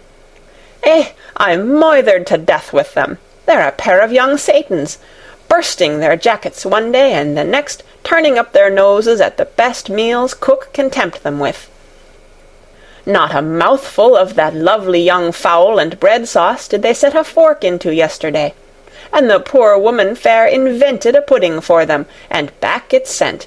She almost cried. She's afraid she'll be blamed if they starve themselves into their graves."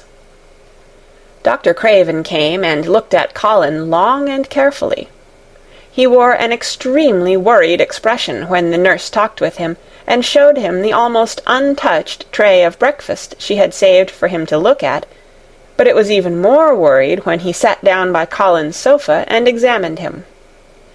He had been called to London on business, and had not seen the boy for nearly 2 weeks. When young things begin to gain health, they gain it rapidly. The waxen tinge had left Colin's skin, and a warm rose showed through it. His beautiful eyes were clear, and the hollows under them and in his cheeks and temples had filled out. His once dark, heavy locks had begun to look as if they sprang healthily from his forehead, and were soft and warm with life. His lips were fuller and of a normal color. In fact, as an imitation of a boy who was a confirmed invalid, he was a disgraceful sight. Dr. Craven held his chin in his hand and thought him over. "I am sorry to hear that you do not eat anything," he said. "That will not do. You will lose all you have gained, and you have gained amazingly. You ate so well a short time ago." "I told you it was an unnatural appetite," answered Colin. Mary was sitting on her stool near by, and she suddenly made a very queer sound, which she tried so violently to repress that she ended by almost choking. "What is the matter?" said Dr. Craven, turning to look at her. Mary became quite severe in her manner. "It was something between a sneeze and a cough," she replied with reproachful dignity. "And it got into my throat." "But," she said afterward to Colin, "I couldn't stop myself. It just burst out because all at once I couldn't help remembering that last big potato you ate, and the way your mouth stretched when you bit through that thick, lovely crust with jam and clotted cream on it." "Is there any way in which those children can get food secretly?" Dr. Craven inquired of Mrs. Medlock. "There's no way unless they dig it out of the earth or pick it off the trees," Mrs. Medlock answered. "They stay out in the grounds all day and see no one but each other, and if they want anything different to eat from what's sent up to them, they need only ask for it." "Well," said Dr. Craven, "so long as going without food agrees with them, we need not disturb ourselves. The boy is a new creature." "So is the girl," said Mrs. Medlock. "She's begun to be downright pretty since she's filled out and lost her ugly little sour look. Her hair's grown thick and healthy-looking, and she's got a bright colour. The glummest, ill-natured little thing she used to be, and now her and Master Colin laugh together like a pair of crazy young ones. Perhaps they're growing fat on that." "Perhaps they are," said Dr. Craven. "Let them laugh." End of chapter 24. Read by Kara Schallenberg on February 18th, 2006, in Oceanside, California.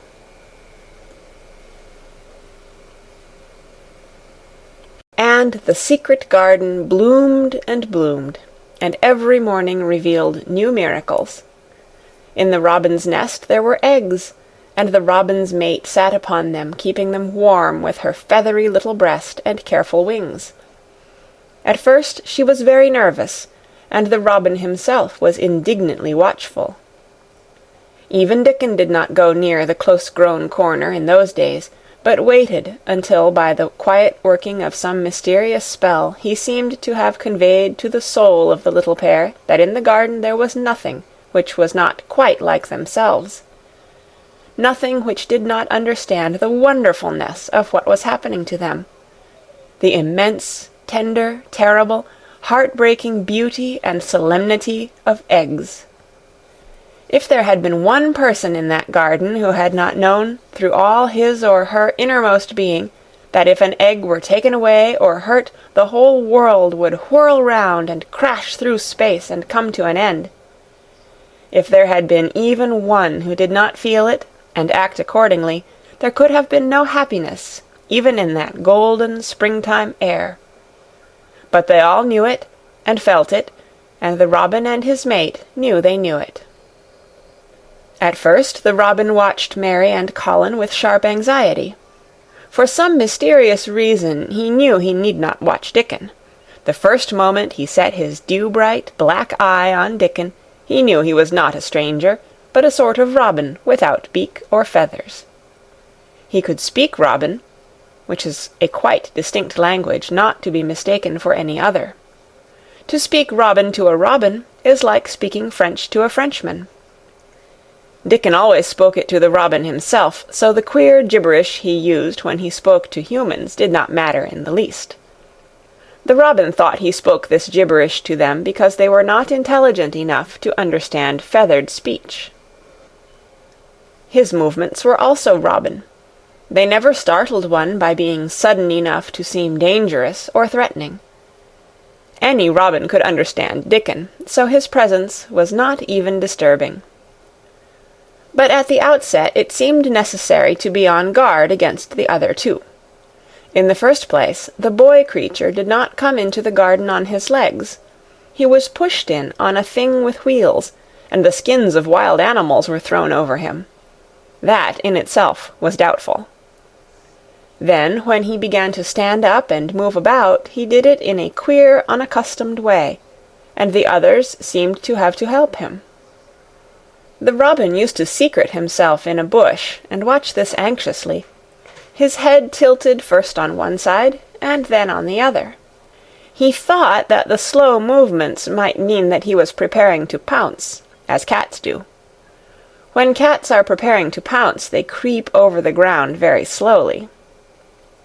The robin talked this over with his mate a great deal for a few days, but after that he decided not to speak of the subject, because her terror was so great that he was afraid it might be injurious to the eggs.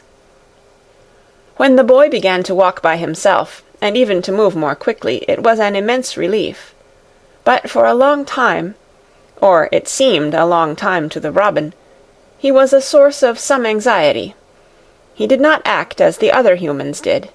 He seemed very fond of walking, but he had a way of sitting or lying down for a while, and then getting up, in a disconcerting manner, to begin again. One day the robin remembered that when he himself had been made to learn to fly by his parents, he had done much the same sort of thing. He had taken short flights of a few yards, and then had been obliged to rest. So it occurred to him that this boy was learning to fly, or rather to walk. He mentioned this to his mate, and when he told her that the eggs would probably conduct themselves in the same way after they were fledged, she was quite comforted, and even became eagerly interested, and derived great pleasure from watching the boy over the edge of her nest, though she always thought that the eggs would be much cleverer and learn more quickly. But then she said indulgently that humans were always more clumsy and slow than eggs, and most of them never seemed really to learn to fly at all. You never met them in the air, or on tree-tops. After a while the boy began to move about as the others did, but all three of the children at times did unusual things. They would stand under the trees, and move their arms and legs and heads about in a way which was neither walking, nor running, nor sitting down. They went through these movements at intervals every day, and the robin was never able to explain to his mate what they were doing or trying to do. He could only say that he was sure that the eggs would never flap about in such a manner, but as the boy who could speak robin so fluently was doing the thing with them, birds could be quite sure that the actions were not of a dangerous nature. Of course, neither the robin nor his mate had ever heard of the champion wrestler, Bob Hayworth, and his exercises for making the muscles stand out like lumps. Robins are not like human beings. Their muscles are always exercised from the first, and so they develop themselves in a natural manner. If you have to fly about to find every meal you eat, your muscles do not become atrophied. Atrophied means wasted away through want of use.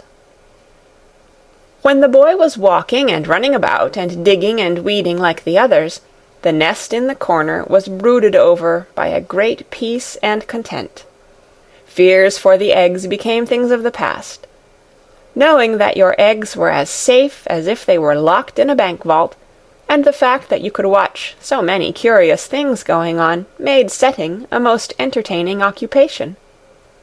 On wet days the egg's mother sometimes felt even a little dull, because the children did not come into the garden. But even on wet days it could not be said that Mary and Colin were dull. One morning when the rain streamed down unceasingly, and Colin was beginning to feel a little restive, as he was obliged to remain on his sofa because it was not safe to get up and walk about, Mary had an inspiration. "Now that I am a real boy," Colin had said, "my legs and arms and all my body are so full of magic that I can't keep them still. They want to be doing things all the time.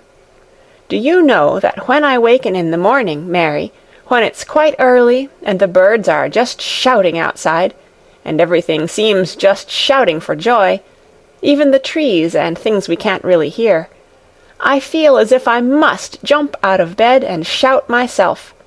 If I did it, just think what would happen." Mary giggled inordinately.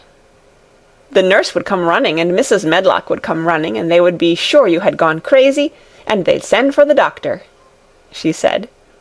Colin giggled himself. He could see how they would all look, how horrified by his outbreak, and how amazed to see him standing upright. "I wish my father would come home," he said. "I want to tell him myself. I'm always thinking about it. But we couldn't go on like this much longer. I can't stand lying still and pretending, and besides, I look too different. I wish it wasn't raining today." It was then Mistress Mary had her inspiration. "Colin," she began mysteriously, "do you know how many rooms there are in this house?" "About 1,000, I suppose," he answered. "There's about 100 no one ever goes into," said Mary. "And one rainy day I went and looked into ever so many of them. No one ever knew, though Mrs. Medlock nearly found me out. I lost my way when I was coming back, and I stopped at the end of your corridor. That was the second time I heard you crying." Colin started up on his sofa. "100 rooms no one goes into," he said. "It sounds almost like a secret garden. Suppose we go and look at them. You could wheel me in my chair, and nobody would know where we went." "That's what I was thinking," said Mary. "No one would dare to follow us. There are galleries where you could run. We could do our exercises. There is a little Indian room where there is a cabinet full of ivory elephants.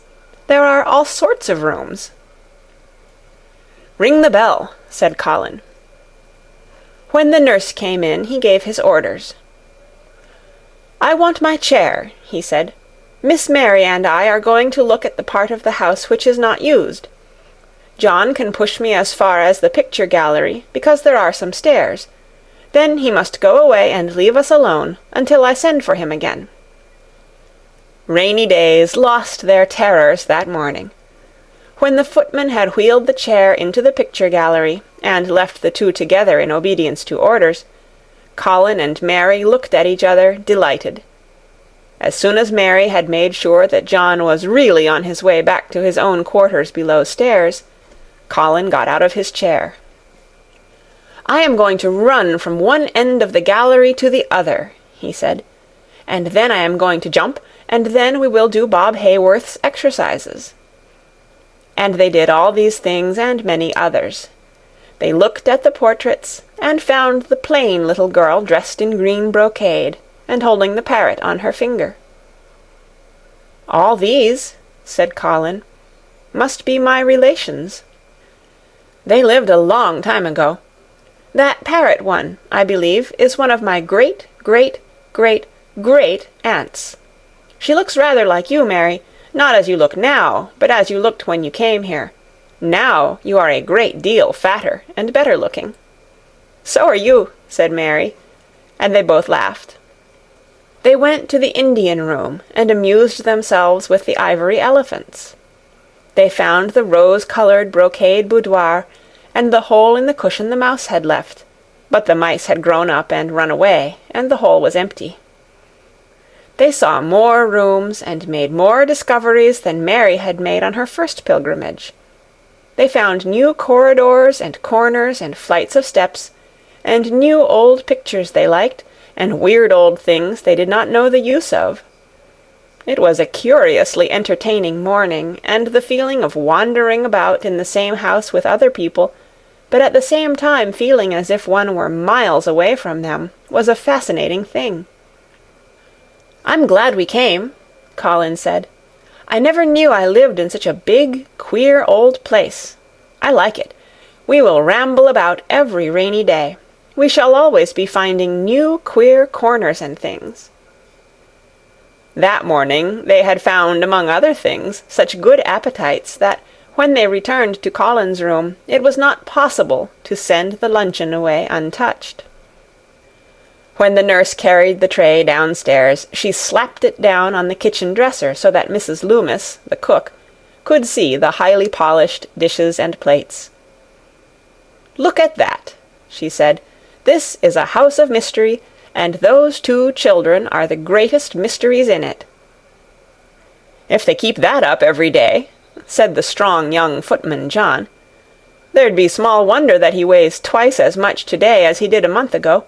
I should have to give up my place in time for fear of doing my muscles an injury." That afternoon Mary noticed that something new had happened in Colin's room. She had noticed it the day before, but had said nothing, because she thought the change might have been made by chance. She said nothing today, but she sat and looked fixedly at the picture over the mantel. She could look at it because the curtain had been drawn aside. That was the change she noticed. "I know what you want me to tell you," said Colin, after she had stared a few minutes. "I always know when you want me to tell you something. You are wondering why the curtain is drawn back. I am going to keep it like that." "Why?" asked Mary. "Because it doesn't make me angry any more to see her laughing. I wakened when it was bright moonlight 2 nights ago, and felt as if the magic was filling the room and making everything so splendid that I couldn't lie still. I got up and looked out of the window.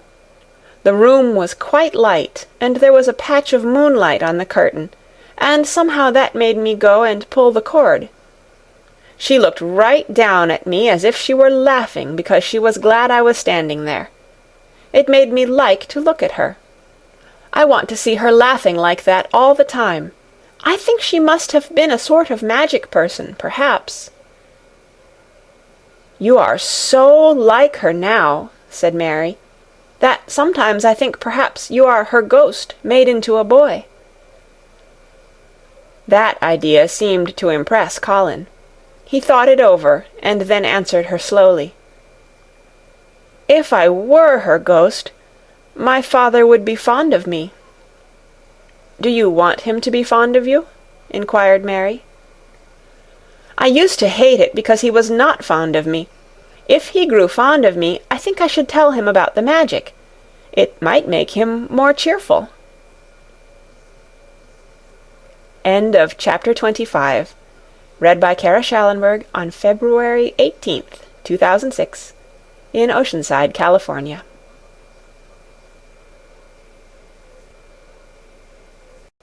The Secret Garden.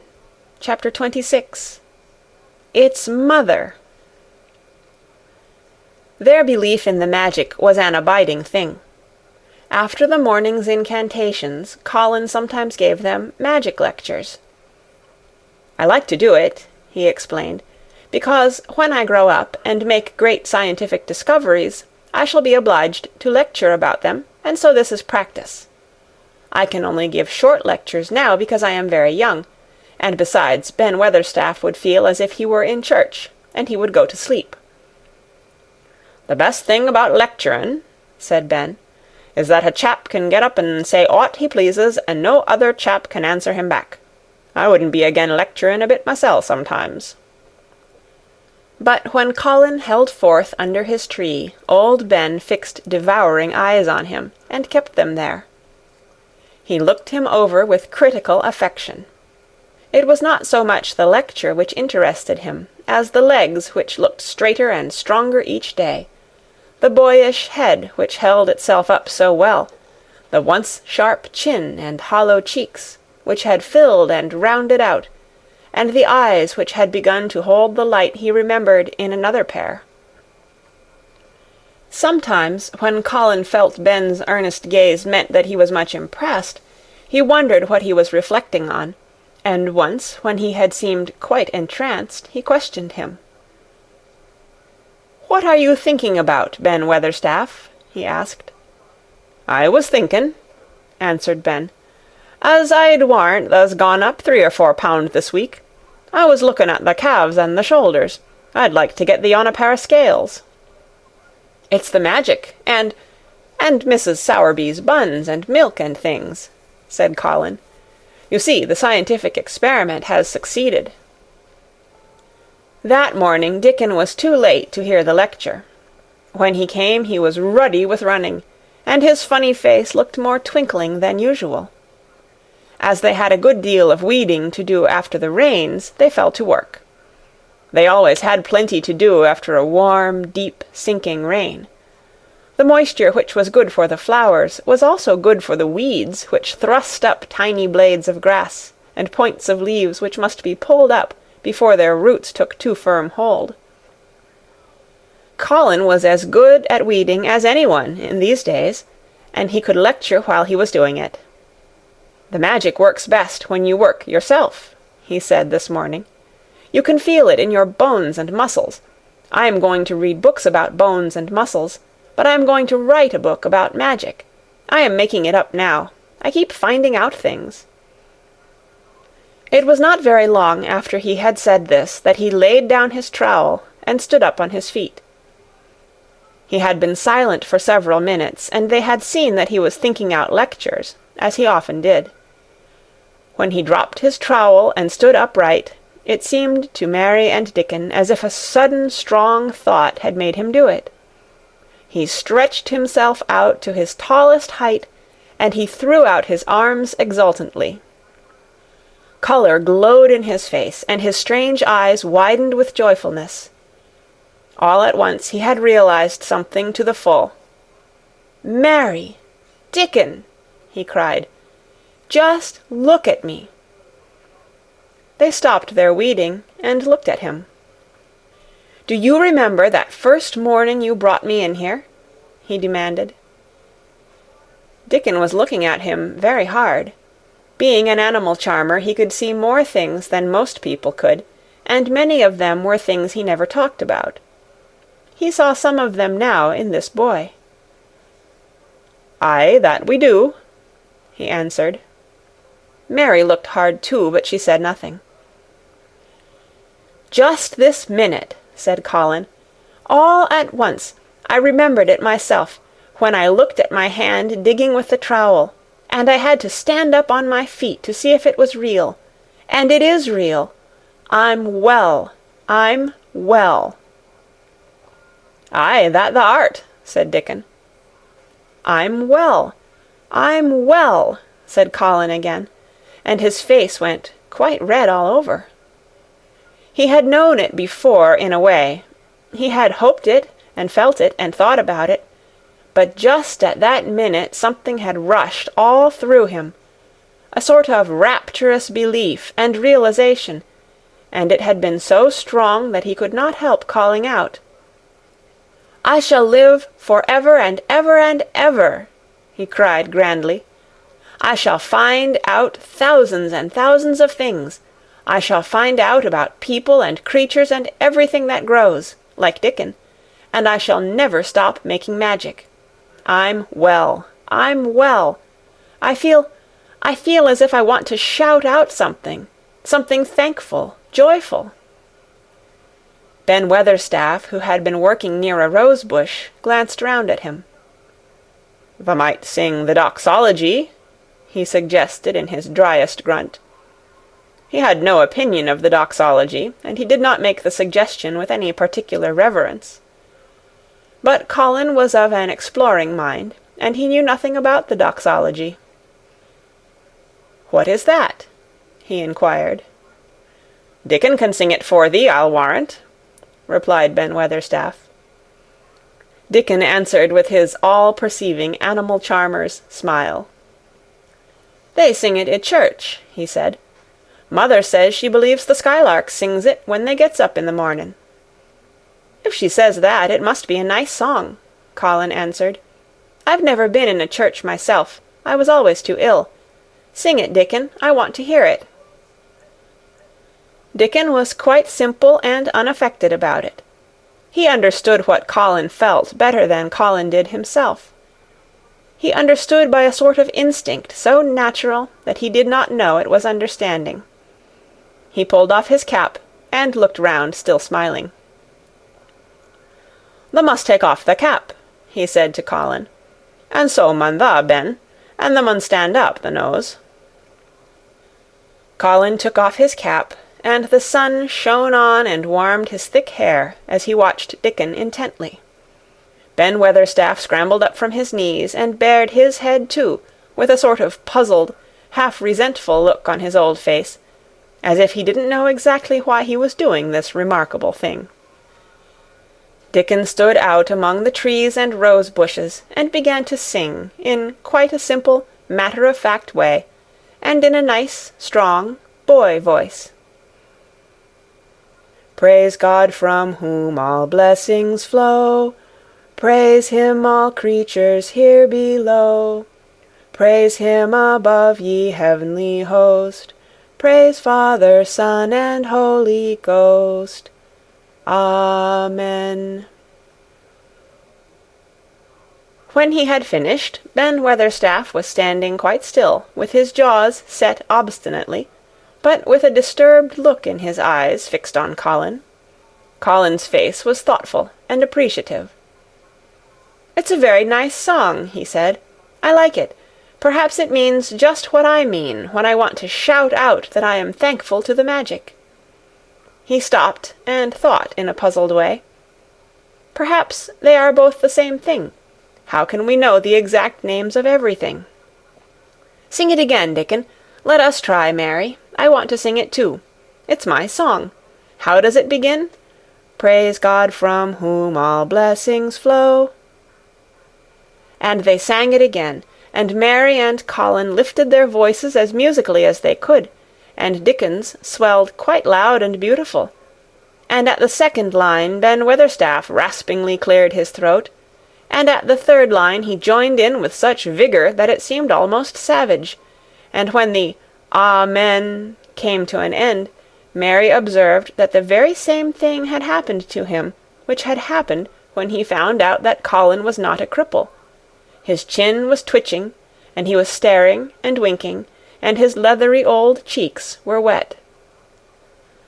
"I never seed no sense in the doxology afore," he said hoarsely. "But I may change my mind in time. I should say that'd gone up £5 this week, Mr. Colin. 5 on 'em." Colin was looking across the garden at something attracting his attention, and his expression had become a startled one. "Who is coming in here?" he said quickly. "Who is it?" The door in the ivied wall had been pushed gently open, and a woman had entered. She had come in with the last line of their song, and she had stood still listening and looking at them. With the ivy behind her, the sunlight drifting through the trees and dappling her long blue cloak, and her nice fresh face smiling across the greenery, she was rather like a softly coloured illustration in one of Colin's books. She had wonderful affectionate eyes which seemed to take everything in, all of them, even Ben Weatherstaff and the creatures, and every flower that was in bloom.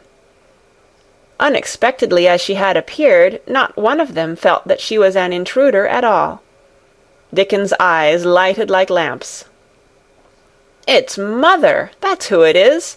he cried, and went across the grass at a run.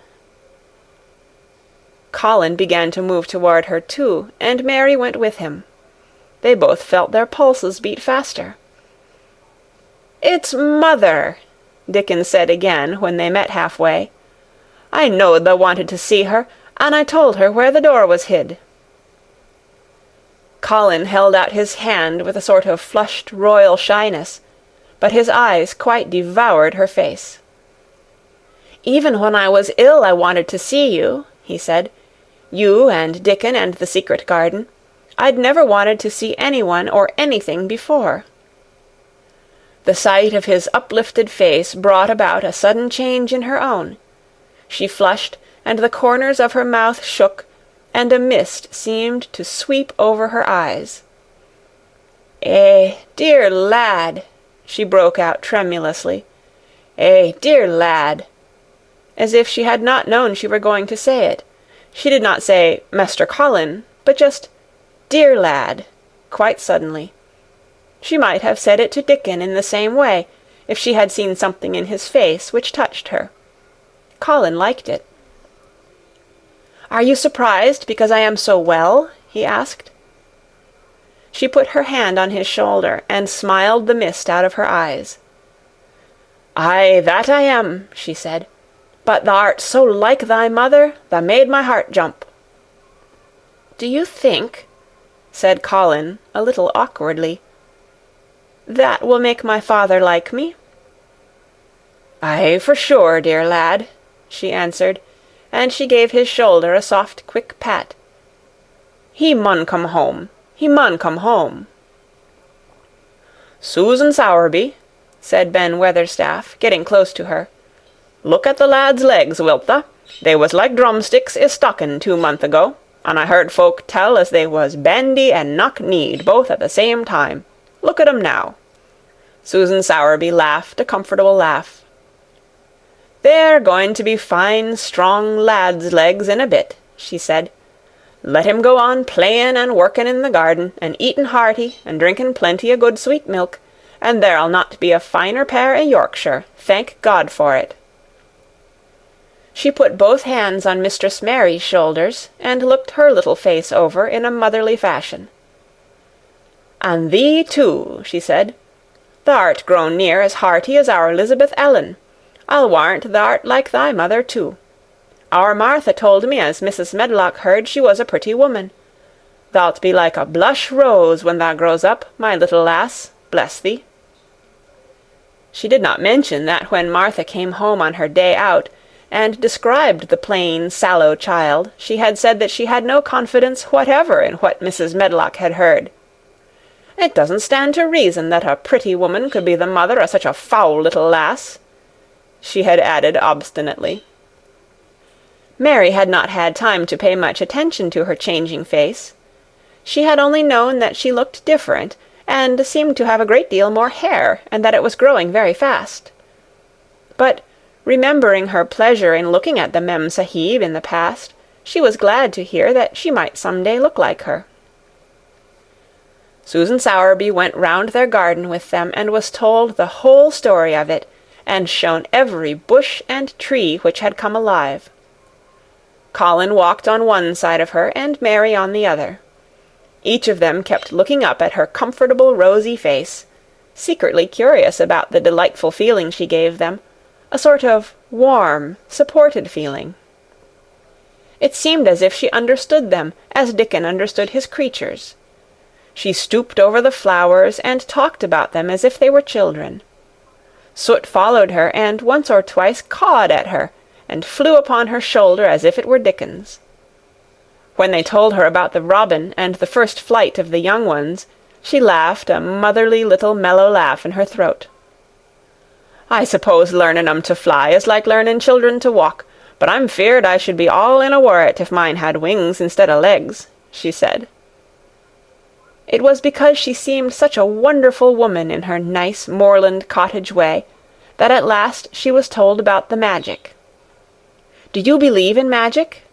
asked Colin, after he had explained about Indian fakirs. "I hope you do."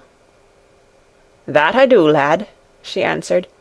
"I never knowed it by that name, but what does the name matter? I warrant they call it a different name i' France, and a different one in Germany.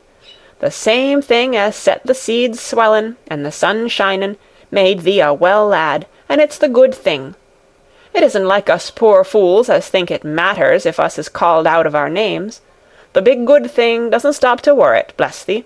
It goes on making worlds by the million, worlds like us. Never thee stop believin' in the big good thing, and knowin' the world's full of it, and call it what thou likes. Thou wert singing to it when I come into the garden." "I felt so joyful," said Colin, opening his beautiful strange eyes at her. "Suddenly I felt how different I was, how strong my arms and legs were, you know, and how I could dig and stand, and I jumped up and wanted to shout out something to anything that would listen." "The magic listened when thou sung the doxology. It would ha' listened to anything tha'd sung. It was the joy that mattered. Eh, lad, lad, what's names to the joy-maker?" And she gave his shoulders a quick, soft pat again. She had packed a basket which held a regular feast this morning, and when the hungry hour came and Dickon brought it out from its hiding-place, she sat down with them under their tree and watched them devour their food, laughing and quite gloating over their appetites. She was full of fun, and made them laugh at all sorts of odd things. She told them stories in broad Yorkshire, and taught them new words. She laughed as if she could not help it when they told her of the increasing difficulty there was in pretending that Colin was still a fretful invalid. "You see, we can't help laughing nearly all the time when we are together," explained Colin, "and it doesn't sound ill at all. We try to choke it back, but it will burst out, and that sounds worse than ever." "There's one thing that comes into my mind so often," said Mary, "and I can scarcely ever hold in when I think of it suddenly. I keep thinking, suppose Colin's face should get to look like a full moon. It isn't like one yet, but he gets a tiny bit fatter every day, and suppose some morning it should look like one. What should we do?" "Bless us all, I can see thou has a good bit of play-acting to do," said Susan Sowerby. "But thou won't have to keep it up much longer. Mr. Craven'll come home."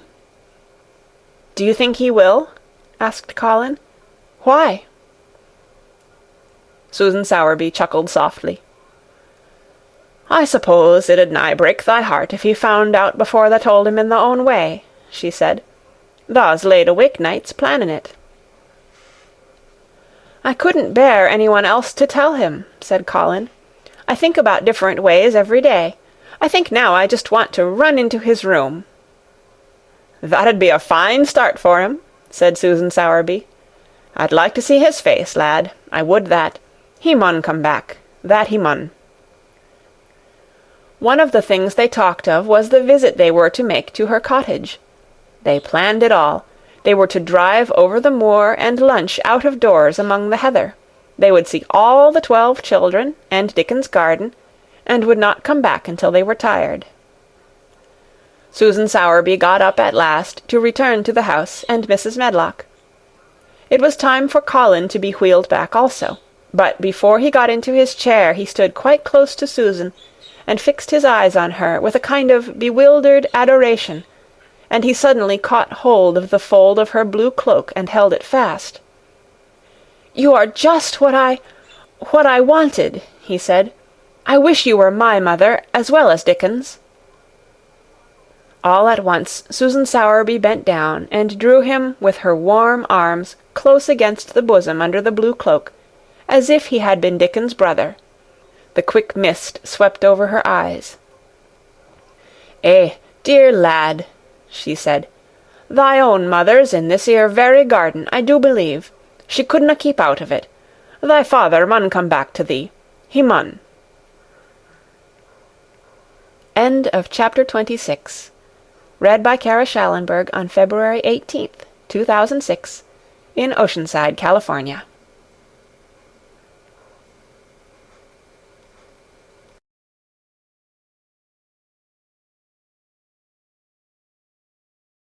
Chapter 27. In the Garden. In each century since the beginning of the world, wonderful things have been discovered. In the last century, more amazing things were found out than in any century before. In this new century, hundreds of things still more astounding will be brought to light. At first, people refuse to believe that a strange new thing can be done. Then they begin to hope it can be done. Then they see it can be done. Then it is done, and all the world wonders why it was not done centuries ago. One of the new things people began to find out in the last century was that thoughts, just mere thoughts, are as powerful as electric batteries, as good for one as sunlight is, or as bad for one as poison. To let a sad thought or a bad one get into your mind is as dangerous as letting a scarlet fever germ get into your body. If you let it stay there after it has got in, you may never get over it as long as you live. So long as Mistress Mary's mind was full of disagreeable thoughts about her dislikes and sour opinions of people, and her determination not to be pleased by or interested in anything, she was a yellow-faced, sickly, bored, and wretched child. Circumstances, however, were very kind to her, though she was not at all aware of it. They began to push her about for her own good. When her mind gradually filled itself with robins, and moorland cottages crowded with children, with queer crabbed old gardeners and common little Yorkshire housemaids, with springtime and with secret gardens coming alive day by day, and also with a moor boy and his creatures, there was no room left for the disagreeable thoughts which affected her liver and her digestion, and made her yellow and tired. So long as Colin shut himself up in his room and thought only of his fears and weakness, and his detestation of people who looked at him, and reflected hourly on humps and early death, he was a hysterical, half-crazy little hypochondriac, who knew nothing of the sunshine and the spring, and also did not know that he could get well and could stand upon his feet if he tried to do it. When new, beautiful thoughts began to push out the old hideous ones, life began to come back to him, his blood ran healthily through his veins, and strength poured into him like a flood. His scientific experiment was quite practical and simple, and there was nothing weird about it at all. Much more surprising things can happen to anyone who, when a disagreeable or discouraged thought comes into his mind, just has the sense to remember in time and push it out by putting in an agreeable, determinedly courageous one. Two things cannot be in one place. Where you tend a rose, my lad, a thistle cannot grow. While the secret garden was coming alive, and two children were coming alive with it, there was a man wandering about certain far-away, beautiful places in the Norwegian fjords and the valleys and mountains of Switzerland, and he was a man who, for 10 years, had kept his mind filled with dark and heart-broken thinking. He had not been courageous. He had never tried to put any other thoughts in the place of the dark ones. He had wandered by blue lakes and thought them. He had lain on mountain-sides with sheets of deep blue gentians blooming all about him, and flower-breaths filling all the air, and he had thought them. A terrible sorrow had fallen upon him when he had been happy, and he had let his soul fill itself with blackness, and had refused obstinately to allow any rift of light to pierce through. He had forgotten and deserted his home and his duties. When he travelled about, darkness so brooded over him that the sight of him was a wrong done to other people, because it was as if he poisoned the air about him with gloom. Most strangers thought he must be either half mad or a man with some hidden crime on his soul. He was a tall man with a drawn face and crooked shoulders, and the name he always entered on hotel registers was Archibald Craven, Misselthwaite Manor, Yorkshire, England. He had travelled far and wide since the day he saw Mistress Mary in his study, and told her she might have her bit of earth. He had been in the most beautiful places in Europe, though he had remained nowhere more than a few days. He had chosen the quietest and remotest spots. He had been on the tops of mountains whose heads were in the clouds, and had looked down on other mountains when the sun rose, and touched them with such light as made it seem as if the world were just being born. But the light had never seemed to touch himself until one day when he realized that for the first time in 10 years a strange thing had happened. He was in a wonderful valley in the Austrian Tyrol, and he had been walking alone through such beauty as might have lifted any man's soul out of shadow. He had walked a long way, and it had not lifted his. But at last he had felt tired, and had thrown himself down to rest on a carpet of moss by a stream. It was a clear little stream which ran quite merrily along on its narrow way through the luscious damp greenness. Sometimes it made a sound rather like very low laughter as it bubbled over and round stones. He saw birds come and dip their heads to drink in it, and then flick their wings and fly away. It seemed like a thing alive, and yet its tiny voice made the stillness seem deeper. The valley was very, very still. As he sat gazing into the clear running of the water, Archibald Craven gradually felt his mind and body both grow quiet as the valley itself. He wondered if he were going to sleep, but he was not. He sat and gazed at the sunlit water, and his eyes began to see things growing at its edge. There was one lovely mass of blue forget-me-nots growing so close to the stream that its leaves were wet, and at these he found himself looking as he remembered he had looked at such things years ago. He was actually thinking tenderly how lovely it was, and what wonders of blue its hundreds of little blossoms were. He did not know that just that simple thought was slowly filling his mind, filling and filling it, until other things were softly pushed aside.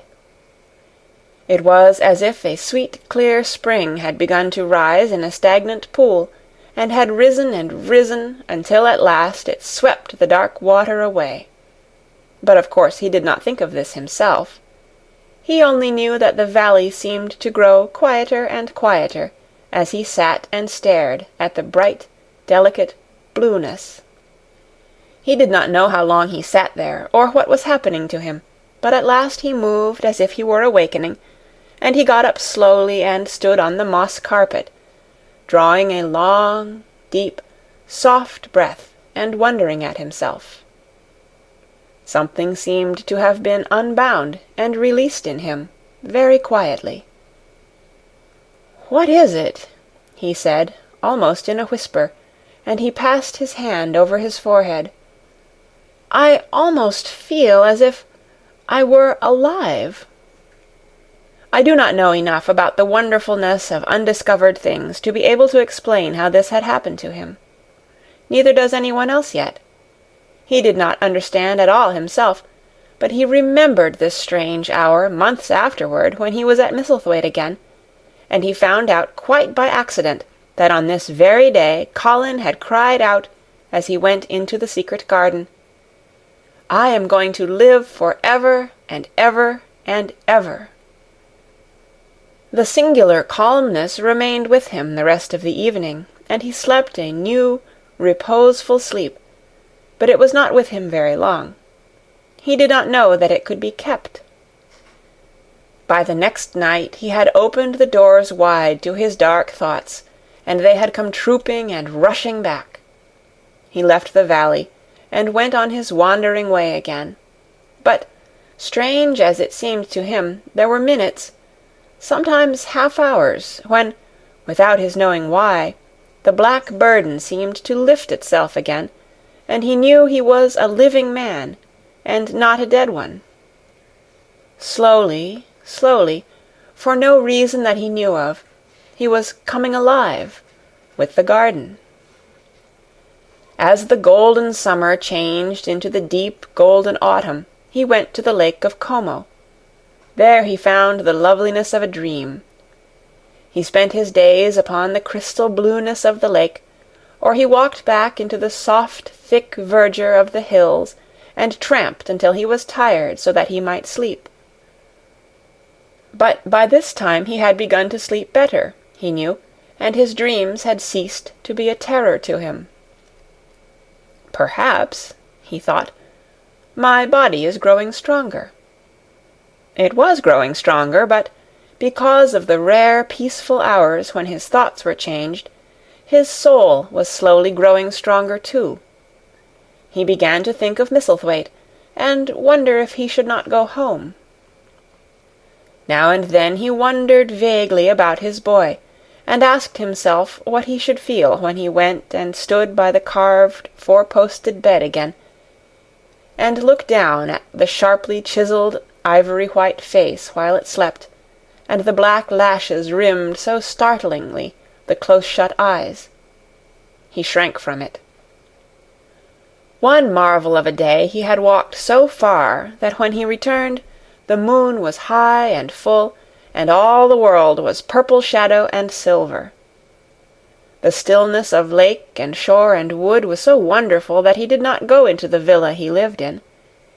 He walked down to a little bowered terrace at the water's edge, and sat upon a seat, and breathed in all the heavenly scents of the night. He felt the strange calmness stealing over him, and it grew deeper and deeper until he fell asleep. He did not know when he fell asleep, and when he began to dream. His dream was so real that he did not feel as if he were dreaming. He remembered afterward how intensely wide awake and alert he had thought he was. He thought that as he sat and breathed in the scent of the late roses, and listened to the lapping of the water at his feet, he heard a voice calling. It was sweet and clear and happy and far away. It seemed very far, but he heard it as distinctly as if it had been at his very side. "Archie! Archie! Archie!" it said, and then again, sweeter and clearer than before. "Archie! Archie!" He thought he sprang to his feet, not even startled. It was such a real voice, and it seemed so natural that he should hear it. "Lilias! Lilias!" he answered. "Lilias, where are you?" "In the garden," It came back like a sound from a golden flute. "In the garden!" And then the dream ended, but he did not awaken. He slept soundly and sweetly all through the lovely night. When he did awake at last, it was brilliant morning, and a servant was standing staring at him. He was an Italian servant, and was accustomed, as all the servants of the villa were, to accepting without question any strange thing his foreign master might do. No one ever knew when he would go out or come in, or where he would choose to sleep, or if he would roam about the garden, or lie in the boat on the lake all night. The man held a salver with some letters on it, and he waited quietly until Mr. Craven took them. When he had gone away, Mr. Craven sat a few moments holding them in his hand and looking at the lake. His strange calm was still upon him, and something more, a lightness, as if the cruel thing which had been done had not happened as he thought, as if something had changed. He was remembering the dream, the real dream. "In the garden," he said, wondering at himself. "In the garden. But the door is locked, and the key is buried deep." When he glanced at the letters a few minutes later, he saw that the one lying at the top of the rest was an English letter, and came from Yorkshire. It was directed in a plain woman's hand, but it was not a hand he knew.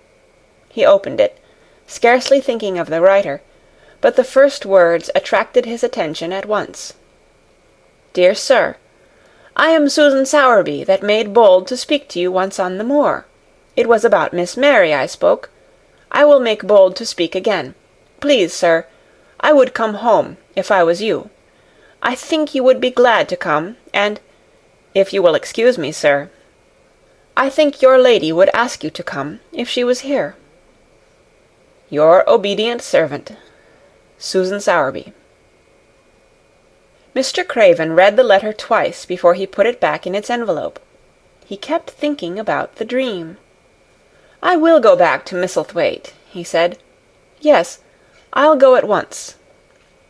And he went through the garden to the villa, and ordered Pitcher to prepare for his return to England. In a few days he was in Yorkshire again, and on his long railroad journey he found himself thinking of his boy as he had never thought in all the 10 years past. During those years he had only wished to forget him. Now, though he did not intend to think about him, memories of him constantly drifted into his mind. He remembered the black days when he had raved like a madman because the child was alive and the mother was dead. He had refused to see it, and when he had gone to look at it at last, it had been such a weak, wretched thing that everyone had been sure it would die in a few days. But, to the surprise of those who took care of it, the days passed, and it lived, and then everyone believed it would be a deformed and crippled creature. He had not meant to be a bad father, but he had not felt like a father at all. He had supplied doctors and nurses and luxuries, but he had shrunk from the mere thought of the boy, and had buried himself in his own misery. The first time after a year's absence he returned to Misselthwaite, and the small, miserable-looking thing languidly and indifferently lifted to his face the great grey eyes with black lashes round them, so like, and yet so horribly unlike the happy eyes he had adored, he could not bear the sight of them, and turned away, pale as death. After that he scarcely ever saw him except when he was asleep, and all he knew of him was that he was a confirmed invalid, with a vicious, hysterical, half-insane temper. He could only be kept from furies dangerous to himself by being given his own way in every detail. All this was not an uplifting thing to recall, but as the train whirled him through mountain passes and golden plains, the man who was coming alive began to think in a new way, and he thought long and steadily and deeply. "Perhaps I have been all wrong for 10 years," he said to himself. 10 years is a long time. It may be too late to do anything, quite too late. What have I been thinking of? Of course, this was the wrong magic, to begin by saying too late. Even Colin could have told him that. But he knew nothing of magic, either black or white. This he had yet to learn. He wondered if Susan Sowerby had taken courage and written to him only because the motherly creature had realized that the boy was much worse, was fatally ill. If he had not been under the spell of the curious calmness which had taken possession of him, he would have been more wretched than ever. But the calm had brought a sort of courage and hope with it. Instead of giving way to thoughts of the worst, he actually found he was trying to believe in better things. Could it be possible that she sees that I may be able to do him good and control him? He thought. I will go and see her on my way to Misselthwaite. But when on his way across the moor he stopped the carriage at the cottage, 7 or 8 children who were playing about gathered in a group, and bobbing 7 or 8 friendly and polite curtsies, told him that their mother had gone to the other side of the moor early in the morning to help a woman who had a new baby. Our Dickon, they volunteered, was over at the manor, working in one of the gardens where he went several days each week. Mr. Craven looked over the collection of sturdy little bodies and round, red-cheeked faces, each one grinning in its own particular way, and he awoke to the fact that they were a healthy, likeable lot. He smiled at their friendly grins, and took a golden sovereign from his pocket, and gave it to our Lisbeth Ellen, who was the oldest. If you divide that into 8 parts, there will be half a crown for each of you, he said. Then, amid grins and chuckles and bobbing of curtsies, he drove away, leaving ecstasy and nudging elbows and little jumps of joy behind. The drive across the wonderfulness of the moor was a soothing thing. Why did it seem to give him a sense of homecoming, which he had been sure he could never feel again, that sense of the beauty of land and sky and purple bloom of distance, and a warming of the heart at drawing nearer to the great old house, which had held those of his blood for 600 years. How he had driven away from it the last time, shuddering to think of its closed rooms, and the boy lying in the 4-posted bed with the brocaded hangings. Was it possible that perhaps he might find him changed a little for the better, and that he might overcome his shrinking from him? How real that dream had been! How wonderful and clear the voice which called back to him, "In the garden! In the garden!" "I will try to find the key," he said. "I will try to open the door. I must, though I don't know why." When he arrived at the manor, the servants who received him with the usual ceremony noticed that he looked better, and that he did not go to the remote rooms where he usually lived, attended by Pitcher. He went into the library and sent for Mrs. Medlock. She came to him somewhat excited and curious and flustered. "How is Master Colin, Medlock?" he inquired. "Well, sir," Mrs. Medlock answered. He's different, in a manner of speaking." "Worse?" he suggested. Mrs. Medlock really was flushed. "Well, you see, sir," she tried to explain, "neither Dr. Craven, nor the nurse, nor me can exactly make him out." "Why is that?" "To tell the truth, sir, Master Colin might be better, and he might be changing for the worse. His appetite, sir, is past understanding, and his ways—" "Has he become more peculiar?" her master asked, knitting his brows anxiously. "That's it, sir. He's growing very peculiar, when you compare him with what he used to be. He used to eat nothing, and then suddenly he began to eat something enormous, and then he stopped again all at once, and the meals were sent back just as they used to be. You never knew, sir, perhaps, that out of doors he would never let himself be taken.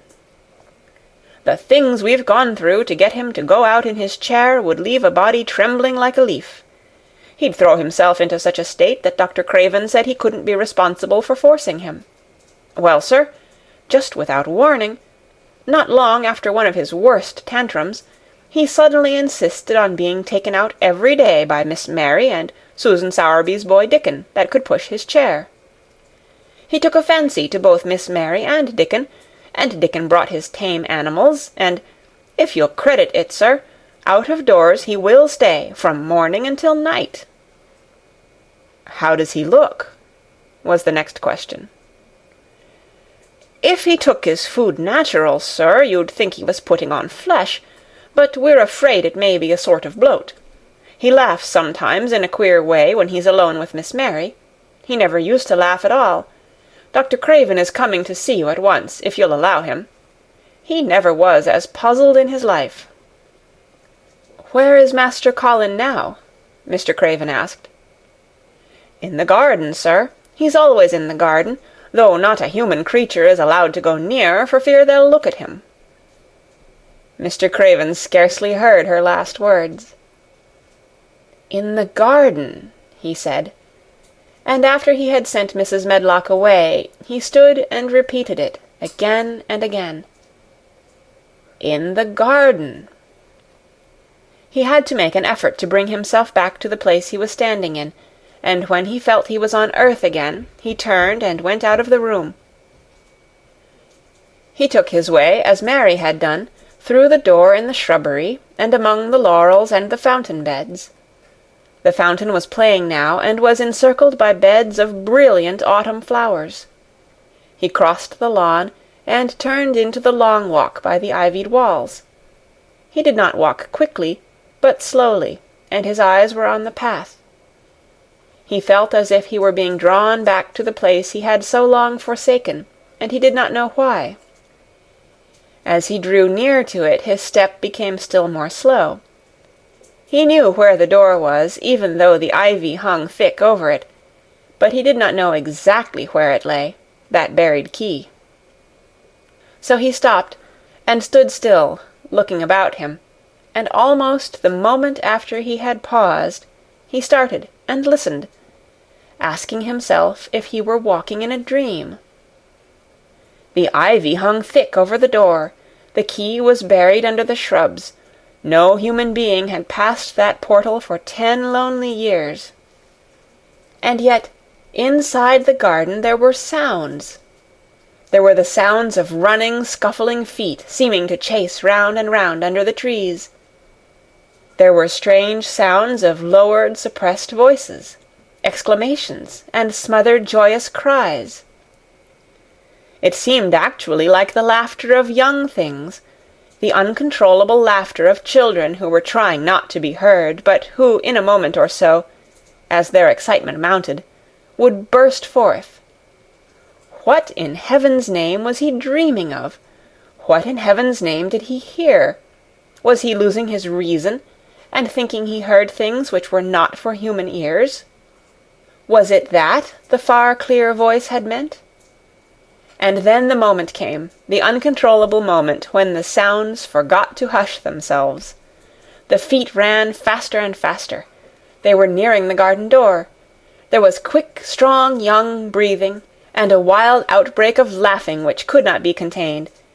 And the door in the wall was flung wide open, the sheet of ivy swinging back, and a boy burst through it at full speed and, without seeing the outsider, dashed almost into his arms.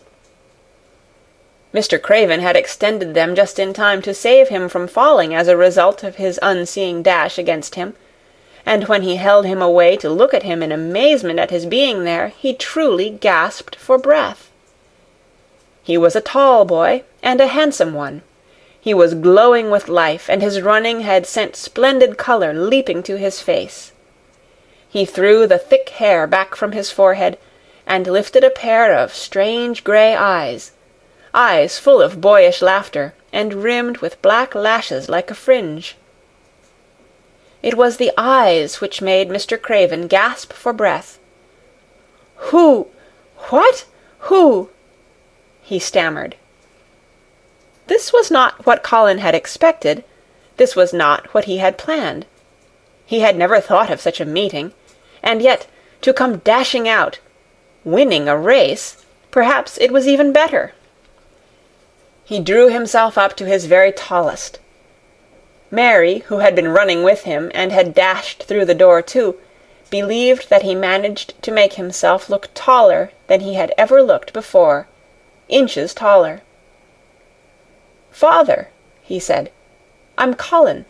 You can't believe it. I scarcely can myself. I'm Colin." Like Mrs. Medlock, he did not understand what his father meant when he said hurriedly, "In the garden, in the garden." "Yes," hurried on Colin, "it was the garden that did it, and Mary and Dickon and the creatures, and the magic.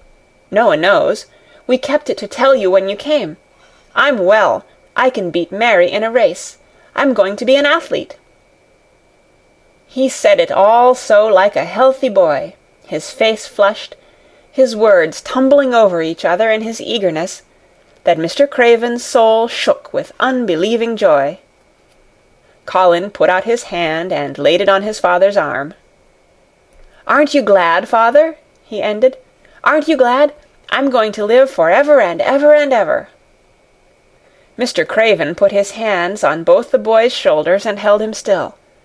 He knew he dared not even try to speak for a moment. "Take me into the garden, my boy," he said at last, "and tell me all about it."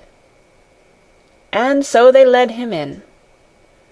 The place was a wilderness of autumn gold and purple and violet blue and flaming scarlet, and on every side were sheaves of late lilies standing together, lilies which were white or white and ruby. He remembered well when the first of them had been planted that just at this season of the year their late glories should reveal themselves. Late roses climbed and hung and clustered, and the sunshine deepening the hue of the yellowing trees made one feel that one stood in an embowered temple of gold. The newcomer stood silent just as the children had done when they came into its greyness. He looked round and round. "I thought it would be dead," he said. "Mary thought so at first," said Colin, "but it came alive." Then they sat down under their tree, all but Colin, who wanted to stand while he told the story. It was the strangest thing he had ever heard, Archibald Craven thought, as it was poured forth in headlong boy fashion. Mystery and magic and wild creatures, the weird midnight meeting, the coming of the spring, the passion of insulted pride which had dragged the young Rajah to his feet to defy old Ben Weatherstaff to his face. The odd companionship, the play-acting, the great secret so carefully kept. The listener laughed until tears came into his eyes, and sometimes tears came into his eyes when he was not laughing. The athlete, the lecturer, the scientific discoverer was a laughable, lovable, healthy young human thing. "Now," he said at the end of the story, "it need not be a secret any more. I dare say it will frighten them nearly into fits when they see me. But I am never going to get into the chair again. I shall walk back with you, father, to the house." Ben Weatherstaff's duties rarely took him away from the gardens, but on this occasion he made an excuse to carry some vegetables to the kitchen, and being invited into the servants' hall by Mrs. Medlock to drink a glass of beer, he was on the spot, as he had hoped to be, when the most dramatic event Misselthwaite Manor had seen during the present generation actually took place. One of the windows looking upon the courtyard gave also a glimpse of the lawn. Mrs. Medlock, knowing Ben had come from the gardens, hoped that he might have caught sight of his master, and even by chance of his meeting with Master Colin. "Did you see either of them, Weatherstaff?" she asked. Ben took his beer-mug from his mouth and wiped his lips with the back of his hand. "Aye, that I did," he answered with a shrewdly significant air. "Both of them?" suggested Mrs. Medlock. "Both of 'em," returned Ben Weatherstaff. "Thank you kindly, ma'am. I could sup up another mug of it." "Together?" said Mrs. Medlock, hastily overfilling his beer-mug in her excitement. "Together, ma'am." And Ben gulped down half of his new mug at one gulp. "Where was Master Colin? How did he look? What did they say to each other?" "I didna hear that," said Ben, "along o' only being on the step-ladder looking over the wall. But I'll tell thee this, there's been things going on outside as you house-people knows nowt about, and what thou'll find out soon." And it was not 2 minutes before he swallowed the last of his beer, and waved his mug solemnly toward the window which took in through the shrubbery a piece of the lawn. "Look there," he said, "if thou's curious. Look what's comin' across the grass." When Mrs. Medlock looked, she threw up her hands and gave a little shriek, and every man and woman servant within hearing bolted across the servants' hall, and stood looking through the window with their eyes almost starting out of their heads. Across the lawn came the master of Misselthwaite, and he looked as many of them had never seen him, and by his side, with his head up in the air, and his eyes full of laughter, walked as strongly and steadily as any boy in Yorkshire, Master Colin. End of chapter 27, and the end of The Secret Garden by Frances Hodgson Burnett. Read by Kara Schallenberg on February 20th, 2006, in Oceanside, California.